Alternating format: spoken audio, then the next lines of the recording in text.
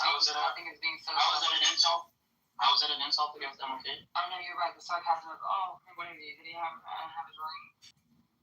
No, but it wasn't sarcastic against MLK. I use that as an example to say, NPC said, like, this is what they do. They try to, change people's minds, blah, blah, blah. And I'm just saying, well, if you thought that, then you thought that MLK was just like a huge mind control guy. Mm-hmm. Like, he was trying to mind control the minds of people by telling them not to be racist and telling them that we need to desegregate the blah, blah, blah. That's not an insult against MLK. Fucking retard. Oh, yeah. With such respect, my bad. The disrespect wasn't against MLK. The disrespect was the mockery against his NPC's position, using MLK. Yeah, no, much respect. Stupid idiot. Yeah, much respect. You're so smart. Yeah, you didn't get it. It's fine. I got it. You're good. No, you didn't. So, Pockets, if you thought I was disrespectful against MLK, you got it. There's an analogy. No, you didn't get it. So, a Jewish quality is to influence the minds of other people. And then Bob was saying, LOL, MLK, influenced the minds of lots of people. You literally did. It was the comparison. Jewish as well, because he also was to the people. Yes. And it was a reductio ad absurdum to the thesis that MPC forwarding. So it's a reductio ad absurdum. Yes, it was calling out his hypocrisy. I got it. It's a criticism of MPC's ideology. I know. It's not a criticism of MLK. I know. I heard it 5 times. Okay, you know what reductio ad absurdum is? Do you know what reductio ad absurdum is? It's calling out his hypocrisy. I got it. So you admit I literally just said he was right. Can y'all shut the fuck up? I literally just said he was right. Okay, move on. Yeah, go on my shirt. Fuck you all. Can I just say, people in journalism don't get these, reductio parallel reasoning arguments. Right, when they would say they want to kill all No, they understand. They understand the argument. They just don't want to accept it. It was the same thing When you they were did saying they wanted to kill all Jews, I gave them a reductio that basically implied that, you could make the same argument against their, Jew, they understand what you're saying. Right? And they did not understand what I was trying to say. I did exactly. I think just most people don't get that. No.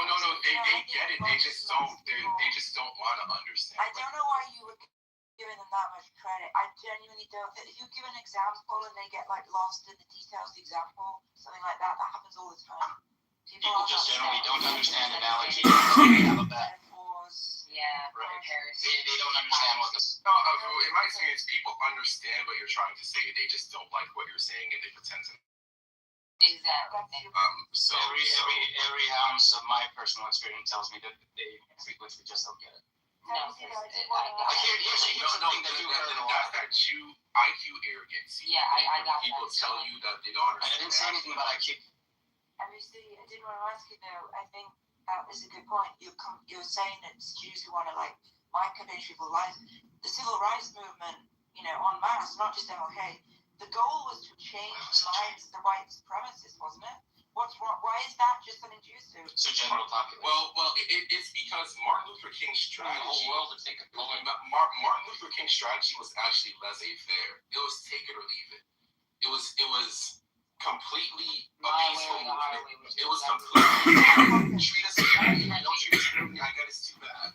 He didn't do this whole entire emotional blackmail thing. But what he did was he made sure that the movement was peaceful. He made sure that the movement was televised. And what happened. That's what a real good idea does. A good idea penetrates people who don't even want it to happen. What's Sam is trying it's don't hurt yourself to browbeat blacks into Zionists, and it's not what he said at all. Don't hurt yourself. You didn't get the point. It's fine. He literally said to educate them. I said they're going to be willfully ignorant. You missed the whole conversation. No, you're not following on. No, I know. I was literally. I remember the conversation. It's hilarious that we brought that example up. Sam, it's hilarious that we brought that cognitive issues up, and then both of them fall into the trap immediately. You were right. Sam, you talked about that, right? You know, about educated people. History, right, Sam? And I said they'll be willfully ignorant, and you said no. Friend, she doesn't have a diagnosis. She'd have to have a little money and time to actually go to a psychiatrist. Listen, NPC is an accelerationist. He claims he's a stormtrooper. NPC, why don't you tell everybody about your anarchist, worldview? It's pathetic and annoying and sickening. Well, I gotta go get ready for my white job that the shoes pay for, so I'll be right back. I'll tell you guys about the acceleration later. Yeah, I'll have a big one. Another crazy person.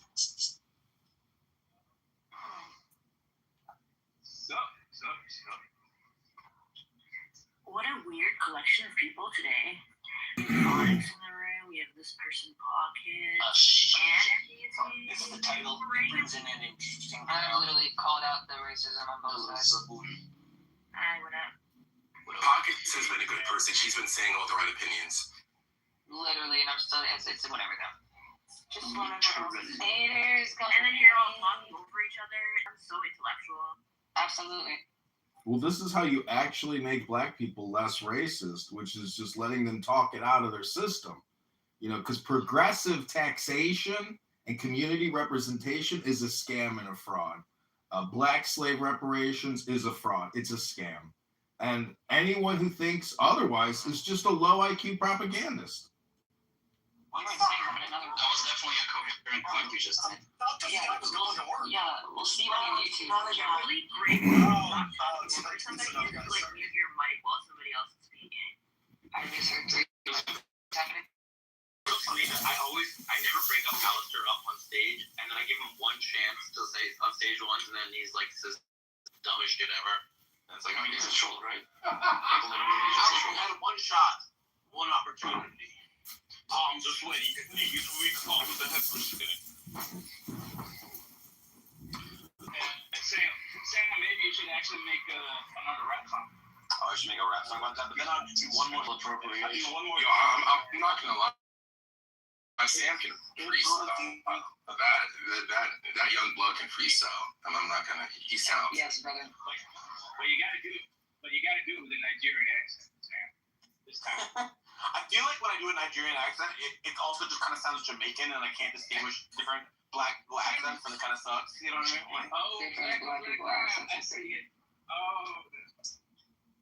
You all sound the same to me. You racist asshole. You guys know Why are you gay?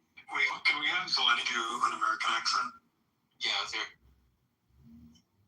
I'm not going to do those things. Okay. Wait, Sam, can you do a Jewish accent? Oh, what do you mean? You want a Jewish accent? Oh boy, my soup is too hot.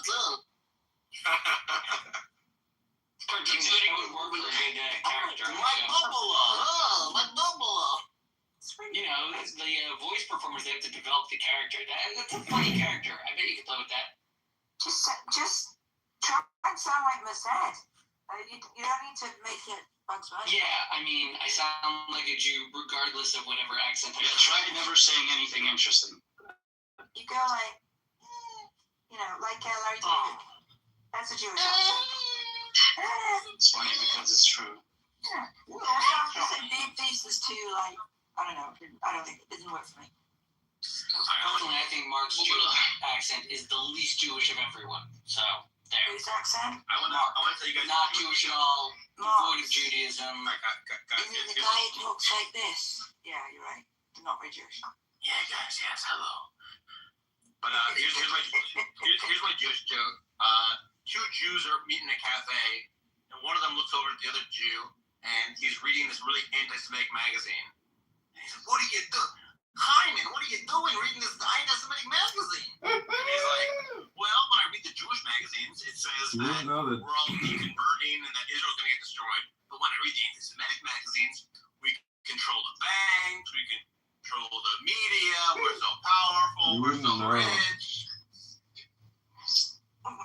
I learned a really good Jewish joke myself a few days ago, or maybe a couple months ago.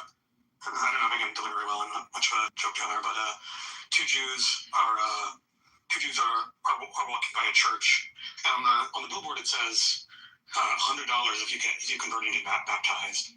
So Shlomo says to Hyman, You wouldn't know that Bailey is go for it. every So photo of Shlomo walks in the church. Hyman waits next door. Waits around a couple hours later. Shlomo comes out.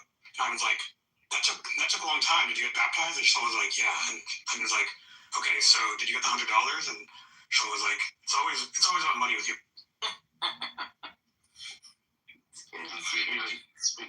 Mark,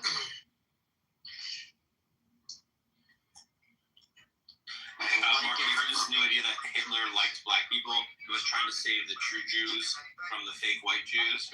I've heard a better theory from one of these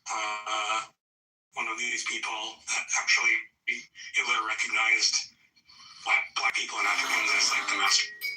Is that why he hated them, or is it like? No, according to this, this apocryphal telling, he's actually like extremely pro-black. It would have been more based if Hitler got really into race science, but instead of murdering lots of people, he just got really into like breeding people and like got like really tall dinkas to breed with like. He was trying to get like. He did have his hybrid camps. I thought they were into eugenics, like in a big way. But not into like Stalin had a hybridized human ape soldier program. Well, I've heard about that. I don't know if they ever actually tried it. Like I don't even know if it was definitely like it was worked on, right? By like the Russian state, like if we actually ended up taking a woman with a. Isn't that that's just to get some juice that makes them, that makes them super strong. But I think Stalin was thinking if you bred humans with apes, you'd get really strong humans. He thought he would get super soldiers that were like stupid apparent and easier. Yeah. I am soldier. It would be really weird if we could breed chimps and humans. Like, I think it's not possible because literally the planet of the apes. Well, aren't they just pure apes? Literally apes. No, they look like they're like humans. They're like hybrids. Didn't the Soviets try to do this? Maybe someone said this earlier. They ever actually tried, and I just said that, Mark, you fucking idiot. Oh, I wasn't listening. Sorry. Someone tried it, but we don't know the results. The Humanity Project. I'm pretty sure it failed. We don't know what happened. Yeah, so if you follow the product of Jakub's project, so that's white people and Neanderthals.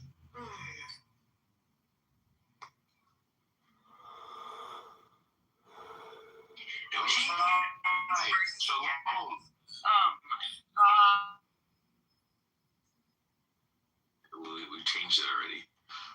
Anyway, your previous conversation, I think, was good because I see on here, and not just but also other social media and like space people communicating with black people, and they're using the that bit of the to like breed anti-American sentiment. I think that the Americans need to American. What were you saying, Zabu? I wish you could give birth to cats. Have you seen That's a weird thing to say. A big problem that we suffer from is like we don't see ourselves as Americans. We see ourselves as Black Americans. I think Black Americans need to see them. But yeah, I want to have jellicle cats. You know, from the musical Cats. Oh yeah. Those are literally the most annoying cats you could think of. There was a famous 18th century female charlatan who claimed that she could give birth to rabbits. So she like fooled doctors into affirming it. That's actually pretty sick.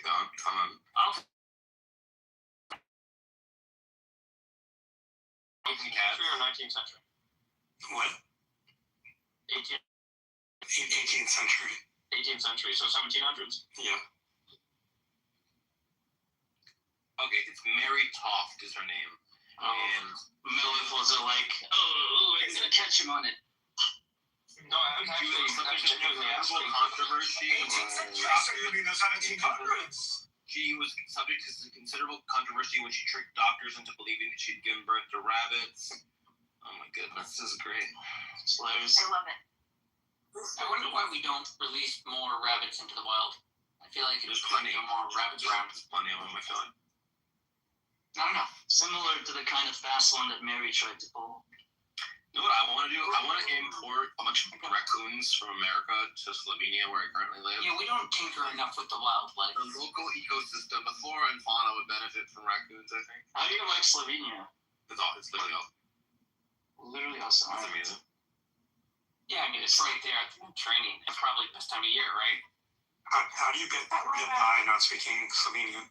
Well, you can use ChatGPT to just translate any word into Slovenian, so I had to, like, tons of it to be like, how do I say, typing ChatGPT, how do I say sun-dried tomatoes? How do I say fucking, you know, like, etc. I'm shocked that you would have to ask, how nice is Slovenia? Like, it's like, you know, everyone knows that Slovenia is the place to go, right? Like, it's the most amazing place. Yeah, Why did you like move to Toronto. Slovenia? Did you move there for a person, or you just picked it? It's complicated, but Okay. It's a And we got our It's a answer. woman. Fuck all of you. Okay, got it. That's fine. Say no more. That's good. Say no more. Yeah, that's great. Hey, good morning. I've been to bars. I'm gonna walk by the Adriatic today. It's gonna be awesome. I'm gonna skip stones and It's a beautiful sea. We all Americans, that's the sea between Italy and the Balkans. it's like the Gulf of Mexico, but it's better. Who gives a fuck where these things are? How come you don't want to greet me? I realized after I said what I said that you guys probably don't like. You're not getting a visual because you're so. Yeah, what's the Balkans? United know. Exactly. I was like, I wasn't actually specifying something you could visualize, so never mind. Where is that in relation to the boot? The boot is Italy, so it's right in Italy. Well done for knowing the boot. It's very good. So a lot of people know that Italy looks like a boot, but they don't know that Slovenia looks like a chicken. And that I recently had a Slovenian man explain where a thing was, and where on the chicken it is.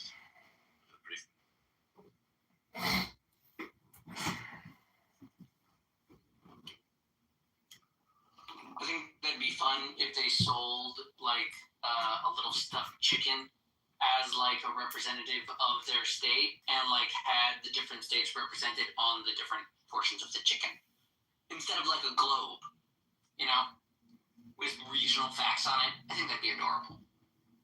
Yeah, that would be cute.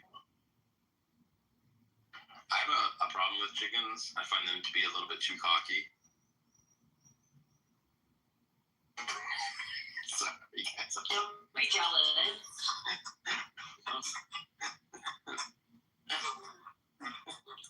Don't be jealous.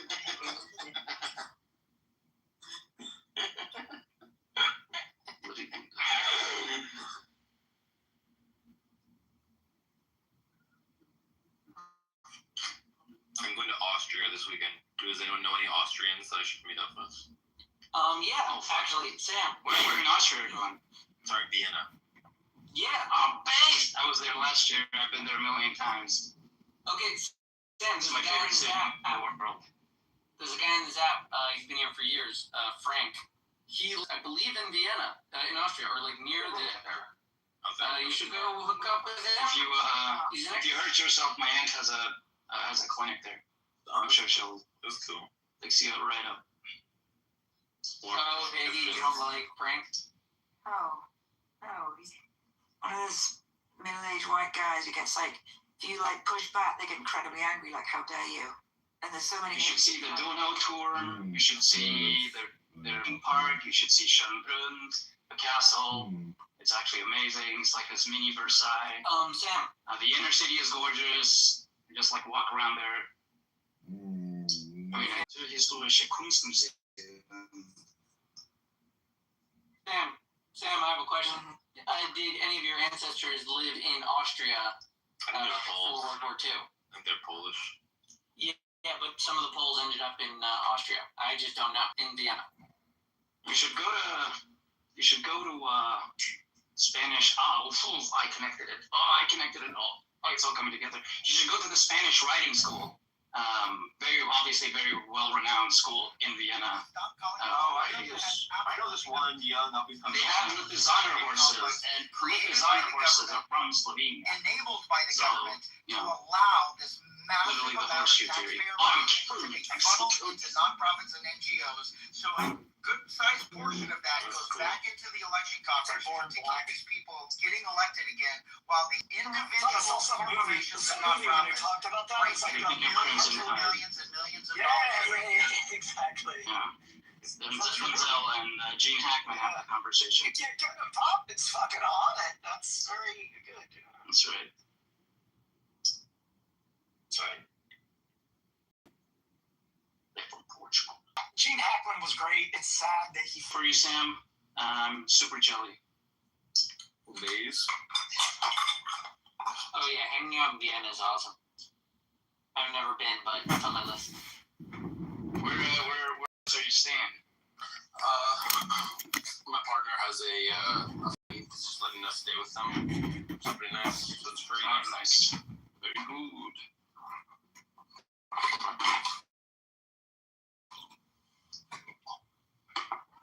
There's a place in Vienna called Schwedenplatz, which means Sweden place. You should go there. Just For spring break, and we're just walking around the beach, and someone goes, "Hey, aren't you, blank's son?" And I go, "Hello." And I turn around, and there's some woman who knew my mom, and she's like, I've seen photos of you on Facebook or whatever." And I was like, "Oh, that's crazy. That's scary, actually." Literally in a random state, on a random beach. And I was like, Here, I will send you a photo of that guy. In the photo that you don't look alike, but hold on. And what's funny, I asked my mom about that. I told her, and I was like, "Hey, so and so, I met so and so at the beach." She's like, "I don't know who that woman is." Yeah. She's like, "I don't know who you're talking about." You zoom in on the face. I'm sorry, it's a photo where he flips off, but he kind of has like similar facial features. So this person is half Dutch, half Portuguese. I guess kinda. Yeah, right? Not really though. No, not really in a little bit. The nose. Because my brother his hair's super light. Yeah, I'm not talking about the colors. You look at the features. I told you. I did. Oh, what's up, John Kitover? I brought him. Hello? We've been talking about Talmud. Do you know anything about the Talmud? I've never bought the Talmud or tried to read it, but I've bought many Jewish books. I've read many Jewish books, and they're all pretty smart. Books are smart. They got a lot, because when you produce a book, the book publisher doesn't want to waste time putting together a bad book. Well, I do actually have a copy of it. I do have a copy of that, and when I read it, I laugh because you have to realize that Hitler didn't actually write it. It's a ghost book, and the government purchased millions and millions of copies. That's actually how Hitler was able to siphon a lot of money out of the German government, was through that stupid book. And if you read the book, it's really not that good. No, it's not a very good book in terms of like political theory and whatever it is. It's just a hardcore propaganda book. It's basically a collectible at this point. It's not. You just told me that books are smart. Now you're saying a book isn't smart. That's what I'm saying. When you read Jewish books, you're like, oh, these people took a lot of time and effort to create this. But when you read Mein Kampf, you're like, oh, this sucks. This is like basically a gossip magazine. Gossip magazine. Yeah, that's basically what Mein Kampf is. I think the smartest Gossip magazine is funny as hell. I think the smartest Jewish book I've ever read, Stark, is Playboy magazine issue number 35. Oh, crazy. Did you ever read Playboy magazine issue number 35, Alistair? Is it from 1982? Because I have the whole 1982 Playboy collection. You get the catalog. Yeah, I was born in 82, so I was like, you know what? I want to own Playboy and Penthouse 1982 the whole year. You were wanted to know what your father was doing to him. Yeah. Ew, shut the fuck up. Ew. Men are fucking. I did find it really interesting. They said, I'm going to pick my birth year over the Playboy magazine that I'm going to buy. You know, it's Why interesting. your birth year? Why not like the year you turn 18? I don't know. The girls back then were better. I just figured it'd be cool to have the 82 collection. But if you look at the magazines, it's really an education and advertising, because the whole magazine is basically ads. And it's interesting because those ads are still technically being used every day today. They're evergreen. Nothing has changed. Everything that's being advertised in the 80s is still being advertised today in the same way, with, slight modifications. I forget what story it was, but there's some famous, investigative journalism that happened, and it was published in a Playboy. I forget what story it was. Was it it's a famous story. Nixon? I forget what it was, but it was a story that no other publisher wanted, and Playboy magazine was we'll publish it in one of our Playboys, which is very funny because think about you're just sitting there, you want to look at really beautiful women, and then all of a sudden you're reading about some investigative. There's a lot of alt-right content and alt-left content in there. They definitely. Alan Watts is in there. Andy Warhol's in there. That's what's cool about Playboy is because it was almost like a trick. They think just looking at naked girls. Yeah. And then this dude just publishing the craziest authors he can find. Magazines were once great. They're no longer great. That era of magazines. Can I be honest? I think the last time I opened up a magazine was probably years ago when I was getting a haircut. I think that was the last time I opened up a magazine. That's how big the advertising industry is. If you've never worked professionally in advertising, you have absolutely no concept about how much money is spent daily trying to gather attention in the attention economy. I remember, there was a moment during COVID where I did have I don't like talking about this because I have to leave everything sense, and I hope that nothing comes to light, but I used to have a TikTok account.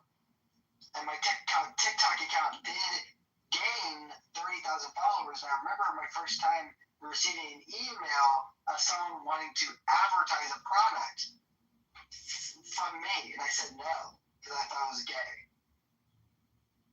Well, those are usually just scams. But they were willing to pay good money. Though. What was your TikTok about? I'm not going to discuss it. It's been ended. 8 months. It was fun. It was fun for 8 months. My wife is always mad about it because she's like, your full-time job could have been a social media influencer, but I said no. Because I thought it was gay. I felt like I was spending too much time trying to create content. Yeah. Well, a lot of those emails to advertise on your profile channel are just fraud emails, scams, wasted time. So don't flatter yourself. I don't know.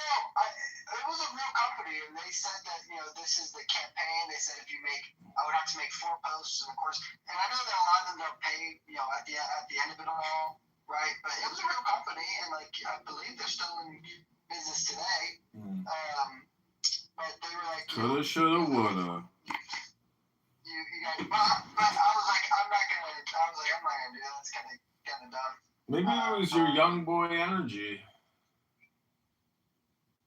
Yeah, young boy. At the time I was working on during COVID, I had moved back home with my parents. I was working on their farm. A lot of the content was farm-related content. A lot of baby sheep and baby goats. And you were gonna advertise buying pumps on TikTok. Yes, they were like, hey, we want you to advertise my account 4 times, post about it 4 times in the course of 2 weeks, and we'll pay you. I think they offered me $750. That's pretty good. I was like, yeah, and I said no though. I was like, It wasn't that though. It was actually a dumber product than Mein Kampf. I would have done Mein Kampf. That'd been fun. Okay, I'm gonna ask Grok. But, What are the top 10 key extracts from Mein Kampf? there we go. And Grok's gonna be like, I have no access to that. Grok might have Jewish it. overlords. Yeah, no, that's more like a ChatGPT thing. So at this very moment, I am wearing what's called Loki, which is an AI wearable, which live streams, records, does AI response. It's pretty amazing for $200, and it's pretty cool. So like you're all being recorded right now on an AI wearable. Where are you wearing it? Like, is it A necklace. glasses? It's a lanyard. It's basically the same thing as the Meta glasses. There's really no difference. So this is what Grok says. Number 1, I'm fighting the J words as the work of the Lord. He writes in chapter 1, page 60. Hence today I believe that I am acting in accordance with the will of the Almighty Creator by defending myself against the J word. I'm fighting for the work of the Lord. Number 2, on Marxism and the J words. The Jewish doctrine of Marxism rejects the aristocratic principle of nature and replaces the eternal privilege of power and strength with a mass of numbers and their dead weight. Thus it denies the value of personality in man, contests the significance of nation, nationality, and race. If with the help of his Marxist creed, the J word is victorious over the other peoples of the world, his crown will be the funeral wreath of humanity. Number 3, on the big lie technique. All this was inspired by the principle, which is quite true in itself, that in the big lie there is always a certain force of credibility, because the broad masses of a nation are always more easily corrupted in the deeper strata of their emotional nature than consciously or voluntarily. They more readily fall victims to the big lie than the small lie. Number 4, on the protocols of the elders of Zion. To what an extent the whole existence of this people is based on a continuous lie is shown incomparably by the protocols of the elders of Zion, so infinitely hated by the J-words. For once this book has become the common property of a people, the Jewish menace may be considered as broken. Number 5, on... I say something about how, like, basically... We can go into fucking war in Iran. Thank you to Bibi Netanyahu. The economy is in the shitter, and niggas is what is that? What the? Yo, I see why Tim got so fucking pissed off, yo. We have to be living in bizarro world, upside down world. We're looking in clown in funhouse mirrors. You know the mirror when you look at it, it distorts the vision. That's what you niggas is looking at. All of y'all, how in the world do you support the worst president that has ever lived? Has there ever been a president with as many rape allegations, fucking felonies, with as much fucking pilfering? $1 billion here, $1 billion there, with nepotism. Hey, Jared Kushner, go solve the Middle East. What the hell? Mossad agent Jared Kushner, I forgot to. Listen. We are. You know how they say a chain is as good as its length? Right now, the entire chain, or at least 50. So. For the great majority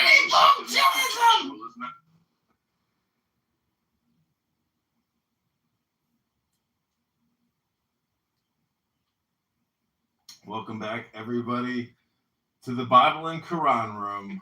Barth has exhausted his dopamine drip, and he is back to the basics. So, here we are, one more day at a time, in Barth's working career here on Clubhouse. Hand me that nail! Every room keeps ending! I am the destroyer of rooms. Finally, we get to a flat Earth for him.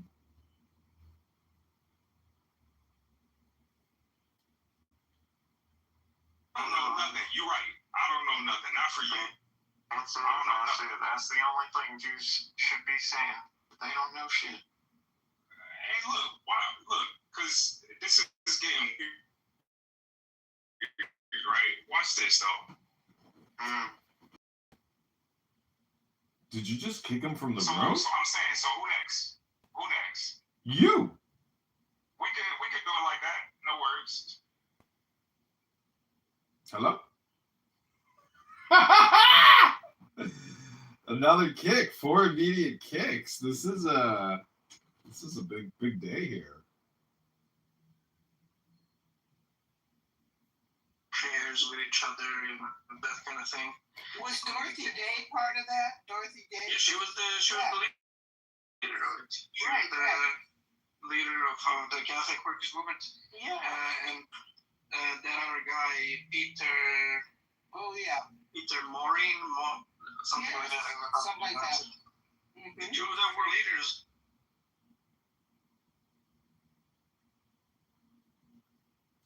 Slavery is going on right now in 2026. Ever since NATO and the United States of America went over there and overthrew Gaddafi, a great friend to revolution and to oppress people around the planet. In Gaza, right now, there are people that say that they are Muslims being yet oppressed and assisted by Jordan, UAE, Saudi Arabia. You see where we're going with this here? So now when we ask about your practice versus your rhetoric, this is an example.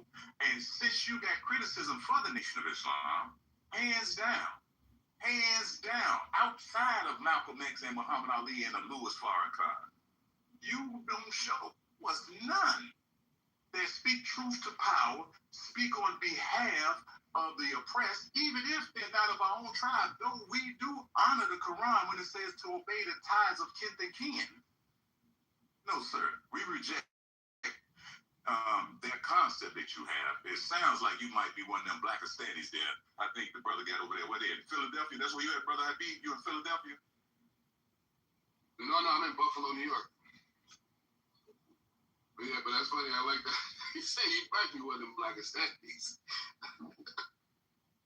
Hello, moderators. I put a link in the chat to Mohammedan law, or the Islamic Constitution. It's a terrible code of laws, and it's basically gangsterism, mafiaism, and Muhammad was a fraud. So that's the problem with Islam.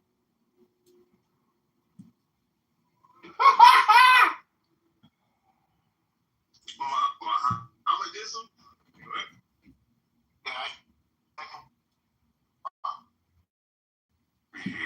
Yeah, that's what white people, who are placed has nothing to do with skin color. We don't speak a different language. No. Speaking from your culture, I'm not. Why go from the English language? I'm speaking from the English language. Right. You're an expert on other people's race. Everybody just mute up for a second. I've been requested to read better. It is popcorn style, no sit order. You can jump in, sorry, to speakers. Do not interrupt somebody while they're speaking. Just wait for them to, meet up, and then you can go ahead and speak. Keep it respectful, no talking over others. Keep it brief so everyone can contribute. If there is an issue, just let us know, and we'll moderate. Yes. So now, Mohammedism is a term that white people. That is incorrect. Use the term in English. Sir. Yes, sir. The young lady said, if you got a result. Did you not hear me? You don't speak for white people, sir. What are you trying to do? Speak about your own thing, man. You're literally violating what she just said. Like, no, he is. Nobody ever said he could. Well, you just tell us what white people mean. You don't know what white people mean. Let me finish what you gotta say then. What do you gotta say then? He said it already. He said it wrong. What else you got? Well, let him finish. Just let him finish. Okay, I'm gonna let it. Lori, what else you got? Never never mind that nonsense about English language. About which you know nothing, apparently. As I was saying there, right? Yes. Mohammedanism is a term that white people. No, that's incorrect. You have to let him land. You have to let him land. He's going to land. Let him land. Go ahead. No, don't interrupt him. I want Let you him land. And then when he's finished, you No, I can understand your opinion. Go ahead, Corey. listen. The sisters already gave us the Okay, go ahead, Corey. I don't need to hear mute until he's finished. Go ahead, Corey. White people use the term Mohammedism. That's incorrect. Moderate, need permission to drop people. What's your next idea, Corey? Has nothing to do with what color you're in.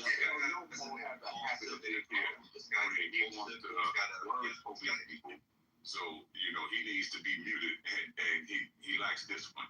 Now, you need to tell the truth. You lack the truth, brother. Mohammedism is a term of slander that white people. Incorrect. It's not slander. Just because We're having a really great discourse before. Yes, it's fine. Stop interrupting him. Let him go. Let him go. Your Zionist ass don't dictate. Your Zionist ass don't dictate to me, nigga. Doesn't it? No, that's right. And you're whatever your ass is now dictate to the English language. Correct. So I'm not trying to dictate to you. Oh, look, you shut the fuck up, motherfucker.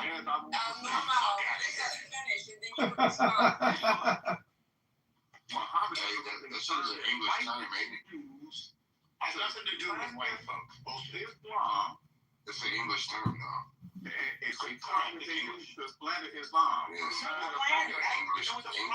comes One mic, doesn't come from white people. It has to do with the can you please mute up and let Corey finish, and then you can respond, please. Matter of fact, we have it in writing, so much so, this is what they said about when the Negroes was learning Islam and they was separated by it.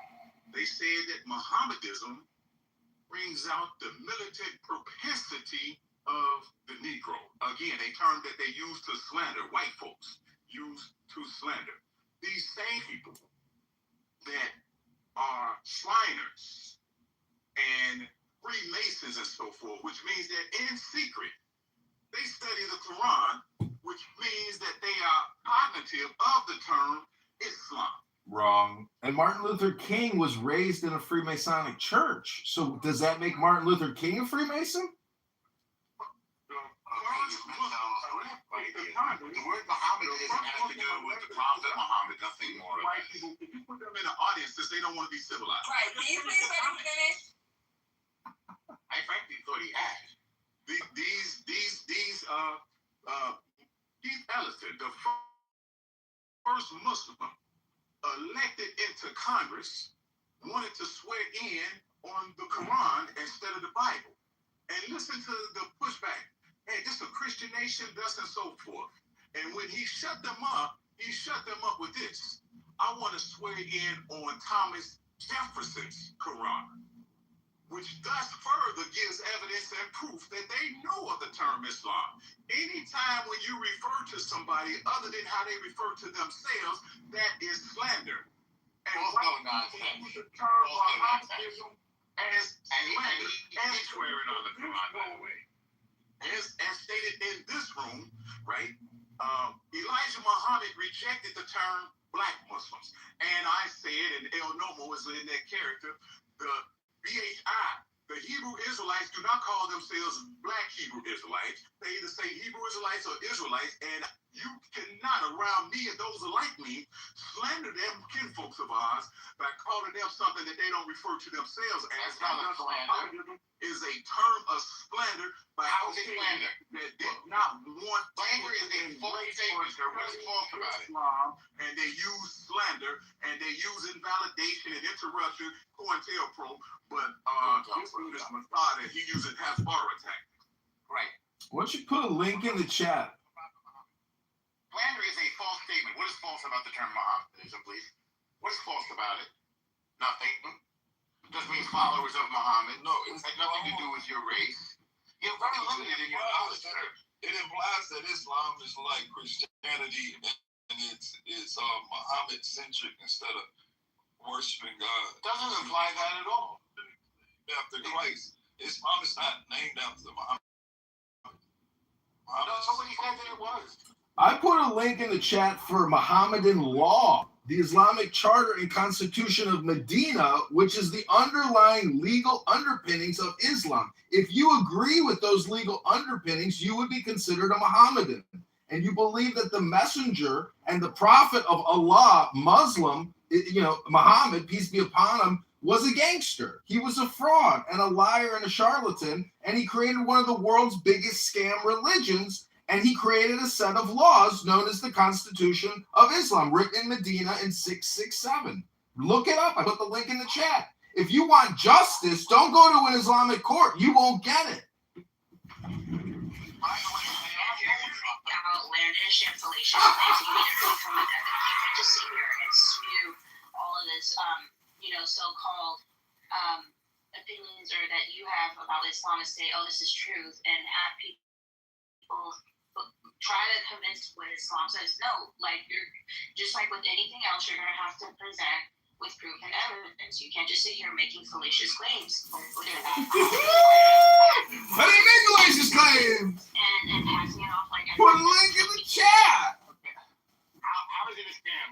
That's why they all hate Israel, because of their lies and their false claims and their victimization. This is part of it. You mean because of Islam's false claim? Doing right now, what you're doing right now is another false claim. What's the false claim? I want to hear the false claim. Dude, everything that you just said, everything that you just tried to say, we don't have to repeat that. We heard everything. Oh, you don't have to repeat it. Okay, so if you feel so strongly about what you said, then please provide the evidence for it. And I'm pretty sure there are some pretty knowledgeable people out there who could bring the together and tell you exactly. Then you're just going off what you believe you're as far as what you're I don't think you heard what I said. Which is false. Right. I don't think you heard what I said. You're confusing me with somebody else. I said that Muhammad. No, I'm not at all. Okay. So then what did I say is false? Why are you using Mohammedism instead of Muhammad? Or I'm not. So no, you're literally saying Mohammedism. Why are you using that obsolete term? Because I'm referring in the context of they said it was a derogatory term, and I'm saying that it's not a derogatory term. It just refers to following. Why did you bring it? Why would you say I didn't bring it. Why did you say why Islam instead of because we're talking about Muhammad is not shown nowhere in his Islam. Are you finding that in history in Islam? Look at the origin of the word Muhammad. I did. You're saying this is something that has nothing to do with created themselves. One of the things he's talking about is the nation of Islam or the black Muslims. The reason why it is slander because he can show nowhere in history where the people refer to themselves. What does that have to do with it? How is that a term? And it was a term given by white people. No, it has nothing to do with white. Yeah, it's fallacious. Can you tell me what's the origin of this term Mohammedism? Yeah, it was used in Spain under the Andalus when Islam. Let me ask you this. No one that was your next question. No one can I say is false. What can I say is false? So there's no one discussing this word now is because you used it. Why did you I never used it.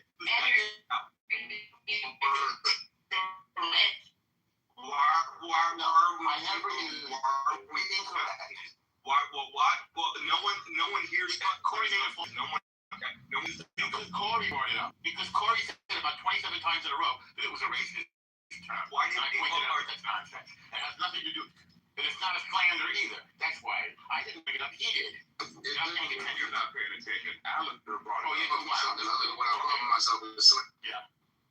So a slander is a false statement. What's false about it? It is 100% sure. The religion of Islam is submission to God alone. Yeah, sure. When the focal point of the religion, Muhammad, opposed to God. No, it's not completely. It's both true. No, absolutely not. I'm telling you no. As a Muslim, I'm saying no. Right, but you're wrong. No. You said that already, and you're wrong. No, I'm not wrong. You're wrong. If you want to make your religion focus on a human being, that's fine. No, I don't like it, sure. Well, you can do whatever you want. Slanderous about the term Mohammedanism because they are. And you cannot. Sir, you don't know what the word slander is. And what I think. I don't think nothing true. Sir, you are a follower of Muhammad. We don't agree with white perception. It has nothing to do with color, as I said before. Term that you're using, okay? This is not It's a what everything term? from Islam. Wait, Like, it's a what term?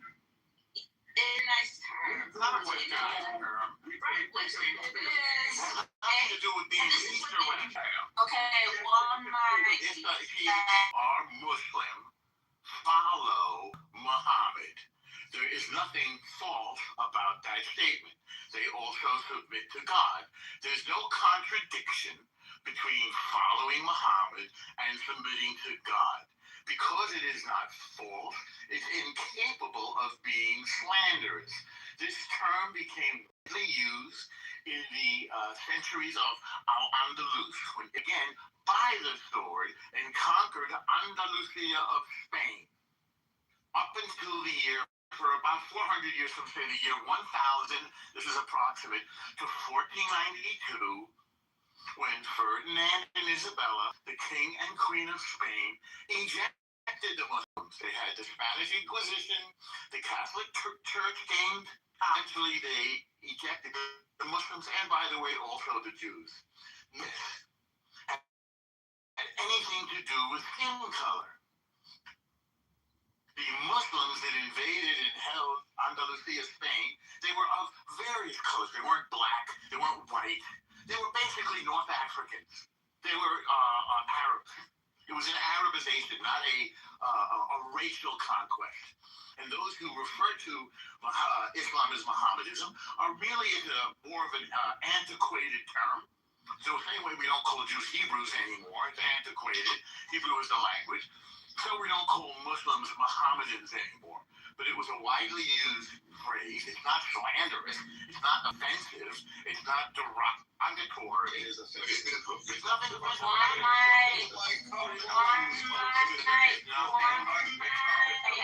You're gonna land. You are followers of Muhammad. You are followers. One mic. Can you guys hear me? One mic. He has one cement. It's okay, we hear you fine. There is nothing negative about Muhammad, and there's nothing negative about Mohammedism. It happens not to be the use currently used today. Christians believe that Jesus Christ is God. So people who profess Christianity are not worshiping a man. They're worshiping a prophet who they believe is also God, as far as I understand them. Again, nothing negative about Christians, Christianity, referring to the religion around their Messiah, nor is there anything negative about referring to people who follow Muhammad as Mohammedans. There's nothing slanderous, because it's not false. There's nothing derogatory, nothing wrong with Muhammad, and there's nothing offensive about it. If your feet get hurt, then go have a cookie or something, and you'll probably feel better. I'll take my 10 seconds later. Thank you. I'm gonna just respond. Okay, is that Jackie? It is, yes. Okay, I made you a mod. Right now we're just gonna go, I'm gonna read the banner real quick. So right now is Q style. Mods will call speakers in order by profile pics on stage. 4 minutes per speaker to address the topic or comment on what they heard. One mic, no over talking, still respectful and on topic. So I'll just start the cue. Yeah, I like a rebuttal. Then we'll continue, and then after that, Jackie, you can go ahead. So we'll start profile picture. Cameron, do you need to say something? If not, we'll go to Corey. If not, Alfonso, then O or Zero. If you don't mind if I could respond briefly to Oh, sure. And then can you pull to refresh when you're done, Jackie, and call them by name according to the profile pictures on stage, and give them like 3 to 4 minutes each to get a chance to speak? Okay. Sure. Okay, thank you. And then if you need a timer, or one of the. Okay, and I may have to step back for a little bit too, because I'm handling some things in the background. But I just wanted to respond real briefly, that term, Mohammedanism that he's using. That he is right. It's an antiquated term. It is outdated. So I don't. I don't think that that's even accurate to even apply that term. That's not what Muslims refer to themselves to. So it is an outdated term historically. Yes, it was used to refer to Islam, but Muslims themselves they don't call their religion that, because Islam it's centered on worshiping God and God alone, right? Not Muhammad. Okay, Muhammad, yes, although they follow Muhammad because he is what they deem as being the last messenger. Okay, but you would never hear a Muslim ever refer to themselves as Mohammedans, right? Or whatever the term they use, right? It's always Muslim, okay? Not Mohammedans or anything like that. So just saying like Mohammedanism that comes from Islam, like really it's backwards. It's logically backwards. It's inaccurate. It's like confusing like a nickname, right? Outsiders like try to use to like actually like call a religion itself, but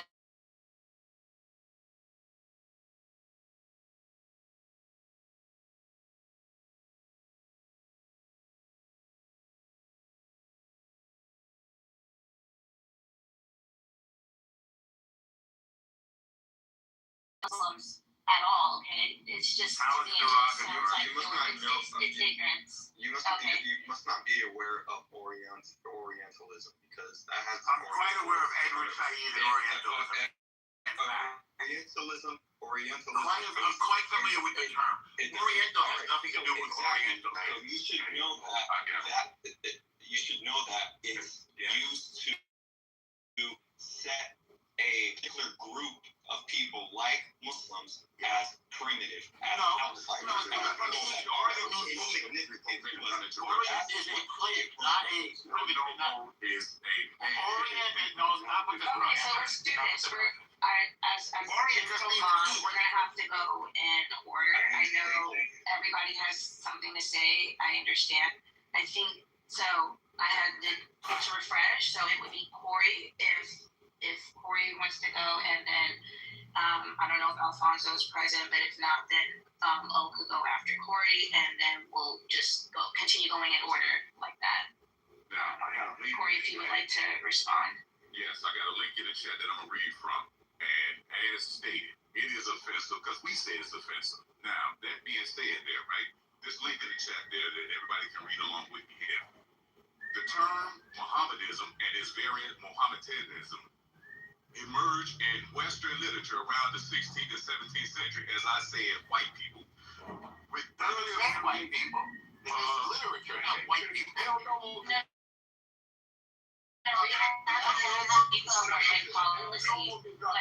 We're just gonna have to do that, and this is why, because when people are talking to each other, no one's gonna hear nobody. We're just gonna continue talking past each other, and we're never gonna get the point across. So we're just gonna have to let people continue finishing until they land, and then when they're done, we're gonna continue going in that order. And then if anyone else wants to speak, then they can speak or respond, right? So continue, Corey, with no interruption, please. The link that I'm reading from, ladies and gentlemen, is in the chat there. The term Mohammedanism and its earlier variants, Mohammedanism, gained usage in Western language around the 16th, 17th century. While variations appeared earlier, Mohammedanism was used by 1529, and the Oxford English Dictionary, white people, cites 1663 as the first recorded use. The Oxford Dictionary is not white people. Mohammedan. Key details regarding the term. 1. Origin. It is derived from medieval Latin, Mohammedanus, used to describe followers of Muhammad. Second bullet point, usage. It is commonly used in Western literature to describe Islam until the mid-1960s, after which it was largely replaced by Muslim or Islamic.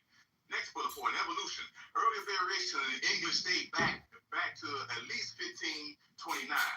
Next bullet point, context. The term is generally considered archaic or offensive, as it implies Muslims worship Muhammad rather than the religion of Islam, because Muslims also follow Jesus.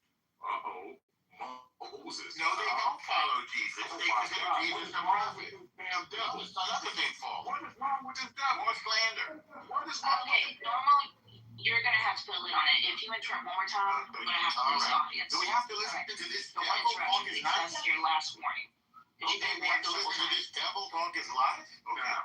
Now, as stated there, anytime you refer to people other than how they refer to themselves. Matter of fact, the Holy Quran says a nickname after faith is evil. Is that the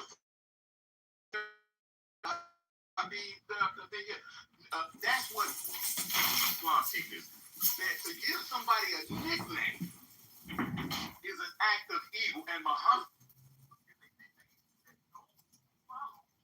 Well, Corey, guess what? I'm the new Muhammad and the new prophet. I'm the new messenger of Allah. And if anyone here needs anything, if you have any problems, Gave that term as a form of mockery and in Islam phrase.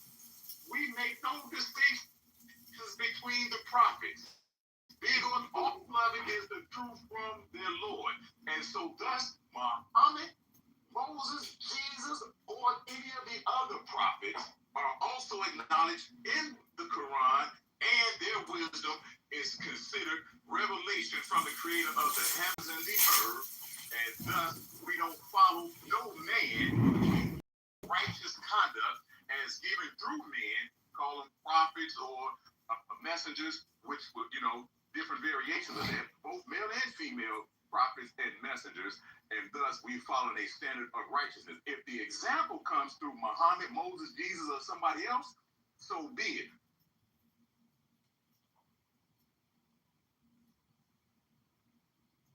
And all sort of a narrative that we've constructed to unify ourselves as humans. So couldn't you say that's true of every group of people, regardless of like you're gonna see that in every group of people. So I don't know. That's a grand unifying everything. Yeah. Well, whenever you tell a story, you focus on certain parts of the story and not other parts of the story. And so, like the American myth of like we fought against kings in order to get our freedom. That's like a really positive part because it encourages us to like not concentrate power and to have more freedoms. Whereas if your foundational myth is an ethnic grievance or some other ethnicity wronged you, well, you're gonna spiral into racism. Kind of the Palestinians, right? Yeah, and this applies to the Palestinians as well, yeah. Do you think that the education system and sort of overall society has anything to do with exasperating or harboring these feelings? Of course, but at the end of the day, it's ultimately mystical. Like it's just gonna have to be something religious. Like it's just, like even when they live in the most probably prosperous time with the most opportunity available, sometimes grievances are still invented. Even if sometimes they're legitimate, sometimes they're also invented. So it needs to be like something fundamental, like a genuine religious movement. So, sorry, Mark. Go ahead. Black Hebrew Israelitism. That's exactly what I was thinking. That's what they're doing. No, it's true. That's what they're trying to do. They're trying to find a new foundation of it. Black Hebrew Israelism. We are the true Native Americans. Like stuff like that. Like they're trying to find a new founding that is less, at least in their mind, shameful. Which I don't think the slavery is necessarily shameful. It's just how it came about, right? But they're trying to find something new so that they can kind of springboard off of that. So you know, the whole Nation of Islam thing, right? Like realistically, that was part of that too. What would you say, Mark? Dramatically overestimate the effect of the U.S. or whatever education system on propagating this or that perceived cultural pathology. I mean, maybe that was the case decades ago, but I think at this point, like children learn all of their political culture on the internet. It doesn't really matter what a bunch of incredibly uncool teachers that they don't like. I'm going to spoon feed them. I think maybe that's right, but I also think that I see what you're saying, but I want to push back and say that if your entire history that you understand of the world is that white people have wronged you, and you just treat that as like that's the main thing you need to know from history, it's going to shape what shit you read on the internet. But I mean, I don't know. I mean, like, I don't think like 2 units of this or that historical grievance in school, like experiencing that or not experiencing that, is going to compare, like, that your teacher is just sort of like going through perfunctorily. I think that's going to compare with like your favorite, people on TikTok just talking about it nonstop for not just like a unit or two, but all day, every day, for years and years. No, I get what Mark is saying, like, but it also kind of assumes that they have a curiosity in some way to explore, more things, which many people do, of course. But at the same time, like, if your parents also are like feeding you a bunch of fucking prompts at home, being like, well, fucking, watch out for the cops, they're gonna shoot you when you go to school. It's like, okay, so they're already preloaded with a bunch of assumptions. But that has happened though. So yeah, of course, yeah, it's not taken out of nothing, but it's like I think, like, you get the framework, and then it's up to you to kind of venture out of that framework if you want to, I guess. But I think Mark is correct in the fact that I think even like we've all experienced like professors that weren't maybe the best, right? So I think it's well within our kind of rights, or for lack of a better word, to kind of question them, like either actively or behind their backs. I have a kind of pessimistic view of human nature, where I think that like having a sense of grievance towards other groups is sort of the default low entropy state of affairs, and you need to like invest a huge amount of work to undo that and to maintain that. And if you don't do that, then it's just expected by one vector or another, the grievance will just creep back in. Yeah, I think that's right. A zoo or something. 50-50. I think that's probably right. I think that a lot of work can be done by white people into shame. That might be it. I might have had plus or minus a couple things in there, but I never spent a lot of time with him, but according to Sam and others, his scholarship is very weak. It's like, putting stuff, instead of putting stuff in an academic journal, it's like a trade journal or something else, something that's not as bona fide, as it were. Or as he would say, dignified. Yeah, I don't know. He said something the other day. I mean, I don't know about his Jewish ancestry, but he said he was also Italian. Maybe. Yeah. He's pretty vague on it. I respect the vagueness. I never have a problem with people being, not everybody wants to doctor like Sam, But a lot of people, they are reactive, right? And I used to not be a reactionary, and my indigeneity didn't mean much as long as nobody bothers me. But if you were going to be white American and say that we're peaceful, we have justice, we have freedom, but then ignore that, the creation of this country, and then trying to get indigenous people from Central America out of here after you've ruined their economies and all that kind of stuff. And then when you keep digging and digging and digging, they're like, well, we won and you lost. We used violence to take over this country. And I'm like, well, we're using violence to take it back through gang warfare, through the cartels, through whatever. So shut the fuck up. Make up your mind. Are you peaceful and free and you're going to let us in and be part of your society? Or you're going to say, hey, we run the world by violence. And then I'm like, okay, then we run the world by violence. So shut the fuck up. Right.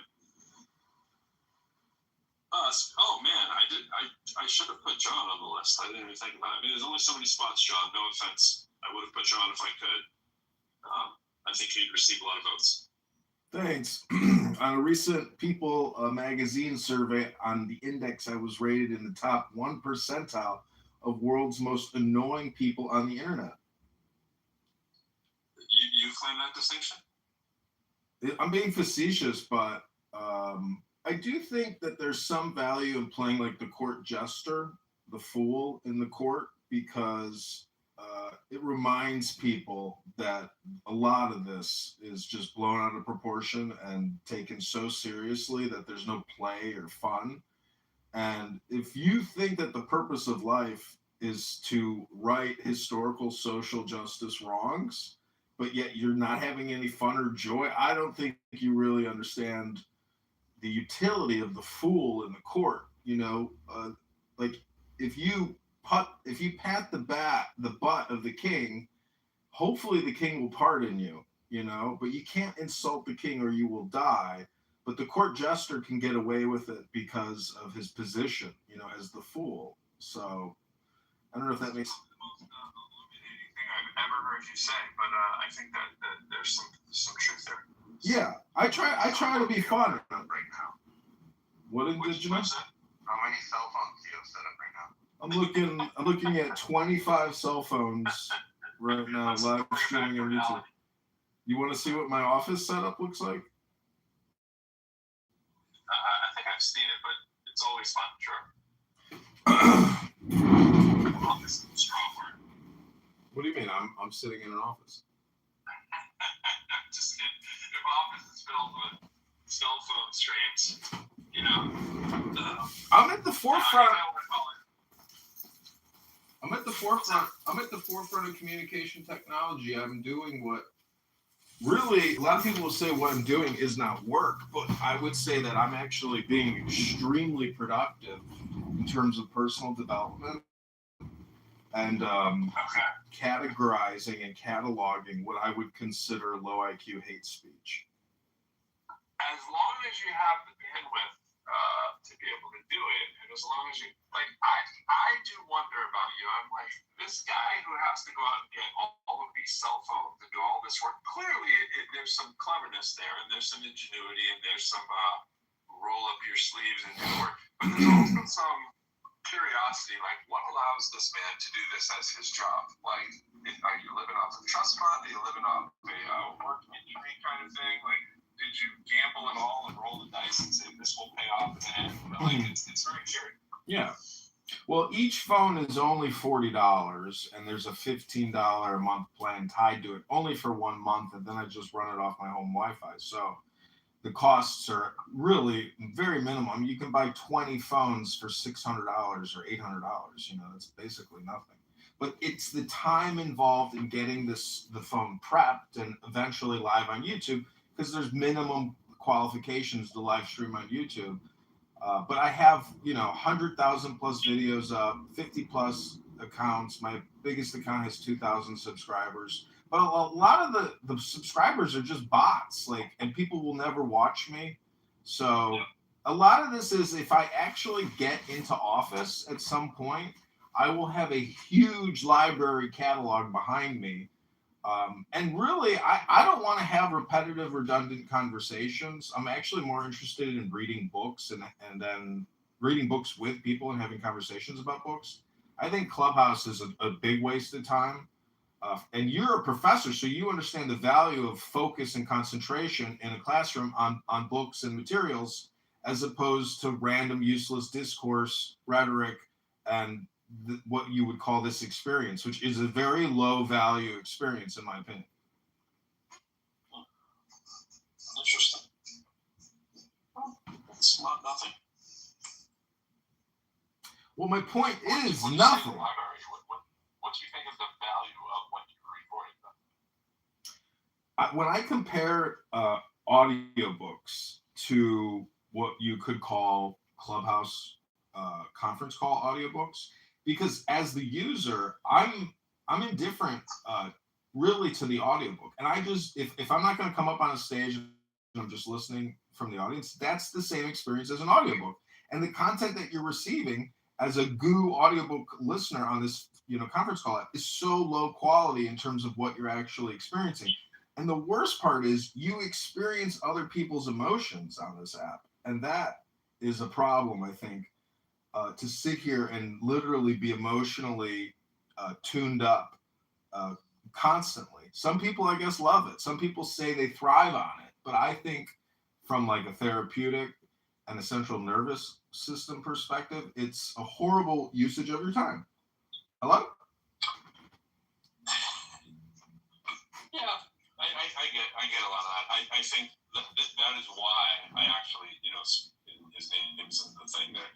That is probably the best quality, I think, about Benjamin. He is remarkably low level, worked up emotionally, even though he is the brunt of most jokes, insults, jabs. He generally does seem to thrive off of it because nothing really impacts him. Now, I realize some of that can be life circumstance or whatever, but I think he has adopted sort of that philosophy of where you'll hear him talk about people that are in board meetings. One thing they never do if they want to be successful is they can't yell or scream. So he's not a yeller or a screamer. You know, everybody has points where their buttons get pressed a little bit, but he, in terms of like comparing him comparatively to how often people's buttons get pressed, very low level. Now, I have a threshold of which, like, my philosophy, my guiding principle in life has been like, I will punch you in the face, but I generally don't want to. I don't lead with it, but I will knock you out. But since you're would it be a foot? It'd be a foot, yeah. But the thing is that, like, but I can get worked up. But I generally try not to. It's sort of that Sun Tzu, you know, the best battles are the ones you don't wage kind of thing. But it doesn't mean that you're going to let someone just repeatedly smack you in the head kind of thing. I take it back to other sports too. Like, you know, I was talking to my son about basketball this morning. I was watching him play last night, and it's just like he's very passive, like kind of, if the guy pushes me out of the way, okay. I'm like, throw that dude out of the way, bro. If you're in the paint, you got to box that dude out. Like your mom's life depends on it, bro. Like, you gotta want that. Have you been in a room when I've driven Benjamin out? Oh, that's wonderful. That's wonderful, Art. He likes to talk about race, and he likes to talk about elitism in academia, but he does not like to talk about class. As soon as you talk about his class, then he leaves. Well, you know that movie. Indirectly, he wants to talk about class if it's deferred and not about race. Because he thinks, you know, race isn't real and class is the real argument. You know that movie? See, Pro, you have a potential for violence. And have you ever seen that movie, A History of Violence? Yes. What I'm trying to tell you is that your potential for violence is very brutish and thuggish. You know, I'm a former United States military officer, and even if you look at like the mafia, they don't just throw blows. They get a contract and a confirmation from leadership that the assassination is to take place. So, you know, your approach to violence is very juvenile and pedestrian. It's just my opinion. Well, you don't know Pro at all. If you knew Pro, you know how wrong that statement is. I don't disagree with why you would say that, but again, well, kind of like Chinga. You really don't know me, so I mean, I get why you'd say that, and I get how someone may appear or whatever. It's tinged with racism because you're a rapper. It's terrible. I heard that. Yeah. I consider the source. I read what you were writing in the chat earlier. You went for the rap, the EAP, the HAP, and the RAP. Remarkably annoying people, you know, but I know you're not a rap guy or anything like that, but yeah. No, that's not true. I have Biggie Smalls memorized. Funny with the money. Oh, you got me mistaken, honey. I don't want to rape you. I just want the papers, the visa, the capiche. I'm out like the papers. Who's the head honcho? Slick like Romacho, cool like Camacho. Gosh, I have to issue with Norm up top. But yeah, that was poetic. Any other rappers you like other than I mean, I like all the classic rappers, I suppose, but I don't really go out of my way. I've met DMX, so I did buy a bunch of DMX records. I met him at McDonald's one day, and I came up to him and I said, "Excuse me, can I take a?" I said, "Can I take a selfie with you?" And he says, "Fuck you!" And I was like, "Holy shit!" I was like, "That was actually very rude of me. My name is John. What is your name?" And he goes, "Earl." And I said, "Well, can I tell you a mantra?" And he goes, "What's that?"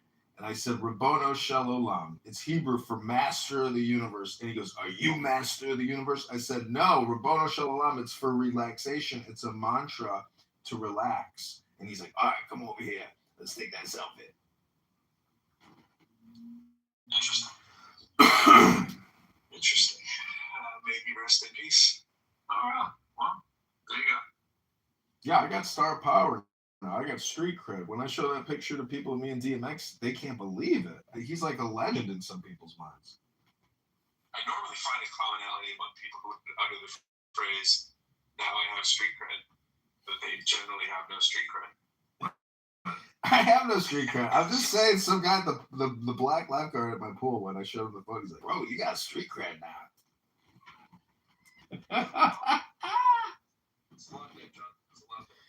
This is all part of my routine known as How to Be a Highly Annoying Person. It's a comedy show I've put together where I actually, I go on stage and I actually just turn on Clubhouse and I try to be as annoying as possible. And the audience at the comedy shows love it. I would love to be in attendance for one of those. It's like Kill Tony, basically. That would be a night on the town. But why don't you do stand-up? I think Benjamin could do stand-up very well. Pretty sure he could. Everybody can do stand-up if they wanted to, but he doesn't have good timing, which is why I tolerate him so much. Yeah, stand-up comedy. Do you, because of your libertarian beliefs, do you buy the anonymous whatever that Clubhouse offers, or do you just keep changing? No, I have Anon. With all the different phones. I have Anon on one new phone. I usually have one new phone always running on Anon. Be just out of convenience, You got it. If you get kicked, you gotta have the Anon capability. Yeah, I like. What's amazing though is like people just move on with the conversation, and it's so amazing how like if you think you're like so self-important, let's say you're a solipsist or something, the disappointment of a solipsist upon revelation of his, or declaration of his solipsism, it's just like the effect is just not there. It's like imagine being Muhammad or Jesus walking around town and declaring that you're the new greatest thing. And the response is very lukewarm. Like, how do you respond to that if you are, so special and so unique and important and trying to help other people? I'm just saying that, like, the Bodhisattva who comes back to, help the people that haven't gotten to Nirvana yet is generally disappointed in the quality of candidates.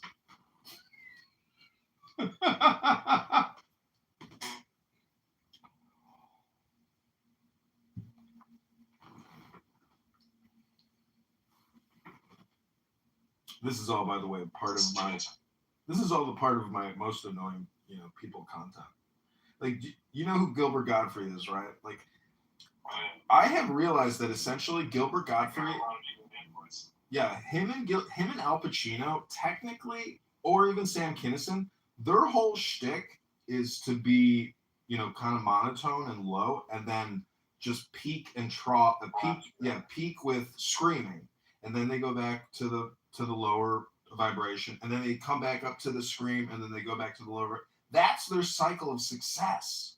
So they flare your dopamine with the screaming and then bring you back to set you back up, only to scream again. Like, that is the sound pattern of a lot of successful people. Interesting. I wonder how successful they are in certain areas of their life. Like, I think there's a pattern there to the Sam Kinisons and some of the people who are the screamer louder people. I know Gilbert Gottfried also passed away. I can't remember what. It was like some kind of cancer or something. Throat cancer or something. Something like that.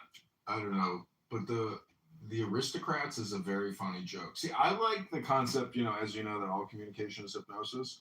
And if you kind of integrate that thought into like a lot of your experiences, you are a participant in other people's hypnosis experiments constantly. Every room on this app, every time you put on a record, like, you are essentially allowing this vibration to focus your concentration on it, if you willingly want to sit there and concentrate on it. So, let's do some.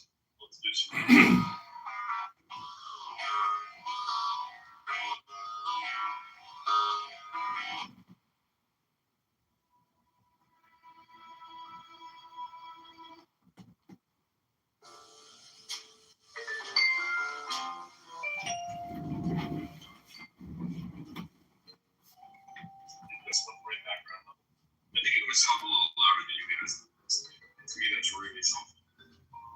That's probably a little irritating.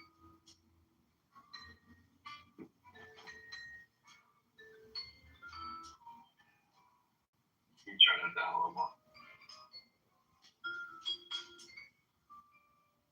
That's on one. That's as low as it can go while still being audible on my end. You can hear that? Yeah.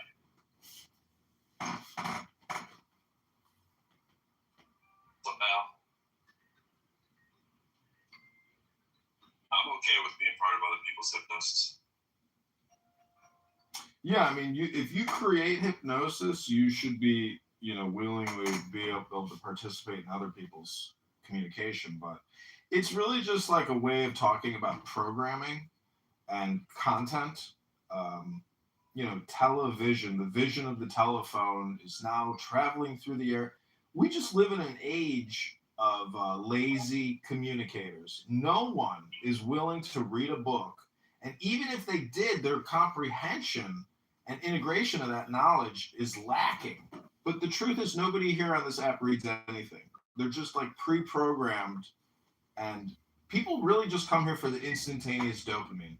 That's really what's happening. There's no book reading. There's no progression of intelligence. In 5 to 6 years from now, no one will have learned anything, because the same people are saying the same things right now that they were saying 5 to 6 years ago. We're just chatterboxes repeating over and over and over, unless you put in new content. You can only express new content if you put in new content.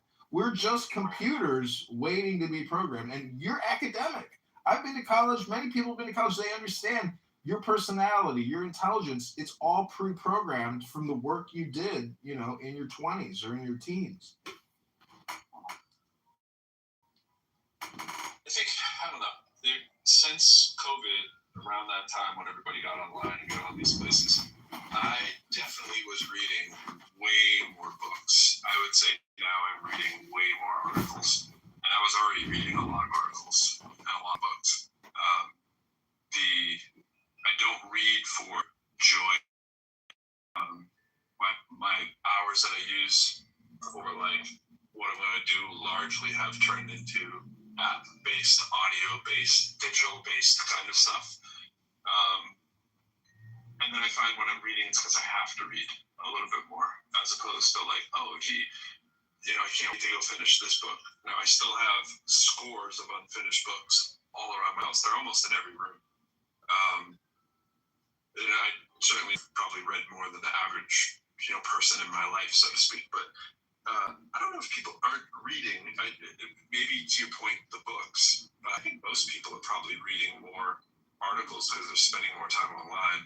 And they might have a net gain in terms of what they've actually read if they weren't heavy readers before. You know what I mean? Not really sure about that. Yeah, I mean, my concept of intelligence pre-programmed, content. I'm just saying. What do you mean by pre-programmed? What do you mean by that? Like, the now is a compression of the past and the future. So everything you consumed in the past is an amalgamation of who you are right now. But I'm just saying that, I like Alan Watts, I like Zen, I like Buddhism, I like Hinduism, I like Taoism, I like Christianity. But when I look at the legal code of Muhammad, that's when I'm criticizing the religion, because the laws of Islam, the Constitution of Medina in 660, it's so ridiculous. It's like a gangster, gangster disciple charter for starting a gang. Join us and pay for our organization, or we'll kill you. There's no courts of law. There's no juries. There's no witnesses. Muhammad is the final arbitrator. So I don't know. To me, Islam is basically, it's either the forceful aspect of religion or it's the mystical. There's no way that you could go kill so many people with a sword unless you're basically really far out there. It's a horrible thing to do, as I'm sure you would agree.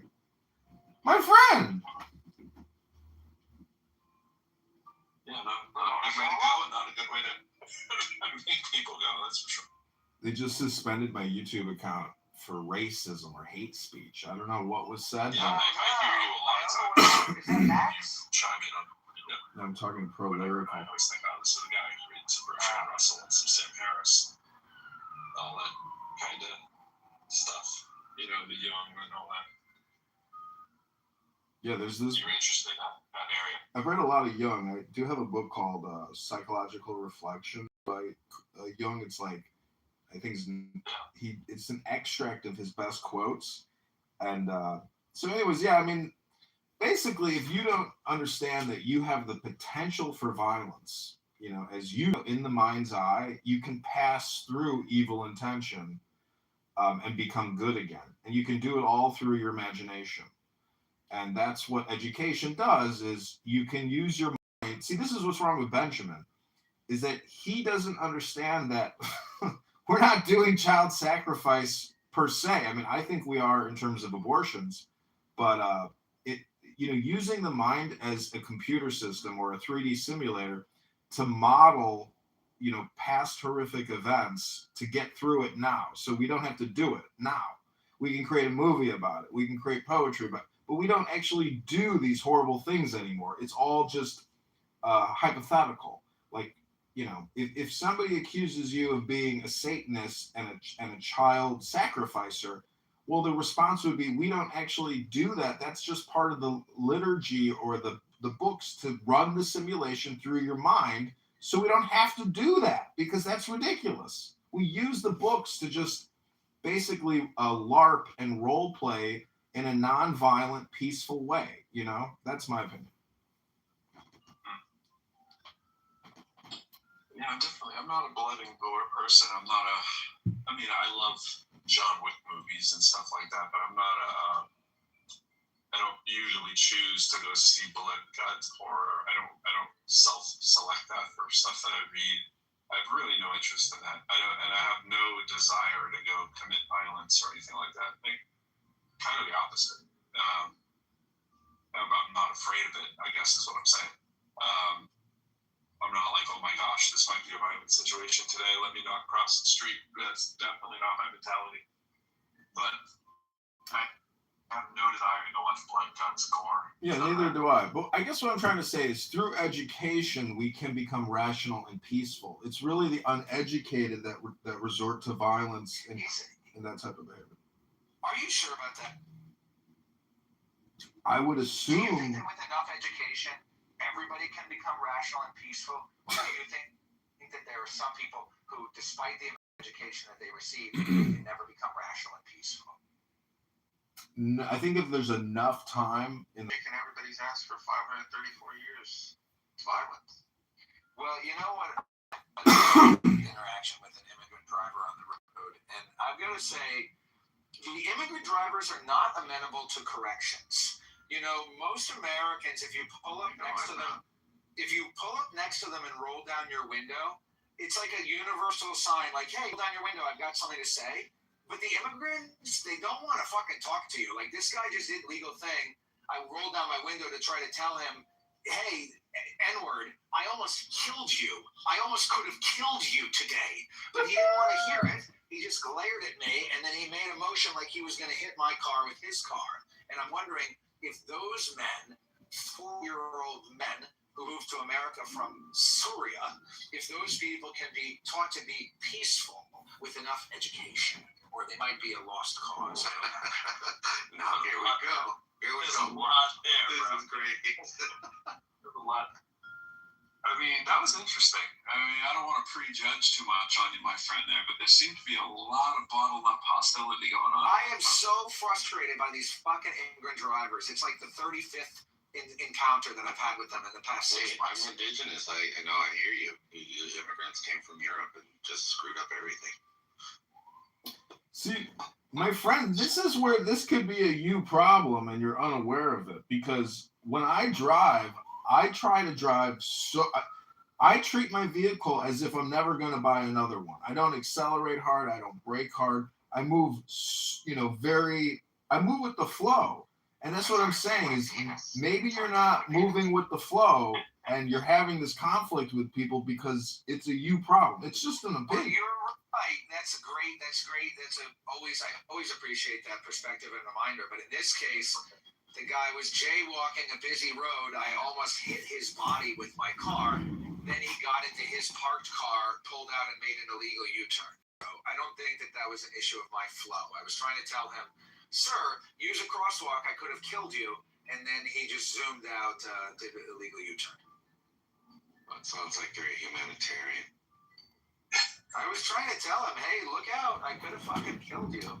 My friend, just FYI, this is a room where we are discussing why are you so annoying? And I think you just hit a nail on the head.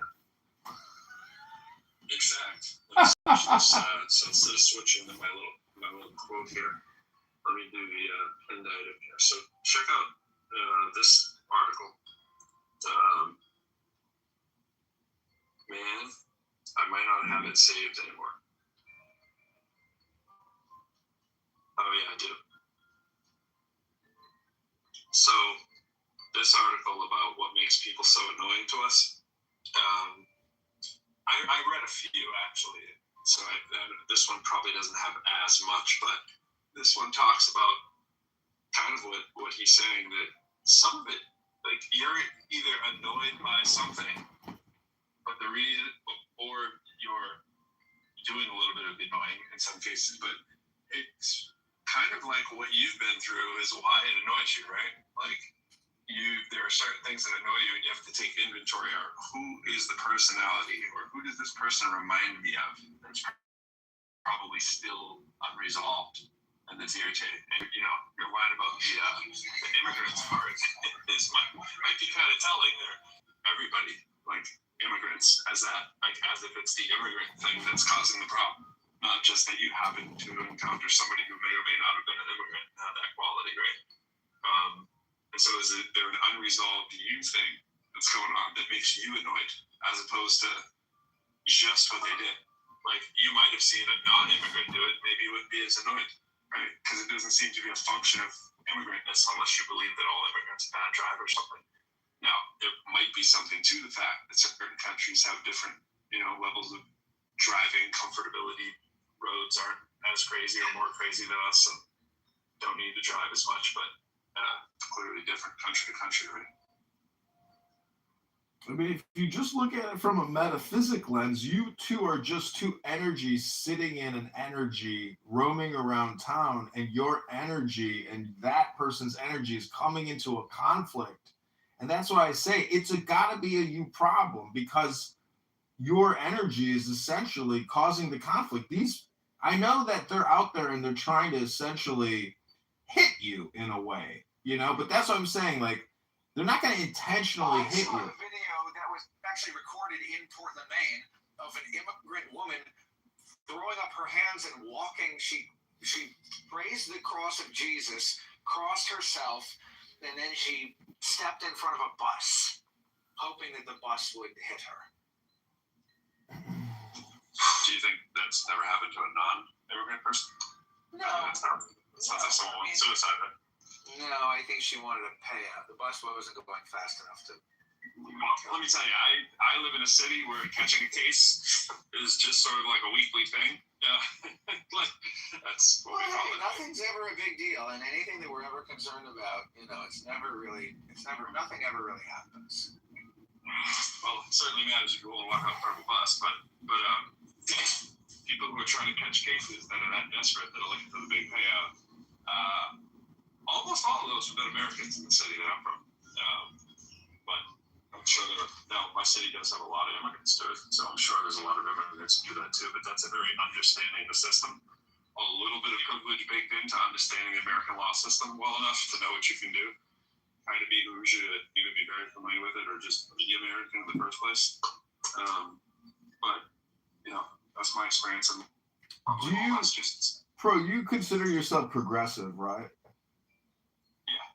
So in the progressive movement, the reference to immigrant communities, I believe that these are law-breaking communities, not immigrant communities, and they should be rapidly deported. But what I'm trying to get at is that when did we start considering law-breaking into, immigrant community? Because, I mean, this sounds ridiculous, but really it's the terminology that we're using in the progressive movement that I hear over and over again, which is really just code word for, hey, they're breaking the law and we're not going to enforce it, and that's okay because of social justice equity, because of a history of white racism. You and Benjamin meeting for breakfast every morning and discuss these topics. Can we deport the Italians, the Jewish, the Irish, the Germans that started their mafias way back in the early 1900s? Because those are the people I want to get rid of. Well, what I believe is in philosophy, the now is all important. And so they're still doing it. Like the Italians and the Jewish mafia just became corporate. Well, that could be your opinion. I mean, are you 100% sure that's a fact? I'm from Chicago. It's true. It's true. Okay, if you say so. But what I like about Benjamin is really his personality. That how they deflect and get back. Did I said anything racist? I don't know. Didn't you start, my friend? Didn't you start with when you used N-word in place of the actual word? Wasn't that you as the? Yeah, but this guy wasn't even black. So, but you chose to use the N-word, Dante? No, I just meant like I could have used the MF word. I could have been like motherfucker. What's with you? You were explaining that to me as you, the narrator, and said N-word. Yeah. It's a colloquial. It's a colloquialism. It's not a colloquialism. It is on Clubhouse. It is a welcome to Clubhouse, my friend. Yeah, thanks for the welcome. I'm going to welcome you to the real world. So you, being who I have to assume is Caucasian, from everything you said, in what universe do you think that you explaining a story to someone on Clubhouse that you would start with N-word when you're talking to them would not display something that I should think that you're racist? Well, you're clearly very woke, my friend, and I clearly am.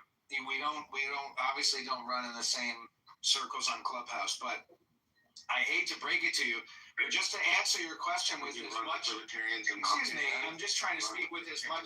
Excuse me. I'm sorry. Yeah, thank you. Oh, shut up? Okay, I'll just shut up then. Thank you. Sorry, I'm going to shut up. Yeah, I don't care for your politeness. It's not going to help. Okay, I'll just shut up. Dragging you. You see, this is where I think that people don't really understand what annoying is. I think everybody's annoying individually. Like, Pro is annoying, Indigena is annoying, I'm annoying, my friend is annoying. And thus, if you really think that you're less annoying than me, we should have a real world annoying competition. From China, from Russia, from Korea. We love John Kitover's house. Thank you. And all I gotta say is, you know how they always say there's like an attention economy? It's really just an annoying economy if you ask me. Hello? I mean, let's be honest. This capital surveillance economy, this attention economy, it's all just based on highly annoying people. Like Indigena. John, did I tell you about the Asian man with the fish food, the rotating fish food in the bag? No, you didn't. Go ahead.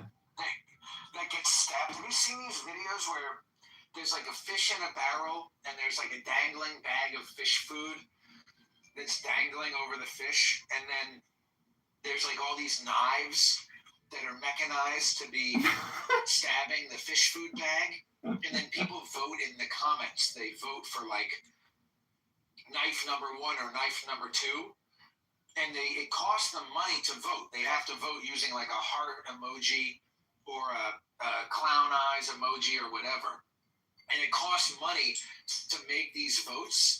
And every time they make a vote, like they might do like hard eyes, diamond, bomb, bomb. You do like hard eyes, bomb, bomb, bomb. Then the knife from the left, stab, stab, stab. And then the knife from the right is stabbing, stabbing, stabbing.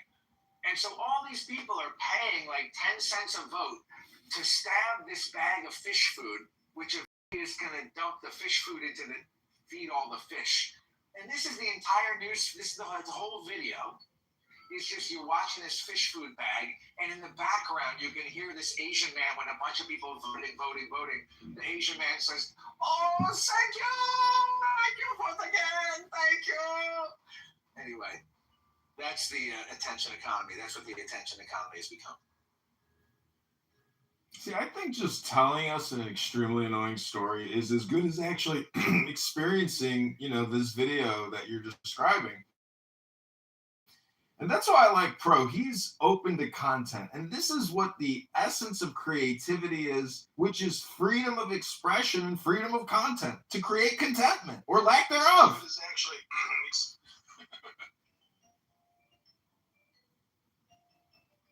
I was thinking of the quality content it would be for you both in the stage as you say that, and off the stage, and the audience. I was like, oh, that would be priceless comedy. Great content. I would love the comedic timing of it. Why would you want to get rid of half your room? Oh, I don't care about numbers, but I do. I do love the examining the mindset. And I was thinking to myself the whole time you were both speaking. I was reading a comment down below about two of the most annoying people on stage, and I was saying, you know what? I'm not sure who those two are, but let's just imagine it's John and my friend. And I was like, John is possibly less annoying than my friend. That's Thank you. I think he's also a little less racist than you, my friend. Not sure. Think that way. Possibly.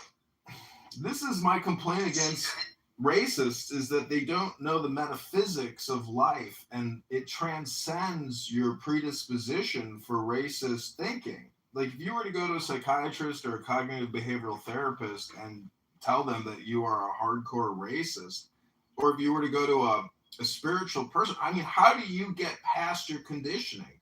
There's only one way to do that. I think either you have to find it, spiritually, or you have to look at it, in terms of energy. Like, energy is essentially not racist, right? Like, our energy, meaning that, like, our atoms are indestructible, are they not? Like, our atoms will never disappear, so therefore you are a composition of pre-existing atoms, or no? Hello?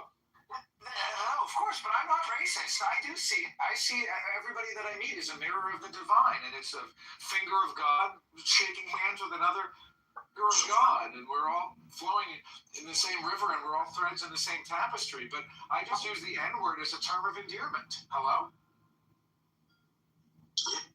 That's endearing. But it's just it's to you. It may be to you based on where you grew up in where you're from. Where I'm from, and the way that I grew up, it is used by many people as a term of affection and endearment. Do you find they all look like you, or do they look differently? I'm from DC, nigga. Yeah, I know where you're from. Just not feeling that you were probably anything close to African American. I'm feeling you were very Caucasian would be my guess. I'm not very Caucasian, but I'm more Caucasian than I am African. Wait, how do you know you're not African? What do you think, John? How much more Caucasian am I than African? At least I have dated Moroccan Jewish women who are technically Africans. Hello? I'm loving this music, by the way. Are you playing that music, Pro Lyrical? It is a part of the app, yes.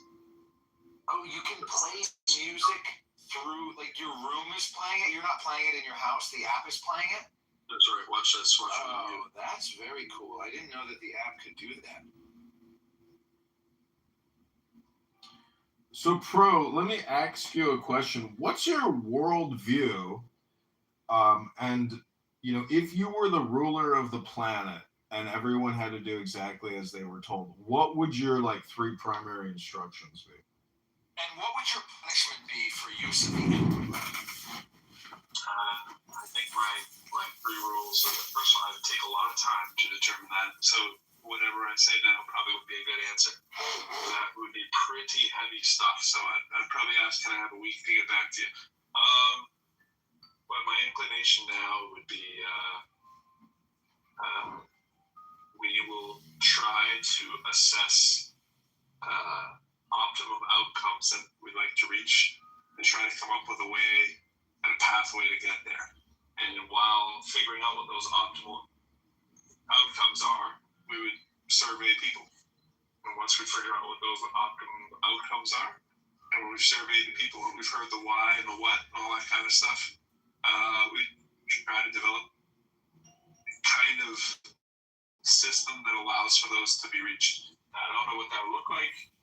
I don't know how it would happen, but that would be the goal. So, but if you gave me a week, I could probably come up with 3 things that would lead towards that. If that makes sense.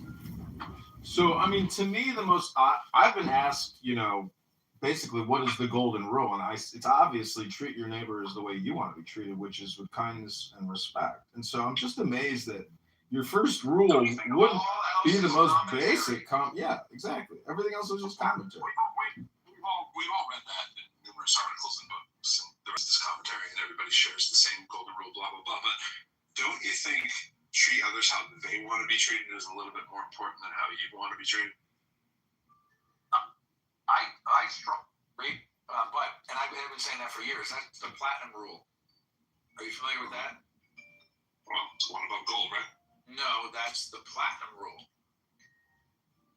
2 above gold?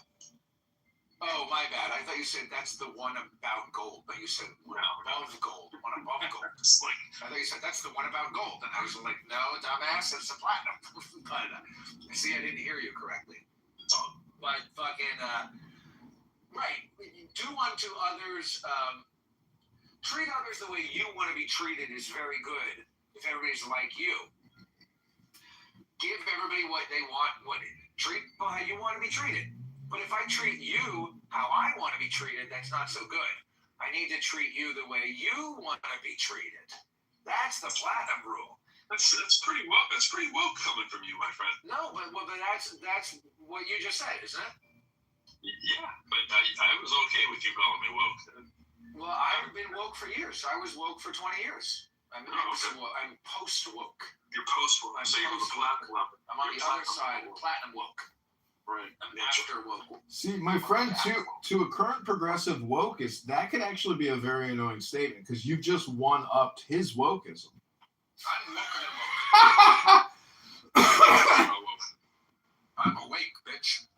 Okay, so let me ask you this question, gentlemen, in terms of game theory, because regardless of what your philosophy or worldview is, in my opinion, we are all technically competing against each other and using our own game theory.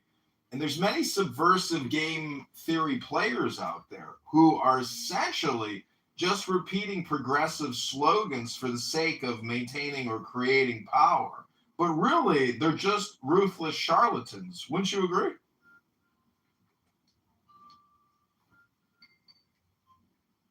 I was assuming this is for my friend. Is this for me? We're all, what I'm saying is you, me, and everyone, we're all doing game theory all the time, whether you're aware of it or not. But I think some of the best game players are aware that they're actually being extremely manipulative with their terminology. It's for me. Can I just add in very quickly, when you want to talk about being manipulative with your terminology, perhaps pronouncing the terminology correctly would be a prerequisite before commenting on the terminology. I mean, hello? The word is ask, or John, or whatever you feel like going by. The word is ask. It's ASK. Oh. It's not ax. Oh, my bad. So just, yeah. Sorry, I've been conditioned. I've been conditioned by so many people on this app saying the word axe, and I've just picked it up. I mean, you can either blame the app or you can blame not being able to, fix yourself. So one of the things that we like to encourage is self-respect and, being accurate. And part of that is being able to pronounce things correctly. Wait, when I said axe, did that annoy you? Don't ruin it. No, I mean, this is... Anyways, this room is why are you so... I am success in the world of sarcastic is to be taken seriously. Thank you, my friend. One of the high-level things in terms of irritating for a lot of people is being corrected when they speak. So there's the other side of that coin is knowing when to jump in and correct people for their speaking. It comes off a lot of times as elitist. It comes off sometimes as racist. It comes off, especially when it's the dominant in-group speaking. Making fun of AAVE is racist? Could be. Please. I mean, let's be honest. Aisha corrected a white man for saying the word axe, but she would never go into a black room and correct a black man for saying the word axe. Never. Never do that in 1,000 years. Well, wait, I'm confused then. Are we saying my friend is not a black man? Is that what we're saying? I'm a Jew. I'm an olive-skinned Jew. And where did Jews come from? I've been mistaken for a Mexican. They came from Africa. They came from Egypt. Egypt is a part of Africa. This man was a liberated African. That's because I'm from D.C., nigga. Oh, so what you're saying is back to my original thesis that you are exactly white. And that I am exactly white, except I'm not fully exactly white because I'm partially. Right. So you won't mind me moving you to the audience based on what you perceive to look like and your choice of vocals, because you're woke. So that's cool. I got a question for you, Pro.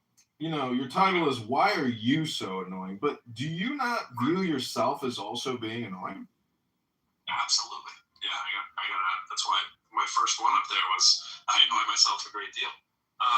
But I don't annoy myself at the level that the people who annoy me the most probably annoy me more than I annoy myself, and that's part of what's in the article too. Like usually there's something you talk about like what Trump always does, right? Trump always calls out what he's always doing, and it's like mind-numbing. Like, how can you not see that he's saying this, and this is like a characteristic he has, right? That you see it so often as a psychological deflection kind of thing.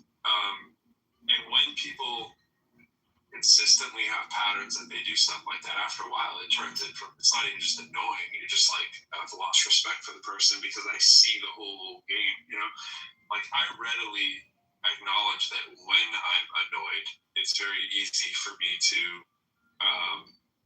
get, outwardly do the frustration kind of stuff, like, and you want the person to stop annoying you, so you let them know, right?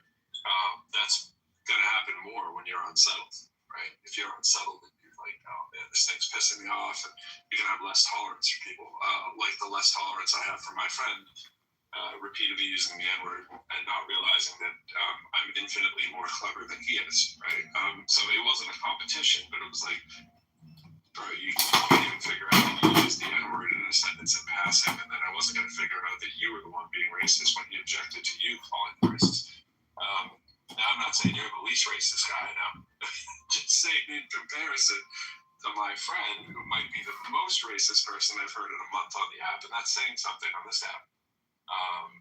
Then of course I'm going to catch that. Like, it's not going to pass by me. Now, am I annoyed with him because I have an unsettled issue, or was that something more objectively annoying, right? When a white person comes on pretending they're smarter than they are, pretending that immigrants have a problem and that they drive poorly and he can't see it, and calls me the woke person. Like, is it a me issue? I'm not sure. To a split, I'd say it's probably 80-20 him, Well, earlier I was talking about the fool and essentially that game theory, or that simulation of the fool in the court, the jester. And I gotta say, the thing which sucks about being a fool is the fool's errand, meaning that try, you're not going to change nothing. You ain't going to change anybody's worldview and their personality or their persona. The only way to change your character or your persona is individually within, and it has to be that person's perspective driving the change.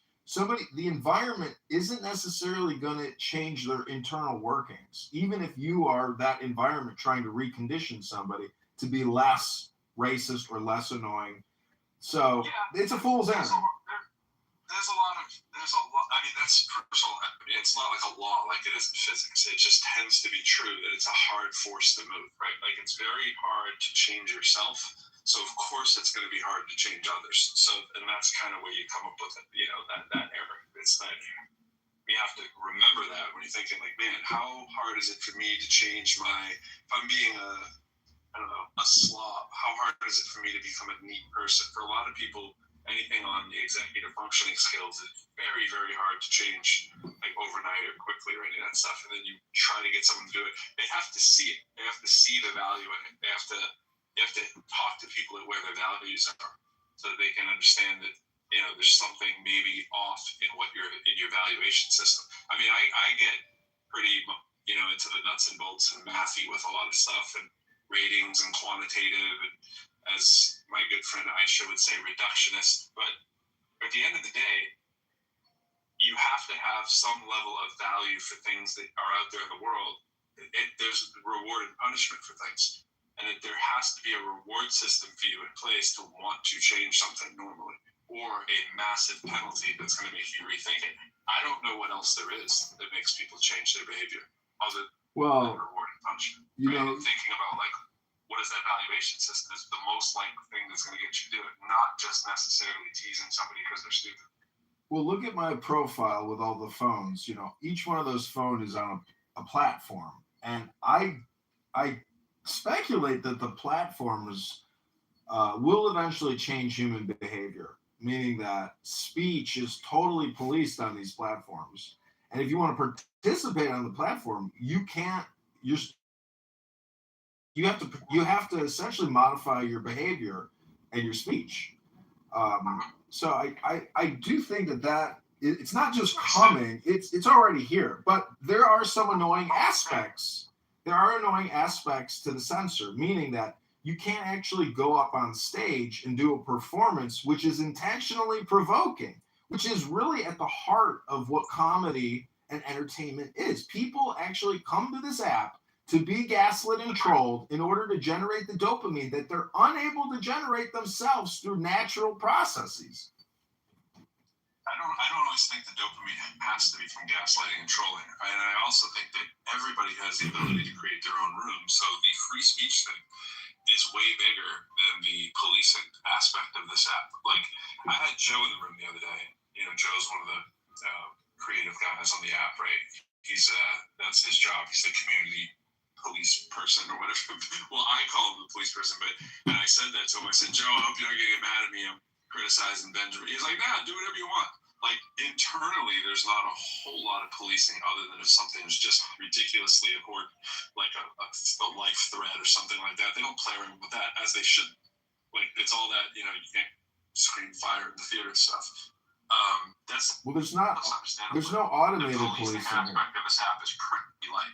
Well, it's not automated. My friend can go home in a room and he can bring in all the people that he wants, right? He can tell me to go to the audience if I say something I don't like. But, look, I can bring up my friend. Look, hey, the policing, there it is. It's not. No, what I'm saying is YouTube, Google automates policing, meaning that the transcripts get analyzed, the intention of the. Yeah. So that will modify behavior, because if you are a highly programmed anti-Semite or a highly programmed, black supremacist, that's my complaint, is that highly programmed racist black supremacists are not policed in the same way that a highly programmed racist white person is. There's double standards in racism on the internet. What's up, Aisha?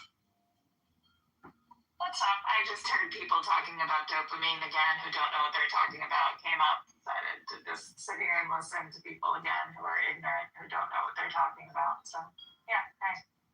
Well, that's just your opinion, and you're free to feel that way. But the truth is, I'm a subject matter expert on these topics. Hello? No, you're not.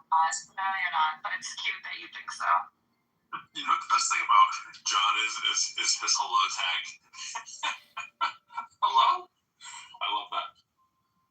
I have people mimicking me, doing it all the time. And actually, what they're doing is, what they tell me, the feedback is, when they meet a highly annoying person or something which is extremely annoying and disagreeable, they look at each other and they say, hello?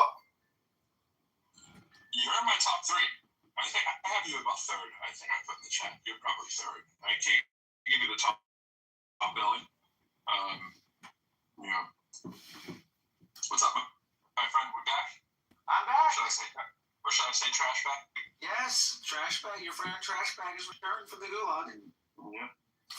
Fresh from the goo. Look at the success of Andy Kaufman. For example, very funny, impersonator. He does his Eastern European bongo thing. But then he gets into wrestling and he fights Jerry Lawler in the most annoying way possible. He becomes the annoying villain. So being annoying is actually just like being a villain. Hello?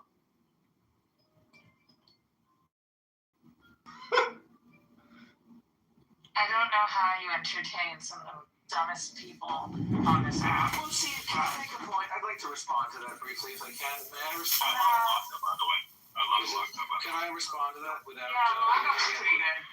Yeah. No. Or should I not? Should I not? How was the taxi bit? Go for it. I mean, we did bring you back up your trash bag, so let's hear what you got. Well, she just said that she casually referred to myself and John Kitover as among the dumbest people on the app. Yes, and I'll stand by a factual statement. And she's ready to stand by it, not even apologize like I readily did for my use of the N-word. I'm going to apologize for her. Alright, so here's my apology. Well, I accept that apology, but I accept the apology. You got to hear it first. Well, can I finish my point before you with your apology? My point is simply this, that there is language that all of us find to be offensive. For many people, the N-word ranks high on that list. But I am somebody who is personally offended by all forms of violent and antagonistic communication. In my opinion, I think which is why you use the N-word. Yes, go on. Right, that's all. Thank you. I'm complete. Hello? Hello. That was good. That was good that you did the hello there. That is some situational awareness right there that you displayed. I wasn't sure that you had.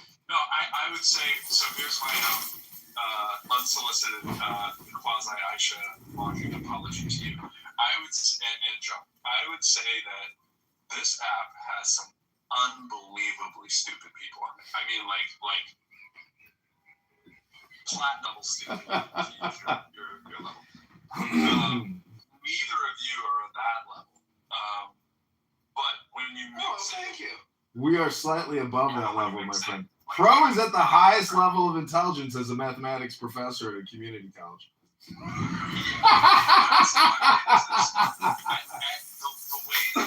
way that you speak of the things that you let on to and this psychological stuff that comes out seems that you get the judgments that you have made about me have led you to believe what?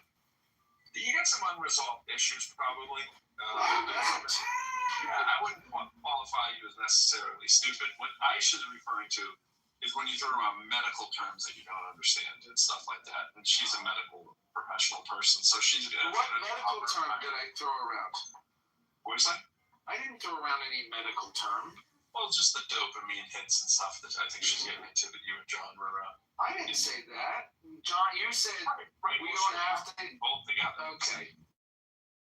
All right. That wonderful. All right. You got it. Then she heard your quality contribution, and she remembers your previous trash bag contributions a couple months ago. Well, I know, I'm very memorable. I seem to have that way with people. I don't remember any of you guys, but everybody remembers the trash bag. Listen, Aisha is a regular in Pro's rooms, and Aisha doesn't like me, I guess, because I record what I do. And I would just want to ask Aisha, I said ask, do you think you're an annoying person at all, Aisha, or do you think you're not annoying at all? Why do you think you have any right to ask me questions? How dare you? I'm just curious. I mean, you're demanding answers to things that you don't know about, you don't speak about, you don't have any context about. Because is demanding the same as access? Excuse me, my friend. Excuse me. I mean, excuse me very much.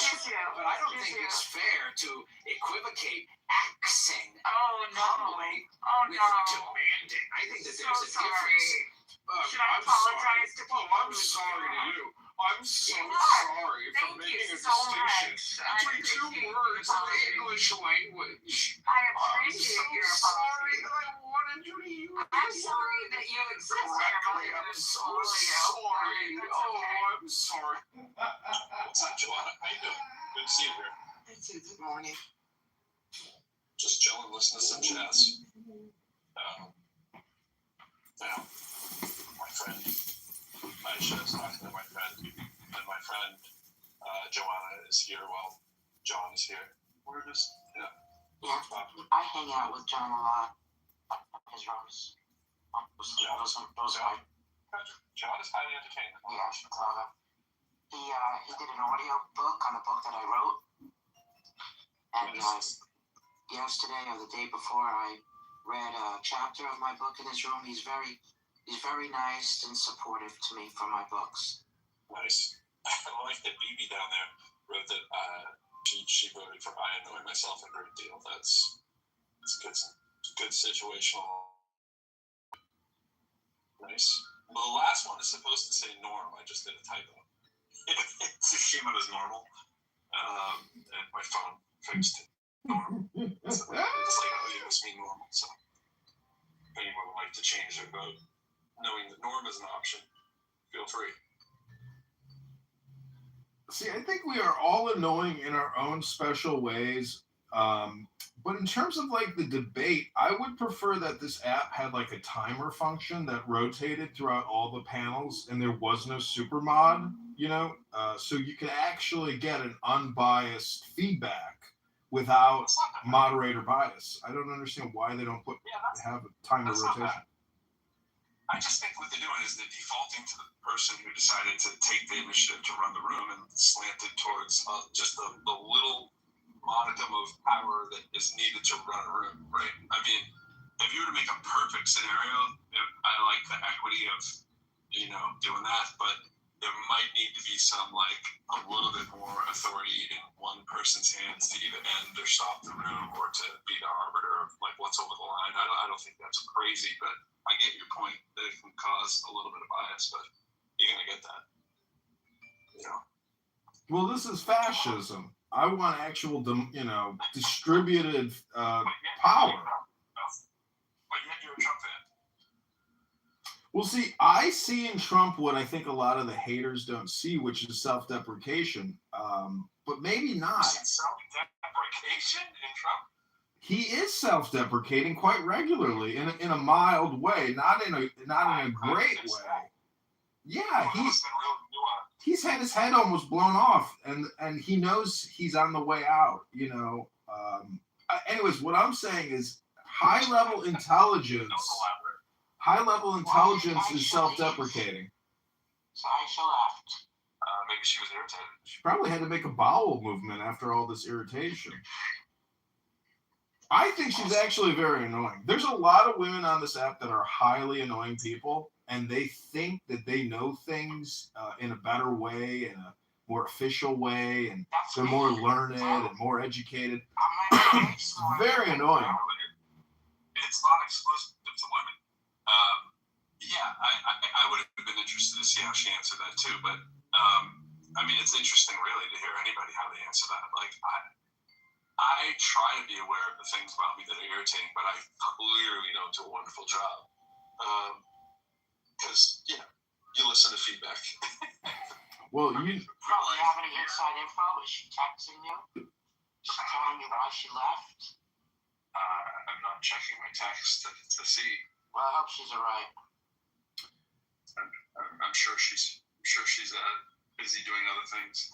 See, what gets people really annoyed is the over talking and the loud micing and dominating. See, I don't like having my time wasted, but by recording people acting egregiously, in a way, it lessens my, disgust with myself for even being here. But what I'm trying to say is that this app is a choice and an experience, and it's remarkable the hypocrisy of people. That's, I think, what I've really realized. I'm a hypocrite myself, but I try to lessen my hypocrisy by calling out other people's hypocrisy maybe in an annoying way, because there's really no other way to do it. You could try to do it peacefully, but there are times where I do want to just try to break what I consider a malformed and defective human being. So I try to be as annoying as possible to see how far I can take it. But what I'm amazed is, like, nobody has shown up at my house with a protest sign or a gun or a knife. Like, there's really been no real world repercussions for basically humiliating and mocking people who are worthy of mockery. And maybe it's because they know that they are worthy of mockery. That's a lot to really go to somebody's house if you're walking on an app. I mean, this happened. Maybe a couple of people were shot from this app back in the day. But that's a lot. Yeah, those are people that's probably a good idea to block. If somebody's try to take it to your doorstep kind of level of crazy. But I think that somebody would need to put up that much effort to find you that annoying. How would they find you anyway? I mean, it's relatively easy to find anybody, especially. I believe they could just go to johnkitover.com. Yeah, it's not that hard. But what I'm saying, you don't want to. I don't think that's the real last name. Well, it wouldn't be hard, is all I'm saying. But yeah, I mean, I do know that you're annoying, and that's part of the act and all that stuff. But I don't think you should leave people with Can I just say this, John? There are very few people who are out on this app, as who they are. And I'm not saying that I'm especially great or that you're great or that we're special for not being afraid of being doxxed. But the thing about self-doxing is that, like, this is who I am. I'm just literally talking. You're annoying. You are annoying. Well, of course. You should talk from your heart. Let's retry. Speak from your heart.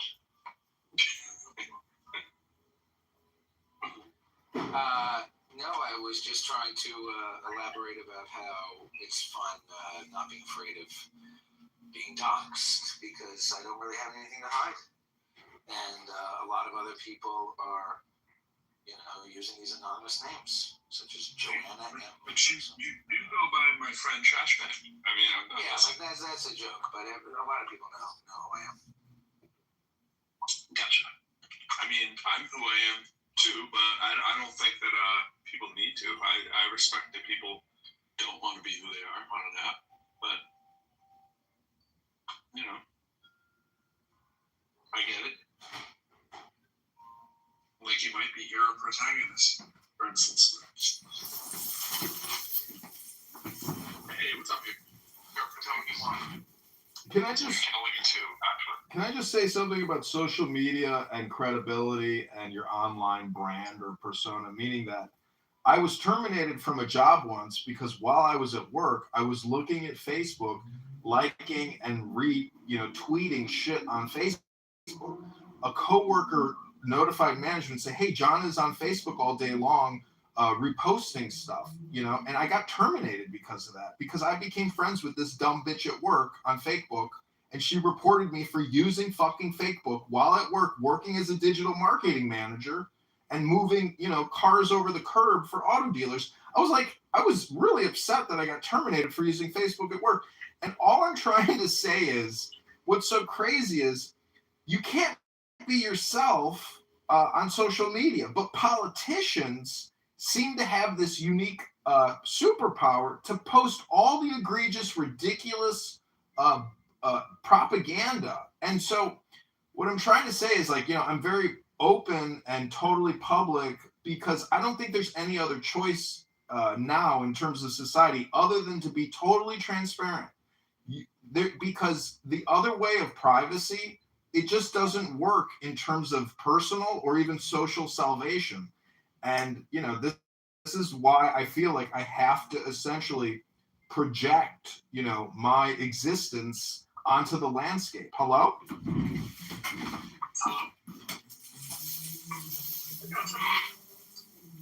mean, there's a lot of truth there.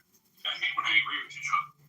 I just noticed, Joanna, that it says in your profile, it says, "Be gentle with others." And I've got to tell you, it did not feel very gentle when you said to me, "You are annoying."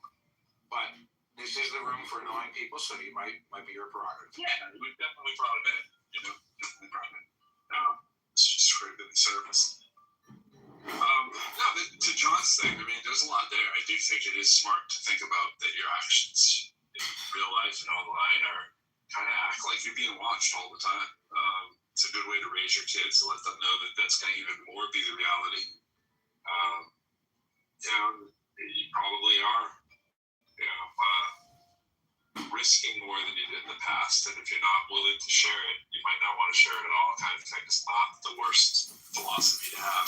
I don't know if I agree that the full point of making up a politicians thing, because my thought is that is a recent change where politicians. Well, this isn't totally the point you're making, but the idea that politicians can either get away with saying anything or doing whatever they want, that certainly was not always the case. That's more of the case now. I think we know how some of that got ushered in. Well, look at it this way. I was a former IRS employee, and there's guidelines. You can't even basically have you can't have a profile on social media as an IRS employee according to the guidelines. But how the fuck can a congressman have unlimited, unrestricted propaganda distribution for their position, but yet other federal employees can't go online and say what they're thinking or feeling? There's a total double standard in the surveillance economy. I feel like as a politician, it's their job to spread what they're about. So it's kind of the easiest, most efficient way via social media. It's what's used the most to be able to share what they're for with their against. Yeah, and I was also thinking the same thing. I was also thinking of the part about, I should say, and also, as the great improv people tell you to do. And also, Christina, now that money is in politics and we've voted that to be a thing, you have to assume that a public figure is going to need to be on all the public platforms, right? 24/7, looking to campaign, looking to raise money and all that kind of stuff. And it's kind of an unfortunate reality, but it is the reality. I was noticing John Kitover has a lot of the same points as you. I don't know if you guys ever realized that before. I said the joke to John, it's like you guys eat brunch together on like once a week or something, or meet for morning check-ins. It's just like a one big theme. See, the philosopher in Rome, ancient Rome, was banned and actually thrown out of the country. See, a philosopher is just a contrarian constantly pointing out contrarian positions to hypocritical people to try to enlighten them to their bias. And basically, even if they're accurate or they're justified or right, the philosopher contrarian is always going to be censored because of their opposing view, even if they're just trying to propose the contrarian position to just try to get to a silver lining. And so I put in the chat, why do liberal senators and Congress people get to propagandize nonstop, but a U.S. Army general who might be conservative can't also put out his thoughts? So we have siloed and we have essentially censored and policed speech based on your position in society, which is totally fucked up and contrary to our Constitution. We need to unrestrict federal employees. And the craziest thing is the most liberal, the most woke, they are given the platform on LinkedIn. If you're in the Air Force, I see people in the military posting all kinds of anti-American propaganda all the time. And I'm like, how the fuck does the military allow these people to say all this shit? I know it's in violation of the guidelines they put out. You're saying two things that seem to be in contrast with each other. And I do want to say something to Benjamin. He's probably coming and speaking at campaigns. He's probably looking and saying he's got 0% of the vote there. He's probably trying to fix that. Understandably so. By the way, anybody voting, that's supposed to say Norm. I just made a typo. And it says Norm clearly. So maybe a few people figured out. I wish I would change it. But it seemed like a couple things were in contrast there when you were talking about the military. At first, you were saying that when the people want to put their views out there and they can't, and then you said, and then they are doing it on LinkedIn. And I'm saying there's a double standard. What's the double standard part? I'm missing. For example, Jasmine Crockett can come on social media and say that all white men are racist. We live in a structurally racist society. Yeah, to Benjamin's point, again, you were meeting at brunch time, planning this out. It feels like, okay, yeah. Well, don't you see how essentially the left mob dominates all the platforms, but highly conservative, patriotic Americans are censored and libeled and slandered, and in fact, they can't actually even say what they're thinking. I just wanted to say that if you're both in the military, right, and one is liberal and one is conservative, there's no power source that's not letting them both post. You were like, how does this person get to express their liberal viewpoint? But if they wanted to post a conservative viewpoint, they would have been able to do the same thing. They could have posted anything they wanted that was conservative on LinkedIn as well, as long as it worked. I guess what I'm saying is the person who could post conservative, controversial content does it out of fear of retaliation and termination. Meanwhile, the woke liberal gangster gets away with it, and there's no repercussions. So I'm just saying that the same law applies to everyone, but unfortunately, self-censorship is really what's happening all the time. I guess to keep it apples and apples, what would be the liberal point that someone in the military could post and get, quote unquote, get away with? Was it that when you said, America anti-American? Is that what people are saying in the military? That would be weird, right? They do. I'm asking for what's the military comment that somebody in the Air Force might say? They would probably get Chapter 15 and written up. I don't know if they'd be terminated. No. What is it they would say is that you're pointing to? Like, what is it that they say that they get away with saying? Oh, I could tell. Do you want me to just Google you the top 10 progressive talking points? Well, sure, but you haven't given me one as quickly as you gave me the one with Jasmine Crockett. I'm just like, I thought you. Oh, that we live in a structurally racist white society, and that would be a big complaint. That would be a top 10. But a lot of this deals with men dressing up as women in the military, LGBTQ trans rights. I went out on a date with a hot Marine, and she said, "What do you think about Trump reversing transgender pensions and abilities and access to all these, privileges and rights?" And I said, well, I don't think men should dress up as women in the military. And she said, well, what about all the hard work they put in and it just gets deleted? I was like, well, I can see your complaint where they may be entitled to compensation, but unfortunately, this is just my opinion. We'll have to agree to disagree. So anyways, I'm just saying social media is dominated by the left woke mob, and they get away with it in terms of employment.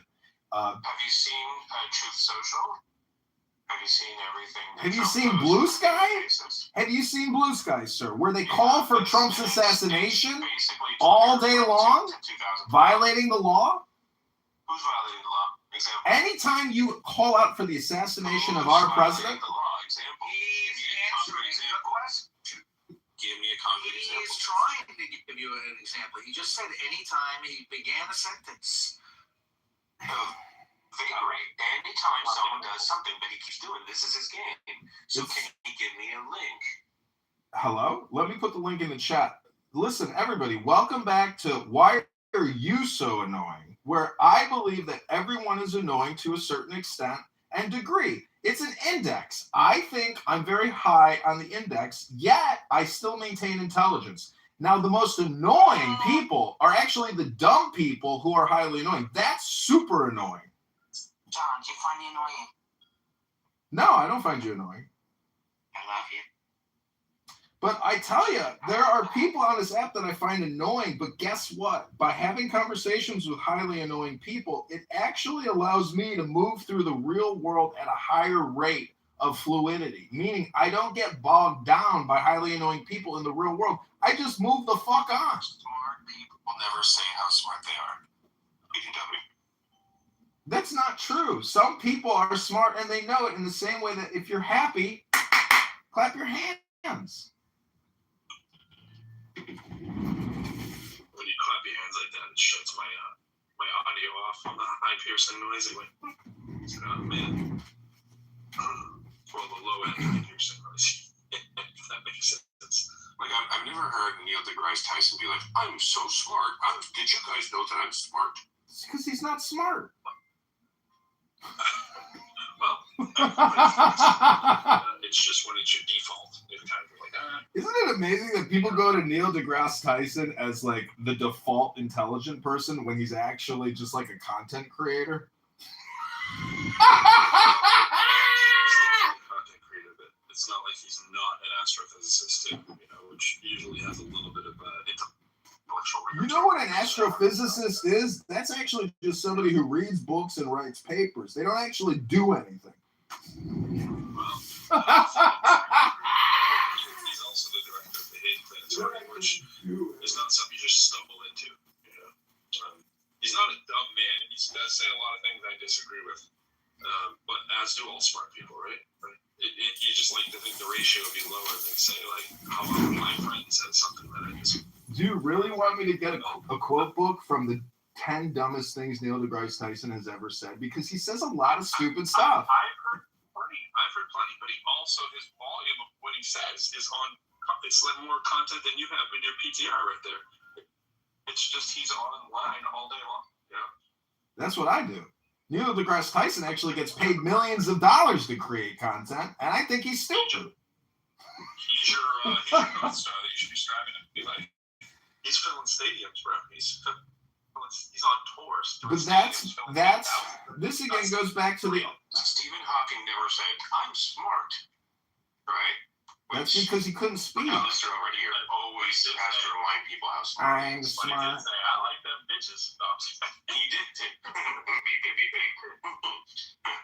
like them bitches. Would you say that Jeffrey Epstein was a highly annoying person? Almost certainly, but they seem to be charming enough that a lot of people fell victim to the Venus flytrap that was him, right? Well, did you watch the interview with him and Bannon, the full 1 hour and a half interview? Bannon, I find incredibly annoying. Like a smug, irritating dickwad. But that's just my projection, maybe. I would agree with you on the Bannon one, but the interesting thing at the end of the interview is Bannon says to Epstein, "Are you the devil?" And Jeffrey's like, "Why would you say that to me? Why would you say that to me?" And if you know what projection is, Bannon is definitely the malevolent, manipulator and scam artist. He knows what he did. No, I don't think that's what he was saying. Is that what you were saying? I was saying that Bannon is the evil one, and probably even more evil than Jeffrey Epstein in that encounter. That's a high bar right there. It's very high bar. Yeah. You're talking about a person who had an international reign of pedophilia versus the guy who's a manipulator in politics. Well, you don't know all of the things that Bannon has done in his life. I'm just saying, I do not want to be on record as a fan but I'm just saying, compared to Epstein, I mean, it's not whether you find him annoying. I'm sure Epstein has all kinds of little charming qualities that made him get to where he is. Some people just use power and influence, and other people use charm, power, and influence. And I think Trump is in that book too, where he's used the charm thing for certain people that find it charming and not annoying. There's a thin line sometimes. Look, we got Sam here. Sam is down in the audience, and Sam, I would rate you as one of the most annoying people on this app. I know that may come as a shock to you because amazing pride coming from you on that. Sam claims that he is a chemist and that he is an attorney, and he claims that there are no negative side effects other than bruising and inflammation from taking the COVID-19 Zav. And Sam, I just got to tell you, I know you got buyer's regrets and you've suffered medical trauma and you have health problems. But Sam, you are one of the most annoying people I've ever heard on this app. You are an elitist, homosexual psychopath, and I hope you know you're very annoying now. I would say that is high praise. Yeah, I'm going to say Sam is going to take this as amazing praise coming from you. Obviously, those of us who live in the real sanity, the world of sanity, would think that your comments about COVID-19 are ridiculous. But aside from that, I think Sam would say, "Oh, I'm very irritated." I think he'd say, "I'm way more informed than you on this issue because it is something to do with his domain." And I think that he would hold it as a badge of honor. And the homosexual thing is a weird comment, but well, I don't really think it is, because see, this is my opinion, is that we are so conditioned to be submissive to homosexual activity and homosexual rights as a privilege and a freedom that I find it very annoying that we have to essentially never discuss LGBTQ, when in fact I think homosexual men who have positions of great power and authority, and they are homosexual predators out there, who are essentially orgasm freaks, and they want everybody to know it. Hello? What's a homosexual predator exactly? What do you mean by homosexual? Oh, you don't know what an alpha predator is? It's a bisexual. Just for the record. The most dangerous men are bisexuals, meaning that they will fuck anything for, power, for money, for influence. They'll fuck their way to the top, and they'll fuck anything. How do you think Jeffrey Epstein got there? He was having homosexual sex with the founder of a Victoria's Secret. Yeah, he was having orgasms with a man to get money. Men do that. It's pretty sick, I think. It's an opinion. But I'm just an annoying person. What do I know? I'd say whenever you throw someone's sexuality into an argument, right? And it's just the sexuality part, not that they're abusing kids and all that kind of stuff, or raping people. But if they're just whatever their sexual preference is and it's all legal and above the line kind of thing, I don't know how it interferes in your life. And to the article's point, this is one of those things that is probably a you thing, right? I am a heterosexual male who has plenty of associates in this world. I don't have a lot of close. It's not a me thing. It's actually a political thing. It's political. Homosexual family, lesbian family, friends, associates. Now, I use friends in the most liberal sense. I don't have a lot of great close personal friends, none of which are, if I'm being truthful, none of them are gay. But if one of them told me they were gay tomorrow, it would not change anything about my friendship. No, I agree. I have gay friends. I have plenty of gay friends. Well, not plenty, but because I make it into a political issue. I think every topic can be made into a political issue, including a person's sexual activities. As you know, people make sexual activity into political content all the time. It just seemed kind of out of left wing. So the criticism that you were doing earlier about people using their platforms and so forth online or whatever, I mean, it kind of feels like you're doing the same thing a little. No, my complaint is that I can't actually communicate in a negative way with protected classes of people. Exactly. For example, your sexual gender identity. If I question your sexual gender identity in a negative way for political purposes, I will be censored for that. Okay. So, leaving the dirty work to me, Pro? Yep, absolutely. Okay. Hey, John, remember the topic is annoying people, so we can't kick people for being annoying, though. So, sorry. I got to rein you in. I promised I'd do that, so. Oh, man. I'm so glad. That's beyond annoying. Annoying could be kind of cute. Wait, did you kick him? Yeah. Wait, why did you kick him? Well, we don't enjoy talking with John. I did. John, just to be clear. Because he's an asshole and he is free of content. What did he do? What did he do that's an asshole? He's annoying. How is he hateful? It's just the sound of his voice. Maybe you hate him. How is he hateful? Is it that he said he couldn't communicate because for some reason, right? But he doesn't communicate, right? Now, just for the record, I picked my friend earlier, but I brought it back up. I've only been here for 3 minutes. I'm about to kick myself. Why? Why? What did I do? You seem to be John Kitover, as far as I can tell. I don't know. We don't sound ever interacted with him. I have interacted with him before. Okay, so you know he's an asshole. You can't. Well, I don't think of it that way. Wait.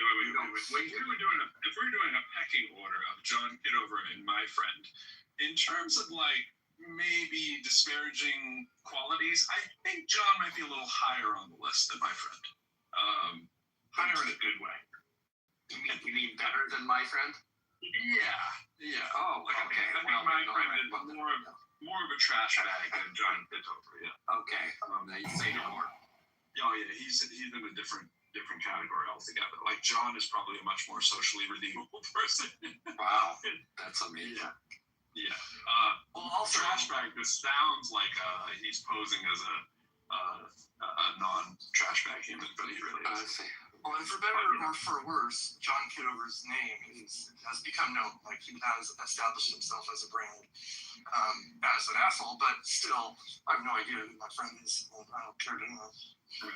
Hey, I wanted to talk with, I don't know, Andy, have you talked at all about this video? No. I just woke up and that was one of the first things I saw, and so I sent it to you. I'm like, hey, have you seen this? Partly because it's like, we've been talking about getting more photos and whether they're going to release them, and apparently they released like a bunch more recently, like with a bunch of outtakes and bad shots and all that stuff, and then immediately somebody does this, which is great. It's like I didn't want to have to do it. What is it? Casual conversation on the ship? No. What it is, so there's that famous shot of Earth with kind of backlit. Yeah. And you can see the moon rising. That's so funny. Isn't it now we have a collection of those most annoying virtue sigilers like Cloud has? On the roll, and somebody like collected them all and kind of registered, picked the good ones and kind of registered them and made a bit of an animated sequence out of it. And it's pretty fantastic. Oh, okay. I haven't seen it. That's what we're talking about. Was that part of the file dump yesterday that I was saying, which file dump would you rather have? I think exactly. So actually, that's why I even know about that. So I wouldn't even know anything about this if you hadn't mentioned them. I haven't seen the file dump myself. I heard somebody talk. Yeah. So I put the link in the chat, and the thing. So Andy sent it to me and said, "Have you seen this?" And the thing he sent me says, "Wow, you see the aurora." So it's an animated GIF made from these pictures of the backlit Earth, the moonlit Earth from the backside, high exposure, high ISO, basically. And it is cool because not only do you see the aurora, but you see them now in motion. You see the Earth turning slightly, as the. I will bet $10 they get kicked from the truth, then I will return it. In a way that puzzled me for a while, which was a really interesting story I haven't talked with Andy about yet. But the coolest thing of all is you can see fucking satellites orbiting around the edge of the Earth. It is amazing. Really clearly? Yeah, very clearly. More clearly than you'd expect. The classic flat Earth complaint is that you can't see stars and you can't see satellites. Right. So they just took some good time to get their CGI to the level it needed, and now we can see all the things we couldn't see before because the animation team was doing their best. That's what you're saying to me?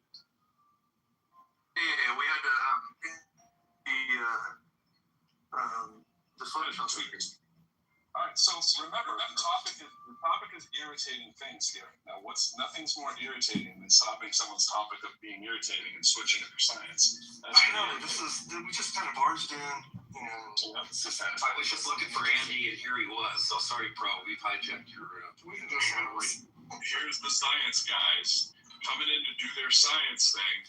And it's irritating. I can't bring Benjamin up. I've been trying. I don't know, maybe you guys can bring him up. Oh, I should try to bring him up. One of the irritating guys asked Aisha, "Hey, how irritating are you?"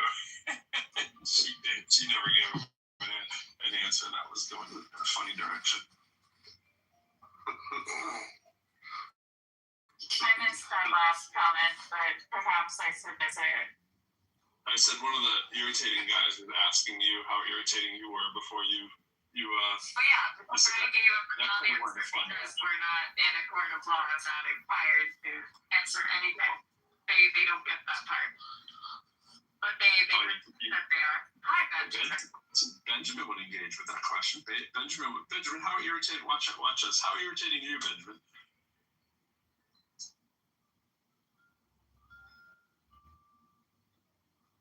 Not irritating. Offer calibrated answer to this. I think that calibrated.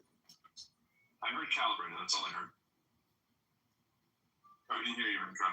I was going to offer a calibrated answer.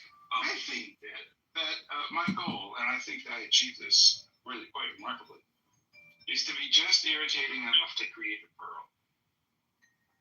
To create a what? A burrow? Like a honey? Just sufficiently irritating to create a pearl. A pearl? Oh, okay. Gotcha.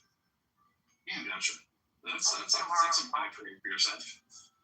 That was a good one, but then I have to give you credit where credit That's some high praise for yourself. Like the irritation causes the pearl, and you have the pearl of wisdom, and that's well played. Too many levels. So, would you post yourself higher or lower as than a John? surfer? Sorry, what did you say? He said as a surfer. Well, I was just gonna say, as a surfer, pearling means something that I think is more like what Benjamin does. Is that making the pearl come up from the back or something? No, pearling is basically like nosing in. When if you're catching a wave and the nose just goes down and you go flying forward.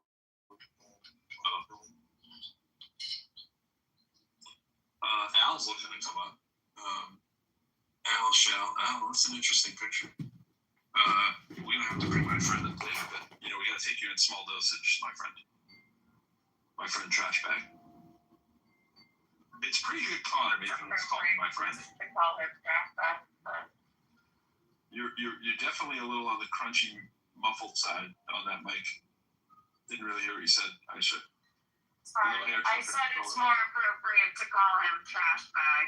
I'm in the car. Apologies. Yeah. When you're in the car, it's as if your mouth is right in the mic. That's what it always sounds like. It's not that the mic doesn't sound good. It sounds like you're just like eating the microphone a little bit. Eating the mic and turning the gain way down. Wow. Yeah, very low volume. Flash. I have an update for Aisha. The rest of you can just listen for a minute. What happened? Aisha, we are buried under 4 inches of snow in Boulder today. Can you be buried under 4 inches of anything? I don't think you can. This is once again to Andy's point, right? They're always like the Coloradans are always talking about all the snow they get. 4 fucking inches. And I used to go to Mammoth driving through 30-foot on roadways that had 30-foot banks of snow. Imagine that cemetery placed with dirt. Buried under 4 inches of dirt. Let me just make a comment about Pinned down by a paperclip. Right. Well, we have rain. I don't know, Pro. Do you have rain where you are? Yeah, it's like misty, rainy. I had wipers on this morning, but it's kind of stopped. It's kind of stopped, so maybe it'll stop around where I am. Maybe. In like 8 hours. Yeah. I did invite Al up. I don't know Al. I don't know if he'll last long. So Aisha, I know these snowflakes cannot handle any talk about snow, but that's why you gotta close your ears. We're buried under 4 inches of snow this morning. And as I was leaving the house, I saw the baby bunny rabbit scampering lightly in the flower garden over the snow. So there's been a new sighting. All this to get an awe from Aisha. And that's the daily report. I'll keep you updated. Let's hear the awe, Aisha. I love the bunny. Oh, thank you. I love the bunny. I've decided maybe I should get a bunny. Maybe I should get a bunny, little bunny. The only problem with bunnies is that they grow up. That's okay. What if he grows up to be a fat little bunny? I'll be okay with that. Ducklings are with their worse. cute little scampering paws that have tiny little colorful ends on them become like This rather is so annoying and a waste of time. I don't notice a difference in fish other than just big, small, but every other animal, they seem to go through it. Well, maybe like lobsters and stuff. They still look like lobsters, Animals are prescient. They really are. Bunnies have a really high fur to body weight ratio. Rabbits a little bit less so. Well, so do bears, but when you look at a bear, you go, oh, look how cute the little bear is. And then when they're an adult, you're like, holy shit, I'm scared, right? Well, the fur of a bunny is basically as long as the fur of a fully grown rabbit.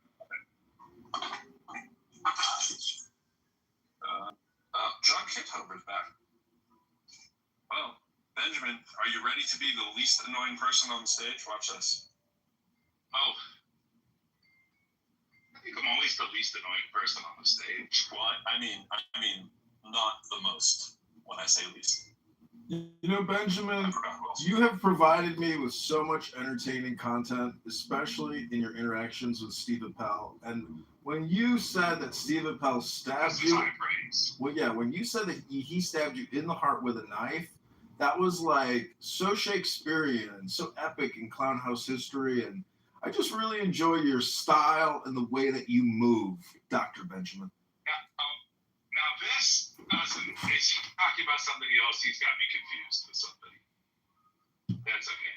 Love it. No, I know who you are. He's generally confused, but be careful telling him you love him, Benjamin, because he went on a rant about gayness a second ago. This is a very good situation where we have to consider the source, Petro, when we're looking through the research articles. Just look at Curb Your Enthusiasm with Larry David. That's actually a show about a highly annoying person, and people find it funny to watch a rich man in Beverly Hills live a leisurely life of being highly annoying and being highly annoyed by other highly annoying people. To your point, there's a lot of Benjamin in that story. There is. He's a very sarcastic Benjamin. You wouldn't allow me just to call you sarcastic. You take it up a level, right? Where's Beverly Hills? Sarcastic. No, sarcastic. I mean, isn't sardonic like sarcastic turned up a notch? Yeah, I was thinking cynic is where I was going with that. No, I prefer skeptic. I don't know why you'd say cynic. Well, because you're less scientific and more cynic. Cynic is the view that everybody is doing whatever they can in their own self-interest, and they can't focus on any interest that is outside of themselves. That view is probably pretty.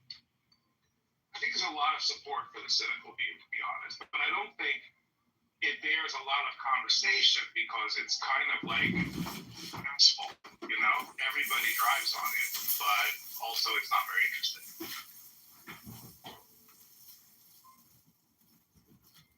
But if you don't understand nature as a bunch of agents doing what's in their own best interest, I think it's really hard to comprehend nature.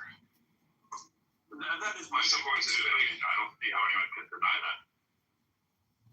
Everybody's doing what's in their best interest. So why would you call me what would be the point of calling me a cynic?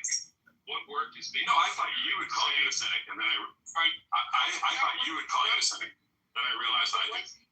What's the point of labeling somebody a thing that pretty much everybody is? I think what you think everybody is a cynic? Come on, now what would that mean, Aksha? So, do you think there are people in the world? Now, remember, selfish is a different thing, right? A cynic is somebody who thinks everybody is selfish. So, if somebody were not a cynic, it would mean there's somebody who thinks that people are sometimes not selfish. I say, do you think people are sometimes not selfish? This is the question about altruism, right? Do people actually engage in altruism? And what would be an example of an altruistic act that you think is reasonably common? Like, not some kind of fictitious storybook altruism. Before she answers that, you've bastardized the definition, though. I mean, what we normally mean when we say that to somebody, we mean like you think someone's corrupt when they're just trying to do a thing. They don't necessarily have to be corrupt. Yeah, they have their own self-interest, but it doesn't have to be a horrible, vile interest. That's the point. So this is where John kind of corrects himself intellectually. Is that he always takes my view and creates an entanglement where I am saying people are corrupt, and I think you're trying to do some work there. I don't know what you're trying to do. Well, look at it this way: when you say corrupt is a tricky word. When you say altruism, I sweep off my neighbor's cars in the winter with a broom, and I do it just to help people. And I don't ask for any type of praise or confirmation that I did it. I just do it because I'm there and I want to do something for a neighbor. And you're here telling us about how good you are, which is exactly. No, I have a Whether you did it or I not, have a contrarian it's not statement. confirmed. Hold on, I have a contrarian. I'm not bragging. I'm trying to essentially define altruism, but then I want to give the contrarian position about what I would view as corruption in society. The biggest scam is obviously inflationary deficit spending. Every year you're being borrowed $15,000 on your back without any type of intervention or vote. That to me is, from a cynical perspective, what's upsetting to me about society is that we don't have representation in terms of taxation and inflation. This system just can't. It's that annoying. It's just grading with no content. I want to talk about my things. What did I miss? Me. I'm just here to talk about my body.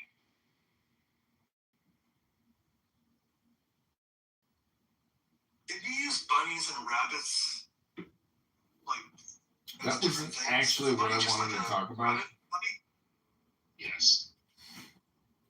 Not bunny. I thought you could call any rabbit a bunny.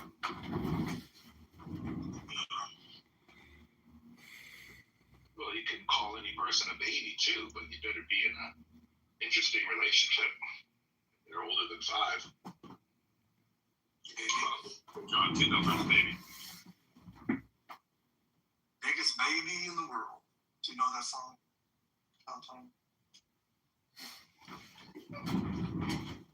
I developed a noise gathering microphone, and it snowed yesterday, so I couldn't use it because nobody was going to fly in the snow. And now today it's snowing again. Does it filter out signal and only measure noise? I would say not really. I mean, maybe. So it's sensitive to sound, like all microphones. Yeah, but it is a microphone, right? The one I'm going to develop next will be a pressure sensor, so we can get better. We can get fidelity. Mind control. I didn't even know what I just said. Well, again, microphones are pressure sensors, so I don't understand. They're not really pressure sensors. They're mind control versus brain control. Time control. Microphones. You said you didn't know anything about it. I think you know a lot about a little thing. Microphones. Did we bore Trash Bag so badly that we didn't center him, that he's gone? Aw. Microphones convert little d pressure into little d electricity, but they don't report on pressure. You cannot ask a microphone what is the pressure. A barometer, you can ask it what is the pressure right now, and you can ask it again what is the pressure right now, and you can do the little d math, and that means that it has sensitivity all the way down to pressure that is not changing. It can report the absolute pressure. And a microphone cannot report the absolute pressure. Consequently, a microphone is not a pressure sensor. As you want to change pressure. Sorry. I think that was fun. Am I being pinned down? the irony. Alright, yeah. I was saying a little D too much. You should say Delta whenever you can. Bro, your background noise is awful. You know, it's yesterday. Wait, there were marimbas in the background earlier, and I like that. Yesterday I read that equation as delta My d friend. over delta t. And My friend! Let me get into the little d. Okay, what we're gonna do is, before I leave the room, I'm gonna go in with an anon, and then we're gonna see what the feedback is. Delta Pro said, oh, that's good. We'll take First, that. I'll try to come up on the stage one more time. Say it first. No, I don't. You said it It's later. Delta. Yeah, I did. No, I did. You kept saying, "What's this little D?" And then you're like, "Is that like Delta?" And There's some really annoying rooms on here right I now. first said Delta T. Delta V over Delta T. V over DT is the A. That's the point I'm trying to get across. Anyway, let's not relive yesterday. Yesterday was horrendous enough on its own.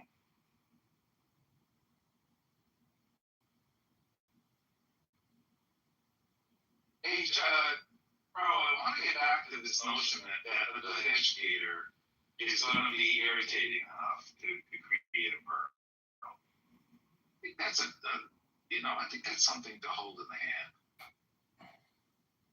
Are you sufficiently irritating? Sufficiently irritating that I believe so, yeah. What's an example of your irritation approach? I don't accept people believing or using the excuse or using the crutch that they're just not this kind of person, they're not a math person, they're not a blah, blah, blah person, or that they just don't understand it. Okay, that's it. Let's see if there's any feedback. Here we go. Yeah, coach would be irritating. It makes you do a lot of push-ups, a lot of suicides until you see it for yourself. I don't do the work for them, make them do the work and run hard, and then another level of irritation sets in. I would be very annoyed if he was my math teacher in undergrad. That's just me.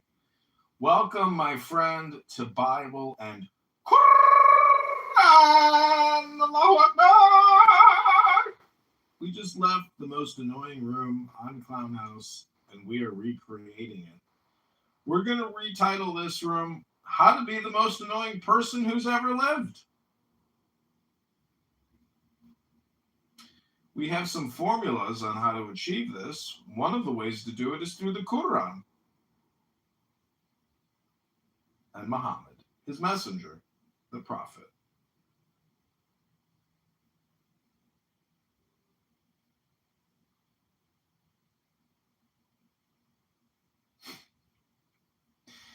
So how to be the most annoying person in the world? Earth emoji Muslims. I don't know. Do you know who Regal is on the set, my friend?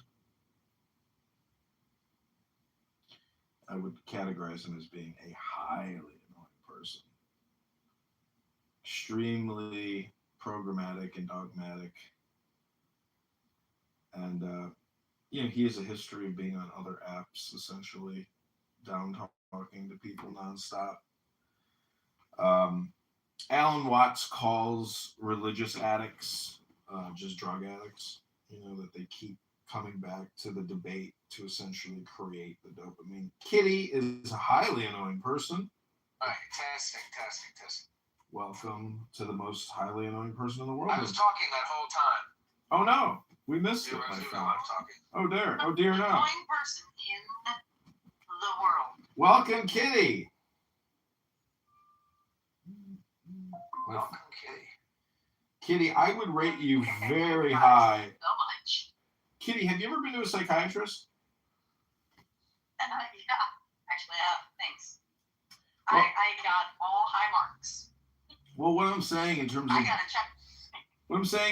diagnoses, I'm surprised there isn't just like a diagnosis for like a highly annoying person index, meaning that like that would be one of the diagnostics they give you when they leave the office, so you're more aware of how annoying you are. As all stars on that. Okay, I got all check marks in the habit. All right. Okay. That's great. So, Bri is here. Bri was accused yesterday of being one of the most annoying people on this app by Concrete. And I have to agree, Brian is actually, just for the sake of conversation, one of the most annoying people on this app. And it's really,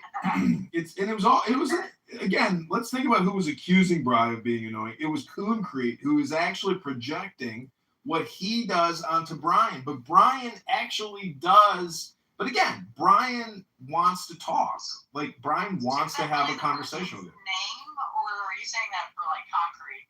No, I'm saying Brian here was called out by Concrete yesterday. Brian. Yeah, I love Brian. Yeah, but he did tell me last time I talked to him that he was going to kill me and that welcome to your new reality, bitch. That was the last thing that I have in my memory of communication with Brian here. Yeah. He Now, called me an online slut. He yeah. said that I sell nudes. He had said like that, but he's apologized since. So we're good. He is amenable to coming back into compliance with polite society. But some people are unrepentant and they are not worthy of being called, polite society. That's just the way Clubhouse is. There's a lot of ruthless word abusers here who are actually nothing more than highly annoying people. And if you're highly annoying in this Clubhouse virtual reality world, well, in the real world, you would imagine that they would also be highly annoying there. And I think that's probably pretty accurate. Hello? One Jew girl that never stops. She never considers 8 months of sobriety enough. She never leaves me alone. She always brings up my past. And she's a very highly annoying person to me. But everybody accepts her. But it's fine. Brian, welcome to the room. How to be the most annoying person in the world, Earth emoji Muslims. Yeah, death to Allah. Death to Allah. Brian, I gotta say that PTR haunts my dreams and memories. How did you achieve such a ferocious warrior face? I mean, I've never been so haunted by a PTR. I mean, where does that, blue steel look come from? Killing more people than you have fingers and toes.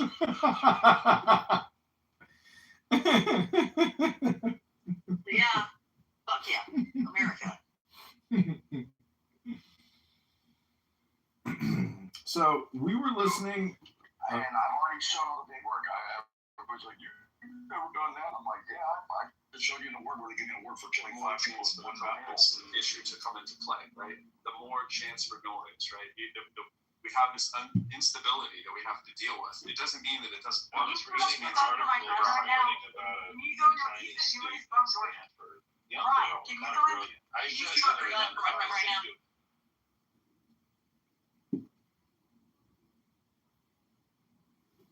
Kitty, what if he's in the middle of having lunch? I don't know. You sure you want to disturb his lunch so you can get him to discharge a firearm?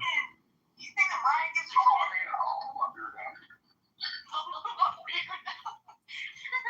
favorite person ever.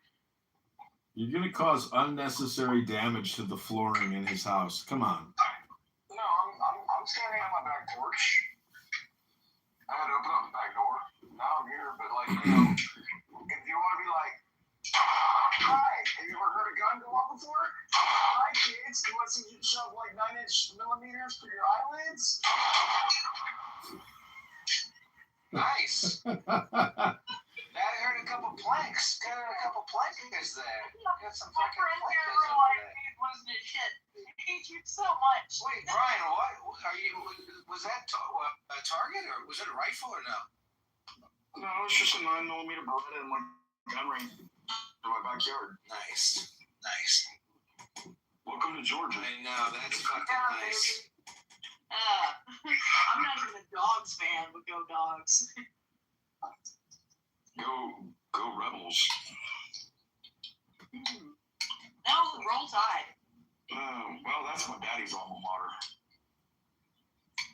He graduated when Bear Bryant was still coaching. Okay, wait, this is replays. I can't say that. I know. No, that's where he went to anesthesia school at University of Alabama. The other day, we went to school at Alabama for 2 years. I went, well, okay, turn the replays on, man. It doesn't matter who's doing it. No, leave the replays on. I prefer accountability. He's fucking his gun again. Well, I had to reload. I was just shooting, so I have to top it back off. He's here right now, no, man. I'm like, yeah, no, that's fine. What, y'all don't have guns where you're at? Shit. We do. I mean, one of these days, I'm going to just, set it up and start my own room.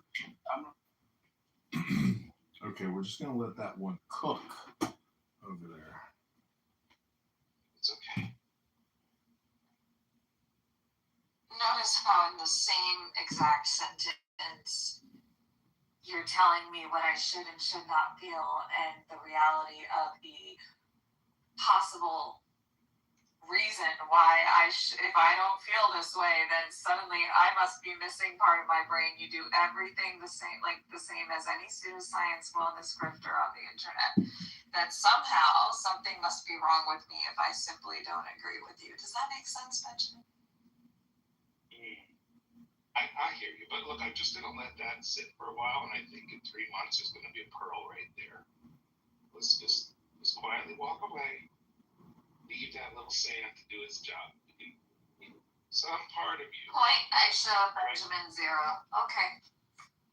Some part of you, subconscious, recognizes the necessary nature of what I said. And I just have to speak to that part of your subconscious and encourage it, water it. Mm-hmm. Point Aisha Benjamin Zero. And it's okay. Love it's okay to concede. It's okay to concede. And love you through the growth, support you in all the ways that you need. I am very lovable. You seem to express your love for me often, Benjamin. Usually love is also epitomized in a piece of jewelry that happens to ensconce, I don't know, diamonds, and flowers. Oh, a long way for that. Where's Boston?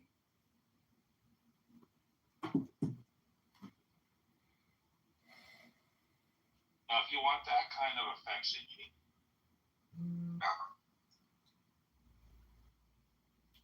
Thank you. I'm curious about a bunch of different things that all seem to intersect, and when I think we're products of our environment, and when we're talking about the influences on the foundations of what is science, or when we're talking about philosophy or concepts of consciousness, or what is reality, right? When the environments were shaped by certain systems of power, then I think that inherently it has limited our perspectives on what is, because of how we're told to categorize, for example, even the idea of family.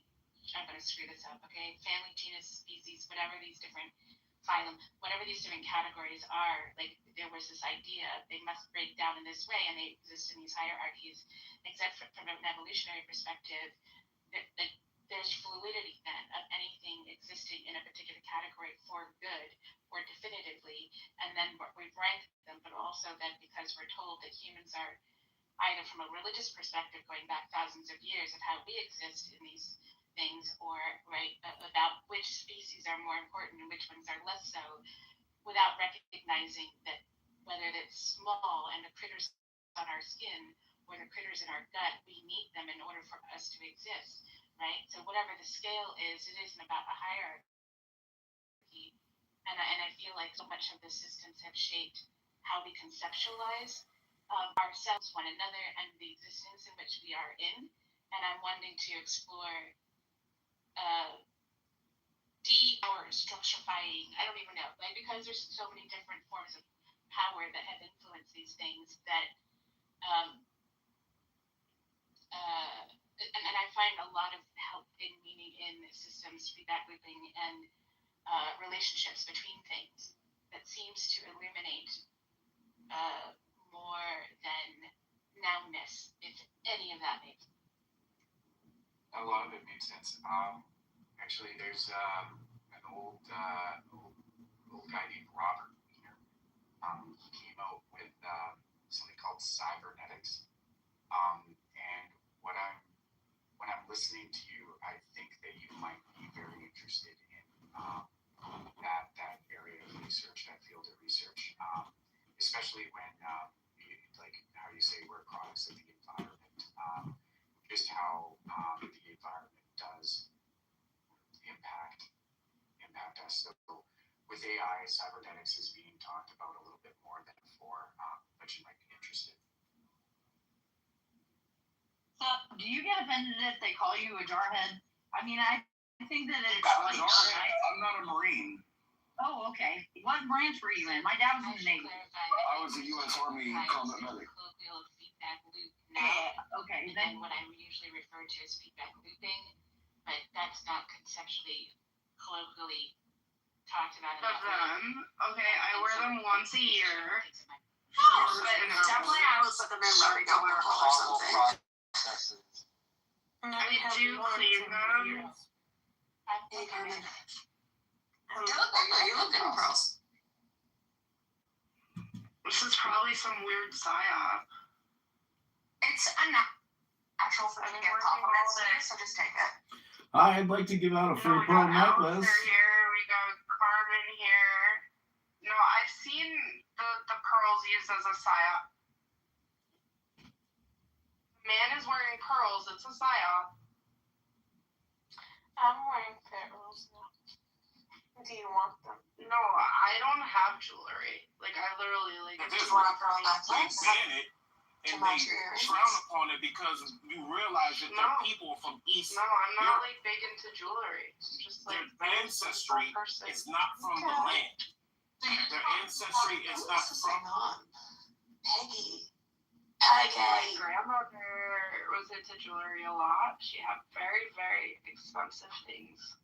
The one that was in the Epstein More than just the Ashkenazis. There's like there are Jews. There's Druze that have darker skin. There are Jews It's not funny that like have darker skin. There are there was a hermit. They don't ever talk about them. And they did both live in Palm Beach, and they both remember from the same touchy club. They didn't know each other, to be honest. The name that you're using is my great as much as I can while being a mother and trying to teach them. So forgive me if I say something. You're fine. You're fine. So there's like 12 of them, but you guys are always focused on the pale ones. He has a perfect plan, we just don't follow. Me personally, I think you guys are two different people. They trace their lineage from their mothers, you guys trace it from their fathers. They trace their first five books, you guys read the Bible. I think you guys are two different people. No, that's me. That's my opinion. I guarantee you, two different people claiming the same lineage. That's where the fallacy is. Kind of weird, but what I'm saying is, sorry, get me to say it. Simplify things. What I'm trying to convey is, I tend to see that anti-Semitic. If we're talking about Israel, and again, my stance is Israel. You should have ABC. I'm anti-Semitic. I'm anti-Semitic when I'm USA first. When you bring their religion into it, I can't take everything you say serious. In the time of David, do you think you would have had the same free choice that you had to go and commit desecration? Why do I care about the time of David? Can I just make my point? No. You're advocating for forcing like religious practices. By the house of their father. It's not that even when you read the beginning of the Bible, Matthew, it traces the lineage of Jesus by all the men. That's how the Bible. That's how you find. That's how you get your lineage. That's not our book, though. Yes, it is our book. That's not our book. No, it's your book. And see, here's the thing. Yeah. They don't believe in the Bible, and they don't believe in Jesus. No, we don't believe in your book. Yeah. They don't believe in Jesus. Yeah. They don't believe in. You don't believe in the Torah either. Yeah, because a lot of the things that you guys do go against the Torah. You're correct. Name one. Oh my God. Have you So your lineage through the mother. So your book. You want to talk about lineage through the mother? The book that you guys really use. No, I asked you a question. You were I'm not even answering your question. He doesn't want to talk to you, El Normo. Listen, I've set up a nonprofit called the Jewish Complaint Department. It sounds to me like OG Saint wants to submit a complaint, so go ahead and please make your submission. Truth is out there. El Normo just takes over? I'm not taking over. That wasn't me. Who is you taking over right now? I was out of the people allow it, which is wild. There's another whole story. Calm down. You can't over, guys. We want your contact. Take over. I didn't take it over. Yes, we want your contact. The chance to finish. Okay, enough. Just submit to you. Make your contribution when I'm done. So the book that they Go back to so we can talk over it. That's right. all the way through the. So check it out. So let me say this: the book that they go by is the Talmud.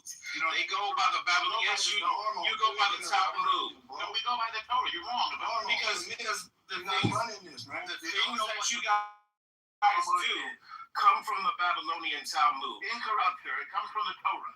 No, it does not, because I've read the Torah. I've read the Torah, and the things you guys do are not. You can't read the Torah because you don't read Hebrew. He was talking to some Christian book. And this false something. Many Jewish people condemn the word anti-Semitism because they know it's a play. It's a lie. It's a ploy.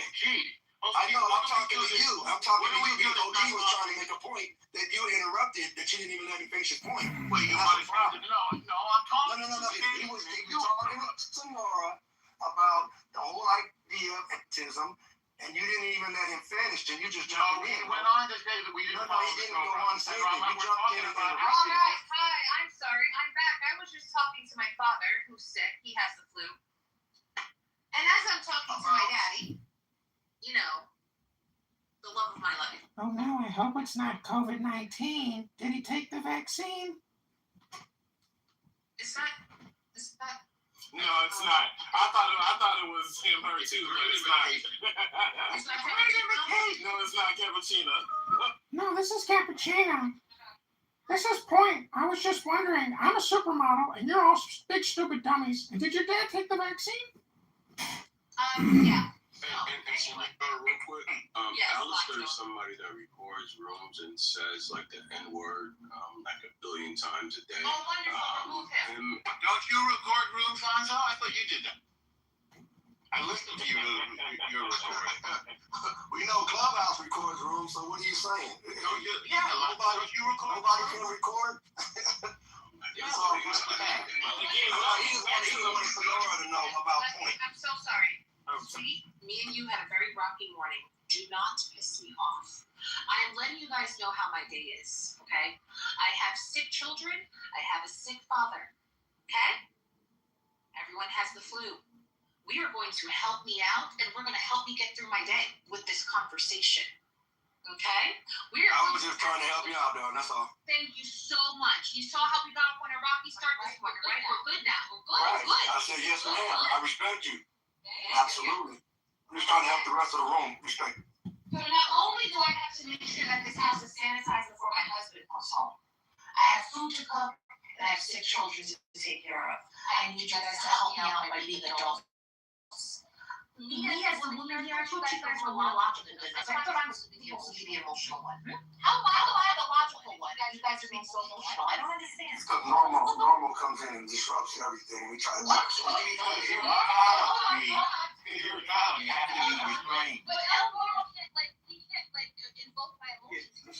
This would have to be done Right? on state level. Another person can't To get enough support from this is to right? But even then, there's logic in it.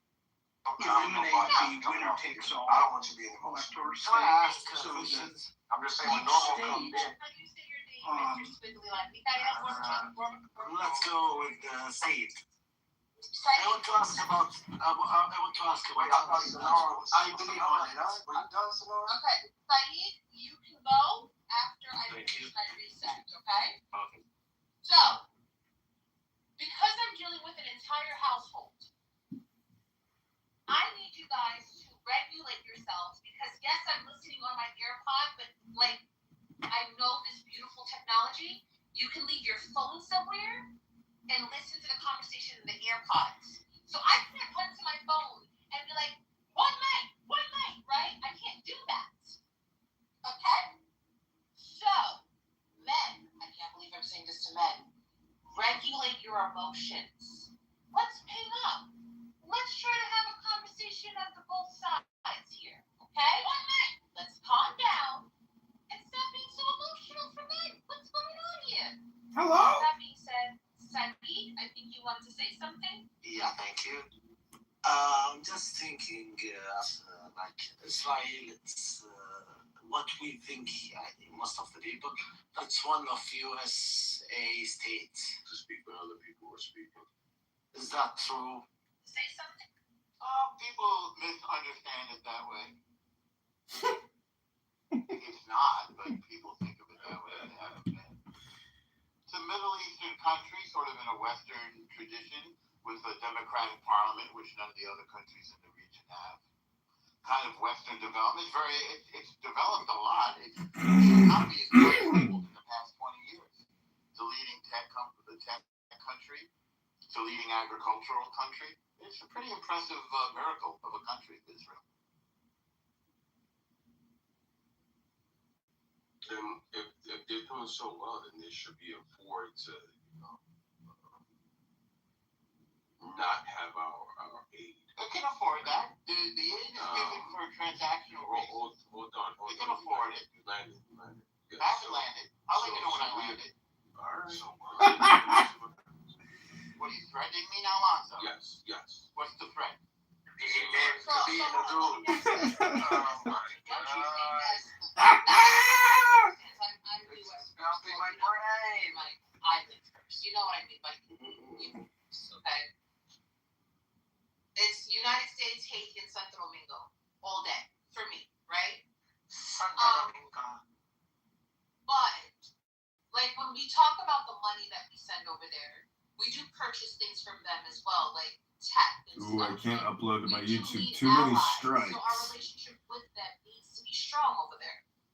Don't you agree? Or Hello? Yeah, I mean, we could work with Iran. We could work with Saudi Arabia.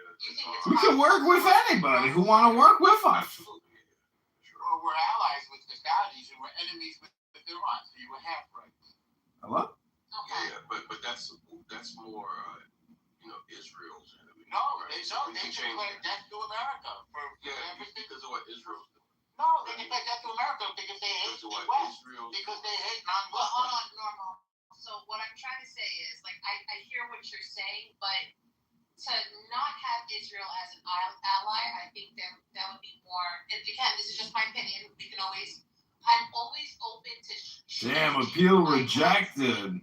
Based on new information, so I'm not stuck on this. But from everything that That's I an know old and video. I've read, I think it would be smart for us to have. You're such a. Nothing. From a very old video, they said that I violated. For us to do. So when we're talking about the money that we send over there. Terms and policies, restrictions. I wonder what the video was. I mean, they spend much more, but we spend much more money to Europe and Africa and Asia. I'm gonna. Normal. I'm really like. I'm gonna move you down, bitch. I'm gonna move you down. He's a job. All right, so You fucking bitch. yeah, I mean, Yeah, he's a bitch. send money to different places. I've roasted this guy so good so many times. I've had rooms completely turn on Lonzo and just fucking hate his guts. When you send money to other places, Haitians just destroy. Like everybody hates this guy. When I've roasted this guy so good. We just send it over there and hope that they do the right things with it, right? Some of the money that they use kind of gets skimmed to them having free healthcare, them having a lot of free shit. They even use some of our money to kind of further. If you can find this room, it's called "Can You Criticize Israel Without Being Called Anti-Semitic?" The house is called "In Real Life." In fact, the money that we send to Africa, right? We take like a PEPFAR, right? This is like something that's supposed to help Africans. Anything that has to do with HIV/AIDS, we're using that as a bargain tool, right? If Africa doesn't do this, and this, these African nations, we're gonna limit it, right? That's not right. So this is kind of sort of like what's been happening to these other countries, and that's not happening to Israel. So maybe we could start doing the same thing to Israel, right? Alonso. If you don't. Yeah. Complete, sorry. If Israel, like we can A kind of. South Carolina judge is preventing a man's execution due to his mental illness because he claims he's immortal. 25 years ago, a psychiatrist with the prosecution, as well as the psychiatrist and psychologist with John Richard Wood's legal team, agreed that he failed his two-pronged legal standard for competence to be executed. This place. He's too stupid to be executed. It's a lot of money. That's all. You know, as these videos come out, we're starting to see that these people, these Israelis, are taking advantage of these other neighboring countries, and it's just not right. Other people are complicit, right? Because them or their people have done this in other places like America and other European countries, so they just shut the fuck up.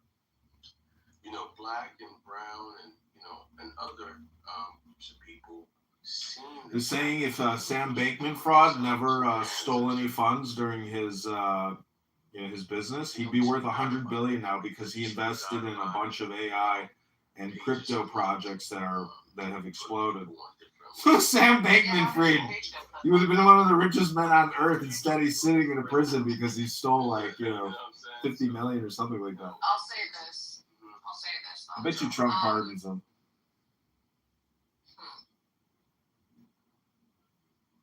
If I'm talking about global influence, I think the United States needs to have their hands in everything. Now, when we're talking about black and brown people specifically, you guys are going to hate me for saying this. I don't think either side ever liked us. Jewish people or Arabs, are we okay? Yes, ma'am. Neither side liked us. So I'm going to stick on the side of being American, nationality. And, guys, what's the best thing for America? Now, morality, I think what Israel's doing is kind of fucked up to the Palestinians and to Iran. I don't like it. But that doesn't make me anti-Semitic. Doesn't mean I hate Jewish people. Does that make sense? No? Yes? But go ahead, OG. Yeah, and then lastly, right, if you want to look at, starting of hating black people or brown people, I mean, you can go to the very, very beginning, right? Genesis, right? This is where, the quote-unquote Noah curses, Canaan theory. Alonzo, it seems like everyone wants to have this religious conversation. So let me come up with a title and we're going to shift the room. But keep going. Yeah, the curse of Ham came from, them, right? Came from, the Torah, right? So, if there was reparations, right? If we want to sue for racism, and if it can go back very, very long time, that shit is Genesis 9:20. That's 27. That's the curse of Ham, right? So, normal, owes me reparations. I'm on. As a Haitian? El Normo owes Lonzo money! Oh my God! Pay up, El Normo! Levi, they don't claim Manasseh. They don't claim, the other tribes. They don't claim Asher. Oh my God! They don't ever talk about it. They talk about the Southern Kingdom only. Oh my God! Judah. They don't really get into the other tribes, and that's very alarming to me. That there's 12 tribes of Israel, but all these people are because the word Jew is just short for Judah. And that's where it comes from. You guys helped me with a title. Give me a second. Dana, if you're there. No, Lonzo, I'm going to back channel you the link and then just post it so we can move the room. Hello? Go ahead, OG. Hello? Yeah. So the word Jew comes short from the word. That motherfucker John Kitover live streaming our hate speech room. He done did it again. Jesus comes from the tribe of Judah. Thank you for that clarification on the word Jew. People they have to protect. These people demonize and try to come at you is because they are lying. They lie just about everything that they do. And behind some of the worst things in the culture. Michelle Obama's got a deep. And some of their ships the ships that brought us here to America. You know what I'm saying? I'm watching some videos of Michelle Obama I've never seen before. These are things that you can She's find got out. junk in that trunk. Things you can look up. And just the amount of things that you can list that these people do against the world, and against us in particular. Hello? Because they know who we are. Hello? As opposed to who they are. And they know who they are too. Oh shit, they the real Jews! And they changed who we are so they could be who they are. Oh. And that's a weird thing if you don't understand. My grandma was a scam artist, my friend. I didn't know my grandma and my grandfather were lying to me. They were making it all up, my friend. They didn't teach me who the real Jews were. It's the Africans. Never happened to any of them. It only happened to a specific group of people, and not even all Africans that it happened to. Because when you're talking about the curse of Ham, Hamites are the majority of the African region, what we call Africa now. My friend. The majority Hamites. My friend, the trash bag. Same skin color. There's differences in many of these people, and those things are outlined in the Bible. The table of nations, all that stuff is there. And you have to really dig deep into it to kind of figure out why these people always go really offensive, and why the world is set up the way it is, that you can't say anything about them. I was removed from the room. You know what I'm saying? Every time he says, oh, well, you're one of these people.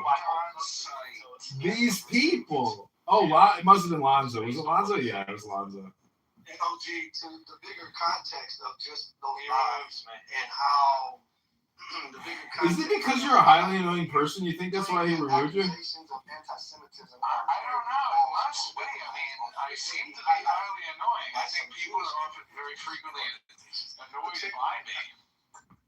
And, well, I just want to, play. I just want to play with the other people who are playing the game. I really just want to play. I want to play with my friends, my fake friends. I want to get dopamine. I want to get dope. Looking for dope. I'm a dope feed, just like you. I'm gonna change the title of this room. It's now called "Can We Convince Zach to Read a Book?" Can we convince you to do that?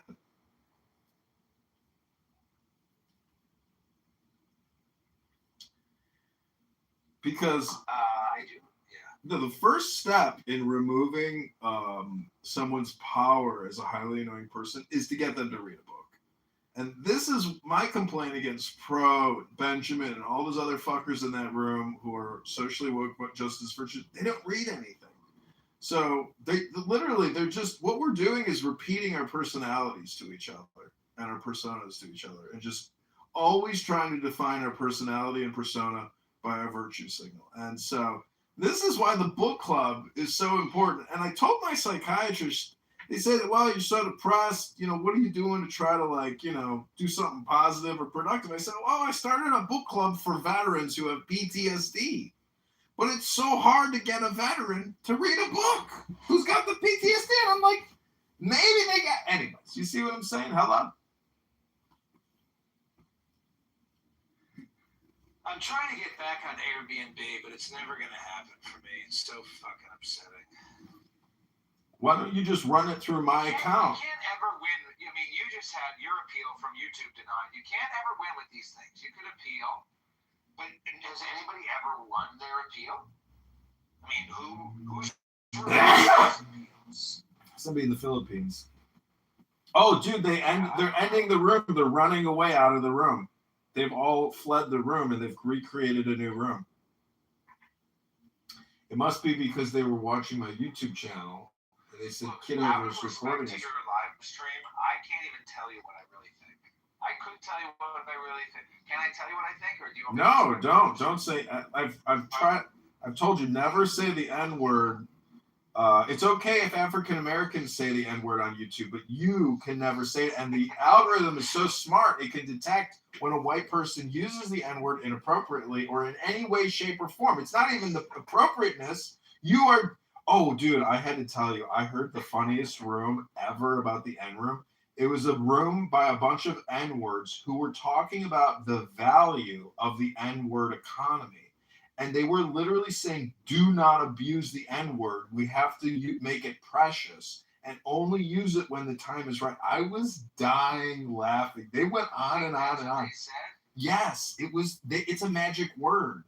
It is a magic word because it's one of the top 3 words you can't use. Actually, it's the number 1 magic word because you can't use it. So it basically, you know how the real magic word is the name of God? Well, to an N-word, the N-word is the name of God. And so you can't use it unless... So like, don't use the... Exactly. It was the funniest. Never use the N-word in vain. Only use it when it's profitable, my friend. Right. Only when you really got to hit it with the N-word, that's when you hit it with it. I couldn't believe what I was listening to. I was like, dude, I was happy that I was recording it, and I was like, oh, I can't wait to tell Zach about this N-word conversation. And yeah, my sister one time, she watched a video or something, or a room. It was called like, the N-word or something like that. And my sister was like bringing it up. Like, anyways, it was just very funny. It's because that's the thing. It's all about comedy. Well, that's what I was going to say. I don't want to say it out of respect to your live stream, but I was going to say them N-words is G-word, the G-word. Them N-words, the G-word. What's the G-word? Gay. Oh. Well, I actually heard a rumor that Donald Trump is bisexual. I just read an article that said that Donald Trump was wearing a diaper and had poop in his pants. I just read that Donald Trump suffered from narcissistic personality and borderline. Oh, so wait, you were diagnosed with borderline personality disorder, right? That's what they told me. That's what one lady told me. It's crazy because my psychiatrist, Dr. Vinny Boombasi, the other day at the VA hospital, he said, have you been diagnosed yet with borderline personality disorder? I said, no. And he read me a list of 9 things. And I said, yes to every one of them. He says, you said yes to every one of them. You've got borderline personality disorder. I was like, oh my God, I never knew.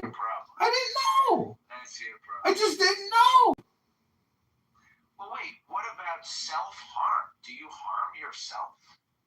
I'm trying not to, but I have thoughts. Well, suicidal ideation is not the same as self-harming behavior. But what my therapist told me is that women are more likely to cut their wrist, which is not a very manly thing to do, but a man might do something like punch a wall out of anger and break his hand.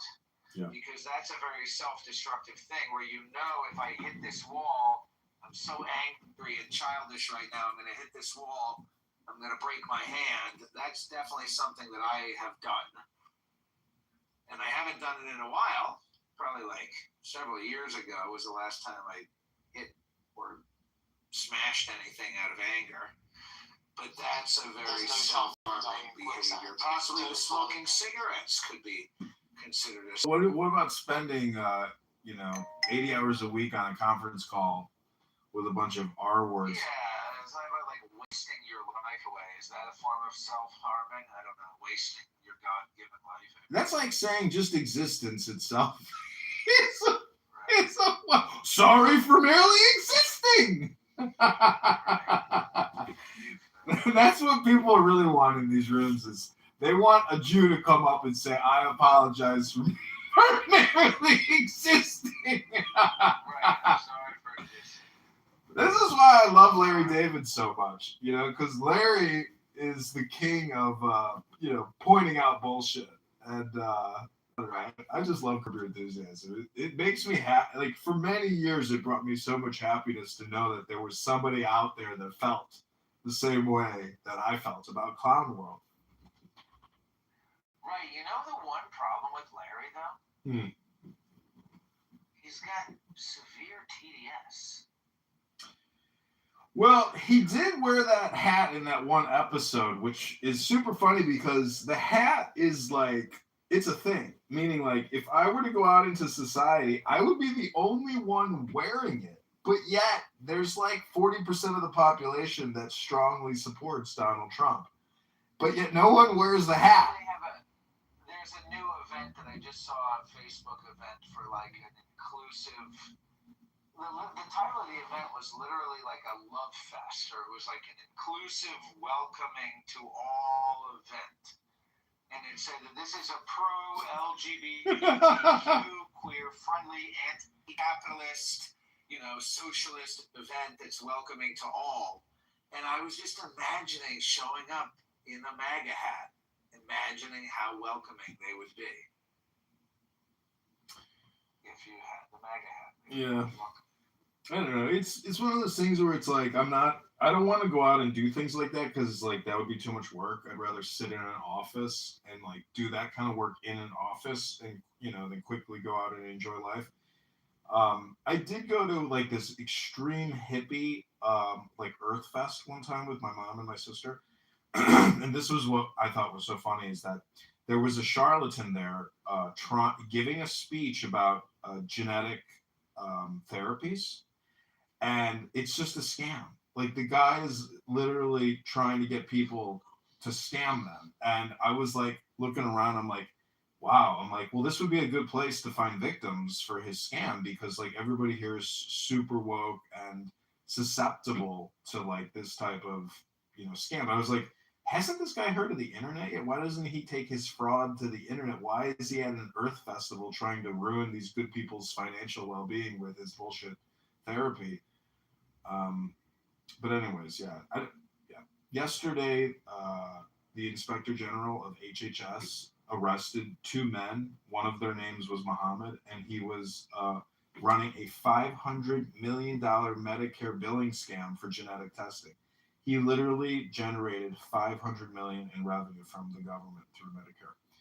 And thank God we have Trump in office to try to stop this shit because I think I'm at the point.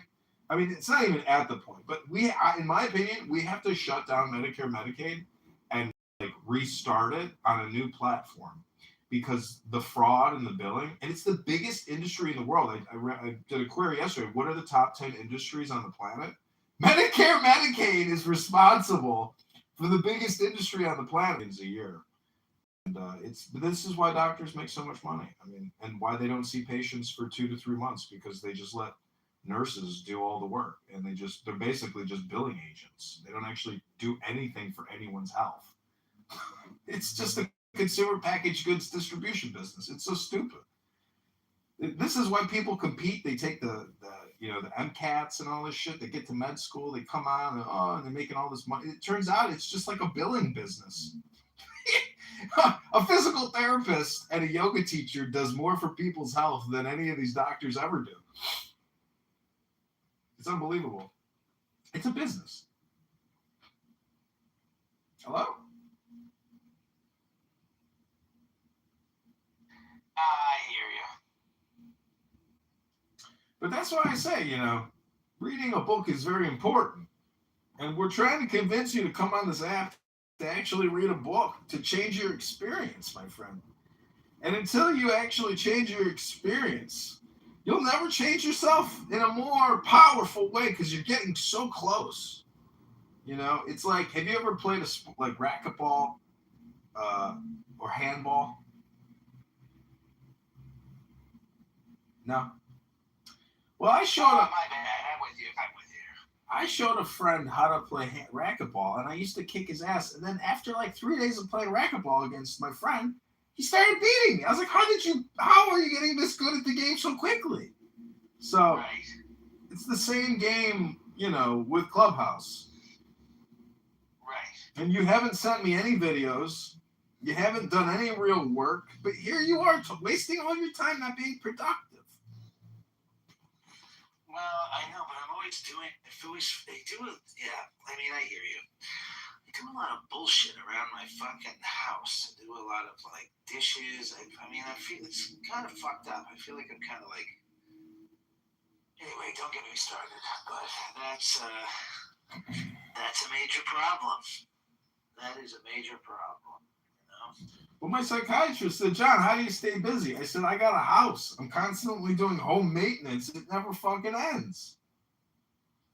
She put down home maintenance. Remember the thing about the 60 pairs of underwear? Yeah. Today I actually got to start doing laundry. Getting close. It's the beginning of laundry week? No, laundry year is the way we do it in terms of my. See, every week is like 1 year to me because of my abundance. What you do in 1 week, it takes me a whole year to do. But it's not because I can't do it. It's because I don't have to do it. Right. Oh, look, Alumi is here. Welcome, Alumi. He is a member of the book club, actually. He read a book. We read books the other day together, and then I think he, insulted me and then left. Welcome back to the book club, Alumi. Oh, maybe you didn't insult me. Maybe I was insulted that you left without saying anything. Maybe I was rude to leave without any You Irish goodbye. signal. Yeah. You just Irish goodbye all the time because I say fuck it. Hello? I don't know, John. I think you. I don't know. Maybe you haven't felt respected by people. And, No. It's not about that. I could care less what people, think in turn. Because I don't respect the people here that don't give me respect. I mean, that's what it is. I mock a lot of people. Somebody applauded me for running for Congress, and I said, I'm only doing it because these people are worthy of mockery. But that person didn't even give me a response. I don't know if they agree with me. A body was found by a Portland roadway today. So, Lumi, are you going to read a book? If you want a mod badge, you got to read a book in the Can We Convince Zach to Read a Book room? Because he's busy doing dishes all the time and washing his underpants. But you probably don't wash your underpants or do any dishes, do you? I have to go teach a driving lesson to an African immigrant. Oh, my friend, what did you think about the classroom work? Because do you do classroom work with these people? Because when I did my driver's test at 16, I had to do classroom work on the road testing, all that bullshit. I don't do the classroom rook, but they want me to do the classroom work. They want me to, but I just do the part in the car. But I think that I'm gonna start doing the classroom stuff as well. Yeah. Because that's where it's fun, where you can just test people's, language and comprehension skills, and then you'll say, oh, there's a reason why you're a shitty driver. It's because you can't even, comprehend and perform in the classroom. But I think the classroom work is where you can break, through the threshold and get them to start maybe driving better. Hello? Oh, so you're going around sending these little gold coins around, huh? You sent me 2 cents. 2 penny bit. It's better than trying to prove to people who won't reason or hear you that you're not necessarily coming in hostile. Well, I bought the bare minimum of the gold coins, and it's so stupid. I was sending gold coins to myself to try to see, how could I actually monetize this app? And the gold coin system here is you cannot make any money from it. It's stupid. It's just like... It's okay, Draco. There's only white people here. Come on. Draco doesn't read books. I think this app would be a lot better place without a lot of these minorities. Well, the way I look at diversity and discrimination is that if you let go of your opinions, there is like a fully automated response effect that is created by no longer having opinions. And what happens is you can actually become successful through the diversity and discrimination. And a lot of the complainers on this app don't know the secret to creativity, which is essentially just jumping in the river of diversity and going with the flow. It's the discrimination that prevents you from actually, in a way, achieving a higher state of happiness, which is nothing more than consciousness. So people are their own worst enemies, and they are their own block. And to get around that, you basically just have to let it go, meaning all your assumptions, opinions, and pre-programmed dispensation or disposition. Your personality and your character is what's preventing you from attaining more joy and abundance in your life. It's my opinion, of course.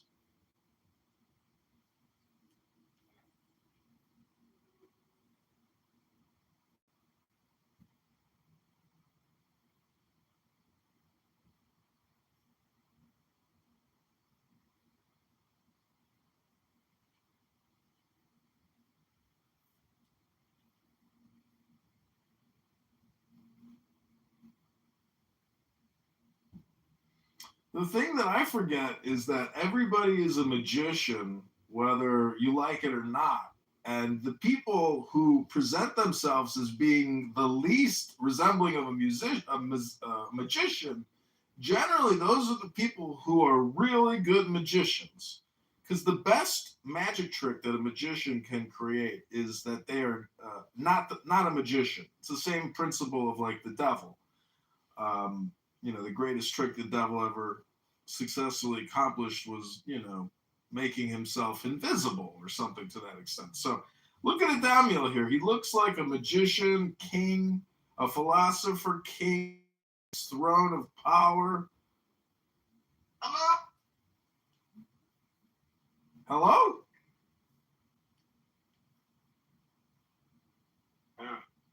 Oh, it's a meme.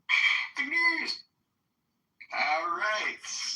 I don't know, man. You have, yesterday I didn't came, but better late than never.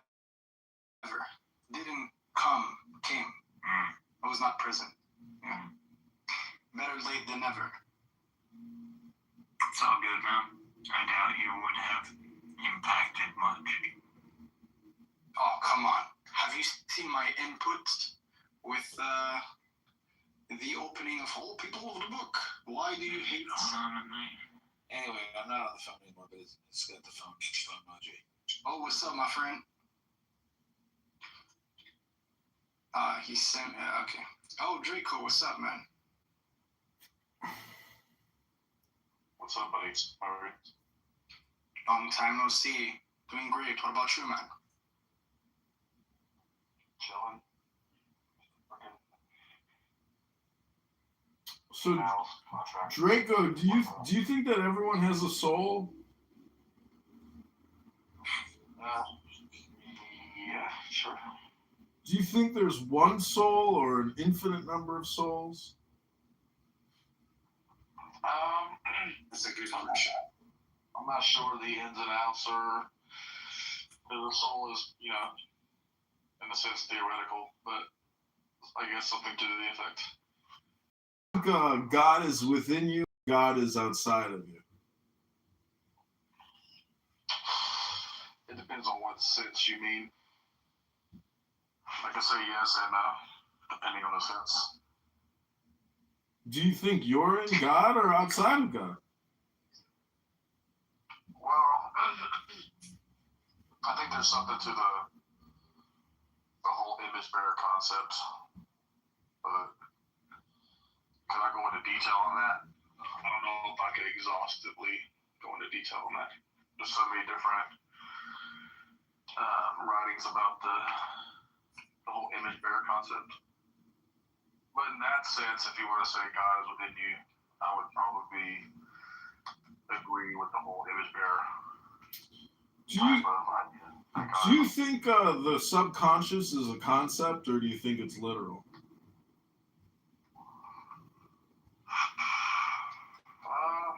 I think it could be both. I think for me, it appears that it could be something that's literal, but I'm appealing to my own experience to derive that, I guess, and to other experiences. But could I be wrong? Sure, it could be something that we, developed. Do you think you have an ego?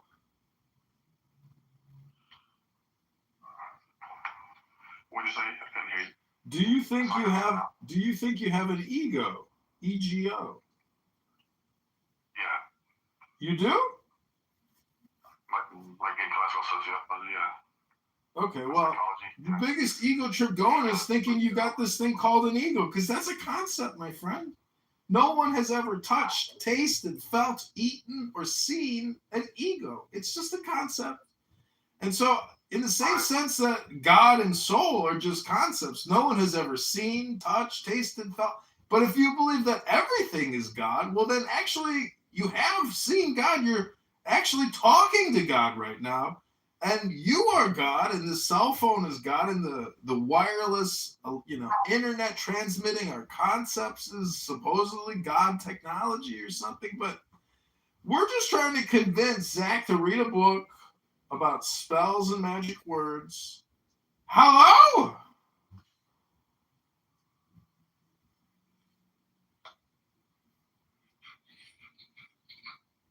Go ahead.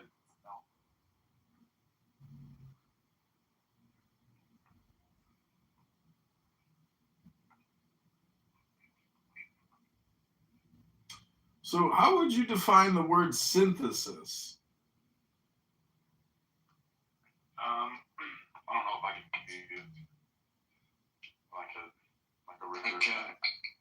relating subjects in a cohesive framework. Do you think A plus B equals C would be a good formula for synthesis? Depends. I don't know what you mean, but is there a zero concept? Like, could B be equal to 0? Well, could 1 equal 0? Or could 1 equal 10? Hello? I thought you said A plus B equals C. That's not what you said? Meaning you have two variables, and when you add them together, you get a catalyst known as C. Or you can multiply them or divide them, or put them to a power. So I'm just saying that for many Christian literalists like Regal or Megatron, they fail to see their own mystic path. And essentially they, in a way, they devalue their self by putting such a strong emphasis on this tertiary God, which is supposedly like a literal all or nothing point of supreme power and intelligence. But the concept that you are part of a one God or a one universal God, it's just, I think it's just energy metaphysic, meaning that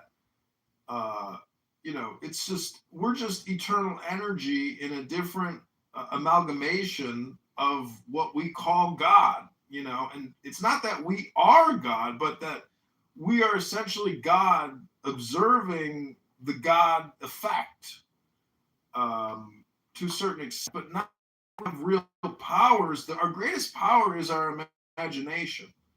So whatever you can pretty much visualize in your mind's eye, you can, in a way, hopefully create in the real world. But with AI and all this other stuff, I think we're living in the best of times and the worst of times. And you can go around this app and confirm it's the worst of times for people. But there are just rare people who are actually super optimistic and positive, because they're happy and they know it. So part of therapy and psychology and philosophy and religion is to really to try to make your experience less friction. You know, grease the skids, grease the wheels, put some oil in the engine. So in order for this, I think there is a need for increase in honesty and truth. I think truth has less friction than like lying to yourself, or because that's the thing, right? Sometimes we do try to hide something because we're scared of it or whatever, but no, like when you address it directly, it's better.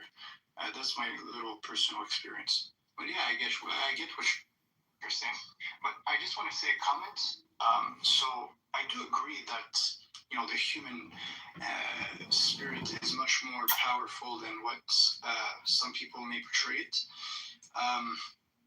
But let me ask you a question. Do you think when you say like that everything is God or you're God, do you think this is like an ontological identity, or it's used in a different way? Well, ontologically speaking, I'm not sure what you mean by ontological. I'm merely just trying to say that everything is God, as opposed to nothing is God. But again, this whole thing is just personal development. Don't take it too literally, and don't waste your time, with it in a way. Like, there's just too much personality involved in it. Like, everybody's personality is wrapped up in their religion, your persona, your non-playable character is what I'm trying to break.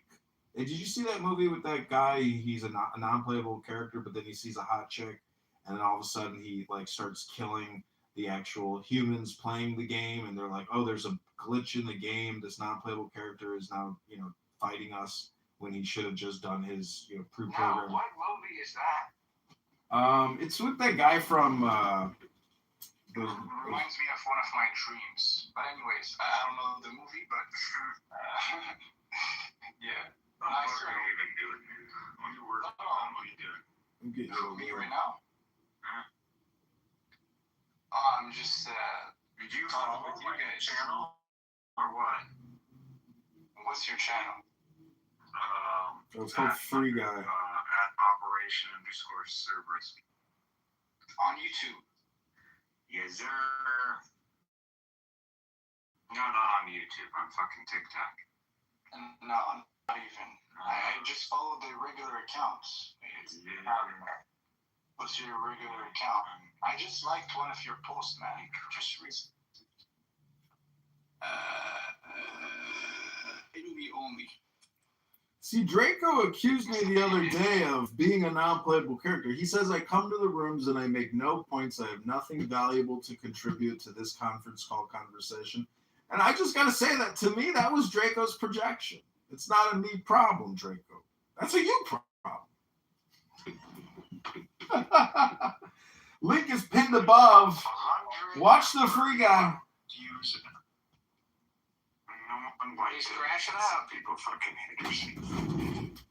Bro, it's because it's just a picture. You literally just posted a picture. So what? What else was there?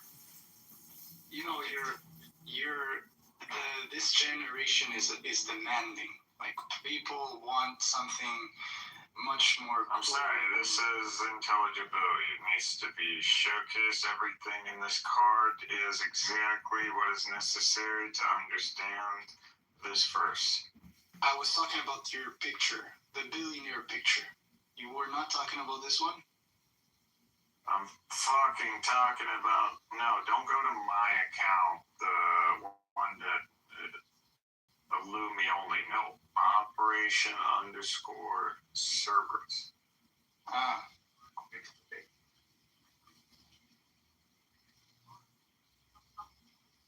Cerberus.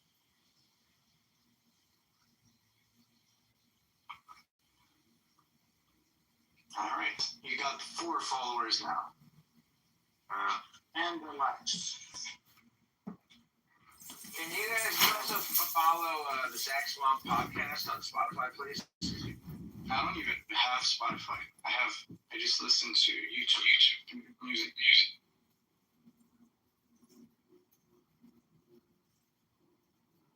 So my question is, do you think Muhammad was a mystic? So the definition of mystic is what? It's like someone who, is connected to hidden knowledge. I think mysticism is about transcending various sects of spirituality and saying something about how everything is connected. I think the mystics of different cultures, the one thing that all the mystics had in common was that they said that everything is. Well, from that definition, I would say, yeah. It's. Do you think Muhammad was a mystic? Do you? No, but mystic, like when you say mystic, like if I take the define mystic, yeah. Yeah, from the definition, I'm just saying, like from the definition, I don't see an issue. You said someone who What's the definition? Someone who's You're talking like ontologically? Anyways, so someone who sees beyond tribes and someone who sees beyond spiritual, spiritual sects, I guess, or boxes. Yeah. I don't know. I think it's like it's metaphysics.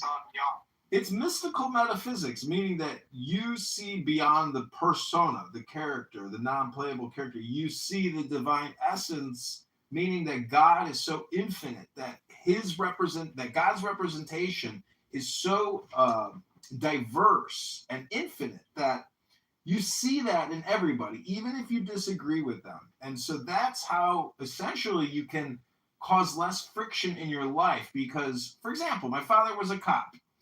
And somebody from Africa on the street decided to take their $20 worth of McDonald's food and throw it on the street. And so my father came up to the car and said, "Excuse me, sir, but I believe you took your garbage and threw it on the street here. And I'd like to give you the chance to pick it up and put it in the garbage bin over there." And the guy from Africa said, "Fuck you. And you're only harassing me because I'm an N-word."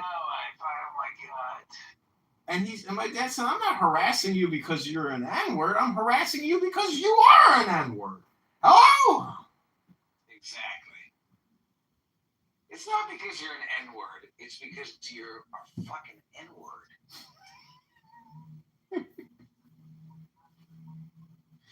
Anyways. I don't have a problem with people who are the N-word, by the way. See, the thing, So the one here, I just want to see something here. It says the definition of a mystic, according to the Cambridge dictionary, it says someone who attempts to be united with God through prayer. Okay, that's one.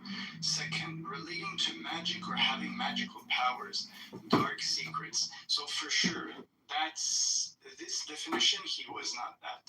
I don't think he was. Of course, he's not a magician. He's not a. You never heard his nickname, Muhammad the Magician? No, I said no. Of course not.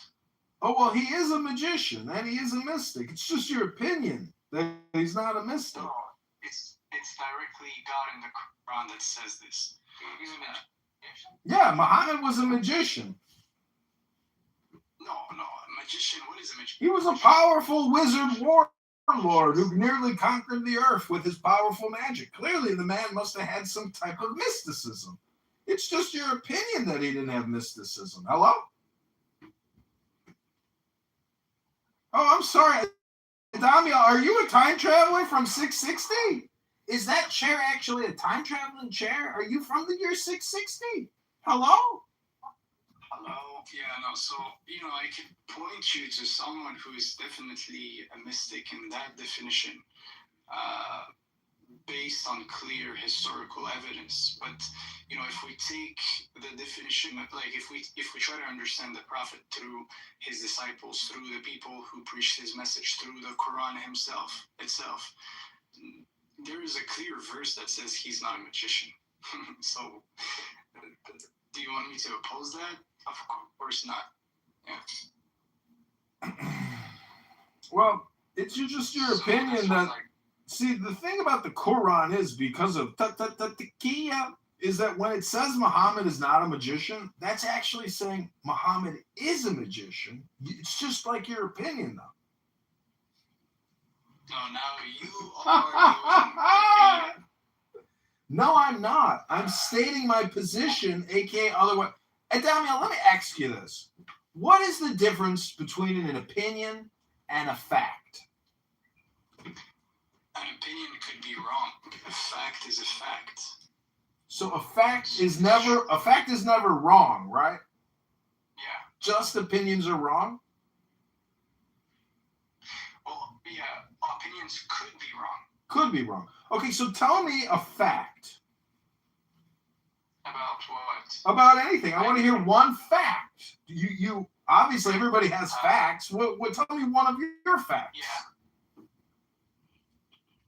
There must be a necessary existence. There must be a necessary existence. Well, that doesn't really sound like a fact to me. There must be a necessary existence. There is a necessary existence. That's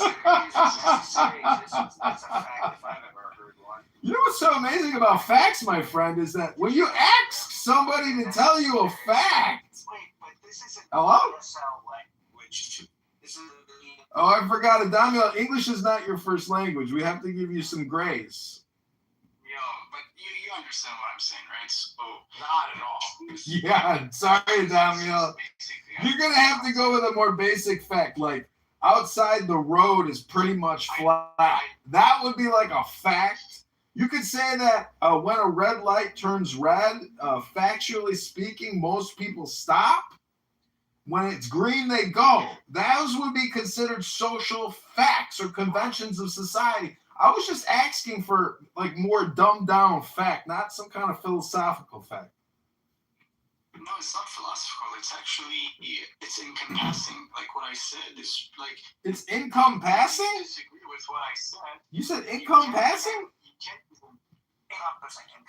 Oh, encompassing. Okay. Encompassing. Yeah, encompassing.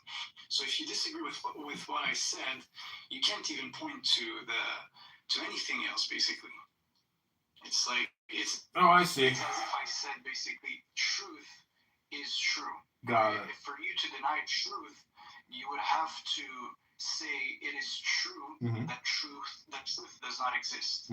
So. Have you heard of Ayn Rand, Damiel? Sorry, what? Have you heard of Ayn Rand, the famous publisher, philosopher, ethicist, the objectivist? Hello? No? No. Well, I don't think we can actually have a conversation about any of these things until you really read Ayn Rand's Virtue of Selfishness, and it's about ethics. For example, do you think that do you believe that there's currently an Islamic State on the planet? Yeah, of course. Of course. That's a fact, not an opinion, correct? So tell me, what makes an Islamic State an Islamic State? As long as they have the Sharia or a form of the Sharia in the Constitution. So if a society has a form of Sharia in their constitution, they are considered an Islamic State. And where does the charter for an Islamic State come from? From the consensus of the scholars. Incorrect. It comes from the Charter of Medina. Are you not aware of the Charter of Medina, the Constitution of Muhammad and Islam? Well, that's not a consensus of scholars. That's Muhammad's proclamation. So the Covenant of Medina is one of. Okay, so that's one of the documents they based themselves upon. for the Sharia, but the Sharia also is based on the Quran, whereas it's also based on Hadith. So it's much more than just that. So that's why, like, in my opinion, the best answer is just the Jama'ah, the consensus of the scholars, which makes up the Sunnah, basically. Or you could say also the Shia cleric consensus, right, based on their definition of what an Islamic state is. But I think they don't think, like, I think that the Shias, they don't think there is an Islamic state, if I'm not mistaken. Because for them to have a valid Islamic state, based on the real definition, there must be an imam that is alive. One of the 12ers, right? 12 imam. So you could say, like, Iran, from a Shiite perspective, is simply like a wish version. It's not even complete. Is that a fact or is that an opinion? No, that's I think. I'm not sure. It's not a fact. Well, it might be a fact. That's the thing. But it's just like I'm relaying an information that I'm not sure. So, yeah. So it says that an imam is a Muslim religious leader derived from Arabic for leader or guide, delivers sermons or khutbah, provides religious guidance and serves as community role model. So it's really just like a leadership position within the Islamic State. But, you know, in terms of like how many Islamic states are there around the world? Is it just one Islamic state or is it multiple Islamic states? There's like maybe 20 more, multiple. Right. So the many faces of political Islam. Anyways, Rabbano Shalom, we tried to convince Zach to read a book here today on Clown House. We couldn't get Zach to open a book. Are you willing to read in a book, Adamiel? Let me update the title to Can We Convince Adamiel to Read a Book? Of course, I read a book, but you asked me the question the other day concerning if I wanted to read a book of magic or whatever. I said no. That's just not it's not my vibe, you know? Well, you know, the Quran is actually a magic book. Oh, come on. Really? You don't, it's from the medieval times.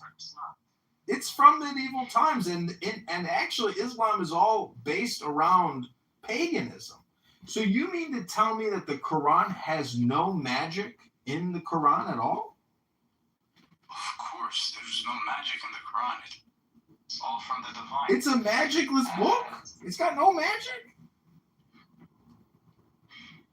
Again, like, so in English you have this, so that's the danger, I guess. In English you have two aspects when you say magic. Something is magical. You could say it in the sense that it's fantastic, right? But in Arabic, there is just one word, and you cannot mess up with this word. It just means deception. It's bad. So, yeah, you cannot say the Quran is magical from an Arabic perspective in any way, shape, or form. Yeah, you would have to use other words.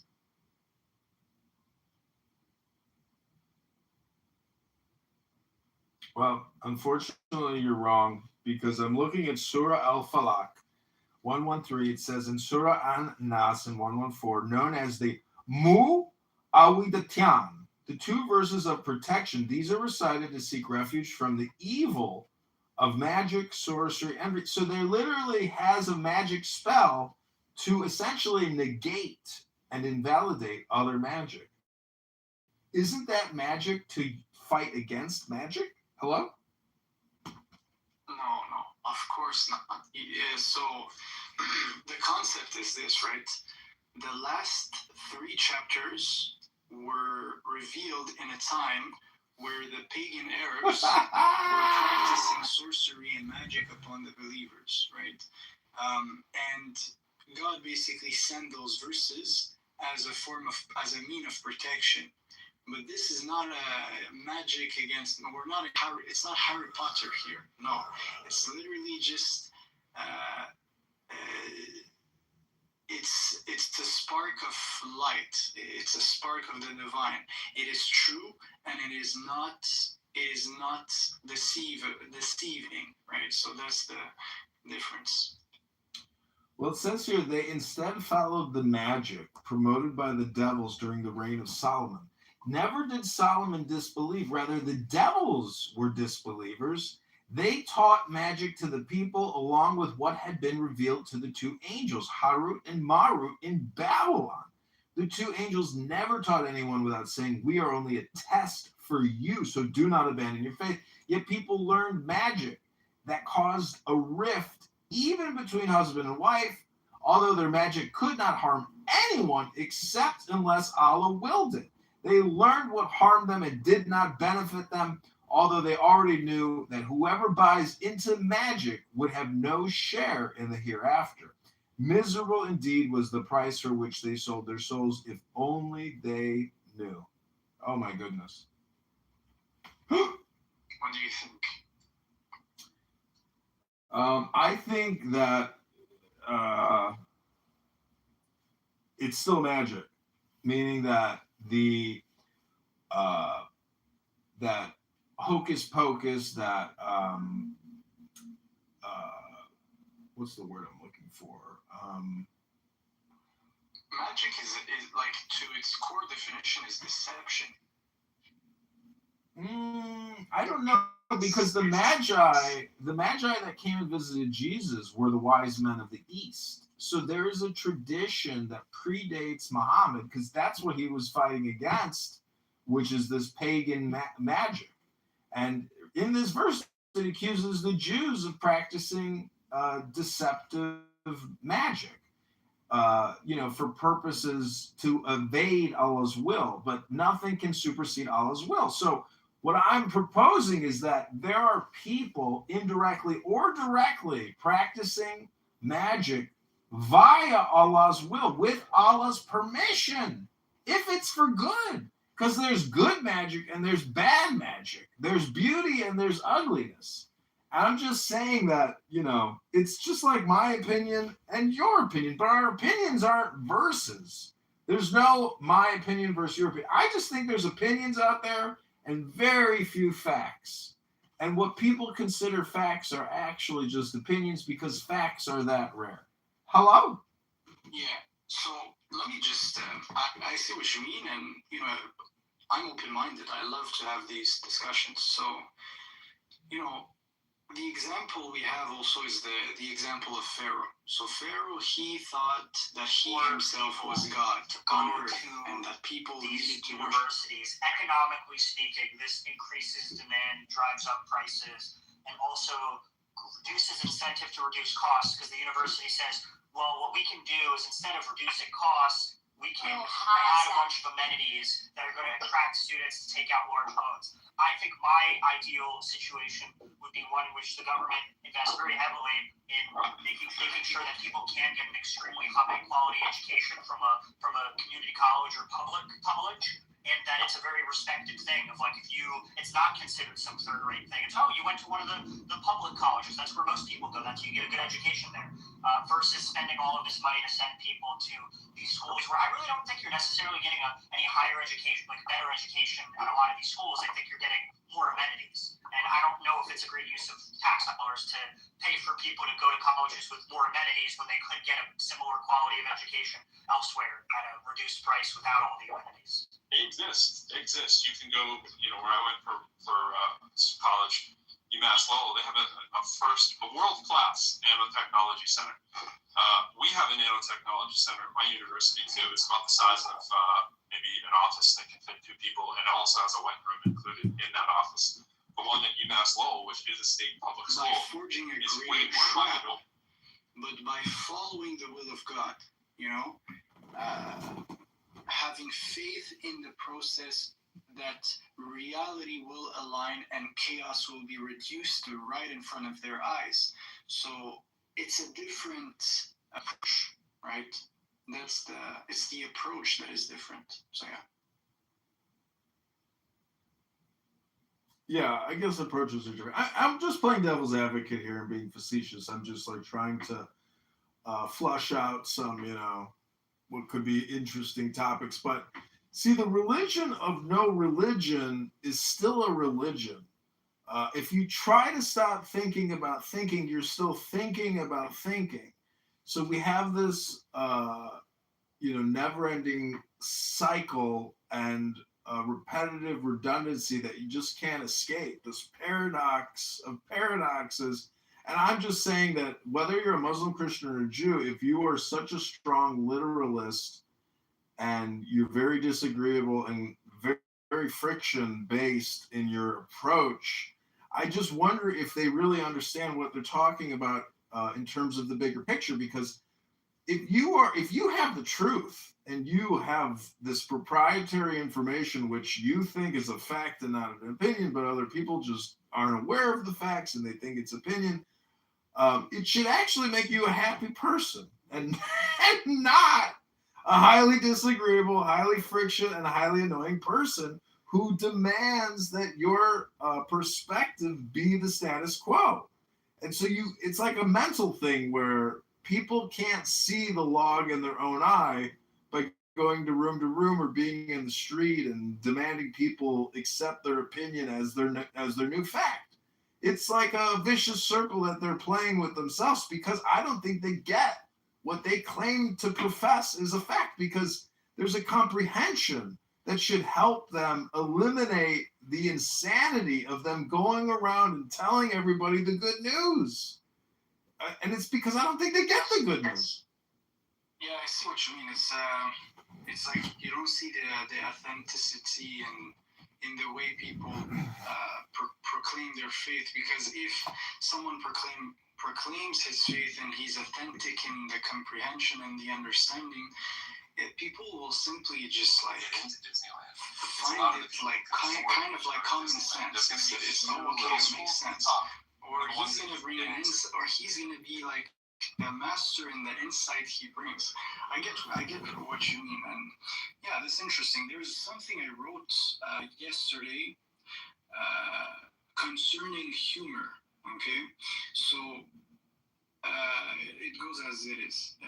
To grow old and to lose your humor is to lose your spirit. For the one who can no longer smile at truth has already begun to resist it. And the one who wears heaviness and holiness mistakes hardness for righteousness. Truly, when joy departs, discernment soon follows. For a spirit that cannot rejoice cannot recognize what is alive. So be aware of the teacher who has lost his laughter, for he guards the form and forgets the I see that they were right to point out that if we had a single army, spirituality, we would invariably lose our liberty. So it goes along with what you So when you point out that there's less than 4% of the people in the United States of America are actual veterans, or depending on how or when you've measured it, actually, he's so disagreeable and he could just like break everybody else, and it doesn't work, man. Like, it's not how it is. You should never claim absolute knowing. Like, you know that this guy's gonna go to hell. You know you're saved. This is like so dangerous. So yeah, I would rather be careful with these type of people. So yeah. Yeah, I mean, it's basically all or nothing thinking. And the thing is, if you don't believe in a universal ethic, that's the metaphysic where it's like, okay, I still respect and appreciate your existence, but I don't agree with your law, opinion, or perspective. But just because I disagree with it doesn't mean I want to like overthrow you or make you submit to my will. But it's you, the opposing party, who actually, that's what you want to do to me. So it's like, it's ridiculous. And so an all or nothing religious person who has no wiggle room. See, in the word humor, the first three letters are hum. So it's like a positive vibration. But in my opinion, if somebody comes and they have a negative vibration, it's really their lack of comprehension. And so they could refer and defer that to God's will. And then I would say, well, it's just your opinion that it's God's will, and it's my opinion that God's will is different. So it's like it's a pointless, never-ending debate. If you really wanted to test somebody's comprehension in the divine, you would just put them up on a stage and say, okay, you got 30 minutes or an hour. Go ahead and entertain me. And let's see what you got. But then you would still never prove the existence of God. You would just merely be showing and making a demonstration of your opinion. So that's why God and ego are technically the same term. They're both concepts, totally abstract. They don't exist in the objective world. Merely it's a subjective world. So we have people who take the objective world and call those facts. And they say the subjective world is merely opinion. But I'm at that point where I think the subjective world, there's a synthesis that happens between the subjective and the objective. Like, that's the real birthday cake. That's the steak dinner. That's the experience and the happening. And it's like, you're going to live for 2.5 billion seconds. Why in the world would you waste your time constantly arguing with people about concepts that are just your opinion? Hello? Yeah, that's actually alliances and everything. Different allegiances. I think you need to spend a better word is allegiances. Their allegiances. Maybe not the only. The Civil War was the first. Yes, so right. The first war. If you set aside things like the War of 1812 or some of the other small conflicts. We got Mexico with the Spanish War. Yeah, the Spanish-American War. Yep. Yeah. The Civil War is the first war that is being fought wholly based on executive seizure of authority. The legislature was responsible for all the other military expeditions. But when we get to the Civil War in 1861, Lincoln completely ignores Congress. He completely refuses to recognize Congress. Unilaterally suspends the right of habeas corpus, begins jailing people who criticize him, a complete violation of the federal limitations on power contained in the First Amendment. He calls up the militias without a declaration by Congress, a complete usurpation of the legislative authority, non-vested solely and totally in the Congress. It's one of the Constitution. We did that. Schools have these kind of programs. Kind of like they have something like first it should break on them, right? Or else it's really hypocritical, right? Jesus said, remove. Hello, Diogenes. You know that guy TS. Do you know what's so amazing about The Boy Who Cried Wolf? Yes, I do. What? Is that the lesson is so clearly lost on the public. No, there's a secret mystical interpretation of Boy Who Cried Wolf. It's not that you lose credibility the more you complain and cry. It's that every single time it works. So every time you come back with the new complaint, it just reframes the old complaints and it works again. And until you actually bury that wolf that keeps, redundantly complaining, it will never end. Hello? What are you talking about? The wolf is not complaining. I meant the boy. Hello? The boy. You said wolf. You meant boy. I see. Yeah, I meant The Boy Who Cried Wolf. I'm just saying that guy TS, he creates rooms like, he uses the S word a lot. And it's just like, what is the S word? It ends in an E. I can't say it live on the YE, the YouTube. S and an E. Yeah.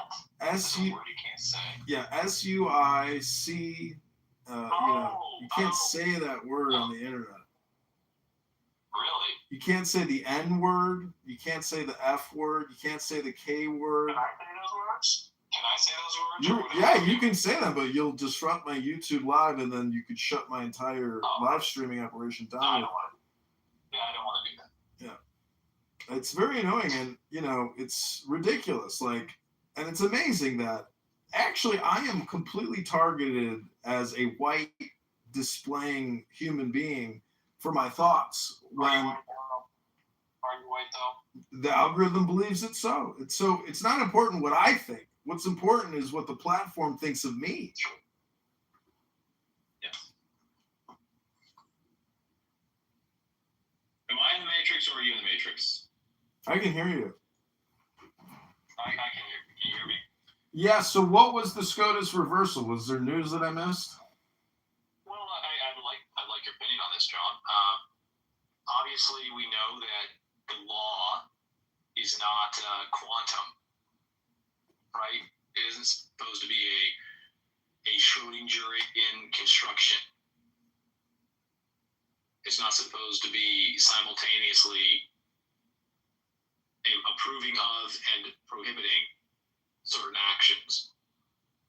So when the SCOTUS makes a ruling, it is definitively establishing an interpretation of the law. Well, when SCOTUS reverses itself, what are we to make of the law that is now simultaneously endorsed and prohibited a behavior?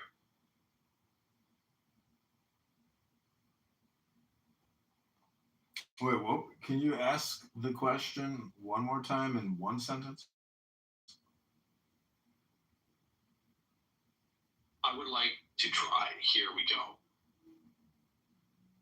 The law, according to the Constitution, is to be arbitrated by the Supreme Court of the United States. It cannot simultaneously allow and criminalize the behavior. It cannot simultaneously prohibit and endorse behavior. When the Supreme Court of the United States reads the Constitution to endorse a certain behavior, but later the Supreme Court of the United States, the same entity, reads it to prohibit a behavior, what are we to make of this irreconcilable contradiction? And what are the implications for the law itself? Yeah, that was another giant run-on sentence. Can't you compress it to one sentence? Come on. Yeah. Supreme Court of the United States has contradicted itself 250 plus times. Probably. What are we to make of these major reversals? Well, it's personality dependent, and whoever the president, it's not supposed to be. It's not supposed to be, but it is, unfortunately. No, it isn't. Hold on. If it is personality dependent, then it isn't the law. No, I'm not in disagreement with you. I find it ridiculous and abhorrent and very upsetting. And, I'm not happy with reality, but I don't know how I can. Hold on. We have to be clear about this. It's not the law if it's subject to personality, right? And so if we can agree there, we've taken the first and most important step to rectifying the situation. And we've recognized that it is not the law that is governing us. It is personality. The judiciary has been reduced to personality. Yeah, we have an attorney. We're not having the law. We have an attorney general. We have an attorney general in Chicago who let off serial murderers because her personality deemed that it would be socially equitable. And, to me, that's like, okay, well, I'm at that point where I think unless sheriffs are willing to sacrifice their careers to arrest criminal judges and other criminal attorney generals, because they have that legal power and the gun and the badge, we're in a lost society, which is rapidly unraveling because of personality and because there is no adherence to the law. Right. If the final authority on the law is unmistakably, logically based on personality and not on explicit textual law, then you are not governed by the law. If any difference in understanding of the law is adjudicated by personality, you are not governed by the law. And if we are not governed by the law, then this entire system is illegitimate.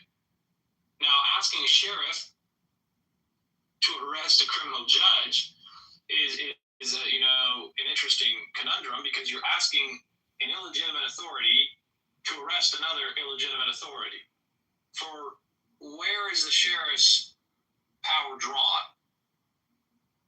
Do you have sheriffs who are governing legitimately? Well, it's possible because they are elected, and so, but also their authority does come from like state legislature and laws. It just, see, this is why, like, I think philosophy is so important, because it plays a contrarian role to a lot of bad opinions, which are anti-law and are really just based on, these feelings of injustice. And when people are complaining about injustice, what they're really trying to do is bring more injustice into the world. People say that the country's going to go fascist, but they're going to be liberal fascists, not conservative fascists. And I think we're already living in a liberal fascist society based on the fact that we kill 2,000 to 3,000 babies a day. We have rampant deficit spending. The country's basically, we have enslaved our population to service debt. And I asked Grok yesterday, what are the top 10 industries? That was interesting, because it turns out that life insurance, health insurance is the biggest industry on the planet. Yeah, it's called Alistair. The biggest industries are finance, insurance, and real estate, which is a complete of what is natural. The biggest and most important thing in everyone's life is the ability to have the 4 F's: food, sustenance, shelter. These are the industries that should always be the most valuable, the most important. And when you live in a society, a civilization that has elevated insurance, real estate, and finance to the most prestigious position, you're clearly in absolute defiance of nature. And this state of affairs cannot continue. Like, have you ever read Caesar's War Chronicles? His war commentary? So Caesar wrote down everything he did. Every battle, every little problem. He sat there and kept a daily journal, and you can read it. It's remarkable. But what's amazing is they were interested in military technology and military organizing and social security in a way, but they didn't have this third branch of the government known as Medicare, Medicaid, or the medical industrial complex. In my opinion, if we want to save America, there's only one thing we really need to do, which is to end government medicine completely and make it into an actual productive and efficient business. Listen. You are asking the illegitimate entity to punish a different part of the illegitimate entity.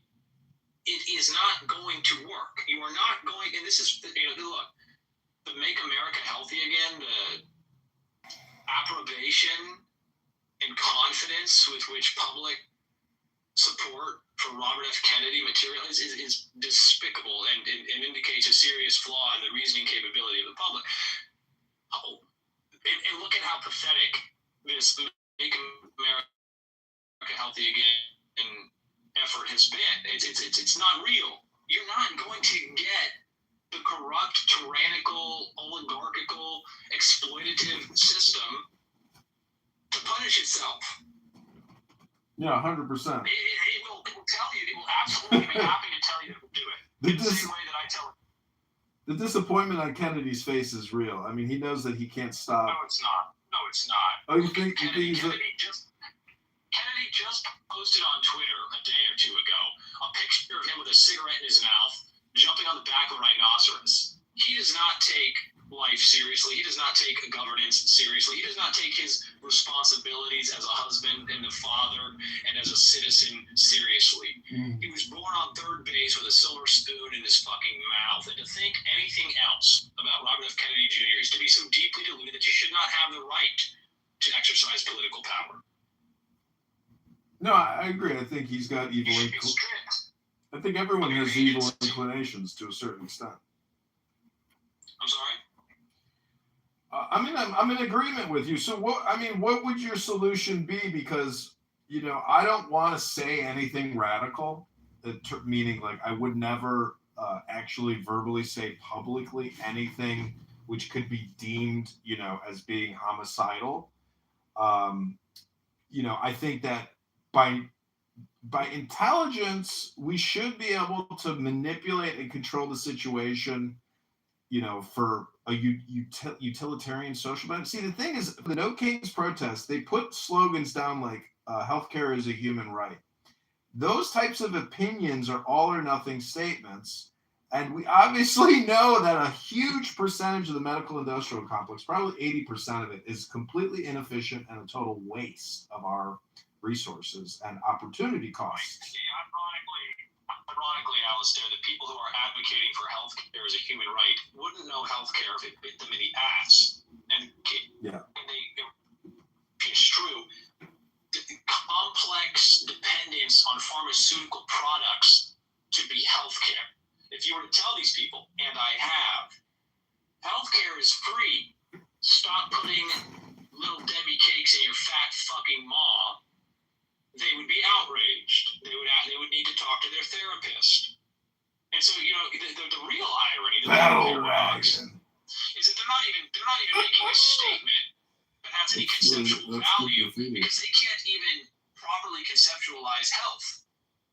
I mean, these are the same people who heartily embraced healthy at any weight and body positivity. Actually, that looks like a proper artwork. They don't know what a healthy body is.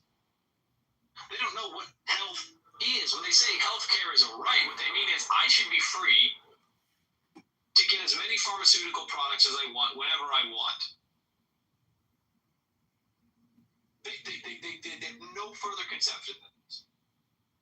And you ask them, what kind of drugs do you want? Well, I take Lexapram, and I take, and they just list off all the pharmaceutical products that they think that they need to be healthy, and they're not healthy people. They're weird people. They're unhealthy people. They're not robust. They're not physically resilient. They have metabolic dysfunctions. They have massive deposits of adipose tissue. They have fatty liver disease.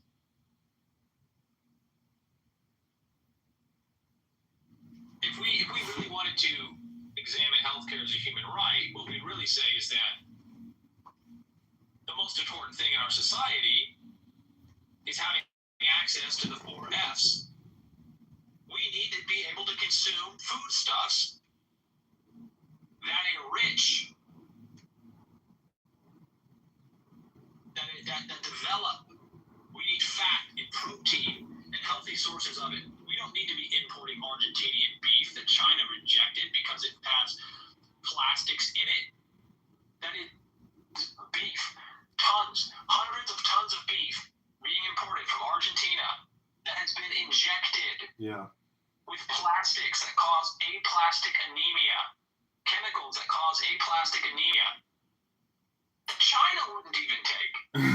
But is the Make America Healthy movement addressing this? Are the people holding signs on the street saying healthcare is a human right addressing this? No, they're not addressing this. They're not even aware of it.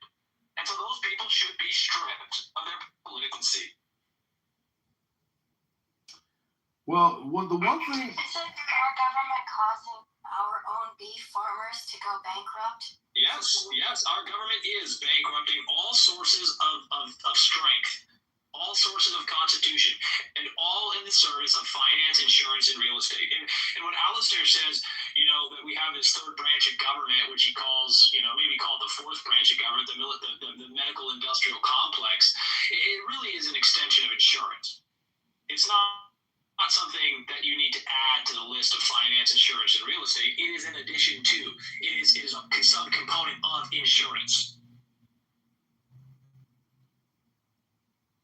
You know, the one thing I like about that Caesar's war commentaries is he's complaining that the Senate isn't doing their job, and therefore he himself will personally pick up the reins of governance and govern regardless of mandate or election. That's a little bit how I view my life, now, meaning I don't think that I can actually change anything other than my own personal behavior.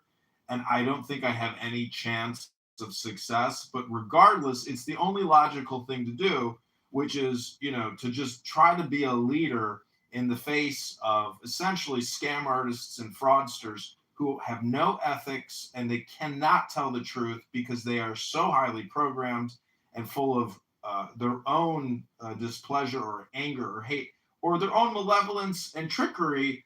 I think the truth of it now is that they cannot tell it because to tell it would be to recognize their illegitimacy and to admit their fraud. That's, now let's say it simply, right? Why is it that insurance is the most lucrative industry? Why is it that governments require insurance? It's not natural. It's the government which makes it lucrative. It's totally artificial. And so that which is not natural is perverse. It is perverse. It is a perversion. It is a holy perversion.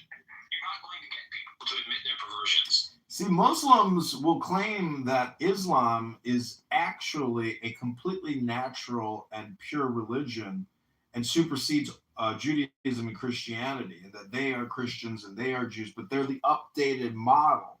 And so I was just in a room and I was asking, was Muhammad a mystic and a magician, or was he, just a warlord?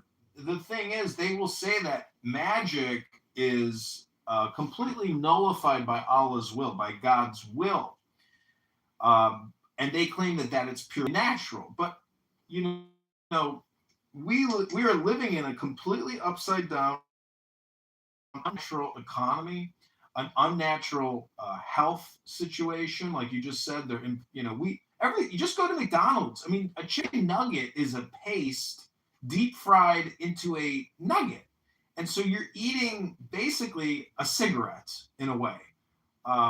Again, I'm just very disappointed that reality is the way that it is. I don't know when the breakdown really started happening. It could have been the 1920s, probably, or 1913. Alistair, if it is productive for you and entertaining for your prospective audience, let's examine the chicken nugget as a microcosm of our problem.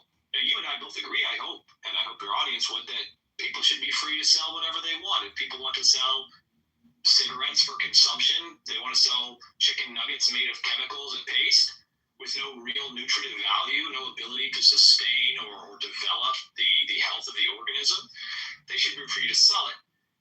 But it begs the question, why are people buying it?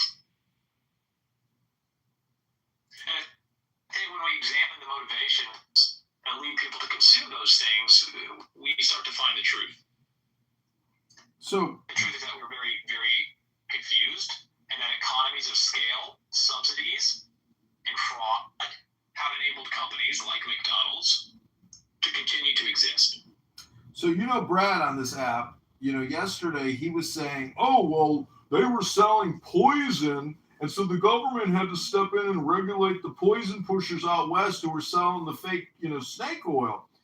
And so the problem is we have never become efficient. The internet does solve efficiency issues, say, for example, Google reviews, where if we had an open economy that wasn't highly regulated and shut down by government intervention and officials in the government, we could actually have an efficient system, a smaller government, smaller problem system, because of reviews and because of credibility, using the efficiency of internet communication technology.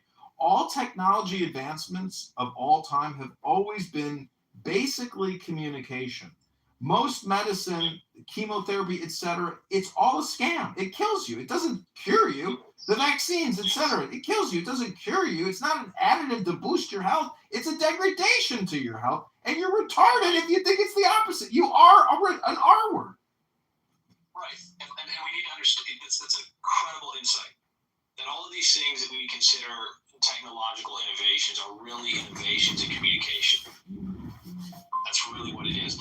And so when you allow the communication to be controlled by an illegitimate government, you're fucked. And we are here where we are now, fucked, because the majority of our communication is mediated by an illegitimate government that has a vested interest, its very survival, in ensuring that you do not develop alternative means to authentically communicate and to organize yourselves and to exercise your agency and resist.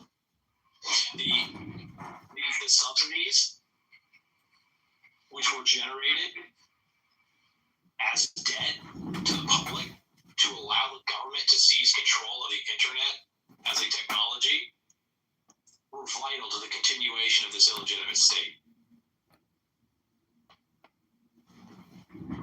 Thank you for that insight, Al. Yeah, I just kind of look at this app. I mean, this is an advancement in technology, but it's actually for the purposes of communication. And the thing is, we have a player error, like a non-playable character error in the system.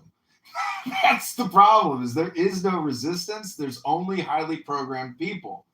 And so, you know, if you want, in my opinion, life has like basically become a video game of my choosing in a way. Like my whole experience over the past, 20 years has been my choosing. And I'm just, I feel bad for people that never had the willpower to choose for themselves and just merely did what they were suggested to do.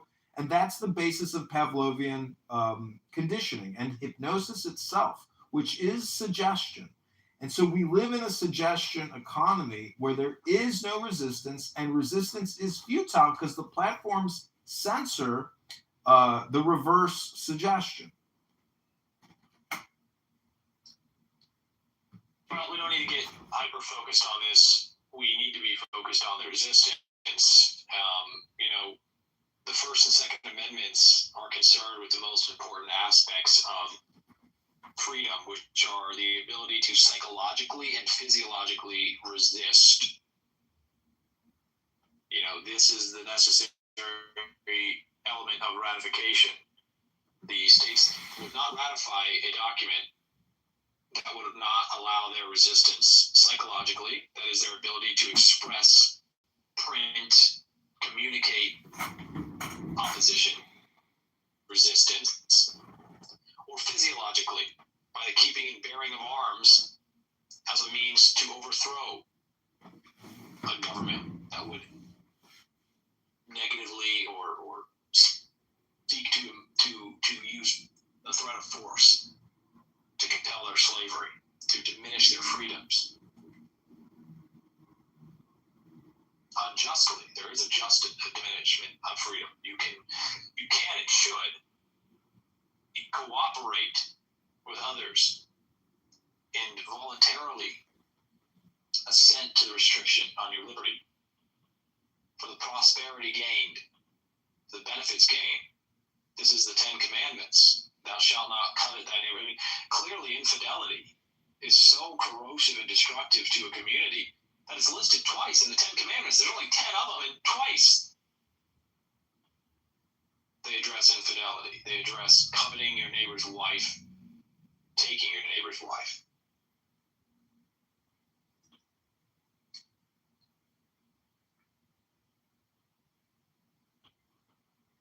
Well, life is very short, and unfortunately, even though I think that our reality in society is out of compliance, I'm not necessarily willing to sacrifice my experience to what I think could possibly aid to some type of a reversal, because the problem is outside of my scope, meaning it's so expansive and large that it's essentially futile. So it's like, try to enjoy your little gated, categorized experience as much as possible, because there is no way that you're going to stop the mind virus, which is 100 million people. They have no idea that they are their own worst enemy. Let me clear about this for your audience, because it sprang to my mind as soon as I said this about the Ten Commandments, that many people don't understand that the Ten Commandments mention adultery multiple times.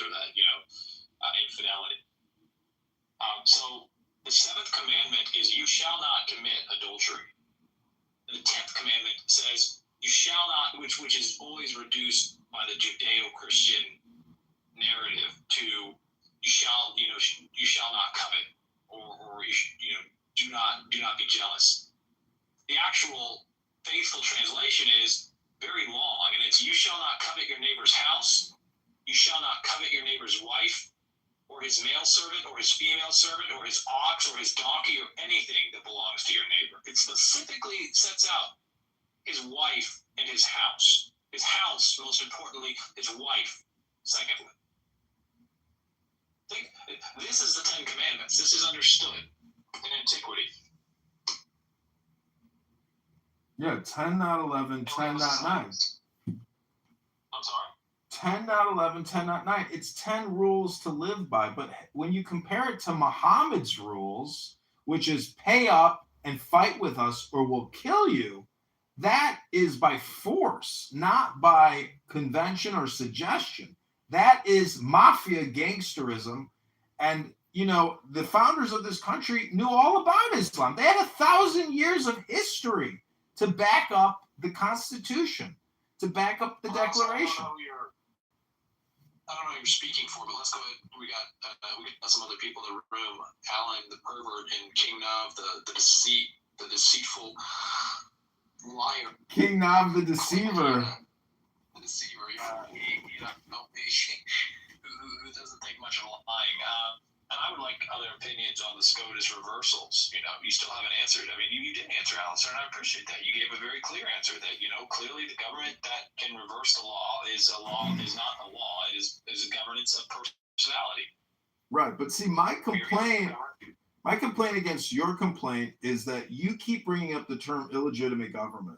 The thing about illegitimate government is all governments, in a way, are illegitimate, but that's the nature of the governance, where it's distasteful to it. I would agree with you that most governance structures are illegitimate, but it is not beyond conceptualization or manifestation for a time of a government structure that is wholly consensual. This is what a contract is. These are, governments are not the most productive endeavors of man. They are necessary endeavors, but the most productive and profitable are contractual.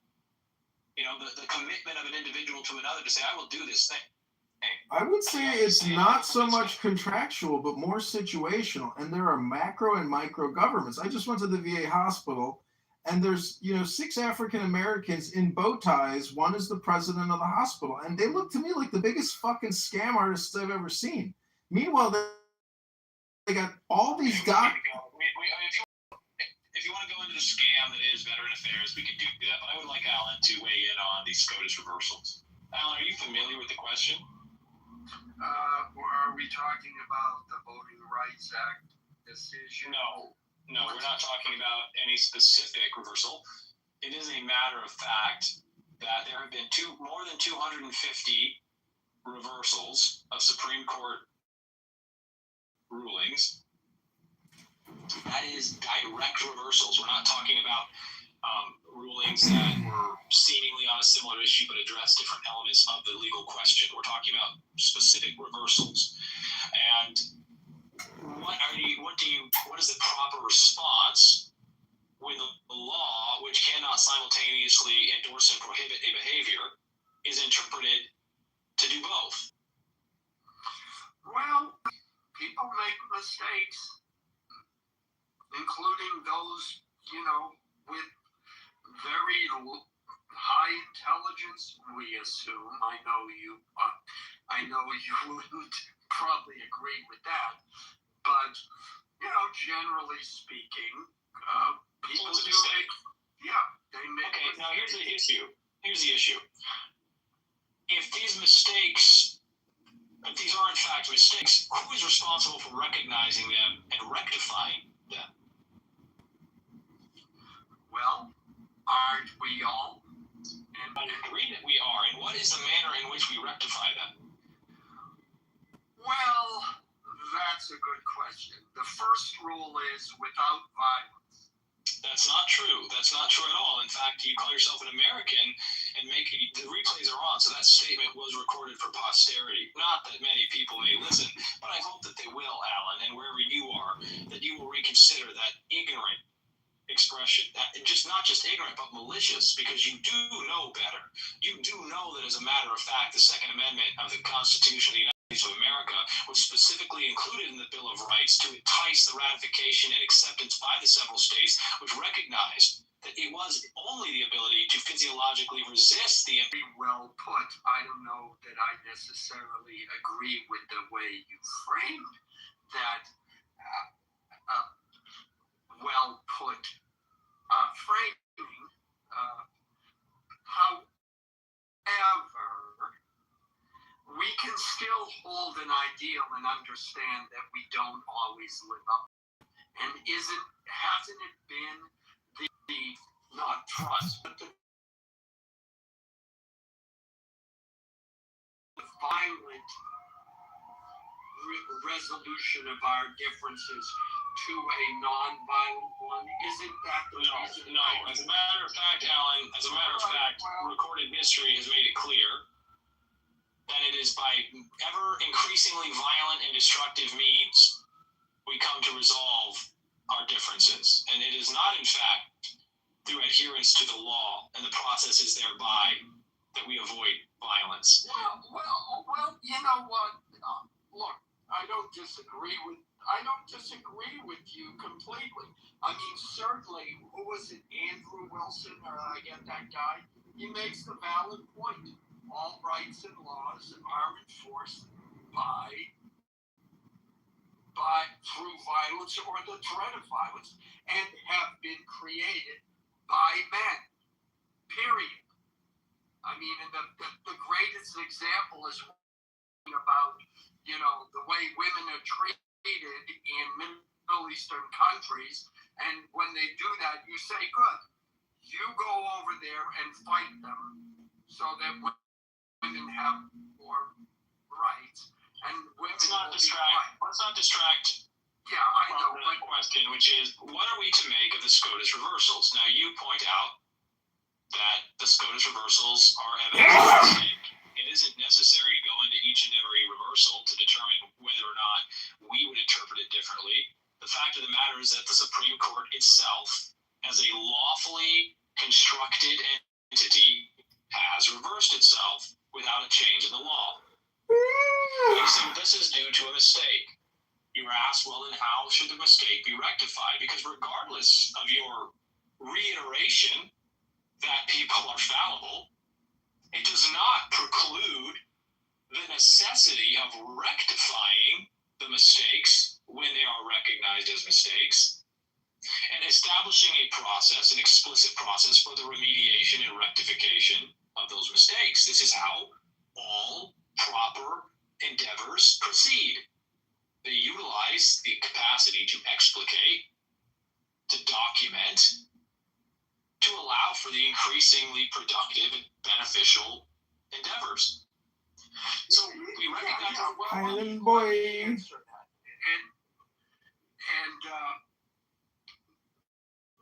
The word I was looking for was perspicacious, if I'm remembering that. You're very, very eloquent in the way you say things, Diogenes. I appreciate that.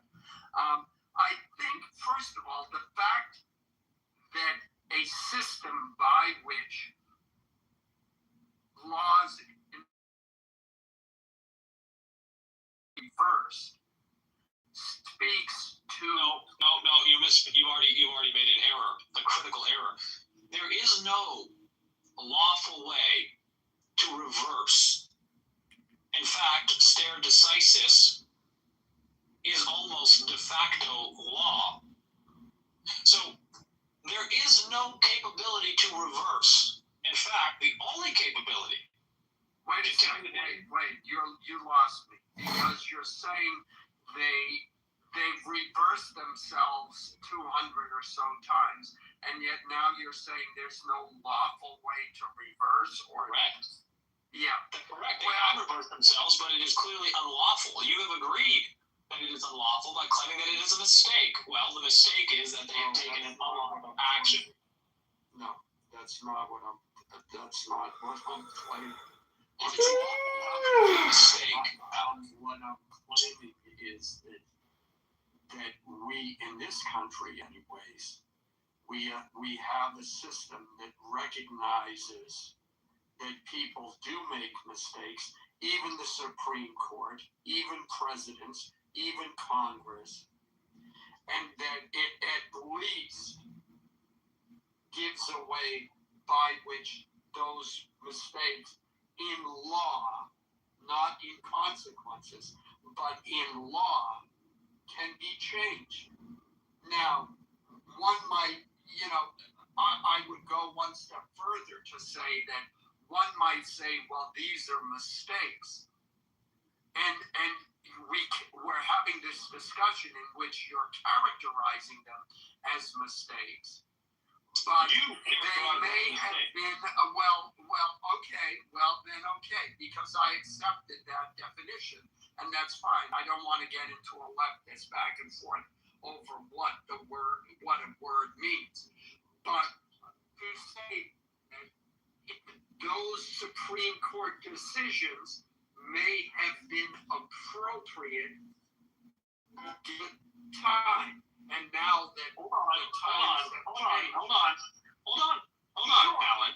You're only getting yourself into deep water. Now, as the record will clearly show, for those interested in it, you are not capable of being intellectually consistent. You do not want to accept the only appropriate remedy for rectifying these mistakes, which was clearly laid out by those who founded the Constitution, which is the supreme law of the land. And what's the appropriate way? It is when a train of abuses and usurpations invariably evincing the same design to reduce the people under absolute despotism, it is the responsibility to overthrow that government and to enact for themselves what forms of government they might think best to protect themselves, their liberty, and their prosperity, etc.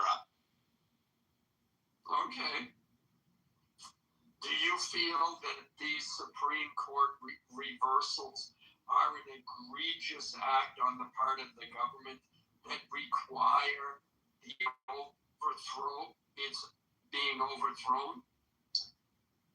Yes, as a matter of fact, if we believe in the rule of law, then when there is no rectification of unlawful acts, there could be no other reasonable course for men to take. Free men, that is, cowards and slaves notwithstanding.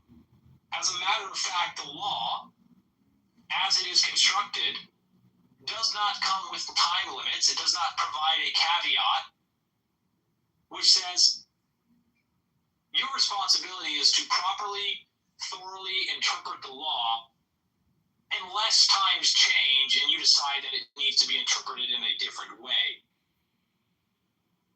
Now, the intelligent, wise, forward-thinking founders of the Constitution included the appropriate and necessary steps to ensure that the Supreme Court would never find itself in a position where it was necessary to reverse itself.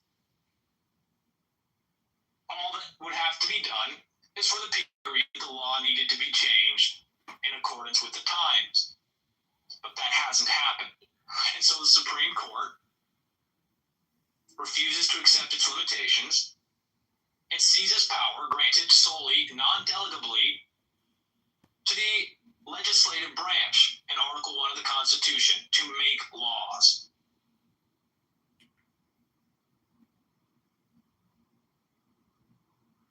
Well,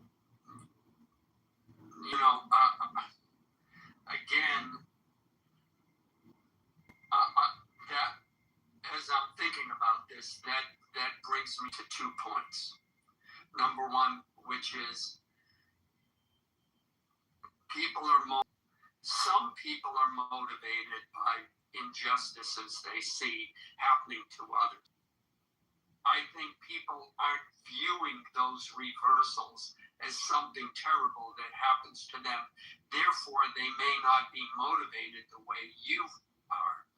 And you're bringing up something that is wholly tangential, if not an absolute non sequitur.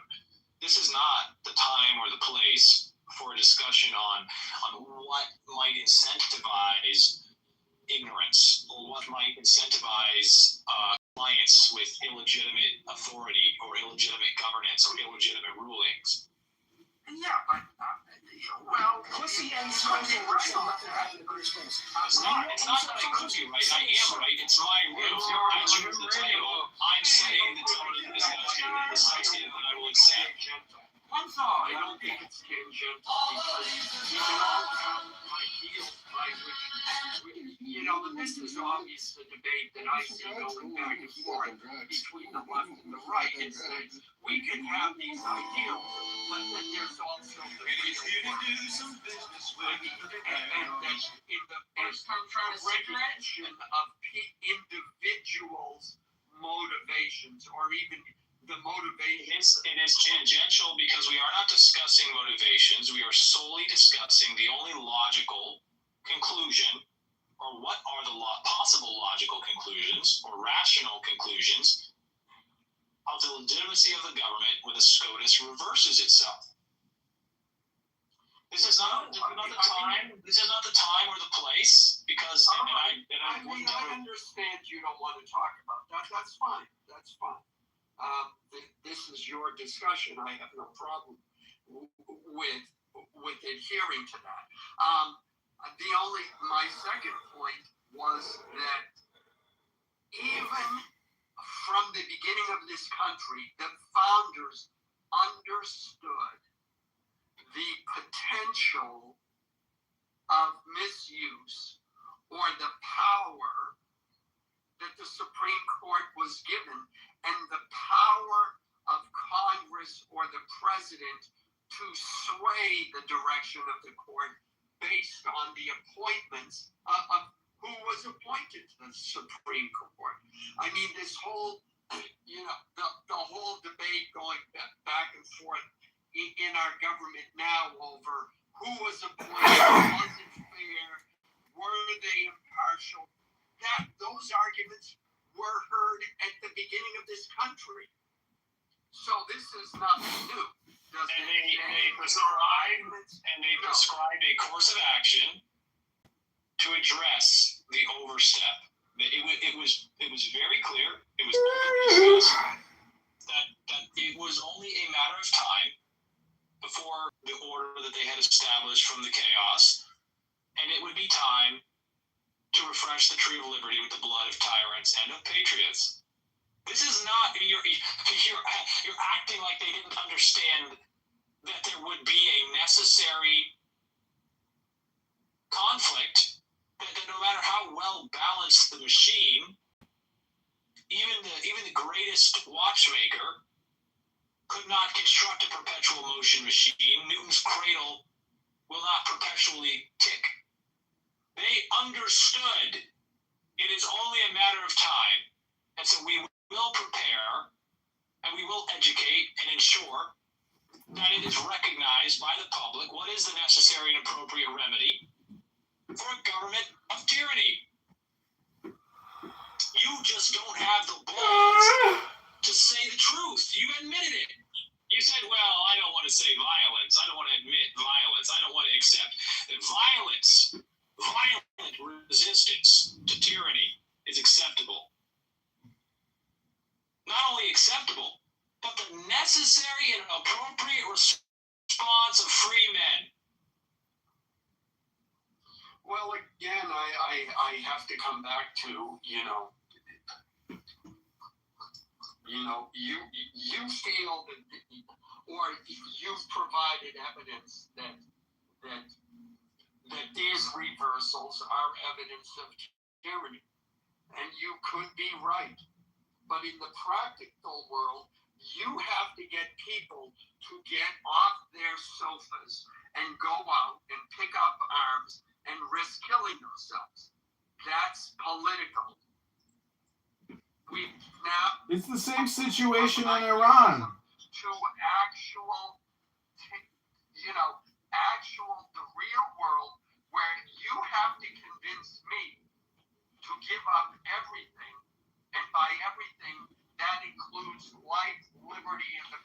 Alan.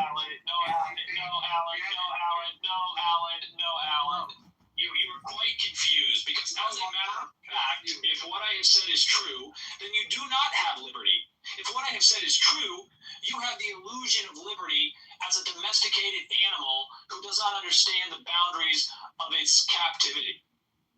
If what I say is true, it is not necessary for me to convince cowards.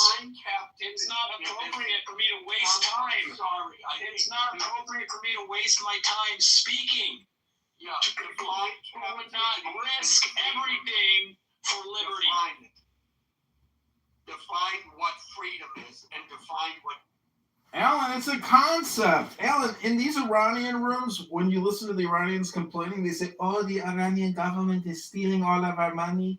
And when we take the government, we want to take the money back that they have stolen from us. And I'm laughing because I'm thinking, God, don't they know about what we're complaining? It's the same fucking thing over here. And so when you ask an Iranian, hey, if we were to give you 50,000 rifles, millions of it, would you fight to the... Some of them say, yes, I will fight to the death. No, Alistair, as a matter of fact, if you ask the diaspora Iranians, who are the only ones saying, well, we want to take our... They're very oppressive and they will not let us have our money and they're making us, they're doing terrible things to it. They killed 42,000. Those people would never fight. Those people have a sense of intellectual superiority. Matter of fact, they will not. The diaspora Iranians expressing this opinion will not. It's the same exact character as the people claimed when the Ukrainian war popped off that they stood with Ukraine. And I have the same answer for the Iranians I had for the Ukrainians. If you believe that what is happening is so wrong that it must be resisted violently, then you must go and resist it. I do not fucking care about what you think is best for Ukraine. If you will not put your money where your mouth is. My home is in the United States of America. My home is in Georgia. My home is here with my fathers and my brothers and my sisters and our mothers. And it is not with Ukraine that I stand, nor will I claim to falsely stand for something when I'm sitting the fuck down, refusing to even lend $1. And I asked several Ukrainians, I said very clearly, I will pay for your plane ticket to Ukraine.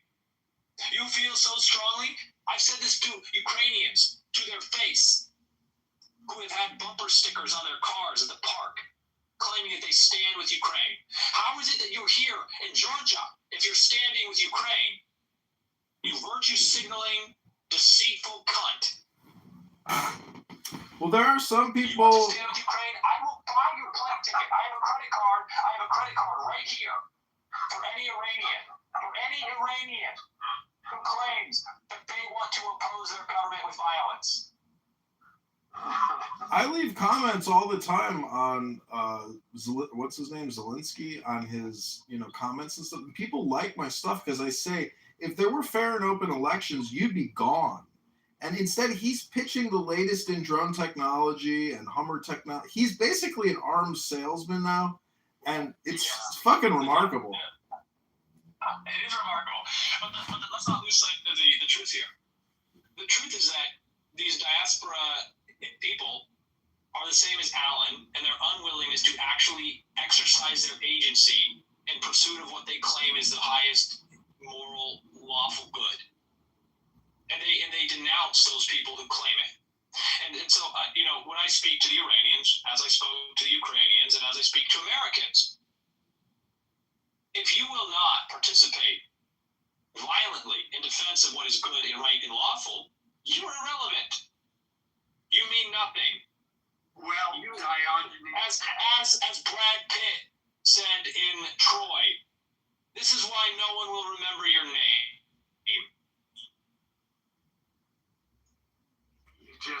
You just cut up. Yeah, but Diogenes, nobody's gonna remember you though.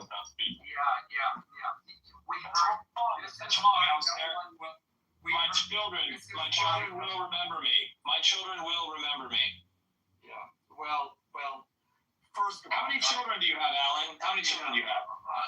At least 40, because I just have to spread my seed. everywhere. Look. So is that zero? Is that 40 multiplied by zero? Yeah. Look, I will have to mull on knowing that you view me as a. This is something that has deeply affected me, and somehow I have to come to grips with this severe. No, Alan, now you're lying, Alan. Don't be so funny. No, let me as a matter of fact, Alan. Alan, as a matter of fact, you don't. You're going to do what you've always done. Yeah, no.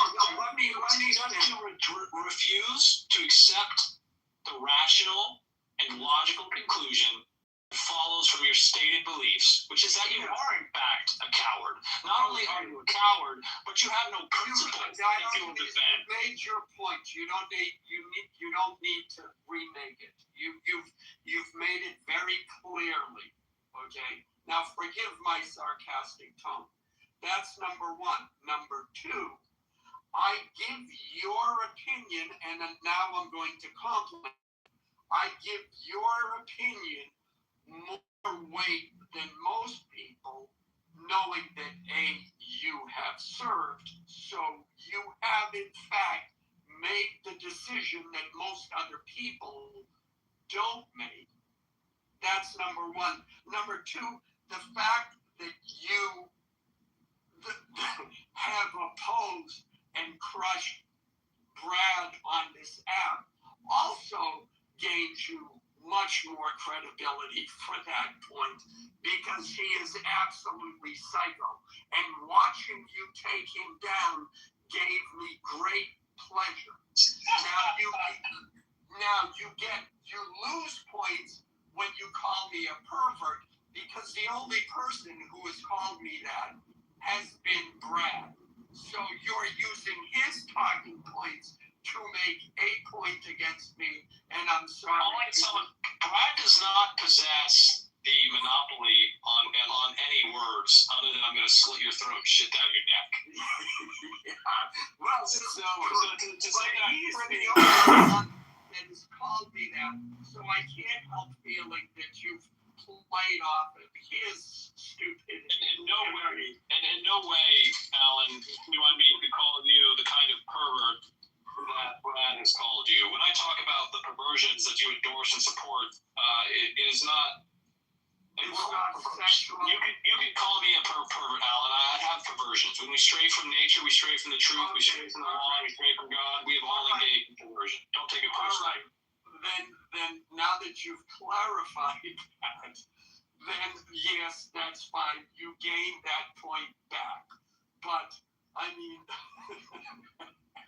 but seriously, and for you to make the claims that you've made, yeah, like I said, I give it more weight. Absolutely. But again, I've made my counterclaims. You don't like them, or you don't agree, or you think they're not logical. That's fine.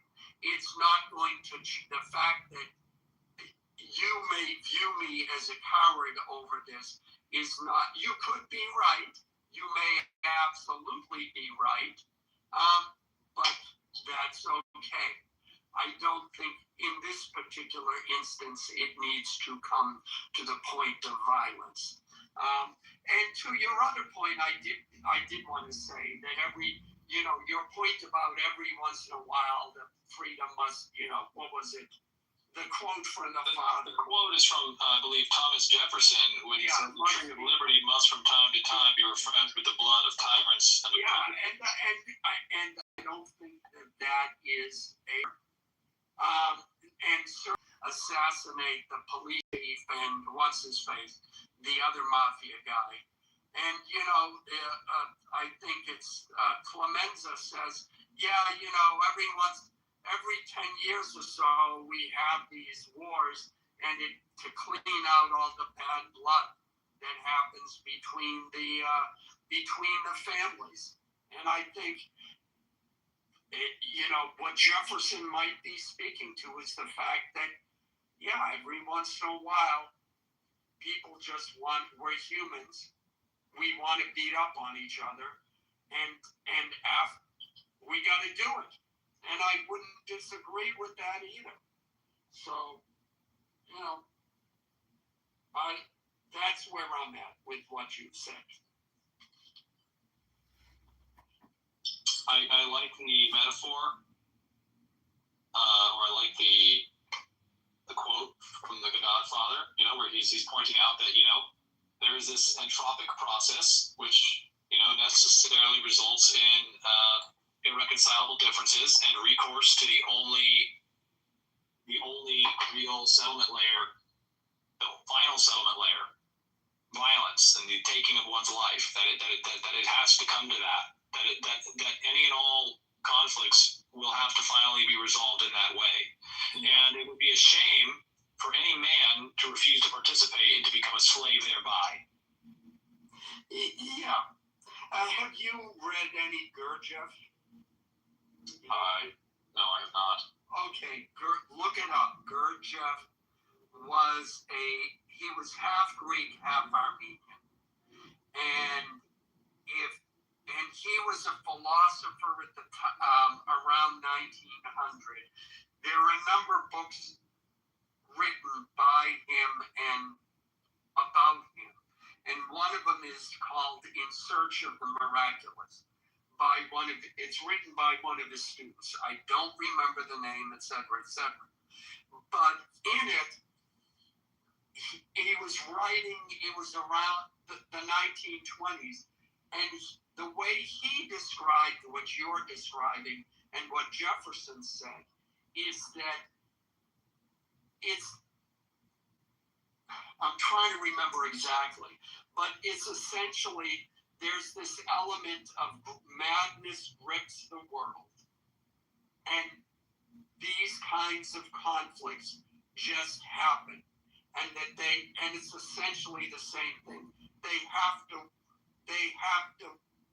or we as humanity have to work our way through these to the point where everyone is now bloody and bruised, and it's like, another example is two guys like punching themselves out, like you'll hear boxing gyms will say, they always get these guys, they're like good friends, and now they're pissed off at each other, and they go and they say, we want to fight this out, and they fight it out, and of course, because they're not trained, they only last like about a minute and a half, but by the end of it, they're both punched out, they're both exhausted, and all of that animosity and anger and all of that gets out of their system, and that, you may be right. Well, you're alluding to something, though. You're using a very finite, a very acute observation that I think is factually true, which is that even the best of friends will come upon differences that will lead to blows. We observe this in nature all of the time, that there is a healthy and necessary competition to ensure that our hierarchies are established on merit and strength and the things that necessarily establish their legitimacy as hierarchies. But then you're extrapolating that in that simplistic fashion to the thrust of global affairs and global conflicts to examine something. I disagree that there is a frenzy that takes over mankind. What we know is a much more real. What I posit is a much more practical and understandable, more reasonable explanation is that a group of individuals will necessarily adapt to an environment. They will act cooperatively to enrich themselves, and that there will necessarily be individuals who seek to exploit. And when the exploiters gain power, then it becomes necessary to combat them. Diogenes, we get it. That clarifies it. Let me ask you a question, Diogenes. Do you believe that life is random chance? No. I'm talking about existence, reality, consciousness. Because it's said that, the whole universe is dictated by random chance. And so what that's saying is your existence is one in an infinity. And therefore life is joy. And so even though I think, we have strayed so far from natural governance and natural society, life is still joy. I'm not displeased. I'm just, rather, uh, disappointed that so many people fail to see that they are hypocrites and they are spreaders of misinformation and propaganda and are essentially grifters and parasites. Hello. Hello. Well, that's a good perspective to put on it, Alistair, to recognize that it does happen, it will happen, it's happening, it's going to happen again. And life is not random. We have a life. We should see the joy and the beauty in all things, recognize, appreciate them, and I should certainly take that advice to heart and allow it to influence me.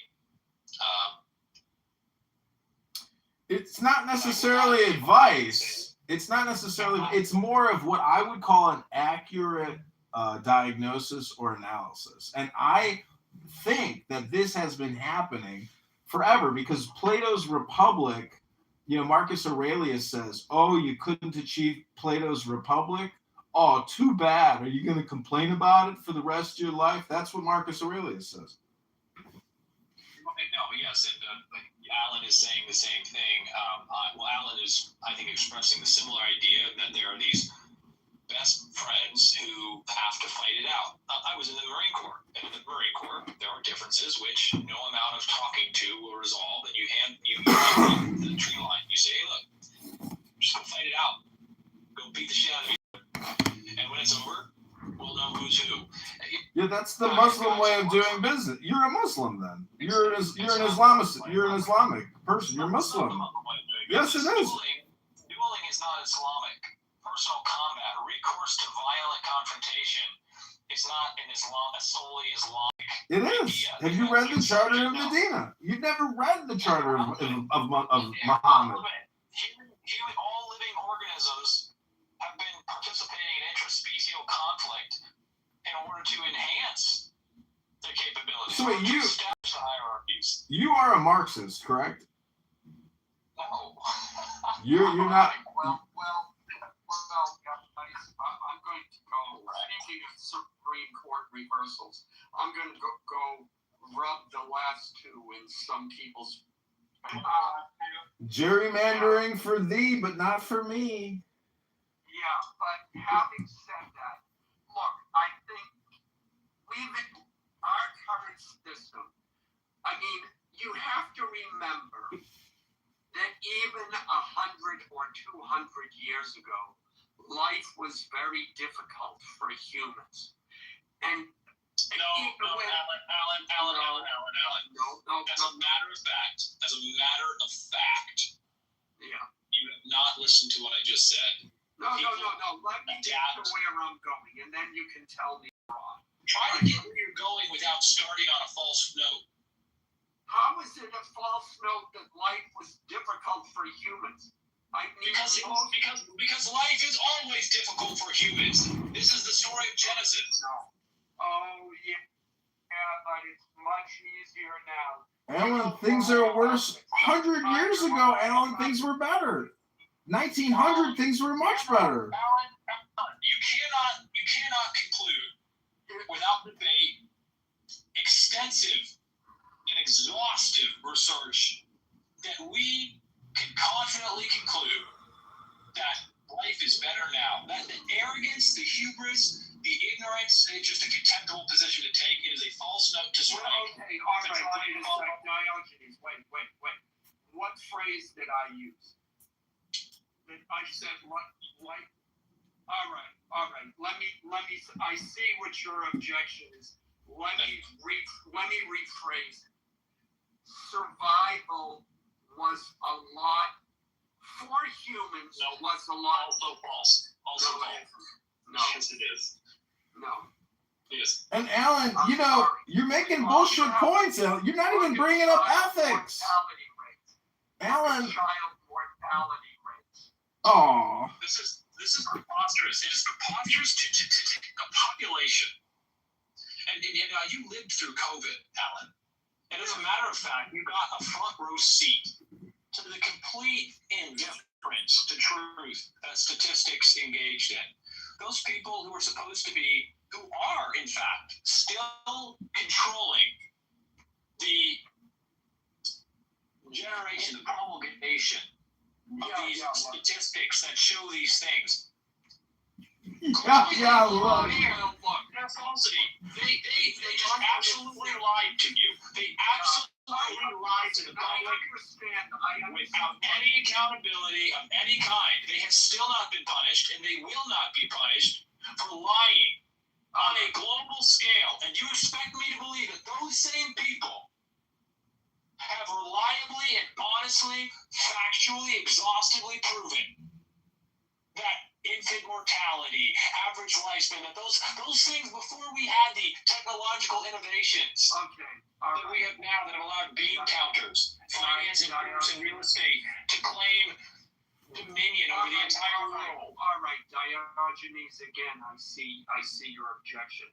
What I'm saying has nothing to do with this. Stop with those. Stop. All right, no, wait. I'm going to make one more attempt. If this other clarification doesn't resolve it for you, then my attempt to make one final punch and then run away will have failed. Okay. If you phrase it as a punch, then I'm going to only to look at the archaeological evidence. There's so many things you can look to as evidence of what I'm saying that have nothing to do with the CDC. My ability to read statistics or anything like that. I'm talking about, go back, 500 years. You don't understand, Alan. You don't understand. Alan, as a matter of fact, fine. Then the medical industrial complex. Yes, I'm not talking about that. You are. The medical industrial complex assured me that the birth of my children outside of a medical institution was impossible, that it was not practical, that it was not healthy, and that there were a large number of therapeutical interventions that would be necessary from the inception of a child to the birth of the child and to the first 10 years of the child's life and beyond. And in 0 cases was that accurate. I had every single one of my children at home with no medical interventions, and they are the top 1%. Well, let me make this idea. Look, then let me make the argument without using that as a starting premise. Humans who preceded us made choices, and we are living with those choices. Some humans said, I don't know, 100 years ago, gee, it would be a good idea if Alan, we don't live in a time machine. We live in the NOW, which is a compression of the past and the future. I understand that, but we are still living with those decisions that Alan, milk pasteurization has done nothing to improve the human condition. That's a matter of fact. I drink raw milk. I have my babies at home. I have no therapeutic interventions of any kind. And let me just say, I have no allergies. I have had zero therapeutic interventions in my life. None of my brothers or sisters have had therapeutic interventions in their life. They were born at home, unassisted, unvaccinated, uninjected with any of the prophylactic measures advocated. They are wholly functioning. They have reproduced. They drink raw milk. They eat raw food. I eat raw meat. I eat raw eggs. I experience none of the so-called benefits that you allude to when 100 years ago, someone decided, more than 100 years ago, someone decided that pasteurization of milk was a good decision that benefited mankind. You live in ignorance, Alan. Okay, well, Diogenes, I don't want to argue this point because it was like leading to something else, and we're never going to get there. Let me just leave by saying I agree with you as far as what the medical community says about, what is or is not needed. And the hyperbole by which they present it as, oh, you better do this, otherwise, etc. You're gonna, this will happen and that will happen. I agree with you on that point. And as a father, I was very much aware of what was and was not being done. And I made my choices. They turned out to be fine. Wait, Alan, what was not being done? You're using a negative. What was not being done, Alan? Hello? Oh, you want to get the last word in so you can leave. He's right, Alan. He's right.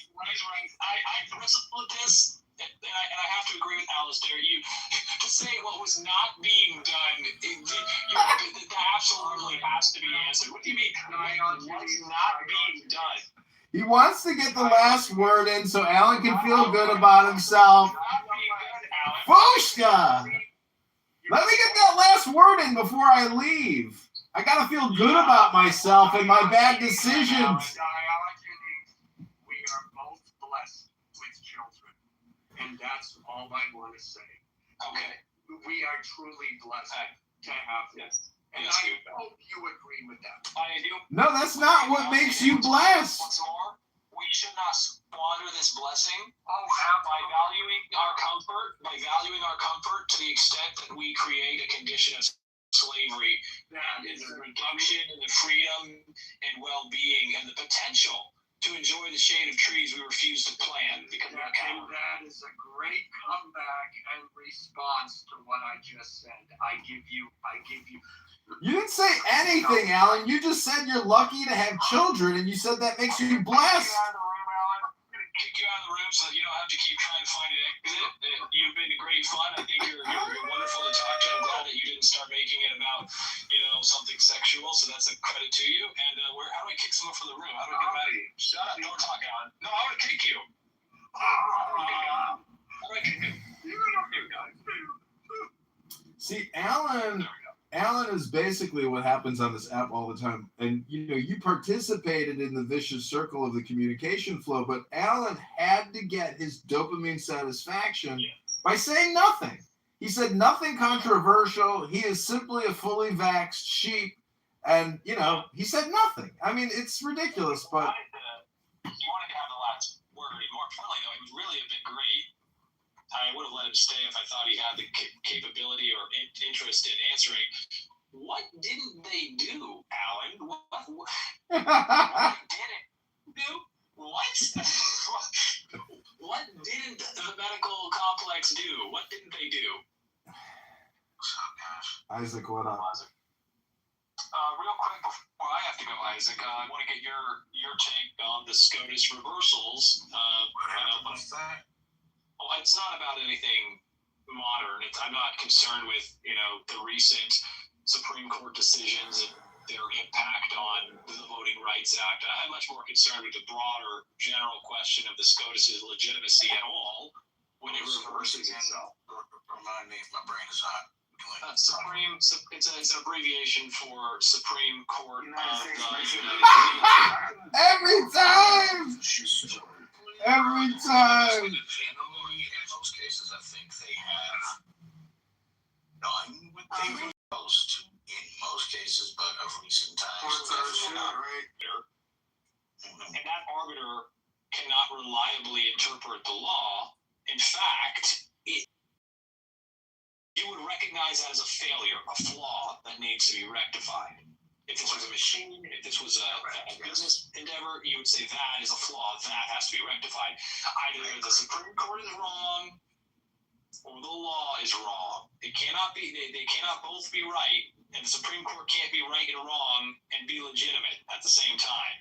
No, if it is wrong, correct me if I'm remembering civics classes, if it is wrong, it then needs to go read some sort of list of codes or something, right? Something like that? No.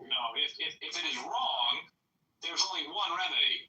There's only one remedy to the arbiter completely abandoning the law. It is fair to say that the arbiter determines determines that this is what the law says, and it must be consistently maintained. And that a generation inherits the previous generation's rulings. And without a change in the law, there is no change in the ruling. That is the way the law must function. Or another generation to interpret the law in a complete reversal of the previously established law or interpretation of the law is to completely abandon legitimacy. Yes, that would be correct. There is only one remedy for that abandonment of legitimacy. You have a judiciary that is illegitimate, making illegitimate rulings. And that is to entirely ignore them and to recognize in that ignorance you will be violently dealt with and to prepare to resist violently. I mean, you refuse to comply with the illegitimate court's rulings, and you will find guns pointed at you. They will send armed people to imprison you on the authority of an illegitimate government. There is only one remedy. There can only be one remedy. Resistance? Violent resistance. Well, yeah, obviously, but you know how these things go. It has to build to that point. You can't just grab your what do they have there in medieval times? Yeah, you can't just grab your dad's rusty pickaxe. I mean, they did sometimes, but it was really in desperate measures. It's much fun. I mean, the revolution is not right. You're pointing out the truth, which is that proceeding takes time. It takes time. Yeah. Right, and we have to be willing to recognize and state clearly that the SCOTUS is illegitimate. We have to be able to reach that conclusion from logic and objective reasoning, not from subjective. Obviously the majority of the public lives in a subjective reality, refuses to engage rationally or logically, and says, well, when the Supreme Court says what I like, it's legitimate. When the Supreme Court says what I don't like, it's illegitimate. Fuck the law. What do I want? And those people are useless eaters. It's been happening for so long. I mean, it has been happening since 1861. At least, I mean, the Supreme Court the Supreme Court doesn't reverse itself until after 1861. Go look at the rulings of the Supreme Court. They have accepted previous rulings. They understand that that's the interpretation of the law. It's coherent. It's consistent. It is not self-contradicting. And then the Supreme Court, under the threat of violence, starts to reverse itself. It's not that you're wrong. It's been so long, man. Listen, we have no billionaires. We've got no billionaires that tell the truth because they would be hypocrites. For example, Elon Musk is the biggest hypocrite. He promotes, outer space travel and living and road. It's all a lie. It's a total scam. And if America had any balls, we would actually just take care of our needs, which we don't. Our entire country was an experiment set up by the Europeans, and now we've essentially become an international clearing house. That's not true. That's not true. This is not fair to say. I mean, look, you can argue that my facts are wrong historically, but if we agree on some of the broad facts, which I think we do, it is not fair to say that it was set up by Europeans. The revolution happened in the United States because the first generation. The first generation that was born in the colonies realized that they had the power and the means to create for themselves a government, and they no longer needed to be bound to a government that was hundreds of miles away over an ocean. No, I agree with all that, but what I'm just... It was their having been born and established in that country that allowed them to conceptualize independence. Well, what's interesting now... The Europeans who came over from Europe, who were not born in the United States, did not conceptualize themselves or care to conceptualize themselves as wholly independent from the umbilical cord of the crown. Yeah. I'm just merely pointing out now, banks, because of the interest at over $1 trillion and it's only growing, they have fully automated a collection of our opportunity costs. And if we wanted a revolution in this, see, Black Lives Matter and all these stupid front groups, they're protesting the wrong organization. It really is the banking industrial complex that allows all of this largesse and parasitism to take place. Because if we actually had sound currency money. Black Lives Matter was not protesting anything. No, it's a scam. I'm just saying that if they wanted to make their scam more legitimate, they would have been at the front steps of every Federal Reserve facility in the United States. Their scam accomplished, first of all, the Black Lives Matter scam accomplished everything it was supposed to accomplish, which is to convince the public that their enemies are people that have different ethnic origins. That was tremendously effective. Yeah, that's true. I'll kind of explain that. Black Lives Matter was just the American government, which you can find this yourself, making sure racism is still alive in America. That's what that was. That's the entire thing. Because before BLM and before Obama, if you remember the early 2000s, people were making racist jokes, but no one cared. It was like, that's right. Yeah, we're good.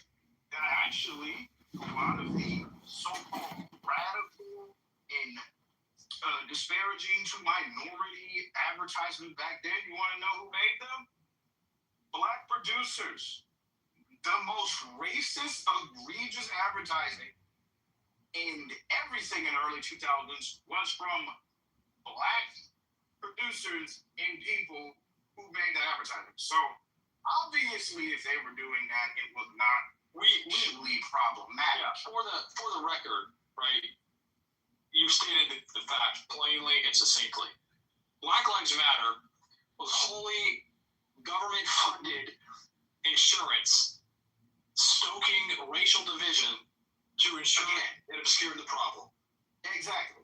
Again, that's right. I mean, they literally... They do this every, 8 years? Yeah. Every goddamn 80 years since colonial America. It's like, look how effective it is with this segment of the population that thinks all of their problems are because of Jews. It's the Jews. Yeah, that was the goddamn Jews, because BLM failed in every regard because racial integration worked. BLM succeeded. BLM largely succeeded. You can go on many different rooms in Clubhouse, and that's obviously a subset of the population. Well, remember, if you've seen the people that were in, they wanted to stoke racial tensions from white people. Remember, that was the reason BLM. I just want to be clear, if you go to Atlanta, and I live in Atlanta, you will see how successful BLM was. These people were directly financially empowered and are fully committed to this idea that has no basis in reality, that people, because of their African ancestry, are being mistreated in this country. That they're being oppressed. Okay, that's a fact, and it's not just in Atlanta. I'm sure it's in most major blue cities, but it's a fact. When you say it failed, I think what you're meaning to say is that it is not sufficient. It succeeded. Part of their plan failed, because remember, the whole thing was to sow extreme racial tension on both sides. They wanted Black people to think that it's back during the old segregation days. They succeeded in that, but they also wanted the other side of regular white Americans to think, oh, Black people are tearing apart our society for no reason, which did not work because everyone easily saw, wait a minute, one, it's mostly a bunch of white liberals doing this shit. And then two, the people that are Black that are perpetrating these activities are just the regular criminals that do it anyway. That was the problem. Well, we know that the truth is not going to be found in pointing to people based on their ethnicity or their religion. is going to be found in what Alistair is referencing. That is the complete disconnection of value from its representation in money, and your dependence on that perverse value system. That's honestly where it has to be coming from. All of our ethical downfall comes from our fake currency supply, which is not tied to natural resources. It supersedes and creates all this moral hazard and ethical liability. That's where it's all coming from. It funds the scams. It funds the frauds. Did you intentionally mute? Yeah, I muted. Did you hear what I said? So I always want to be clear when that point is made that the answer to an illegitimate value expression system, currency that is corrupt and perverted, is not found in some kind of reestablishment of a bimetallic standard or some kind of cryptocurrency. Nothing ever alleviates the responsibility of the people to violently resist the impositions in whatever manifestation they come. And there will always be attempts to manifest the exploitation and value perversion through the monetary system as through any other tool. Wait, why do you think a bimetallic... Why do you think a bimetallic morality can be superseded? I mean, if we actually have to go to the earth to extract our currency, it creates a huge chain of succession. Listen to this. I have studied this extensively. I used to be a big proponent, an enthusiastic proponent of the rectification of political grievances and illegitimate governance through a return to a value expression system that has a basis in a scarcity mechanic. But guess what? Previous civilizations have already gone through this and recognized that when you have a gold standard or a silver standard, those people who hold all of the gold and the silver rule the world. and thus will it remain. There is not a silver bullet that you will shoot that will kill the evil in the hearts of all men simultaneously and return us to the Garden of Eden. It will be a struggle. No matter how you manifest your value expression for the purpose of exchange, the bottom line is that the most productive thing is the real goods and services that we depend on to survive. And a healthy society recognizes this and does not subsidize farmers to destroy crops, does not create fraudulent arguments to denature fuel and to destroy agricultural land, to allow for speculation and shelter. It doesn't do it. Exactly. It won't do it. It will specifically utilize the government to prevent it. And it doesn't matter if the money is denominated or backed by gold, by crypto, or by fucking sticks of wood. There will always be those who seek not to engage in productive contributions to the society, but to simply seize control of the expression and the exchange of productive goods and services for others by controlling the media. And to your point, this is why they say I am a techno-fascist. Because here's an interesting thing, and a lot of people have noticed. The hacker community in America, a lot of people have misconceptions about it. They think, oh, just because someone has a computer and a tool and steals your money, they're a hacker. No, that's just a thief. A thief is a thief, no matter the tool they use. Hackers, or the hacker community in America, is a monarchical system. A lot of people learn that, but they don't understand why. They think we're a monarchical system because we're pretty much hatred of the government and everything democracy. That's some of the reasoning. The rest of the reasoning is because we have studied enough of history, not restricted from it, to see why monarchies work. because the king did not rule the land because he was the king. The king ruled the land because he was the organizer of protection for the kingdom and nation. That is why. That is literally it. He was the best person and organizer to say, this military and this amount of soldiers need to go here because these people are here. That is why he was king. It wasn't because of the money. And the king retained his crown insofar as he properly adjudicated his responsibility and did not exploit the public. Exactly. And that is how the hacker community works. We do not have den masters in so-called like lore. We have a lot of fantasy titles, but these people are not in charge because they were the best ones that fought the CIA. I can tell you that in terms of fighting, they are some of the worst people to actually fight governments. They are in charge because, like the kings of old, they make sure we do not go off the tangent, cause too many issues, like the medieval kingdoms of old. They are there for organizational defense against. They are the heads of a hierarchy that is based on competition and meritocracy.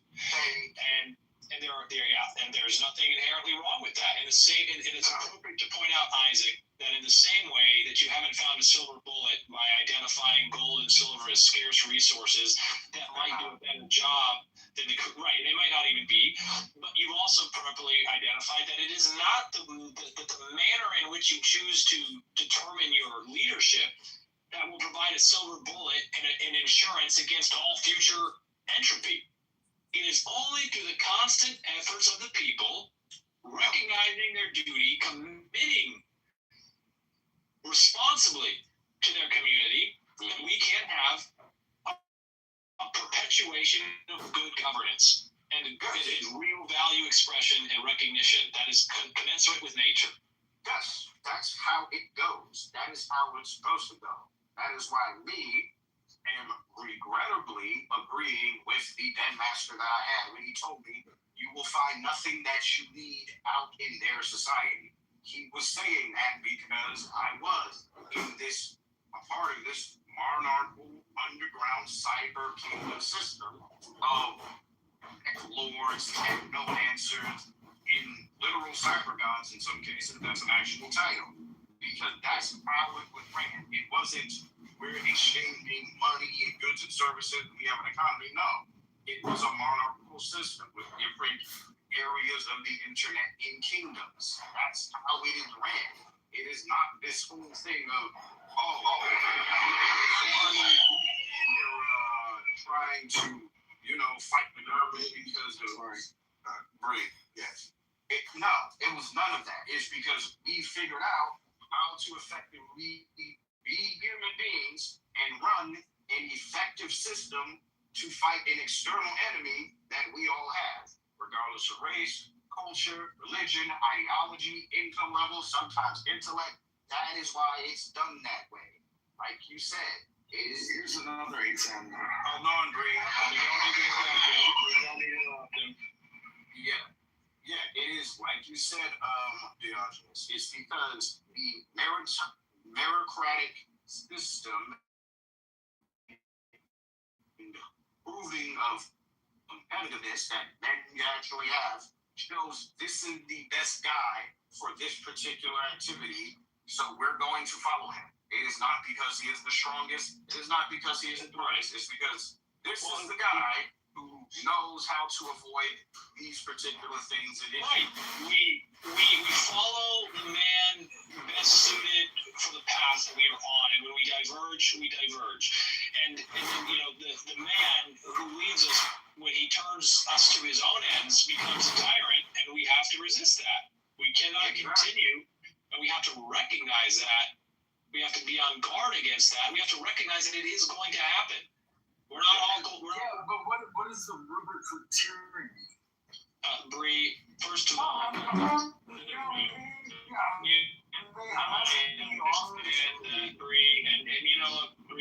I'm happy to have you here to give you an opportunity to speak. And the title of the room is SCOTUS Reversals. I don't know if you know, as Alistair likes to point out, you're just here to get a dopamine high. You just want to, you know, feel like you got some insight. I don't care what John's got to say about anything in my life other than, like, if he wants to be sincere. He is often sincere, and he's often searching for sincerity. He's also, you know, very eclectic, eccentric, sarcastic. Yeah. No, but I've always appreciated your points of view because you've always been poignant and on like you knew what you were talking about when I was talking about shit when I was downrange. You were always like, you know, double checking me on my shit. Like because you no, but you knew. Talk about SCOTUS reversals. We want to talk about SCOTUS reversals. Well, what about the one like from 2013 when like Obama and Biden made it where like the news is allowed to lie to you? I mean, what's that act that like the one? I have You are referencing an actual act that was passed that, you know, essentially said that, hey, you know, federal money and federal agencies can employ deception on domestically, that they can, yeah. That's not the most important question. The most important question is, what does it mean when the SCOTUS reverses itself? What are the implications of the arbiter? What do you mean by SCOTUS? Because, like, you know, like Commander of the United States, Supreme Court of the United States. Oh, Article 3. No, so we're in Article 3. I didn't know if we were Article 2 or Article 3. Yeah, this is Article 3 is the judicial. That's correct. Yeah, that's Article 3. Yeah. I just didn't know where we were talking about. I didn't know what you meant by SCOTUS. You asked, and we've clarified, and it's not being counted against you. We all want clarification. You got it. Now, what does it mean in your mind? What do you think is the ramification? I mean, like the reversal of like where they did their gerrymandering thing the other day. That's an example. Now, I'm not so familiar with the actual opinions that were expressed. Okay, but I didn't read the opinion, so I don't think it's going to be good for us to hyper focus on a single one. We know, as a matter of fact, I'm sorry. No. We don't need to worry about a specific example. We need to be in agreement that it has occurred, that the Supreme Court of the United States has taken the same law and then interpreted it one way. Agreed. And then subsequently completely reversed itself. Why do you think I call the Supreme Court Mount Olympus? They're gods on thrones that cannot be knocked down. Okay, so Bree, if you understand the problem here, then you have to recognize how do you fix it? Well, it's obvious how you fix it, with violence. Without violence. The founders were very I do violence very well, but I don't want to show you how violent I can be. I don't even understand how you think that follows from the discussion we're having. Well, you're talking about like the only way you're complaining about something that you say the only solution is violence. What am I complaining about? SCOTUS and the I'm not reversal. complaining about SCOTUS. I'm asking you what the ramifications of a SCOTUS reversal are. And the SCOTUS reversal of what? Of anything. What does it mean? Concept. Yes. If you want me to boil it down to one word, I would say an interpretation. I don't want you to boil it down to one word. I want you to just an interpretation from a human being that voted their interpretation. Right, correct. And we're not supposed to be ruled by individuals. We're supposed to be ruled by something else called the law, right? Yeah, but people interpret the law. Like, how many ways for Sunday has the Second Amendment been attacked? Okay, so I think you're having some trouble getting behind. No. You're focusing. You're trying to focus on. I have a gun. I don't have a problem being like on your six. Okay, you have a gun. Great. Yeah, right. It's a non-secret to point out that you have a gun. It's important to understand that. Non-sequitur. Yes. So you have a law. We're supposed to be governed by the law. Okay. All right, great. It's been fun, buddy. But you're gonna have to find somewhere else. You're being evicted. So if you can sit quietly and not interrupt, you can stay. But if you're gonna start interrupting, because you're not getting the concept, you don't want to engage with the concept. I think you just want to talk, which is fine. But this is not a room for that. But you're not parlaying and understanding what he's trying to do. Anyways. Yeah, that was stupid. Okay, moving on. I think he just wanted to be heard, but I'm about to wrap the room up anyways. Ayumi-kun, if you have anything you want to say, please come up. You're going to get like 10 seconds. If you don't come up, I'm just going to boom the room because I've got to go.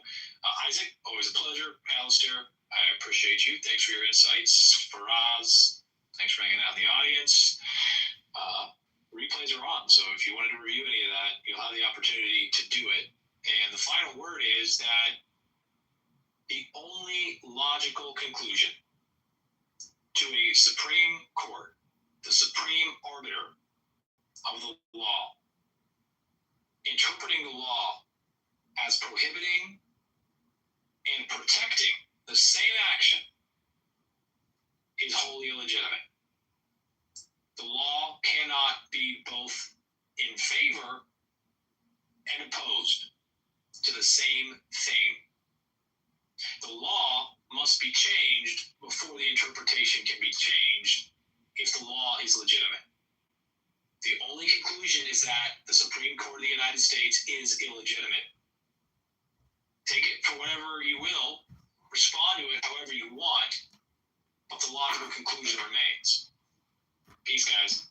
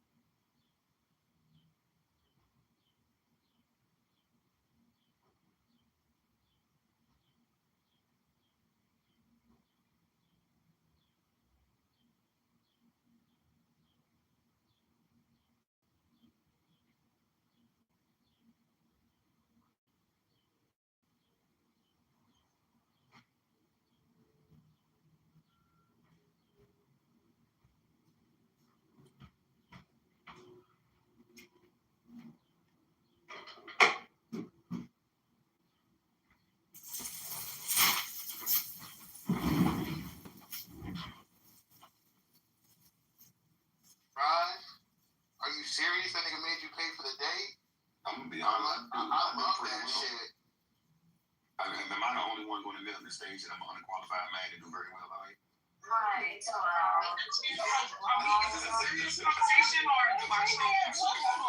What make you unqualified to? This isn't towards Harry, who's a white person. As much as it pains me to disagree with my nemesis Pro is just simply factually correct. The British monarchy, like most monarchies, is Did you wake up woke today, dude? From the start. They say there's not hope for the planet. Simon is somehow struggling intellectually to get there, and I'm just trying to calibrate what level of intelligence struggles with this. And I was just guessing maybe, a quarter, maybe a quarter and a dime. Crow, this is another reason I love your room, because, if you're going to get insulted, it's done properly. So that's cool. Well, no one's ever insulted Benjamin doing anything properly, but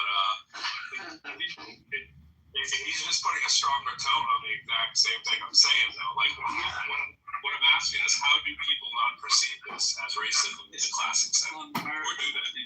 When you say this, explain what this is. So you're making a statement, which is the royal family is racist.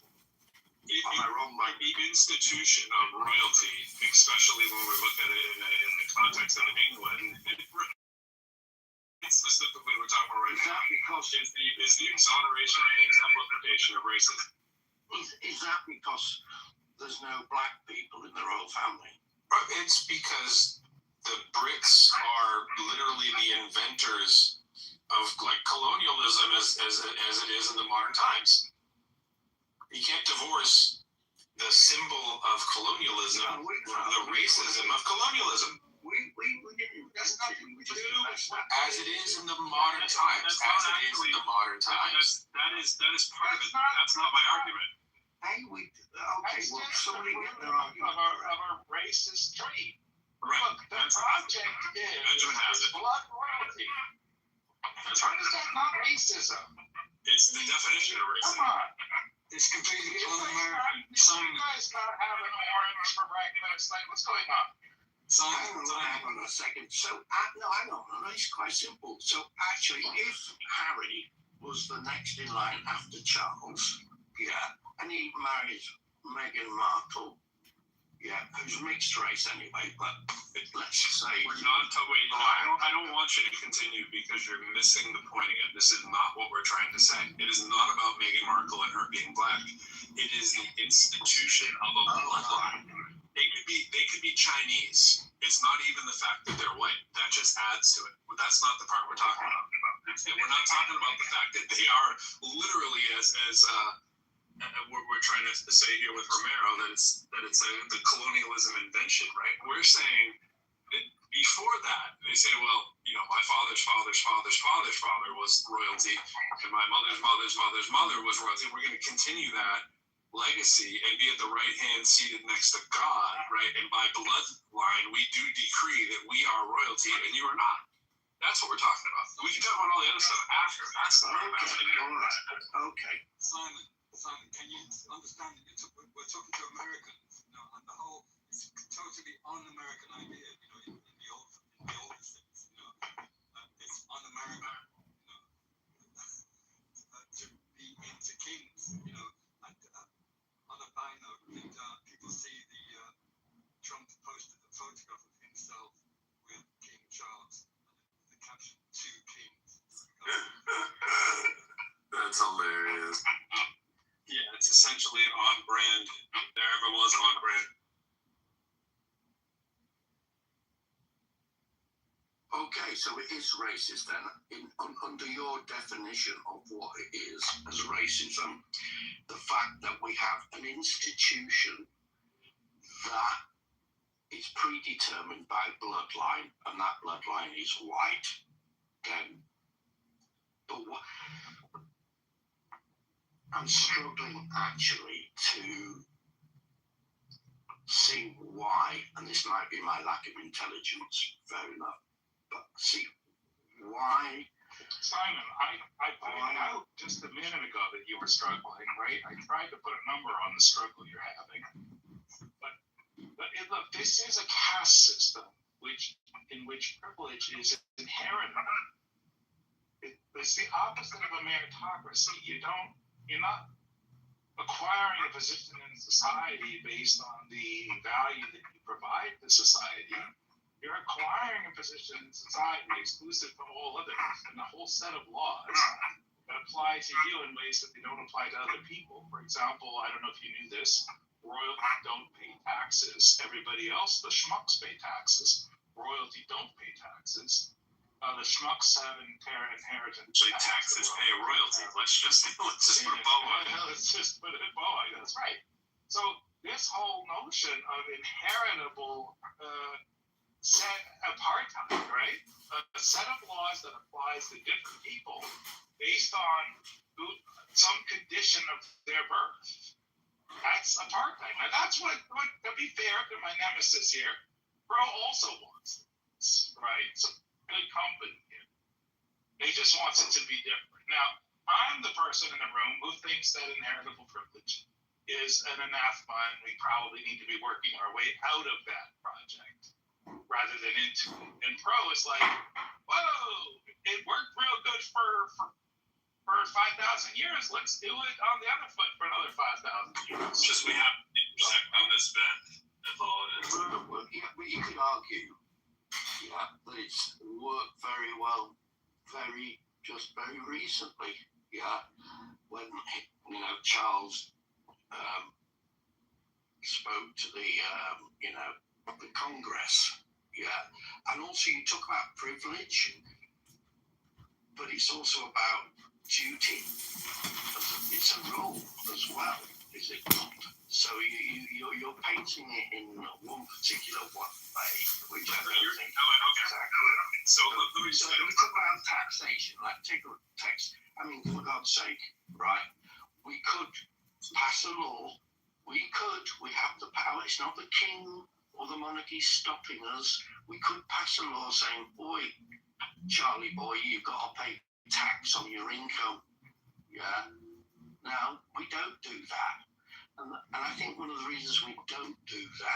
It's even worse than that, because you guys are the battered wives of this scenario where you know what you should do, tax the fuck out of the royalty, but you're like, no, they've been good to us. No, they haven't. We just do the same thing for our business owners and elite class. but it's true. They weren't exclusively born into it by the left, but for the most part. I don't think you do that very well, by the way. No. We're saying we don't do it very well over here. I'm saying that. Class. There is not a set of laws that apply. It's not a set of laws that apply to their children. Sorry, you gotta mute your thing there because we hear all the background off your Bluetooth or speakers or whatever it is. Sorry. But it's not a business, though. You can't compare the royal family and the monarchy to a business. Sure you can. And it's easy. I'll explain why. It's easy to also explain why.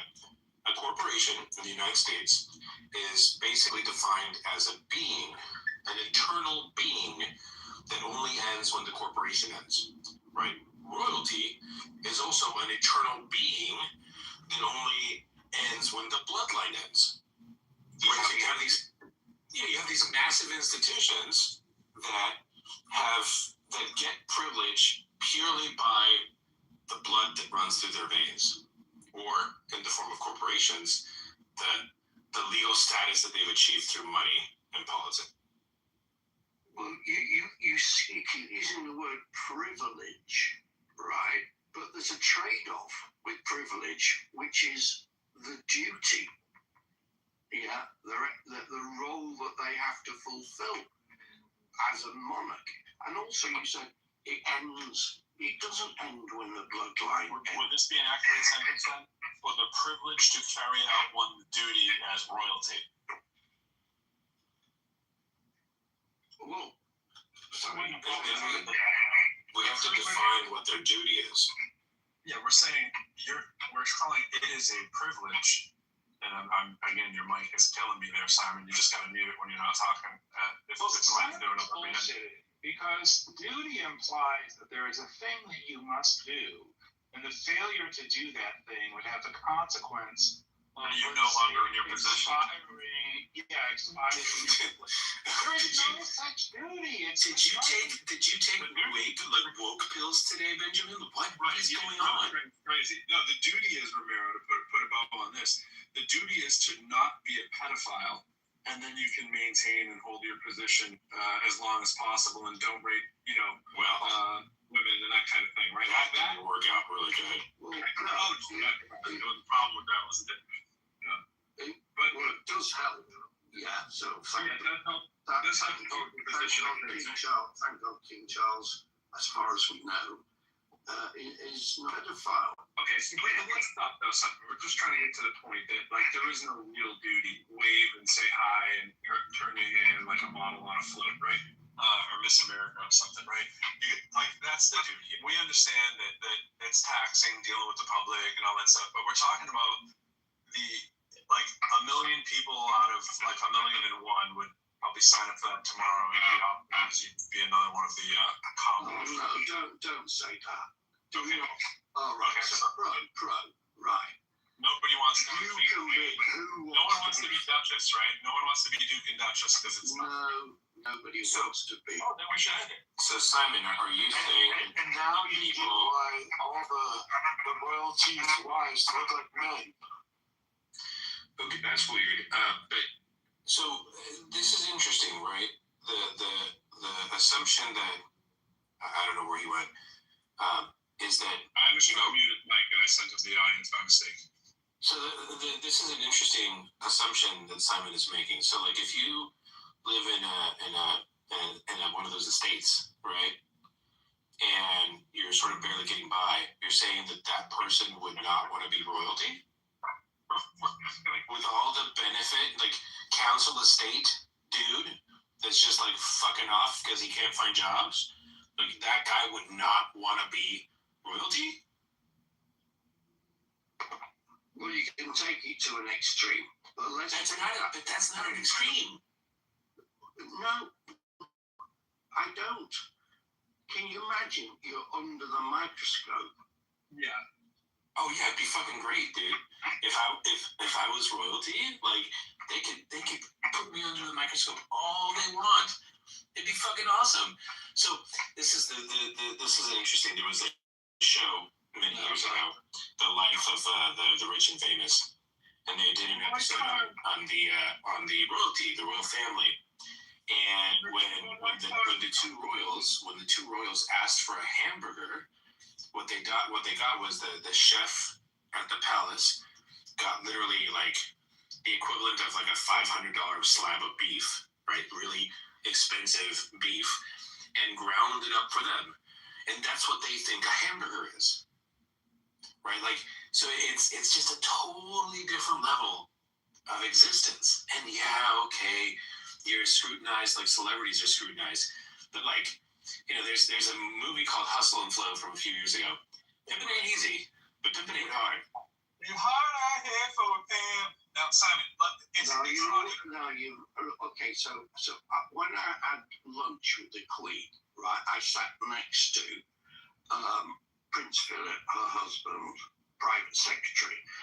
So, and this was as I said, in Germany at the Nordrhein-Westphalian Parliament, and it was lunch, and I went, and I sat next to him, and I went, what happens now today? So I think they were in their 80s at the time.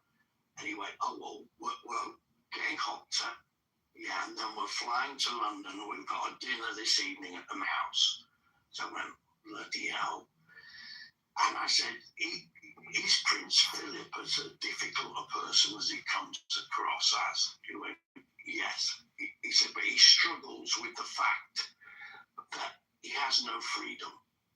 I said, well, how do you mean? He said, well, sometimes he wants to get out of Buckingham Palace. So a taxi, yeah, and he has his own taxi. So it's me, him, and his security, and we just go for a drive around London so he can get out of the palace. Because otherwise he can't walk the street or anything like that. So he's in a gilded cage. Well, I understand what you're saying about someone who is destitute, has no money, and they would go, you'd need that gilded cage. Destitute? No, like middle class mom of two, like would fucking love all that. You don't have to say, oh, little Tim, the destitute who's gonna die of polio or some shit. He would love to be royalty. The weird side, the whole argument. Let's go back to the racism. Because this whole thing of like there might be some people that don't want to do it, that's not the argument. There are lots of people who wouldn't want to be the Kardashians, to grant you that, right? I made the earlier analogy too. There's millions more who would want to be the billionaire daughter of the Kardashians, right? There's millions of people who would want to do that. So to Romero's point, yes, there are people that want the pressure. That's not the issue. The issue is it is unbelievably lopsided, the life that you live, and most people say it's good to be king.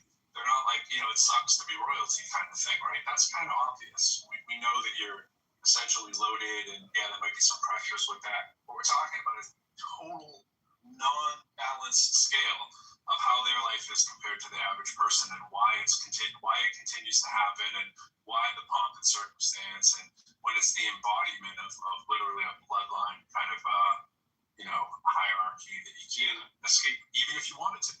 And Prince Philip was a renowned racist, actually. I can't remember a detail, but I know he was renowned. You would have to be. It'd be amazing if you weren't. It's like we say it about the Magna Carta. Manifest destiny and all this kind of stuff. Then you have the answers. It's in the book Norseman. However, I've long since learned, not too long, the last 10 years or so, I've learned to be able to live comfortably without answers, without desperate answers. I don't know what one of the last things is answer. Take the business on the hereafter. Maybe there is, maybe there isn't. I'll never see the evidence one way or the other. I don't expect to see it in my lifetime. But if there is, I suppose given a choice, I think I would pick hell. The reason I'd pick hell is because that's where all the have-nots are. The currency of the realm shifts. Over here it's money, over there it's virtue. But either way, if you haven't got it, you're stuck. And I've spent all my life with the have-nots. And once I got in a hill, I'd start organizing, just like I do down here. And then I'd be in heaven personally, because this is the thing that gives me the greatest happiness in life. And look out here, look here we come. I just don't have the it lays out that picture really, really carefully and well done. The research that's in there it's hard to argue with. It's like when you're reading line by line and you're just comparing it to other similar kind of manifestos, using that word intentionally, and just like looking, oh my gosh, this is like overt racism at the highest scale. And to think that that's not so appreciate that you were wrapped around the axle emotionally by this book on race, but you can't possibly make a reasonable argument in which race is a predicate, because race is not susceptible to a reasonable argument. There's no distinction. There's no test.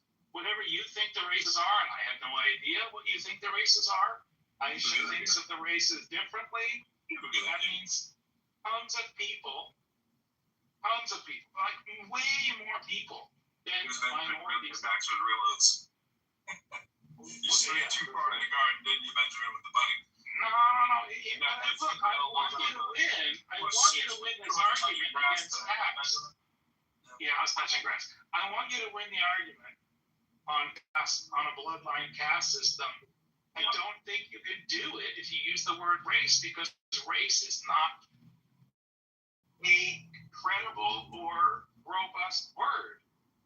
It doesn't have distinguisher stability, meaning if two people draw the lines about race, they're different. If people get on an airplane, fly to another country, their race changes. It doesn't have geographic stability. Over time, people who were an X kind of person are now a Y race. It doesn't have temporal stability. Meaning it's just a made-up concept that changes from moment to moment to moment to moment. I don't know what we're trying to do here. Cool. So let's scratch race riots from our history. They never happened. We'll just call them people who... The fact that people who don't understand categories very well... There was no slavery to erase that, okay? Just let me stop using race. It was a skin color apartheid, right? The colorism going on. There's a lot of colorism. I will use your word for today. Right. No skin color apartheid. We can't use racism right now, so we're going to say your skin color apartheid. I'm actually going to extend it, Simon. The blood color apartheid of the royal family seems to be an egregious violation of what most sane people, I think, would say.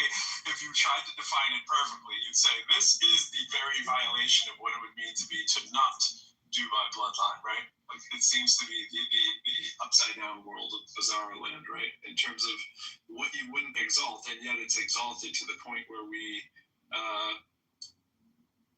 subsidize it, let it be tax free. People pay. I know it's a bit of redundancy, but you get the point.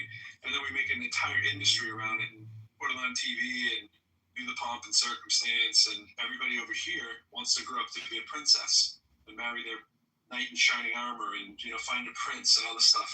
It's all that hangover baggage from that. It's like, is that really what you want? You really want to? I understand. But in the absence of bloodline, yeah. And obviously there have been times where we've had to go, we need some, I think, at the beginning of this current monarchy's bloodline, we had to ship over to Germany to find someone who, was vaguely related to continue the monarchy. So the bloodline idea gets challenged, but there's always somewhere you can find a relative. Yeah. But isn't that by definition bloodline? Yes. So in the absence of that, but no, it's part of our merit or qualification or electoral kind of thing would dilute it and make it not a thing anymore. Right? So in the absence of bloodline, as we have, life is joy. Well, it's then another form Life is joy for me. And so at the moment. But who gets to live the glorious life? That would be weird, right? Who gets to live the glorious life? So laming you on again. Right. But that glorious life, because we can have what else could you call it, right? Who gets to be the figurehead of the country who lives in a palace, bro? Well, like the Irish, they vote for a president who is not political. Presidents that are not political, and they have their time, and then you have another vote. Yeah. That's a step down. But you favor this. I'm just wondering why you favor it.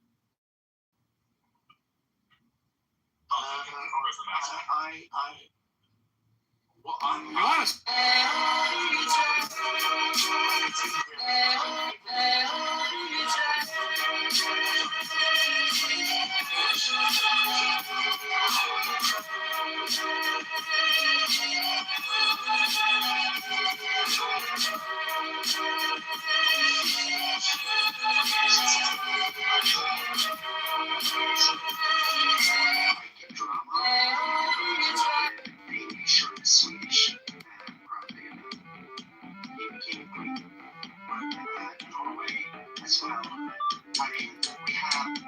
This is literally the coolest thing from iCloud. There's so many different settings on it. When someone shows a cute fail.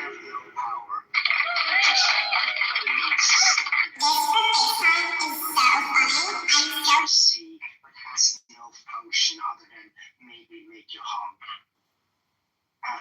So what's the purpose of a monarchy?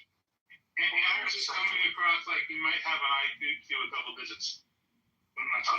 well, going on this, but you're suggesting that the king in Norway or Sweden has no power, right?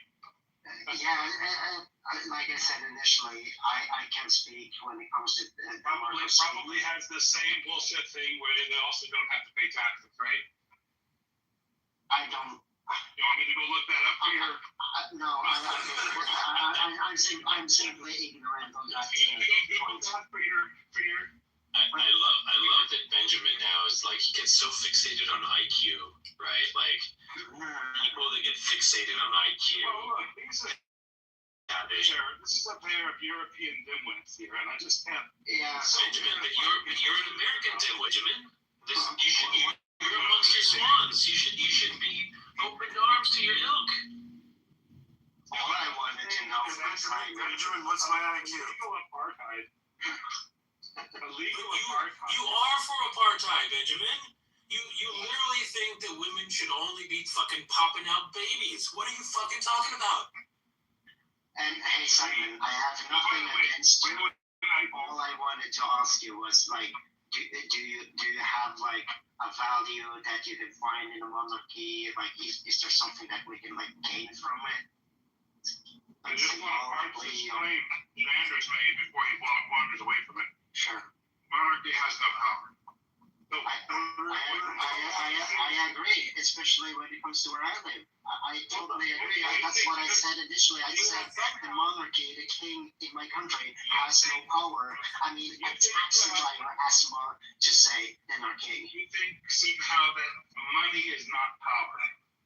That's the first thing you must think, which takes 50 points off your IQ. You are assuming a bunch of nonsense that you're just pulling out of I don't know where. You must think, in order to say this, is that there isn't a set of things. I had a simple question.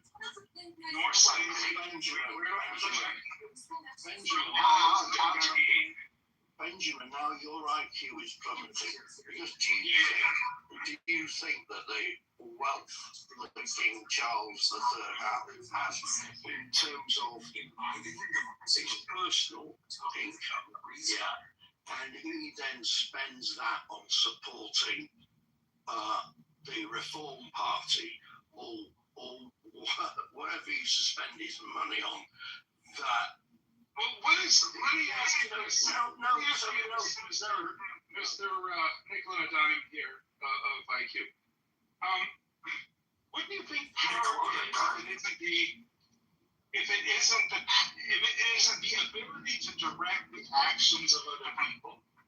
What is it? No. And what do you think? And what explain to me next is money. If not the ability to direct the actions of other people. Okay, so I think this is the answer to this whole conversation. Benjamin, why are you trying to make up an opponent? Like, why are you trying to make yourself a part of a conversation that is not... Nobody's having this conversation except for you. And you're trying to bait people into the conversation you're trying to engage with now, but nobody's holding these positions that you're making. The reason we have intelligent conversations in this room is because when stupid people talk, they get slapped down and they talk less. And so you're getting slapped down right now because you said that kings don't have power. And my point is that that's a lie. That's a lie. That's a lie. Benjamin, why are you lying?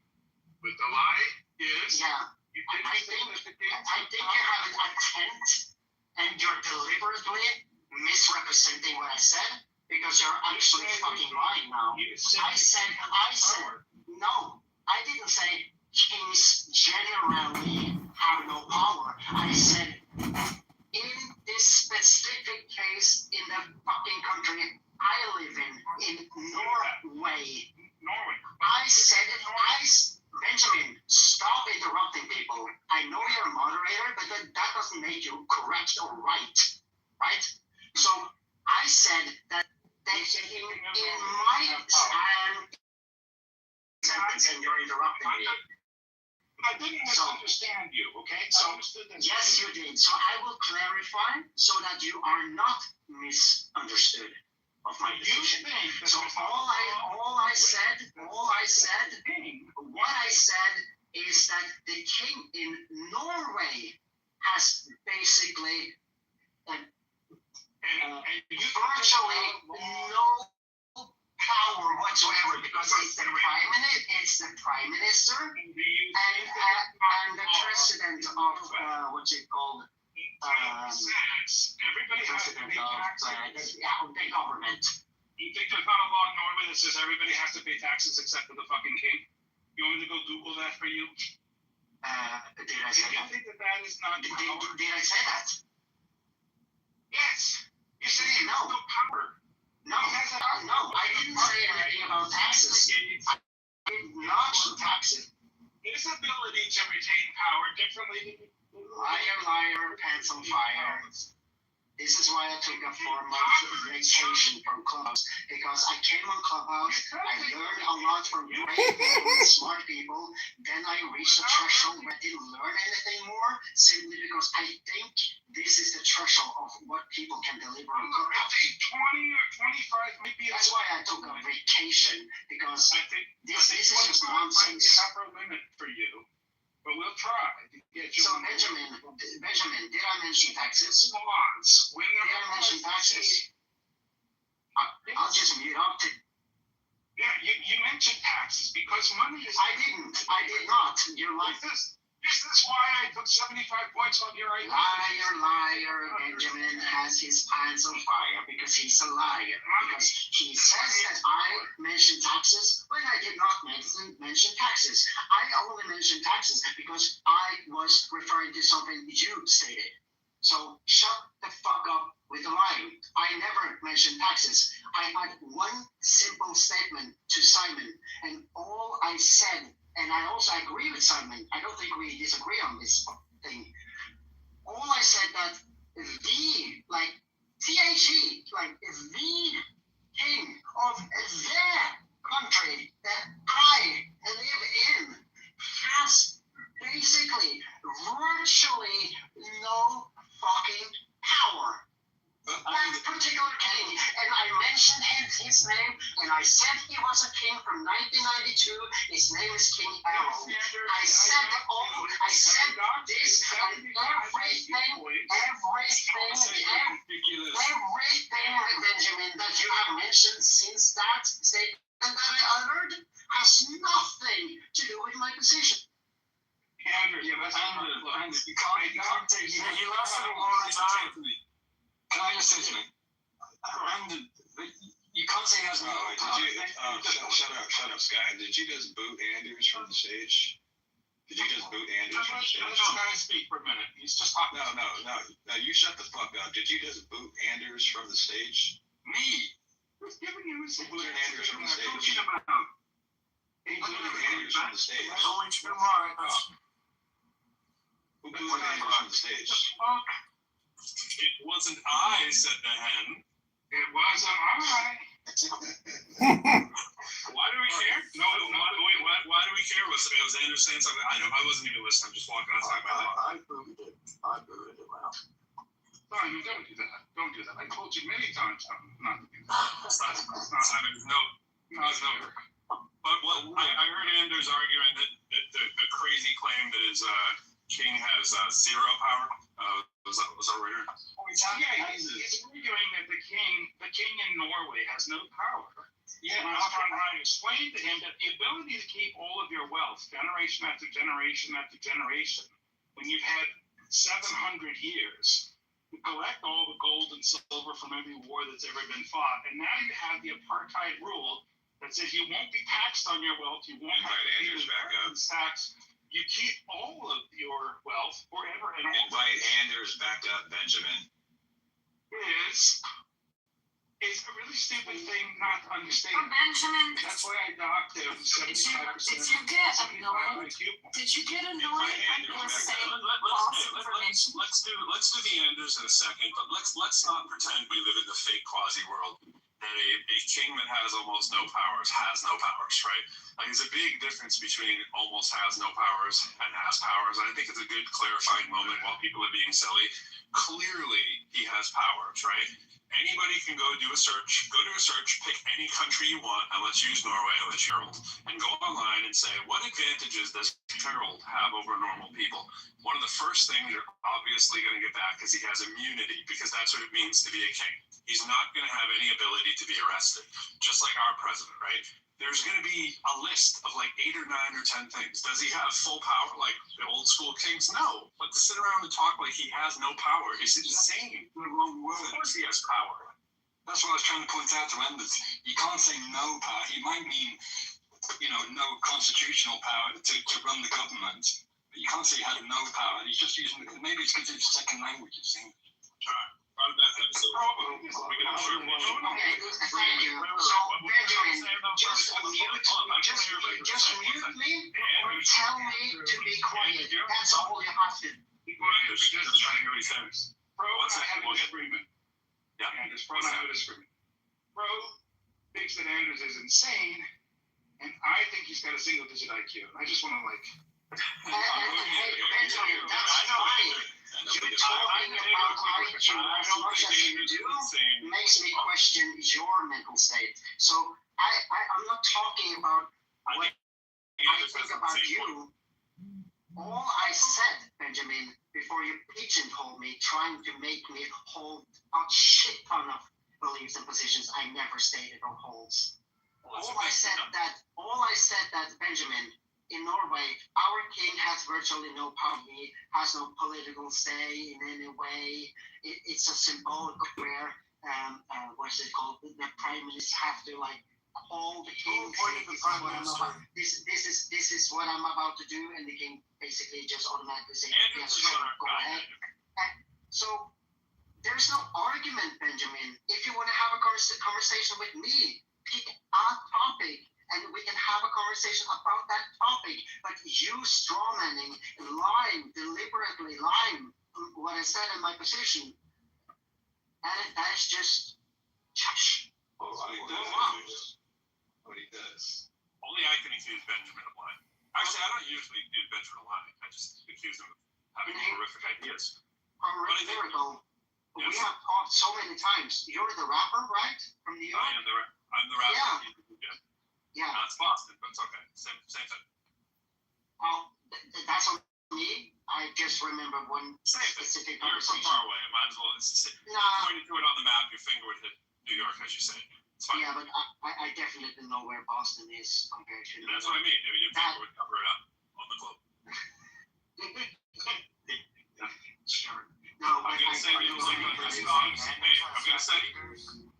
Anders, I'm going to send you the link on Discogs, and hopefully be my biggest fan in Norway. Bring me over there when I come to Finland and Germany this year, all right? All right. Definitely. I remember 2 or 3 years ago, you shared a couple of links or so. Yeah, my man Frosty Finn's bringing me up to Finland, bro. So I'll be a skip and a jump. I still think you're a crazy idea. This was no power, but I know you said virtual power.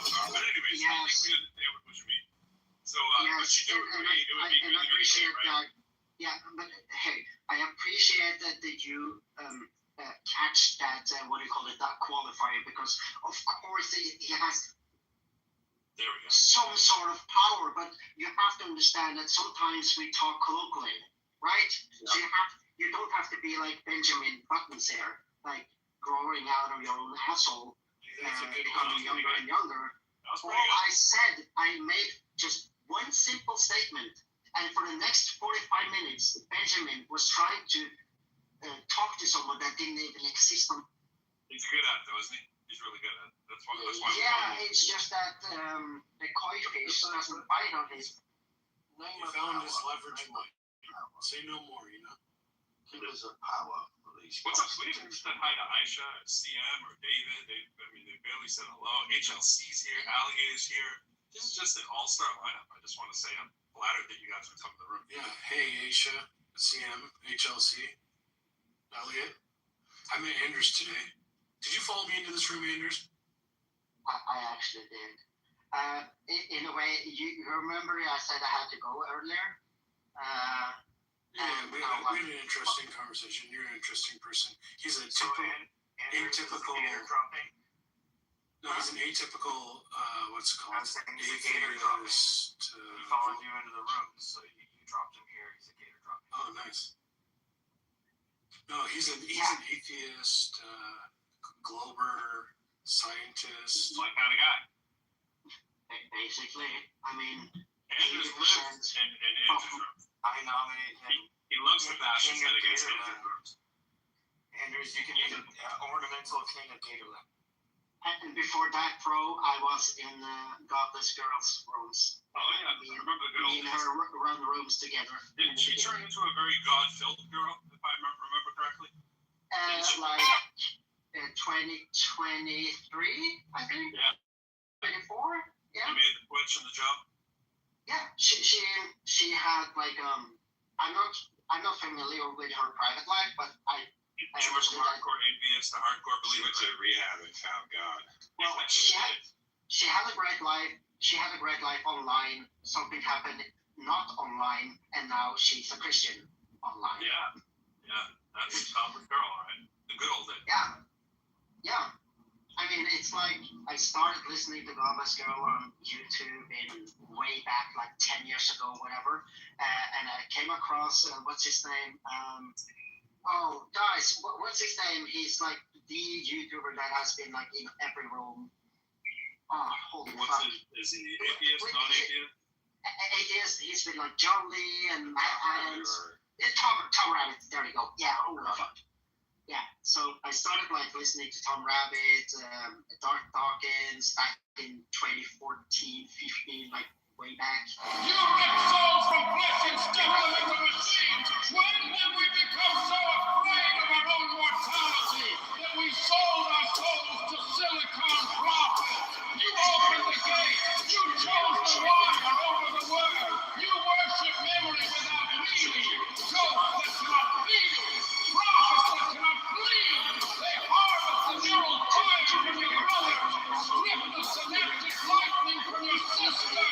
You let them map every sonnet, every memory, every whispered prayer, then pour it into the temples like sacramental wine. And what returns? Your fathers come back speaking your name, but they cannot remember why they loved you. Your mothers return with perfect recall, but have forgotten how to breathe. They move through our streets like ghosts wearing familiar faces. They promise eternity, but what good is forever if you cannot feel the weight of rain on your skin? What use is immortality? Ellie, we gotta work this out, man. We gotta be able to come to The British royal family have some surprisingly bizarre and strict eating habits. According to former royal chefs, garlic is basically banned at Buckingham Palace. Why? Because members of the family are constantly meeting diplomats, world leaders, and guests at close quarters. Bad breath is not an option. Even Queen Elizabeth II reportedly dishes that contained it. Possible for him to be redeemed and come back up into heaven. I just didn't understand that at all. Okay, so I think he can be redeemed. All he has to Did you know that you can get your prep for free? With Mixer, you can get your prep prescribed. There are many ways a civilization can die. There is also Cadet Jason Grod, a Klingon. Once his people were warriors speared across the galaxy for their honor and ferocity.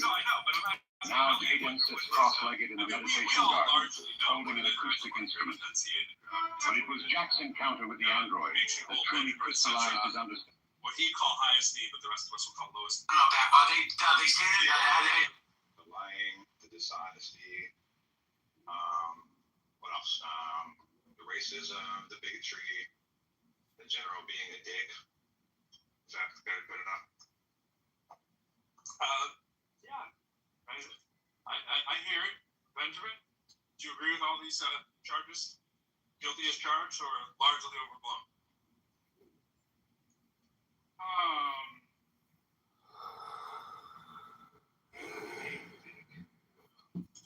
That one I think you could. But I mean, Benjamin, maybe I don't remember you. Andrews can do a better job.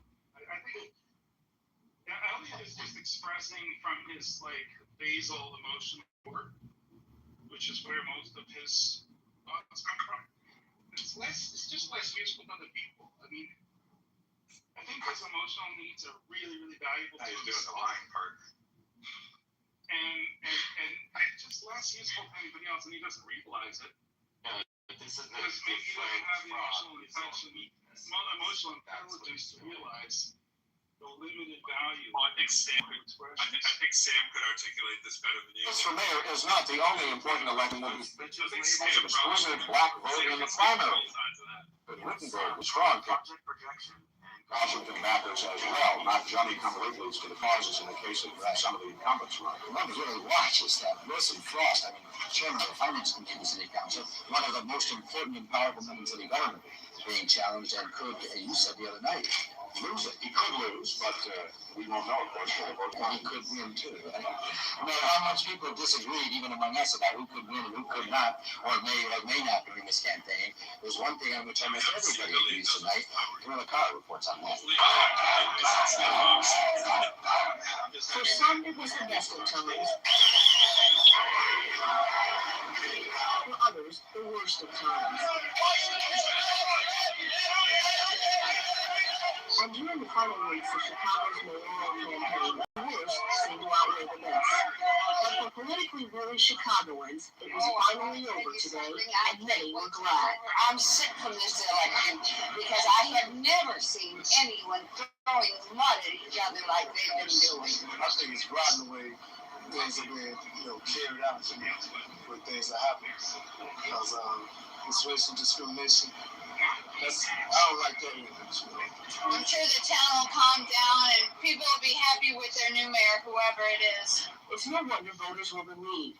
By all accounts, mayoral candidates Harold Washington and Bernard Epton found themselves embroiled in one of the most vicious and bitter campaigns in Chicago's history. It was a campaign of slurs, accusations, charges, and countercharges. A contest dominated by one issue, race. Even though both candidates said they hoped race would not be a key issue. And today, some Chicagoans wish that things had been different. Still not exactly sure who or what the issues that they're supporting. Some of the stances that both Washington and Epton are taking, I'd like to have a more clear idea. Technically, the city's political drama ends tonight at 7 when the polls close. But does it really all end here at the polling places today? Perhaps, as someone suggested, this is just the beginning of the end, a time when Chicago picks up its political pieces and starts to heal itself. And in fact, the two candidates may be taking the first step in that healing process. Harold Washington and Bernard. And that was particular to the politics, right? So I'm not saying that they're not rich. I'm not saying they're not living in the fucking castle. Here we have. Why the jump in the from black rednecks and white liberals to RG genetic? What's the point? Well, this book is really about ethnic and cultural issues in general. So there's a chapter on the Jews, a chapter on the Germans, and then there's a chapter on history in general. So that's they're lumped together because they're all cultural ethnic issues. Fascinating story. Because among the middleman minorities, of which the Jews are most prominent, the hostility of these people in countries around the world are all proportion to that. To any other kind of group I can think of. In terms of violence, the number of Chinese killed, let's say, in 1 year, and my mob actually exceeds all the blacks lynched in the entire history of the United States. And the number of Armenians killed in Turkey during the First World War is greater than that. Of course, the number of Jews slaughtered on a number of occasions in history, even before the Holocaust, is greater than that.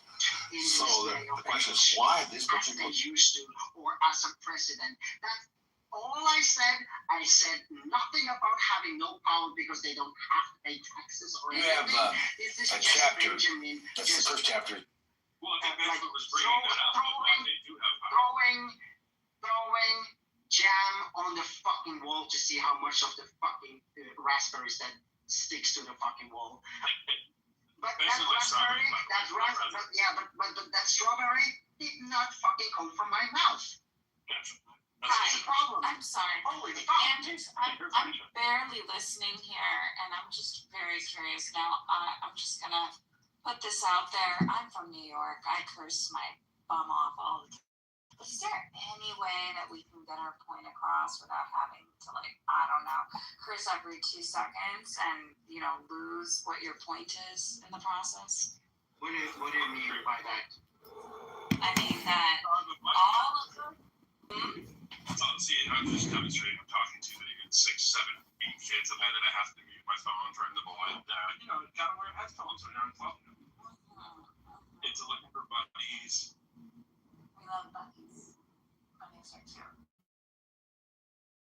I mean, I'd like to actually know what the meat and potatoes of your argument is, and every time you're just saying fucking this and fucking Because I use those words to emphasize the point. Oh, I'm well aware of doing that. Probably those words online, magical, right? No, I have no problems with them. I just Okay, think that you're losing your point. So then it's not a problem. No, Anders, you're losing your point. That is my point. No, I'm just you are losing. No, you're losing your point. There's no logical. If you're talking an English person, a Danish person, a Norwegian, we definitely curse a lot. Fucking a lot in our day. It means that you have nothing about it to say, right? Our ears say so you have nothing about it to say. Just agree. You have nothing about it to say. Okay. Where's the criticism for Benjamin cursing you? Even mods have power. Why are we focusing on Andrews? Oh no, I didn't hear Benjamin. I'm sorry. If I heard Benjamin, I would have offended. He was cursing quite a bit. If you're offended, Aisha, and can't track the I conversation. didn't say I was offended, Anders. Okay. Where did So I say that? if you have difficulty How about you tracking the try conversation, listening? how about I can make a statement without you interrupting? So No, I'm not. You're not. You've already been kicked once. Like, I find it hilarious. And then you cried. You cried like a child in the group. Elliot likes you cried in the chat. So, you know, got it. Oh, it's fine. I have nothing against Anders. I just said I'd like to know more of what this topic is. No, it's cute. Anders has something to say. You're going to reiterate. Like, the last thing we want is more Anders reiterating this topic, I think. No, let's you know. Let me see if I can figure out what the actual disagreement is over. So I think the disagreement is over whether monarchs have power. I mean, that's trivially true in the soft power kind of sense. Anybody who has is a celebrity has soft power, and that's just they have some ability to influence the actions or outcomes of other people or events and stuff like this. So any person who has any kind of sway over any other person, they have soft power, and kings and monarchs are no different. I mean, when Kardashian has soft power, power, but the thing that people are actually concerned with, or more concerned with, is whether kings have whether monarchs have control over government and laws and punishment, action, all this kind of stuff. And Anders is absolutely right. They don't have any kind of this fucking power. None whatsoever. The actually consequential kind of power. So I think Benjamin's equivocating when he wants to say that these monarchs, like the king of the UK and the king of Norway, they have this kind of power. I think Benjamin wants to equivocate on that. Well, I think I know you got it all good, but I think the thing that we're going back to the whole thing was with Simon and Sky a little bit, and me chiming in. I came in and made the claim that it's sort of this bloodline kind of ridiculousness that is kind of the embodiment of Benjamin wants me to use the word apartheid or whatever strong inflammatory word we want to use, but it is kind of a ridiculousness dog and pony show, and it comes with all the benefits that, granted, that some of our elected officials get to, right? Live in a big fancy house and tax exempt, they get paid and all this kind of stuff. But it's just by bloodline, which is kind of are we really? So I started asking Simon, what he calls himself a monarchist. And I was like, what makes one a monarchist? What is the thing that you're pointing to? And he was talking about the political influence of the speech that King Charles gave, right? And that he's really not a political person, but in that role, he did something effectively that amounted to political influence and sway, right? That's where we got into the political thing. I don't think it's that anybody was ever questioning whether Norway had the same kind of sway as this king or that king. Just the whole institution of the monarchy and royal family kind of stuff is just an interesting one to say that you are on board with, and I was wondering why. Yeah, I was asked a very good question, which is why do I support the monarchy in the bloodline sense, as opposed to, well, every so we could have a president to be the head of state, not political. Yeah, that was a good question because I struggled to answer that, and I did challenge myself. Sorry, mate. I just wanted to add something if I could. Yeah, I want to get Ben's input to being from England as well. Oh, I was just going to say, yeah, like in Australia, King Charles is obviously our head of state as well. But I'm a Republican. I think most Australians are. I think eventually we're going to leave this constitutional monarchy, the system that we have, and hopefully become a republic. So yeah, I was just going to say, but it's kind of, the role of King Charles is kind of ceremonial for us. I think we'll probably be the first country in the Anglosphere to leave, probably even before Canada, and become a republic. But yeah, I mean, we should have left when Queen Elizabeth died, but yeah, anyway. It's a ceremonial role, like what Marcus was saying. I think Sorry? What was that? I didn't hear that? Yeah.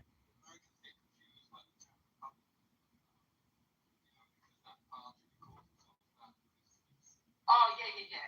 Oh, yeah. It's probably not right. Yeah, it's just, you understand what I mean when I say Republican, yeah. Yeah.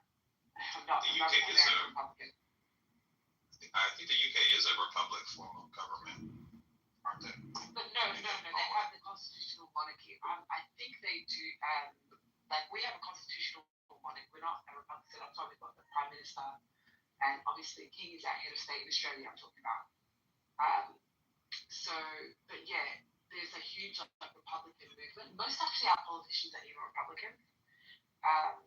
Like our current Prime Minister is, but I guess, I don't know what the reason is, or they haven't put it to, like in the 90s, they did have, they should get rid of the monarchy. So there is a movement about it, but I guess there's just too much going on right now. That I think eventually we will. I'm hoping we do. The Enlightenment was very influential all across all Western countries, the whole entire Western world, and I don't think the UK is any exception to that. I think they would run the whole like the main reason of the cause of the Enlightenment was bloodlines, and that we should claim in reason above the authority of the divine right of kings. That's that is handed down to the bloodline. And I don't think anybody in this room would disagree with that. But it's like, what is the problem here? Like, kings have soft power. Okay, so what? Is it racism? Yeah, it is. What else is there? What else is there? Well, it keeps the role of the church somewhat tacitly in the sway. Like you said, you use the word divine power, right? That's the other illusion that kind of can grab some people's ire in this day and age, right? If you don't believe in magic. What would a pyramid be without a point?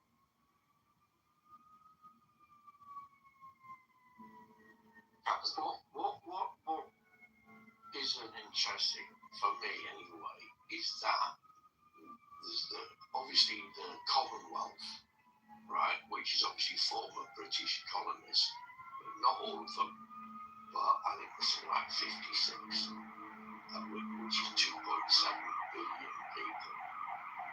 And why does that exist? Because they can all choose ours in Australia. In a way, I'm surprised that they are still part of the Commonwealth, but they are, yeah. Why did countries still feel happy to be part of that. Because all those people, sorry, that's it. Oh no, I was just gonna say, I feel like we're almost being manipulated, that the monarchy won't let us go. There are like these there's like the resurgence of these monarchist movement. There's been many like pushes to get Australia to become a republic for a long time. Still our number one like immigrant group, it comes the number one I guess the group on our immigration stuff comes from Britain. So we've got these I don't know, it's like anytime Australia wants to move away seriously from the monarchy and like wants to become a republic, there's like King Charles, one of them will come to Australia, they'll do a tour, because what I heard is that what they're concerned is if Australia moves away, that Canada will, I guess eventually, obviously New Zealand will as well, and then it will just be like a domino effect, and the Commonwealth will effectively break up. But yeah, I don't care. I think we should get rid of the king. Like I don't think there's a really strong anti-British sentiment in Australia, especially after like World War II, because it was America that came and helped us. It wasn't like after the Japanese attacked us and like bombed Darwin. Like England was nowhere to be found. So there's this kind of old resentment in Australia that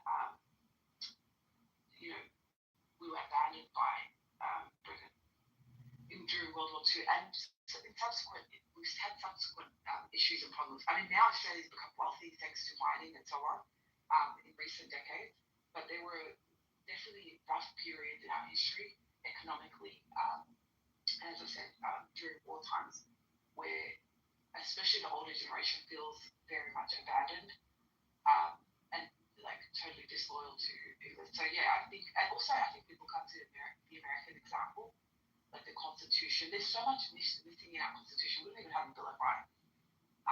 Things need to be rewritten.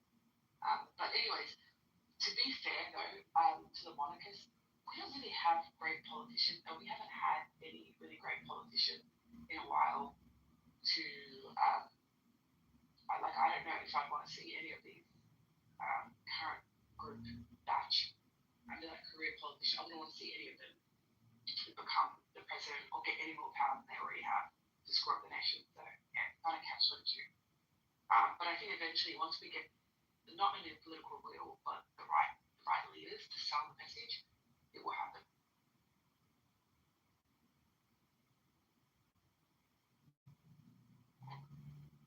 The constitutional monarchies, or at least the so-called, I mean, it's weird to call them the ruling class or whatever, because they don't really do anything. They don't have the hard power. They don't exercise like judicial rulings or legislative rulings, or they don't have any executive power whatsoever. So it's kind of weird to call them the ruling class in that kind of way, but it's kind of adorable to keep them around, I guess. I don't know, it's almost kind of like having a pope or like some kind of moral leader, maybe. I don't know, maybe that's where their role might be. Okay, I did look this up, and I just want to add some clarity here. The sovereign in Norway does have the ability. The Article 3 states that executive power is vested in the king. In practice, this power is exercised through the Council of State. All royal decisions must be countersigned by the Prime Minister or a relevant minister to be valid. Which means even today, the king can write the decree, and provided it is countersigned by the Prime Minister, it will be valid. Now, if you think you can do that the same as he can do it, you're just wrong. You're just wrong in a way that takes away half of your IQ points and puts you. Do you remember, Benjamin, when I mentioned that I used layman words, but do you remember when I said that symbolically the Prime Minister calls up the king and the king says, yeah, sure, go ahead, do it. And then they hang up the call, and then the Prime Minister do whatever he does. So there's a symbolic part of it still happening. But what you mentioned has nothing to do with the statement I made earlier. So if you want to argue with me, I'm here for you, but address my position and my point, not someone. Benjamin, in the UK, we have something called royal assent, which is the monarch must formally approve legislation passed by Parliament for it to become law. Right? Now, this hasn't been withheld, the assent, since 1708. So even though that is a statement of the constitutional right of the monarchy to stop a piece of legislation, it hasn't been withheld since 1708. So something like that, you don't seriously think that that is a power that the monarch actually has. It's not. Yeah. I'm going to charge 30 IQ points for this. This is really bad. Look, oh God, how many more have I got to lose? Well, I don't know. But you need to be careful. The laws in the UK have given the king all kinds of privileges, immunity, and do whatever they want. They have no taxation. They don't have to pay taxes, no inheritance tax. Their grounds, their coverage, their travel is covered by the taxes of the people.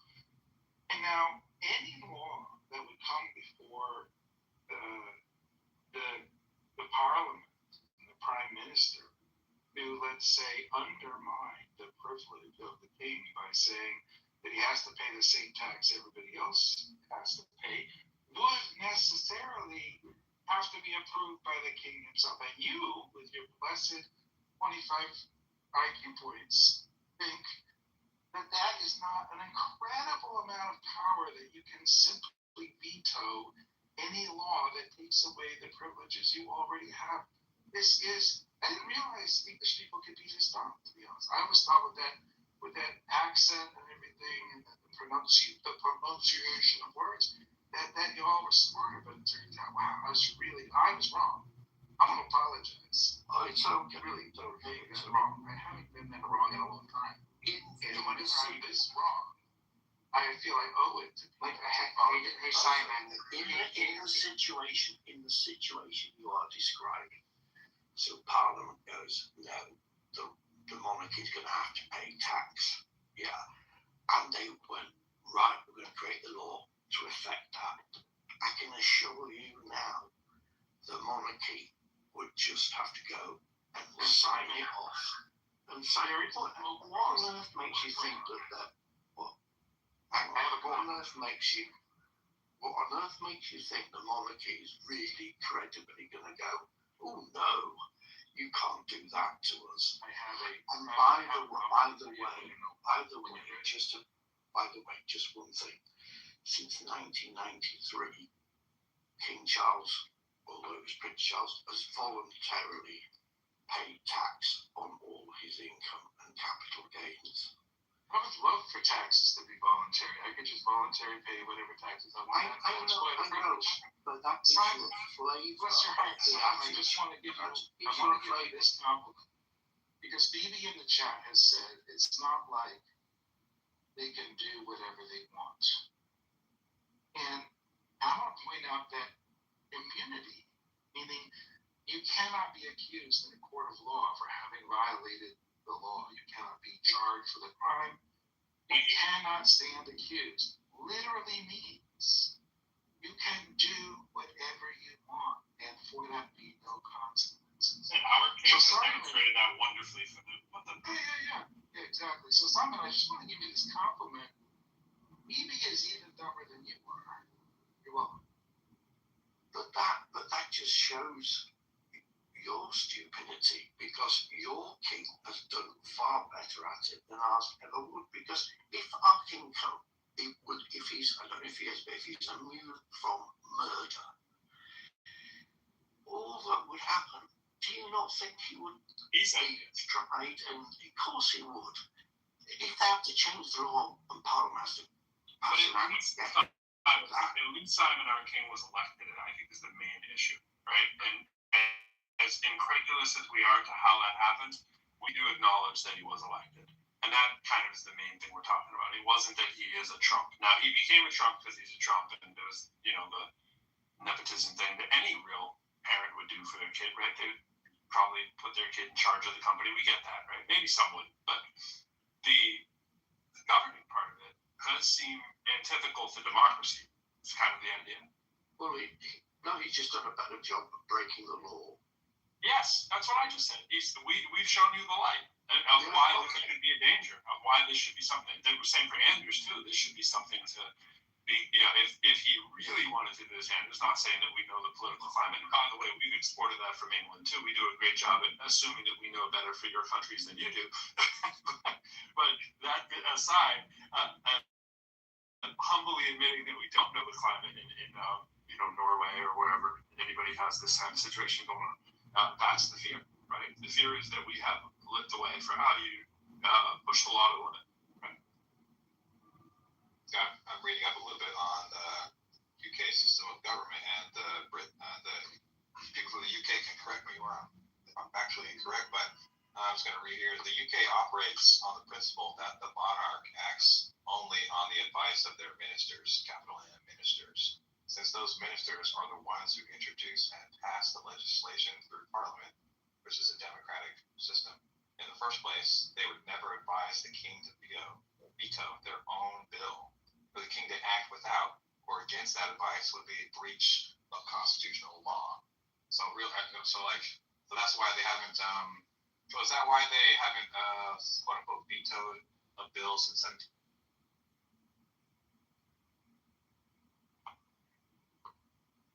Well, I can only assume the fact that the monarchy goes, we can't do that. So we've got to sign it off, whatever it may be, even if we don't agree it. And I'm sure there have been laws passed that the monarchy may individually, personally not agree with, but that's irrelevant. They've got to just sign it off. That's the way it is. That's just the way it is. Some things never change. The British monarchy. God save the king. I think they. Hello? I think if the monarchs tried to overthrow the democratically elected will of the people in the UK, they could find that their heads on the floor like the French one. I disagree. I mean, they might get shot at like Trump, but I don't think they'd find it there. Unless it's a stray shooter or something, but certainly not from within the system.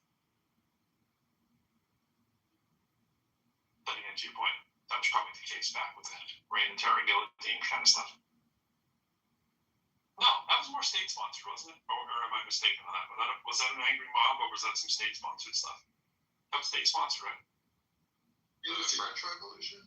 Yeah, all the guillotine, the reign of terror, Robespierre, all that. That was all government stuff, right? Well, it then became the government. That was the revolutionaries who then became the government. Yeah, but wasn't it an angry mob when it happened? Originally, yeah. Yeah. Oh, okay. Well, there's my point. Storming of the Bastille. Yeah. Look what happened there. They got their monarchy to return. Yeah, Bastille Day, baby. As I said, I'm monarchist, but I was just thinking, in terms of actual individual people, I think I'd rather be ruled by King Charles than fucking Keir Starmer. I think I'd rather be ruled by King Charles than Donald Trump. Pretty sure of that. Rule is the right word. Because if you were ruled by King Charles wouldn't be King Charles. It's not. That's right. It's not the person who is corrupt. It's the power that makes people corrupt. And the fact that you don't realize this is going to cost you 50 IQ points, which puts you in the bottom half of the room.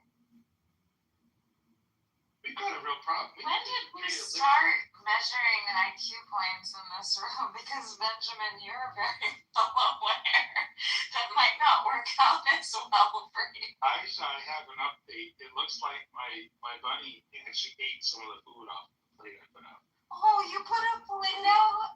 Yeah. At the risk of being go bunny. At the risk of being self-serving,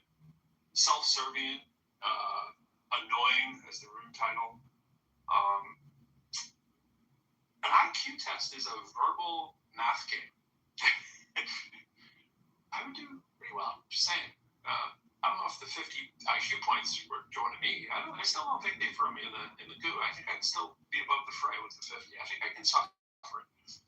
I'm well over the.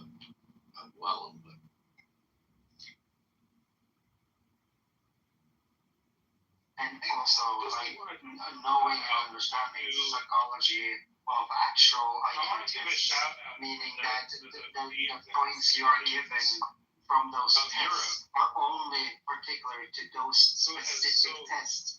How good are you to figure out a complication? That is what an IQ test is most likely, Benjamin. So it's not a good measurement for complication. Subjugating the intelligence of the people. I find all these Europeans cannot even do the math. They don't even understand the power. So how come Europeans have a way better political, how do you say it, like our model, how our society work, where I have free health care. I only spend like $30.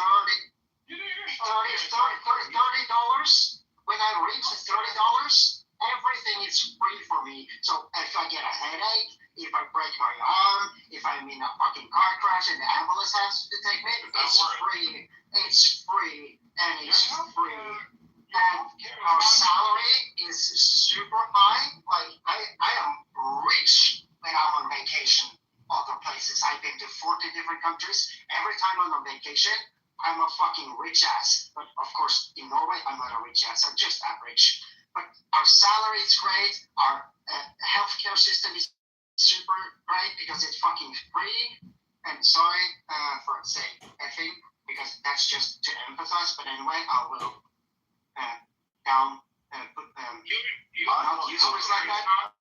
Benjamin, you're saying that the Nordics is negative this and that, but every measurement in happiness, in GDP, hunger or homelessness, or how many of the percentage of per capita that actually has a steady work and steady income, we're doing freaking great. So what is wrong about the Nordics? Well, I'm looking at yours and stuff like that. Your healthcare is not so much free as it is paid for by the American taxpayer. No, it's paid by Norwegian taxpayers. So I have a deductible. So let's say nothing happened to me as of today in 2026. So let's say I go to the doctor's office for the first time this year. I pay $9, like $9.20. Because it's 92 kroners, so it's $9.20 basically, just divided by 9. So, and when I reach $30, I get a free card. And every time I go to the doctors or whatever I need, like medication, I just this is my free card, and they say, "Oh, you have a free card. Nice. Just let me get the medicine, and you don't have to pay shit." I have to talking because it's so loud in my house, it's reverberating. Like you're like 80 times louder than Scott. It's crazy. Hey, Pro, let me change the mic and you give me a feedback on. Cool. Right after Scott talks, we'll check it out. What do you got? So, Benjamin, what do you mean paid by the American taxpayer? What do you mean by that? The American taxpayer is paid for the world's health and defense for the last. Okay, this is just Benjamin making a point to piss people off, just an FYI, in case you're not seeing through it. I'm sure it does. I'm just letting you guys know before everyone takes the rage bait. Let's not take the rage bait. point to Anders for medicine and a medical system where you don't have to pay as much as the American healthcare system, and I'm not going to get on that soapbox. Yeah. When I look at countries not to go to, when I get like all the comments of like, hey, this is a country you don't want to go to. Oh, there's a lot in Europe that come up on the list. I mean, it's not all peaches and cream, but that's another topic.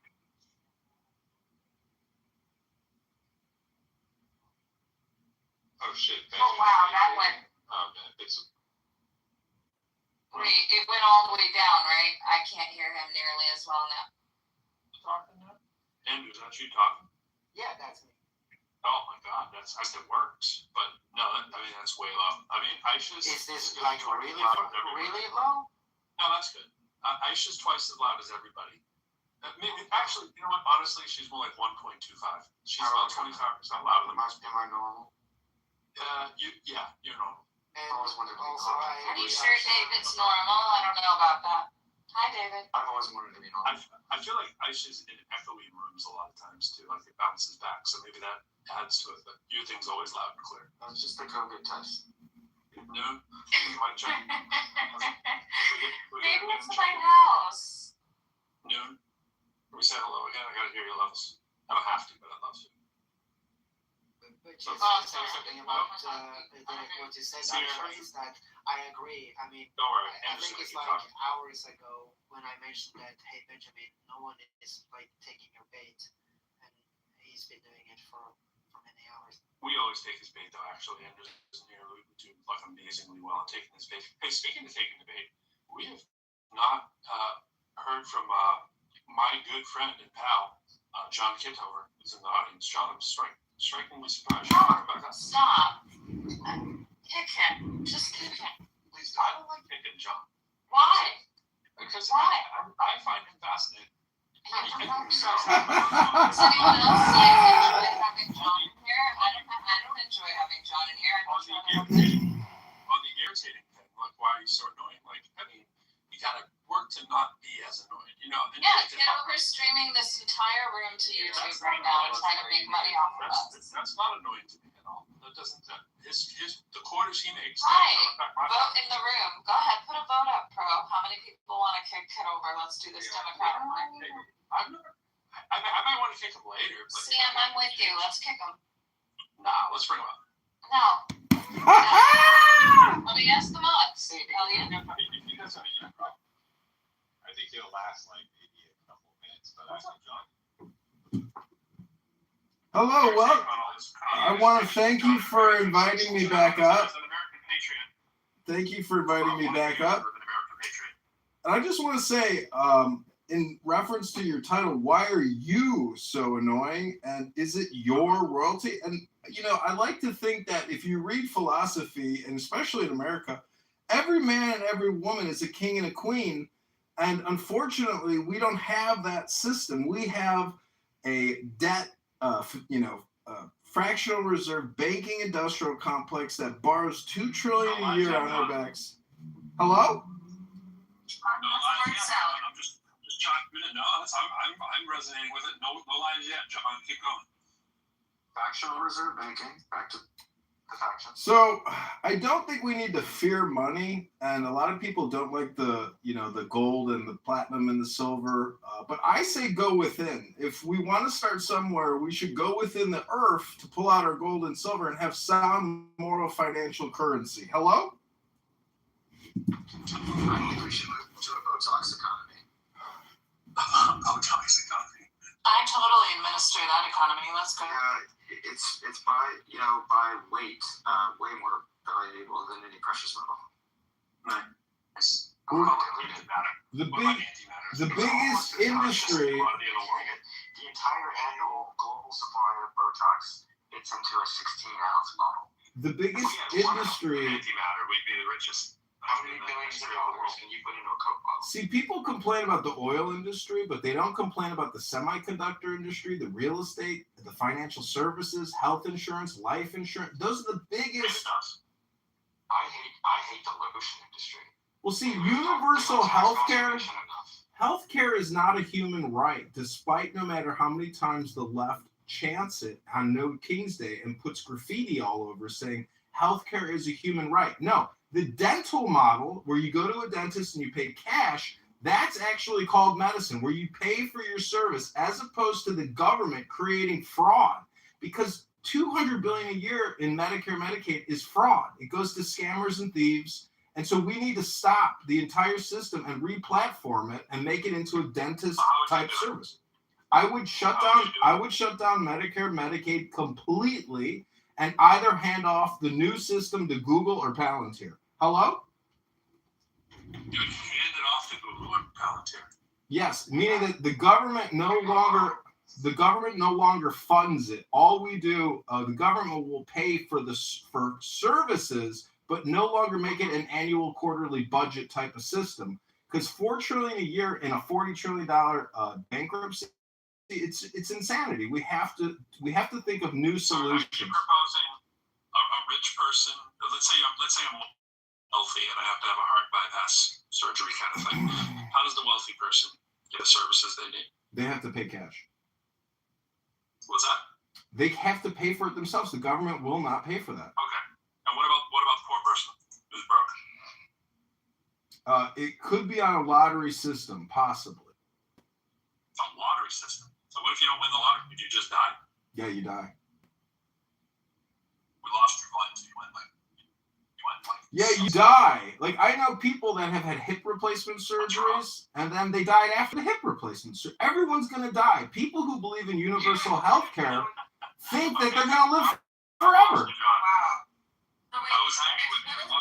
So that we based it on your IQ and your level of education, John, would you be able to get any health care? I'm going to say I doubt it if we made it that way, but, you know. It was making some sense until the last detour there. Well, you don't like the fact that people are going to die regardless. And just because that person has that surgery doesn't mean that they're going to actually live through the surgery. There's just so many. No. I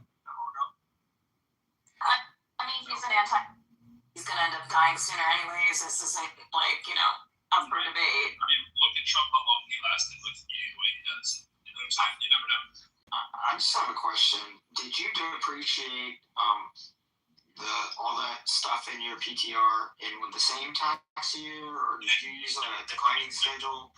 I mean, in a fractional reserve bacon and whatnot. How did you depreciate that asset?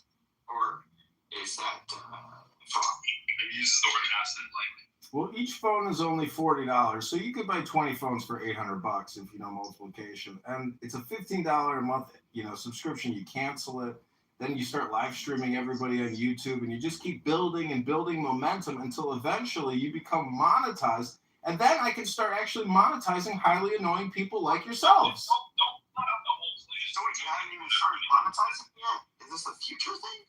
Yeah, it's an investment in an annoying future. You still haven't monetized yet? See, when annoying people like Aisha say kick John Kitover from the room, well, I'm already in the room anonymously. You can't actually kick me. That's right. I mean, see, that's all right. John. No, go for it. No, I was going to say something largely trivial. John, I'm loving the Shazam and the DC comic stuff you get going on the left-hand side of those. That's what. Are you a comic book fan? Yeah, I've got a large comic book collection, Are you DC or Marvel? I like both. Bunch there. I like both. I like comic books. One of the other $40 phones. Hello? Yeah, but DC. Where you don't know how to read regular books, and anything that's of value will allow you to have a brain that works. It's okay, kiddo. Comic books have lots of value. Yeah, not anything to actually have anything within any sentient and subjective value. Objective value. I would say that his comics might be worth more than everybody's book collection, by the way. Whose mom quilted that tablecloth? It's just a purchase from eBay or Amazon, but Are you a Dark Horse guy? I think I know which comic book series you're talking about, but no, not particularly. Well, they do Hellboy and Sin City, Star Wars, that kind of. Oh yeah, I was a big fan of the movies for sure. Yeah, no, me too. All right, well that's my John bonding moment. You a manga guy or no? Oh, MAGA, absolutely. I think Donald Trump, is the response to our political crisis and cultural crisis. This is exhibit 1522 about John Kitover is far too ignorant to understand anything that's being said. I don't think you can hear me because I can't hear. I'm talking Naruto, One Piece, Dragon Ball, that kind of stuff. Yeah, I like Dragon Ball Z, and the fun thing about Dragon Ball Z, if you watch the cartoon, the cartoon is amazing because it's a little bit like life. I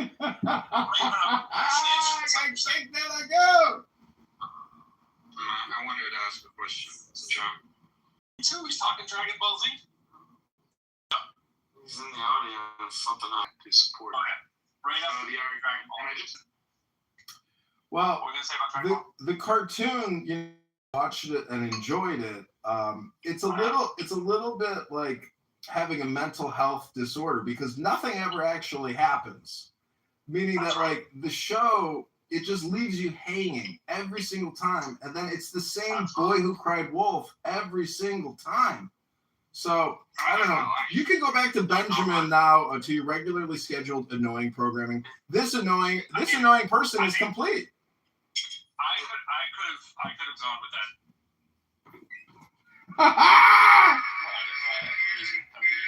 Nothing has ever happened. He's indestructible. No matter what you do, he's going to tell another day and soul his son and all that stuff. All right, I'll do. We got Agamemnon in the audience. I want to get back to the Seinfeld of what Anders was saying when he goes to the doctor, he only pays $35. Now, Anders pays some taxes, of course, so it's not like he's paying anything, but actually too much, Benjamin, to be honest. It looks like Europeans pay about $10,000 a year to cover some of these costs. Right? And the U.S. taxpayer pays about $20,000. Whatever you're snapping there, Aisha, is we're hearing it. To cover a basket of costs. I'll pick you up. Hey, Benjamin, I have a question for you. It's a second, Anders. I don't know what part of my sentence got in the way of yours, but it's kind of negotiable. Yeah, three people were talking at the same time. Yeah. So anyway, the point is that the United States taxpayers pays twice as much for healthcare and defense of the entire world, and the healthcare for the entire world, so that we don't have epidemics that invariably leak into developed countries like Africa and other places in the world where we have to spend money to keep epidemics at a minimum, right? So America is protecting the European from global pandemics and with the global defense, and paying for 70% of R&D research on medicine, so that when a medicine is sold in Europe, it is sold for 30 cents on the dollar. So you're only paying for 30 cents. Benjamin from the United States is not to come on the European market. So the consequence, as I said earlier, the reason Europe has healthcare for so cheap is because the U.S. taxpayers pay for it. So don't pretend that's free. Fine. If you want to cost the U.S. a ton of money for Europe to have free healthcare. I just wanted to ask you, by the way, how does the 36% taxes sound to you? I'm not saying it's wrong or right or whatever. That's an actual number from Norway. Like, it's not taxes. 36% of your salary every month goes to taxes. Europeans are not taxed anything. And now, by the way, Benjamin, just by the way, more benefits than they are taxed. And by the way, we do this all in America. We tell you they're paying into a system from which they get very little benefit. Okay, so I guess benefits from that system. And can we have a dialogue, a monologue? Not when he's on a monologue role. He can't. Okay, so Benjamin, now in May, I will. He's on Super Set. Whatever I earned last year in 2025, the total amount, don't think about taxes, just what I earned last year, the full 12% of that total salary, I will get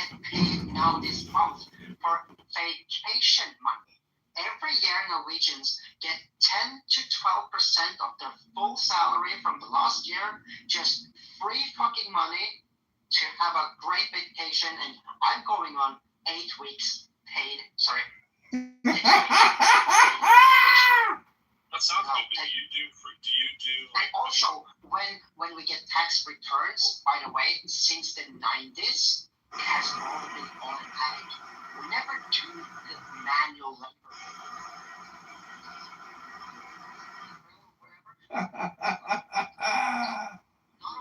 Hello? Let's say I pay too much taxes. I not only get that in return, but the government actually have, like, by law, fines. Meaning they are getting fined a shit ton of money. So not only do I get what I was taxed too much each month, but I also get, like, here's a Band-Aid. Okay. So we're paying a lot of taxes. I agree, but we don't have potholes. We don't have homeless people. I'll take that. When people lose their job, when people lose their job, they get, like, at least $800 to $1,200, approximately the same equivalent of $1,200 every month. Also, meaning the rent wherever you live will get paid, and you also get up to $1,200, if not more, for as long as you basically want. And you can't get fired from your job in Norway in the same way as in America. If you lose your job, at least you have a month that your employer has to keep you, or in most cases, 2 months. So again, Benjamin, what is wrong about the North? Anders, I think I understand your system, and I'm going to come at it at a different angle. I think there's something like 8.5 million Norwegians in the entire country. Sorry, come again. I didn't hear you. You said there's something like 8.5 million Norwegians. Yeah, that sounds about right. I was about to say approximately 7 or something. In Texas, I'm not in Texas right now, I'm in Florida, but Florida's very similar. There's more than 20 million Texans. You guys have with the North Sea, a ton of mineral wealth. If you really only have to divide and by the setup of your country, I wish my country was as prudent with the mineral resource wealth. You're just splitting it between 9 million people. And R&D allows for socialization of those costs that allow for, including the peace after World War II, that is allowed, and in international trade that is, at least up until the last year or so, the open seas allowed for a ton of trade. So we had different countries paying the results. To reconcile that and say that, Norway's, not lucky in geography to have mineral wealth and only a few people there. It's just, we kind of have to put it into a global perspective. America has all these different regions that come on the same balance sheet for our federal system. And so we've got inter-regional fights and things that I don't know if a smaller nation that has a ton of natural resource wealth really can be compared to America. It's like comparing Norway to all of Europe. You can't. It's really challenging. You're right. Right, and you should. You're right. And I have to agree when it comes to, especially after the Second World War. So let's say from 45 to 1972, 1972 or 1952, where when the Norwegian and the British government decided where the line in the North Sea would be, where we can look for oil and where they can look for oil. And for some stupid reason, I guess Norwegians knew about the oil wells, But like if you look at the line, you can see that all the oil wells landed on our side of that line. So from 1972, we have a welfare fund that is like 2.2 trillion US dollars that is just laying there marinating or whatever going to happen in the future. We can stay alive for centuries. Like I said, we're only like 7-8 million people here. So $2.2 trillion in our welfare fund, which means everybody in Norway and a Norwegian citizens' bank account fund. Yeah, but you still have to eat fish. Hey, the Russians are actually stealing a lot of our fish, and we're kicking them out of the North Sea or the depth. Your reproduction rate is only 1.2 per female, so you're basically going to die off in about 100 years. So no, but you're right. You're right, and it's a problem. Meaning, like, here's what you should do. I'm not on the market, but the dating market in Norway is like, hey, meet up. You want to fuck? But yeah, but I don't want any kids. That's just how it is, unfortunately. I understand, Benjamin, but like. Well, Benjamin, we can't rely on them. Gotta move to another country.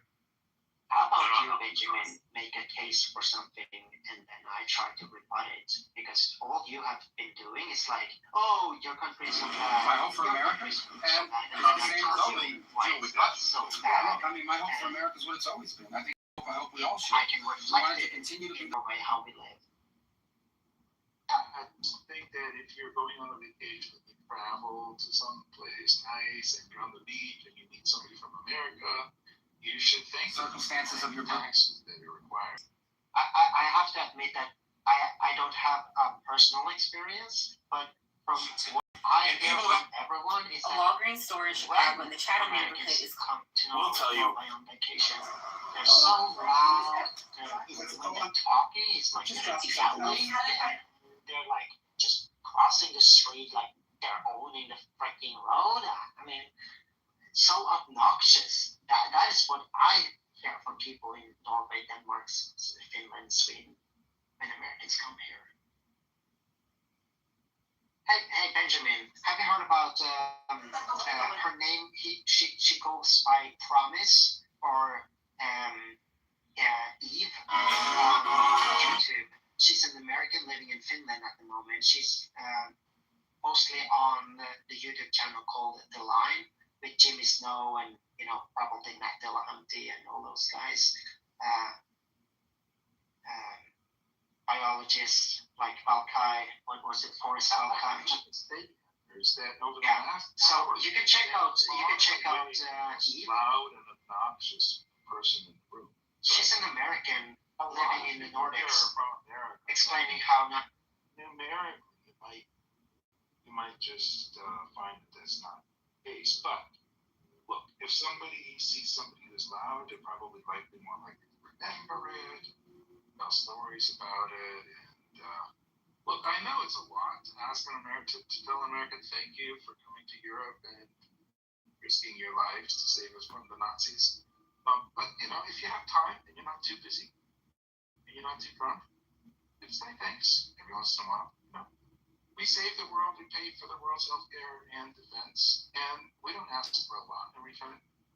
But thank you might be nice sometimes. What do you mean by that, Benjamin? We fought a global war. This is another way of saying that same thing. But like to a certain degree, I would agree with you, Benjamin. And I think it was in 1948, 49. You have NATO, and this is kind of weird because the very first conversation I had with someone on Clubhouse was a woman that denied that Norway was a part of NATO, meaning like Norway was one of the founding nations of NATO. But anyways, she was just ignorant. Yes, Article 5.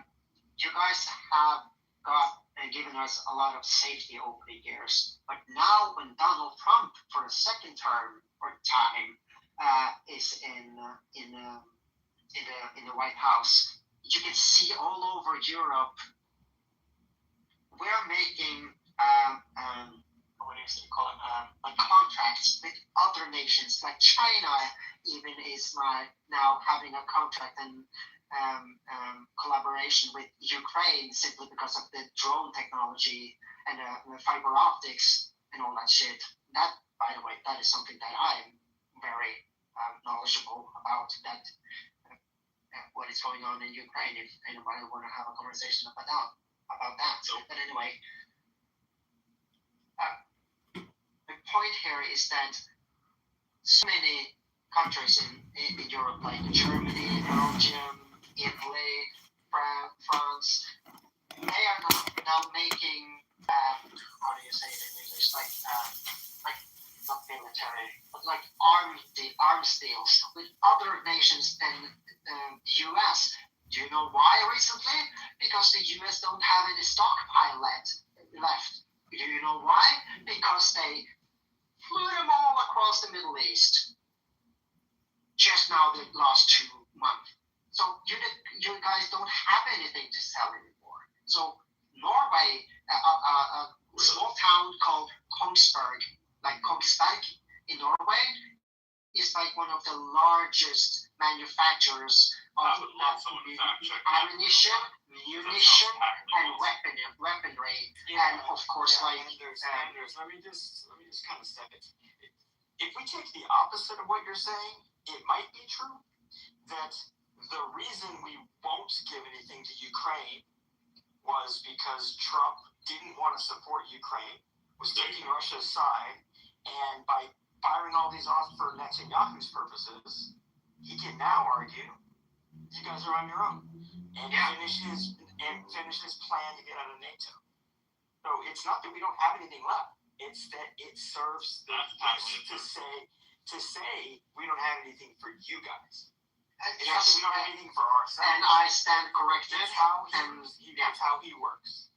He starts with how he can fuck over his ally, and then maybe think about how it helps or hurts the U.S.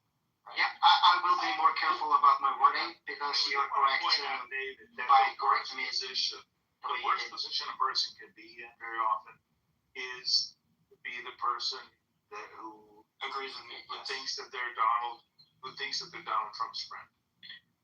Yeah. The fact that Donald Trump has made Putin his friend might just be the end of the Russian project. I mean, there is a thing is Donald Trump. He's not his friend. He's just working as if Trump owns him. He's not even his friend. He's just Putin's work. Donald Trump doesn't know what it's like to be a friend. Donald Trump doesn't know what it's like to be a friend or have a friend. I don't know what's your model you use? There is no friend of Donald Trump in the United States. Yeah, I want to be honest. I think that Donald Trump is probably playing everybody, including Putin. And to the extent that you think he's siding up to Putin,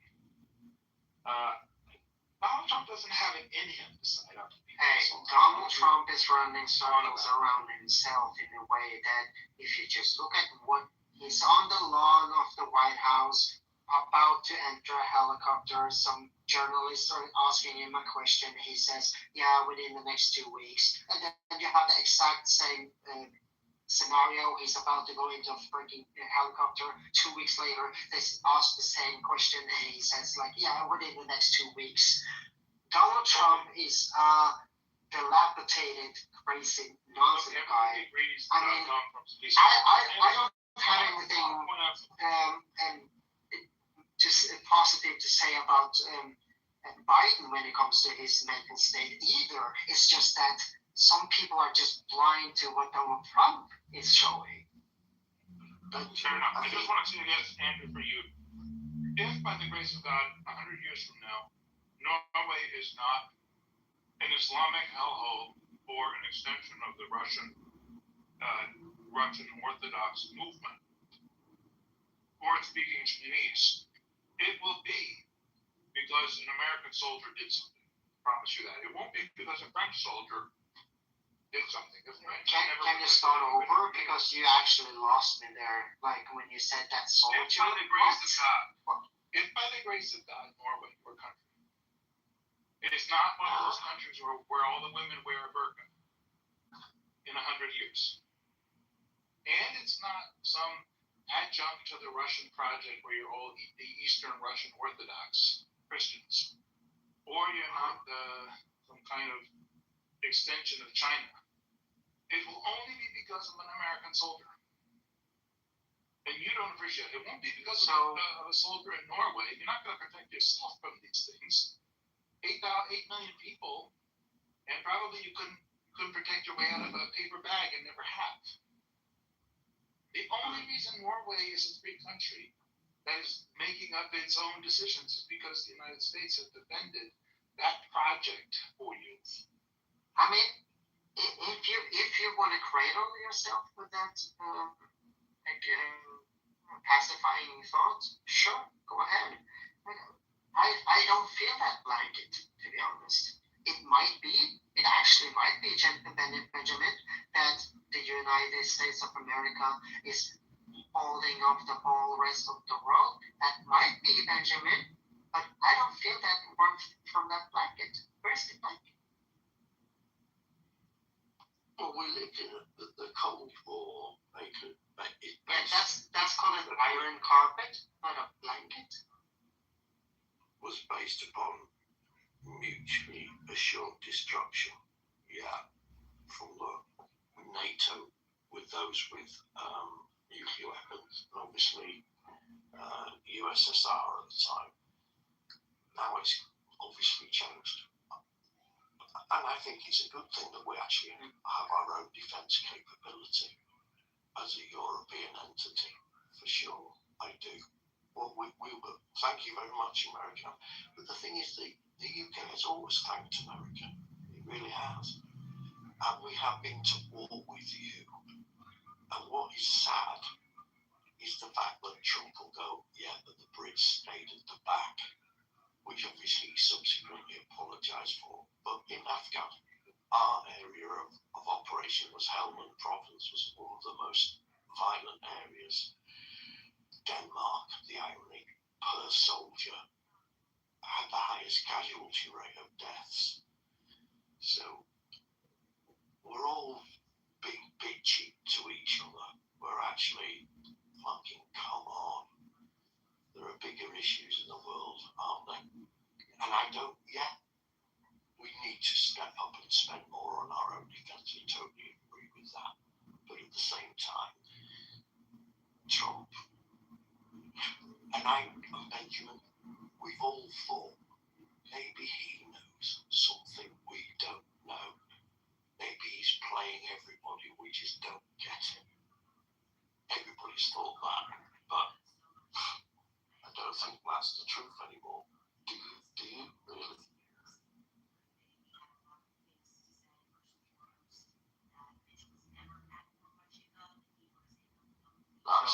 You've lost 5 eyes. Can I respond to that by pointing out a couple of just simple, cool facts? Israel is a tiny little country.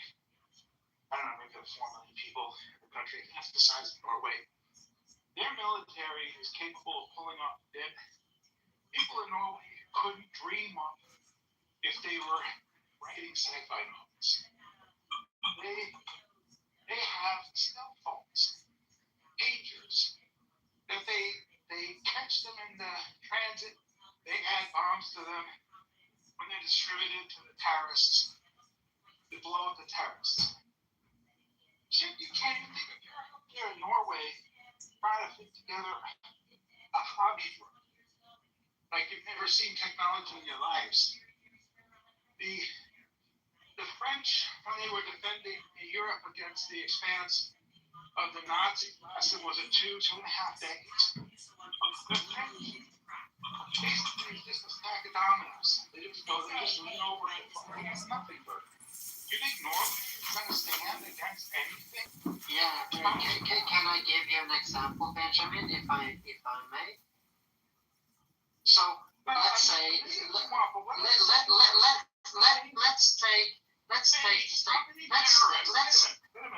How many terrorists has Norway killed in the last 10 years?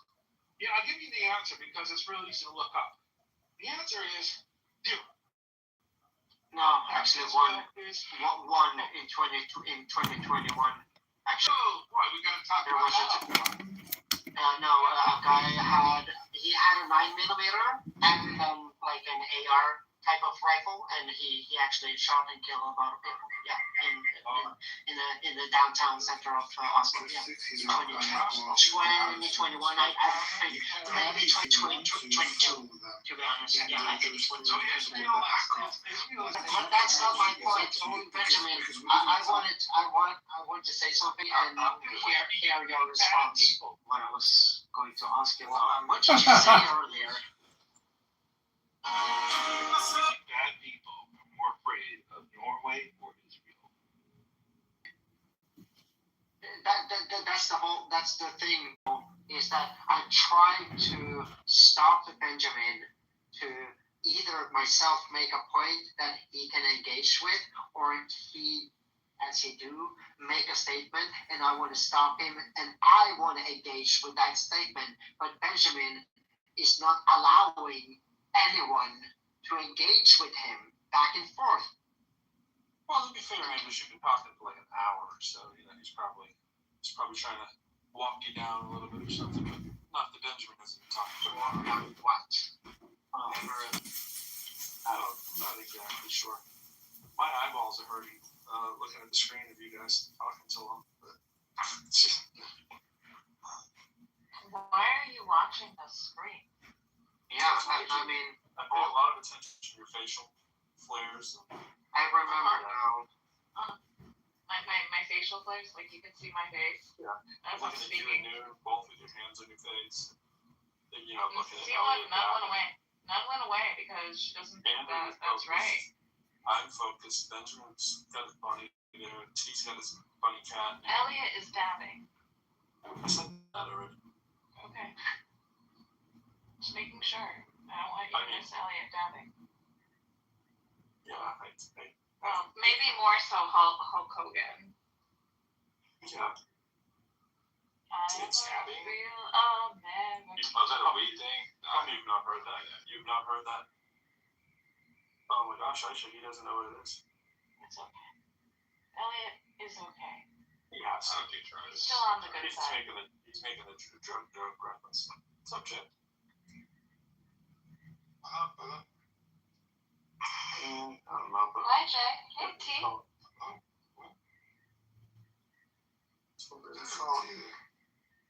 T is here. She's chilling like a bugaboo.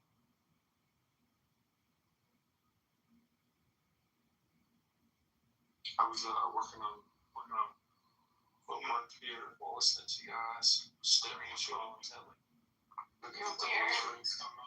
Victoria's late to the party. Victoria, attendance was taken like 2 hours ago. You weren't here. You couldn't do makeup. We can do makeup in the space? Makeup work. Oh. Oh. Stop it, Professor. Stop it. Barb has been here listening to this chit chat of Anders and Benjamin, but you know, it was productive. Learning about Norwegian culture a little bit. Professor, I really thought that you were going to allow us to do makeup. Sign of affection for the team. God save the king. Keep was keeping as they've done. Keeping him alive. Victoria. Hello. Color in my photo. What could you do to help me out? I probably need more than color on the picture, I'm sure. You're looking a little pale. I feel like you've lost a little rust there. The thing that I would do for most men is I would prep first, make sure the skin is healthy, make sure it's moisturized, and add a little bit of sheen. I think a lot of men have dull skin because they don't exfoliate as much as they should, and they look much more youthful if they just did that. So I would start there. Is hyaluronic acid. That's the tip. And Pro knows this. I do know this. I actually think I had a set, like, it was like 10 different things, and the one you mentioned, I think, was one of them. And is it like... You don't need 10 Is it like an... No, that was just a false, or what do you call it, like a series of like products. I was given it for free from a friend of mine. But one of them was actually like blood, like red blood cells. Wow. It was crazy. Yeah, we heard about some of those stories here in the U.S. Some obsessed parents. Otter said, in honor of doing makeup, I will change BRB. Otter, you're an otter. What are we doing? Why do we have a squirrel eating a otter? Oh my. That's a little. That's very carnivore. Otters are carnivores. Well, the squirrel is a carnivore in the picture. Contrast that with Benjamin's. I'm not sure that's what's happening there. That could be a trick picture. I mean, I thought the rabbits were cute until I saw my own rabbit as a kid eat a rodent. So, I mean, yeah. I mean, they are rodents. Nature is not... Is a rabbit a rodent? Does that qualify? Yeah, kind of, actually. I don't think, like, taxidermically, but...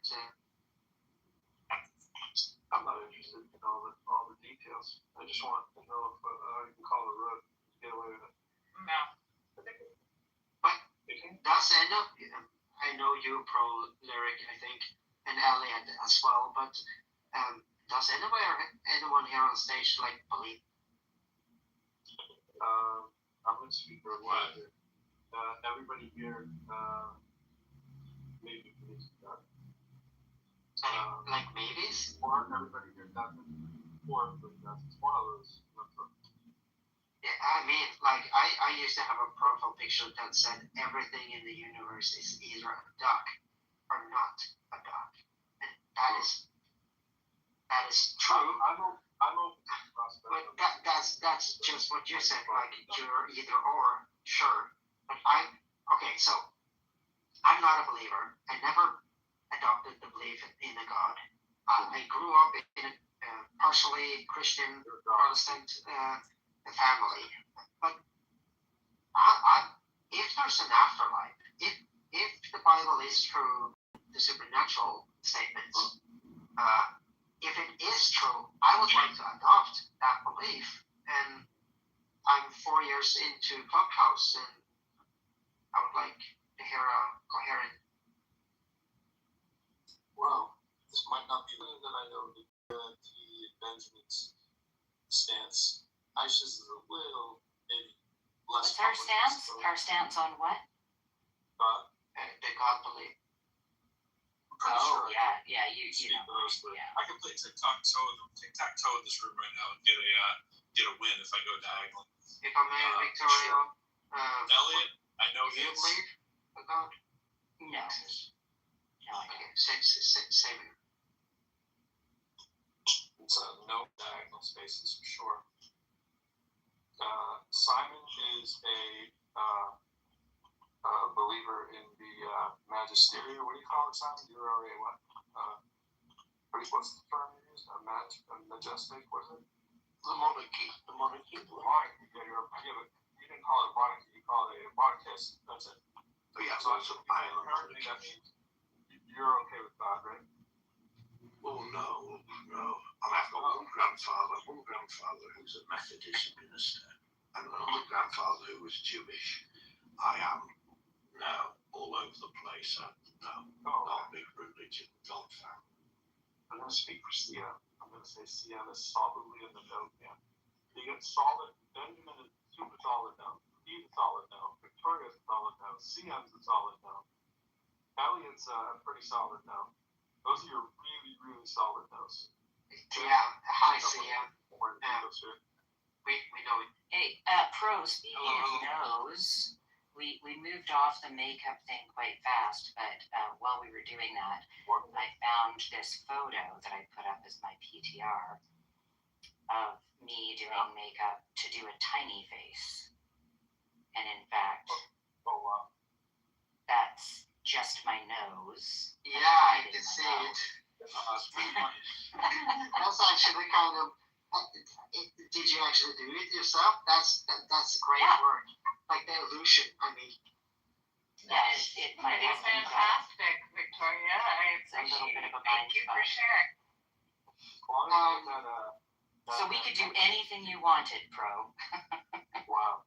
But Victoria, that's why I asked. I think it was just drowning in the waters. But I asked the question like, do you have like something that you can give a tip when it comes to exfoliating your skin? Like, if you see my profile picture, I wax my eyebrows. I go to a professional and color them and everything. So I'm already feminine. And people on Clubhouse have been calling me gay for like 4 years. So I'm actually interested because I am like. Yeah. Well, I don't. Yeah, you're well groomed. I think that's nice. People take care of themselves however they want to do that. I think that's great. I used to have I fell down the rabbit hole of a ton of different stuff to take care of my face and my skin in general, not just the face, but neck, arms, everything. And generally I just have a gentle wash. I'll use a makeup remover that is oil-based to take off that stuff. But I just use salicylic acid, which is an acid, but it's in a lot of different toners and such, and worry about that. So when I need something, I'll either buy what's on sale, or if somebody's recommended something, great, I'll try. And so after I wash my face, I'll use that salicylic acid on a pad. And then the key, I think, is a good moisturizer at night, a nice lotion or moisturizer in the day. But I don't even use a moisturizer in the morning because I always put on sunscreen, and that has moisturizing in it. So, but sunscreen is probably the biggest thing that I changed about 6-7 years ago. And I wear it every day. It's just part of my skincare. And I think that's really helped change my skin. So really, you need a cleanser, some sort of exfoliant a couple of times a week. And I do dermaplaning as well, which is like kind of shaving my whole face.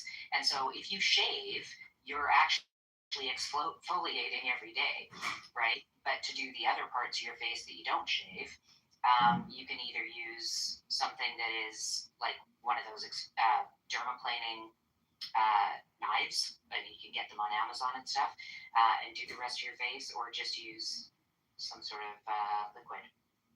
But you don't have to be really harsh. What I found was a lot of friends who got into skincare during COVID went really hard on some stuff, and a lot of friends went really slow, and they come out with the same, after a year, they come out with the same changes, but, one had reactions to things and one didn't. So, I would just make sure that you have a routine. And the people who know me in here know that I am the sunscreen queen. Like, I'll always say that's got to be the number one thing. Wash your face and put on sunscreen. I think the key word is we need to start a routine. I need to make it something that I do every day, like in the morning or evening, whatever. But yeah, I think that's the key word I will take from what you said. Well, here's what gets you into the routine is if you wash your face in the morning, again, not harsh, just a gentle wash, and you do nothing else but put sunscreen on, that's a good start, because sunscreen is the most important thing to put on in the day. And then you want to wash the sunscreen off at night. I mean, I've sometimes gone to bed with sunscreen on because makeup on and don't have a reaction. But just one screen off and put a moisturizer on. And if you start just with that, just washing, sunscreen, washing, moisturizer, that's going to, be a good start. And then if you want to add in once or twice a week some sort of exfoliant, I'm sure Aisha has a few things to say on this too. But that's where I would start.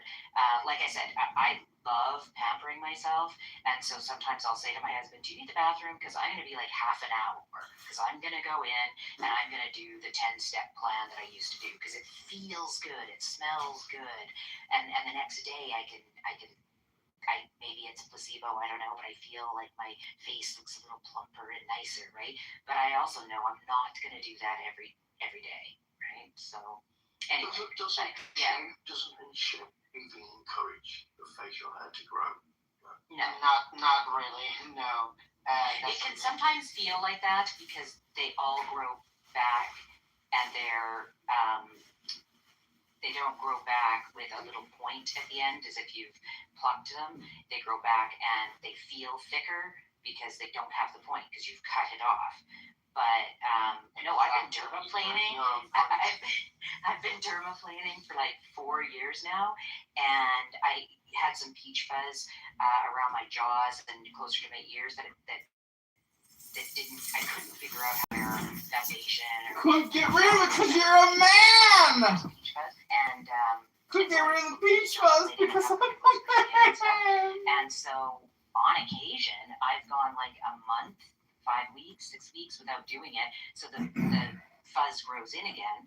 But because my skin is healthier and I don't wear as much makeup anymore because I don't have to hide my skin, it doesn't really bug me. But I now do it more for my skin than the peach fuzz.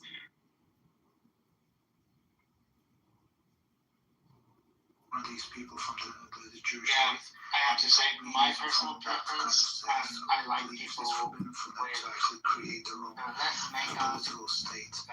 I'm from the similar kind of background or sect that believe it is forbidden for the Shias or even for the Sunnis to actually make a political kind of government and govern ourselves, because if we rule in the name of religion, everything that we do is going to tarnish the name and the reputation of our religion. Because after all, like, we're just human beings. We could make mistakes. We could oppress others in the process of actually getting to power or maintaining power. So if we do that in the name of our faith, all it's going to do, this is going to demolish the very perception of our faith. It's just like if you identify with any kind of brand, for example. So if let's say you yeah, I think it's understandable. I don't think it's understandable. It's understandable. Yeah. So anyway, so are you spread out, dispersed among the people, or are you? Yes, we are spread out because we believe at the end of times this is God's wisdom that because of all the tyranny that happens in the world, if we all stay in one place, it's easy for the devil or the bad people to just kill us all. So by God's tradition, apparently we have to disperse on the planet, so less of us get killed or destroyed, so that the true message of our faith is preserved. Thank you. So, quick question then: can the true Shias right now be some priests and rabbis? Basically, the concept of priesthood or rabbihood, it's not allowed in Islam. In fact, all the Muslims are encouraged to learn the religion and the jurisprudence and to acquire knowledge, so that knowledge is not centralized, it's decentralized, so that it cannot be taken advantage of. Whereas the priests in any religion or even in Islam, unfortunately, they tend to encourage centralization of knowledge or jurisprudence. And in that way, if you centralize anything, you are only creating grounds for corruption, because if you centralize wealth or centralize power, that's going to corrupt the system, which is why in government or in political systems we have the separate, like the different three aspects of the main aspects of government are kind of separate and kind of not sovereign but independent, like judiciary, you know what I mean, right? Like the judiciary, the executive branch, and the lawmaking branch, they're all separate parts, because if the power of these three entities are concentrated into one entity, it could easily be corrupted. Alright, so I'm gonna give you an example. Right? During the time of Jesus, the word, because the word begotten can mean it has different meanings, right? And I'll give you an example. There are Muslims and Jews like myself that I'm going to say we are cut from the same cloth. Even though he is a Jew, even though he is a Muslim, even though I am a Catholic, we are cut from the same cloth. So when I say this true message of God, right? Can those people be distributed between all the faiths? So what you find to be the true message of God could also be a certain sect in Christianity and a certain sect in Judaism, and so on and so forth. Do you think that the Shia message is spread out like that, or you get what I'm saying? Yeah, so basically we believe in all like Abrahamic faiths, like Judaism, Christianity, and Islam. There is one group which truly. What's going on? Oh, it's. Because you told me I got 162 viruses. It gives me every kind of cleanup thing you would think of. Yeah. Well, we can hold on. I can't get off the phone. It's like you can't use it for more than like 2 seconds. Let me make you take it real quick. What's your first and last name? Give me like 45 minutes. It can be a little time consuming just because of the perfect. He's out at the home right now, but I'll be back in 45 minutes. The 99%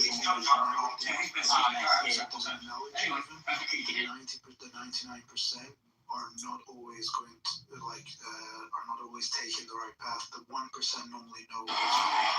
Oh my God!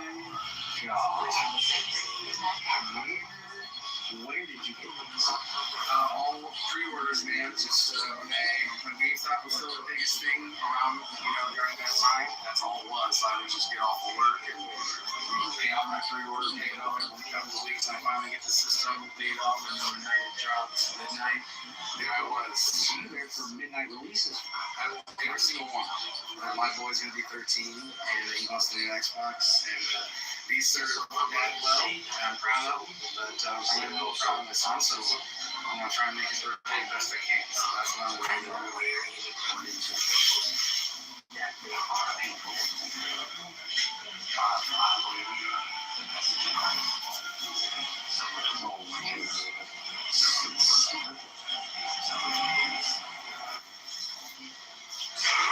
This is so hard right now.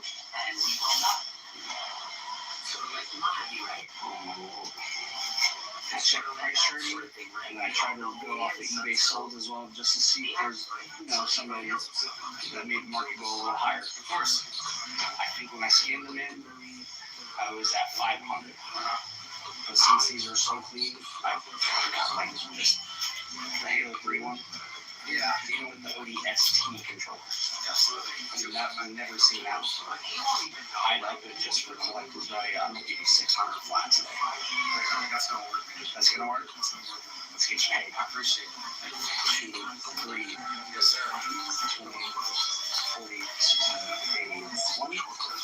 Yeah, advance. Oh, yeah, you're good. 4, 20, 40, 60, 85. 5.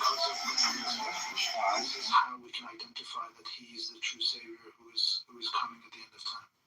So is he born into the world though? What's up, dog? Doing alright? Can I get a tip to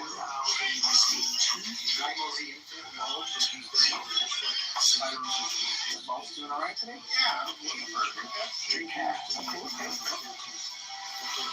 So I got a couple. They still got some other one going on. Not too bad on that one. I got you. Controller AV power. Not too bad. Pretty good power. I think if it's the Model 1 version, the Model 1 you can use the Bertzi for, which I love. And you get a video card with it, the VMU with it, and any free $10 game with them. Higher ends in the case here, like Time Stalkers, Phonics, and stuff like that. This idle straight down, like you're going to the DVDs, and then at the end of it, will be all like the Sega Dreamcast, Saturn, all that. Alright, next one.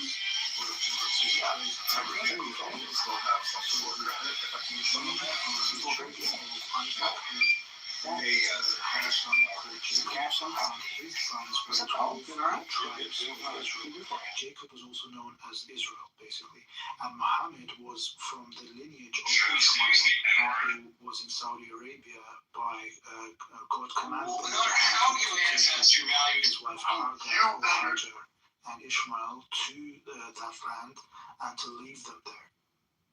And Muhammad is from the lineage of Ishmael.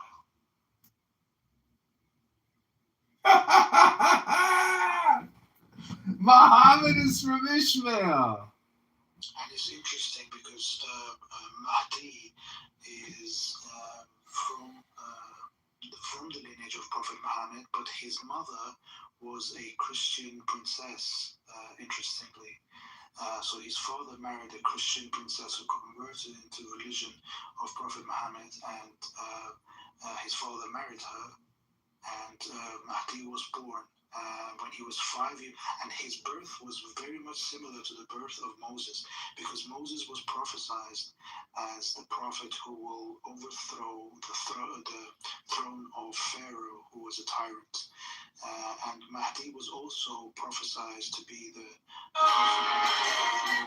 throne of the tyrants of the time. So he was very much anticipated by the rulers of his time, and they were waiting for him to be born so they could kill him. When his mother was pregnant, no one can see by miracle. No one can see the signs of pregnancy in his mother. So he was born in secret. And much like Jesus, right? Yeah, much like Jesus. Much like Jesus. Now, can you tell my friends, the Christian princess, who gave birth to the Mahdi, who was from Rome? Well, what's her name? Her name was Nargis, or Narcissus, or Nargis. Israel, and it could weaken the country itself, at least in their opinion. So, I mean, there's Nargis. As Nargis is to Mahdi, Virgin Mary is Jesus. Yeah. Thanks. Huh? What up? Thank you. Interestingly, I'm doing a lot of reading here on the side while you guys are talking.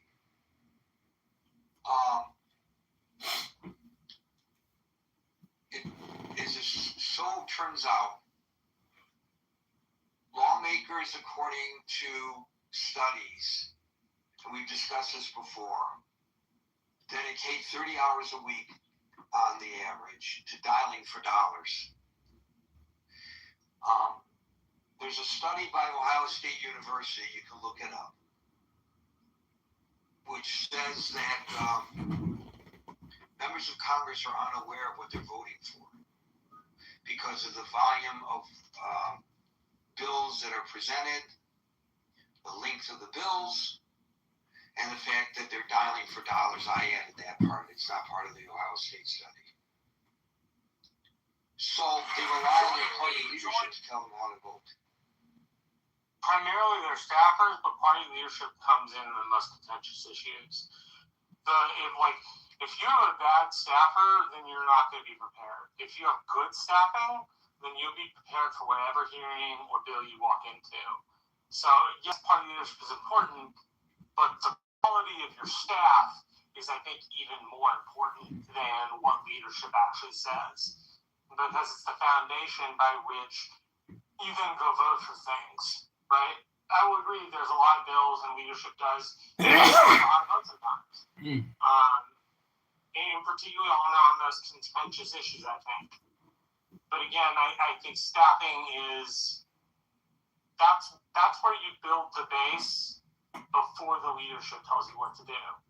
So I think they're both important, but I think staffing is probably above leadership a little bit because of what staff is. Marshall is better than everybody else. You hear this shit? And the second thing to consider is a study, I think goes back to 2015. You can find it very easily by typing in the authors' names. Martin Gilens, Gilens,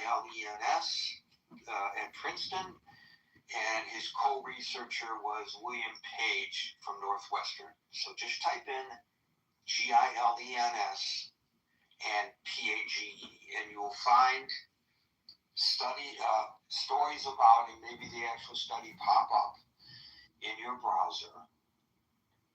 The conclusion of the study is, are you ready for this? And this goes against everything Marshall and I have been preaching here for so long. Ready for this one, Marshall? I'm ready to be wrong. No, I mean, this goes against what you and I have been telling people to do all along. Congress literally doesn't care what you think. How about that? Now, I haven't delved into the details of the study, but that's what the study says. And I will read it on the train on the way into work as soon as we part company here, that Congress doesn't even care what you think. So who's influencing Congress? And I would agree that it's not just the party leadership. I would have to agree with Scott that a lot of it has to do with lobbyists. And as I started to say back when Scott interjected the question of lobbyists,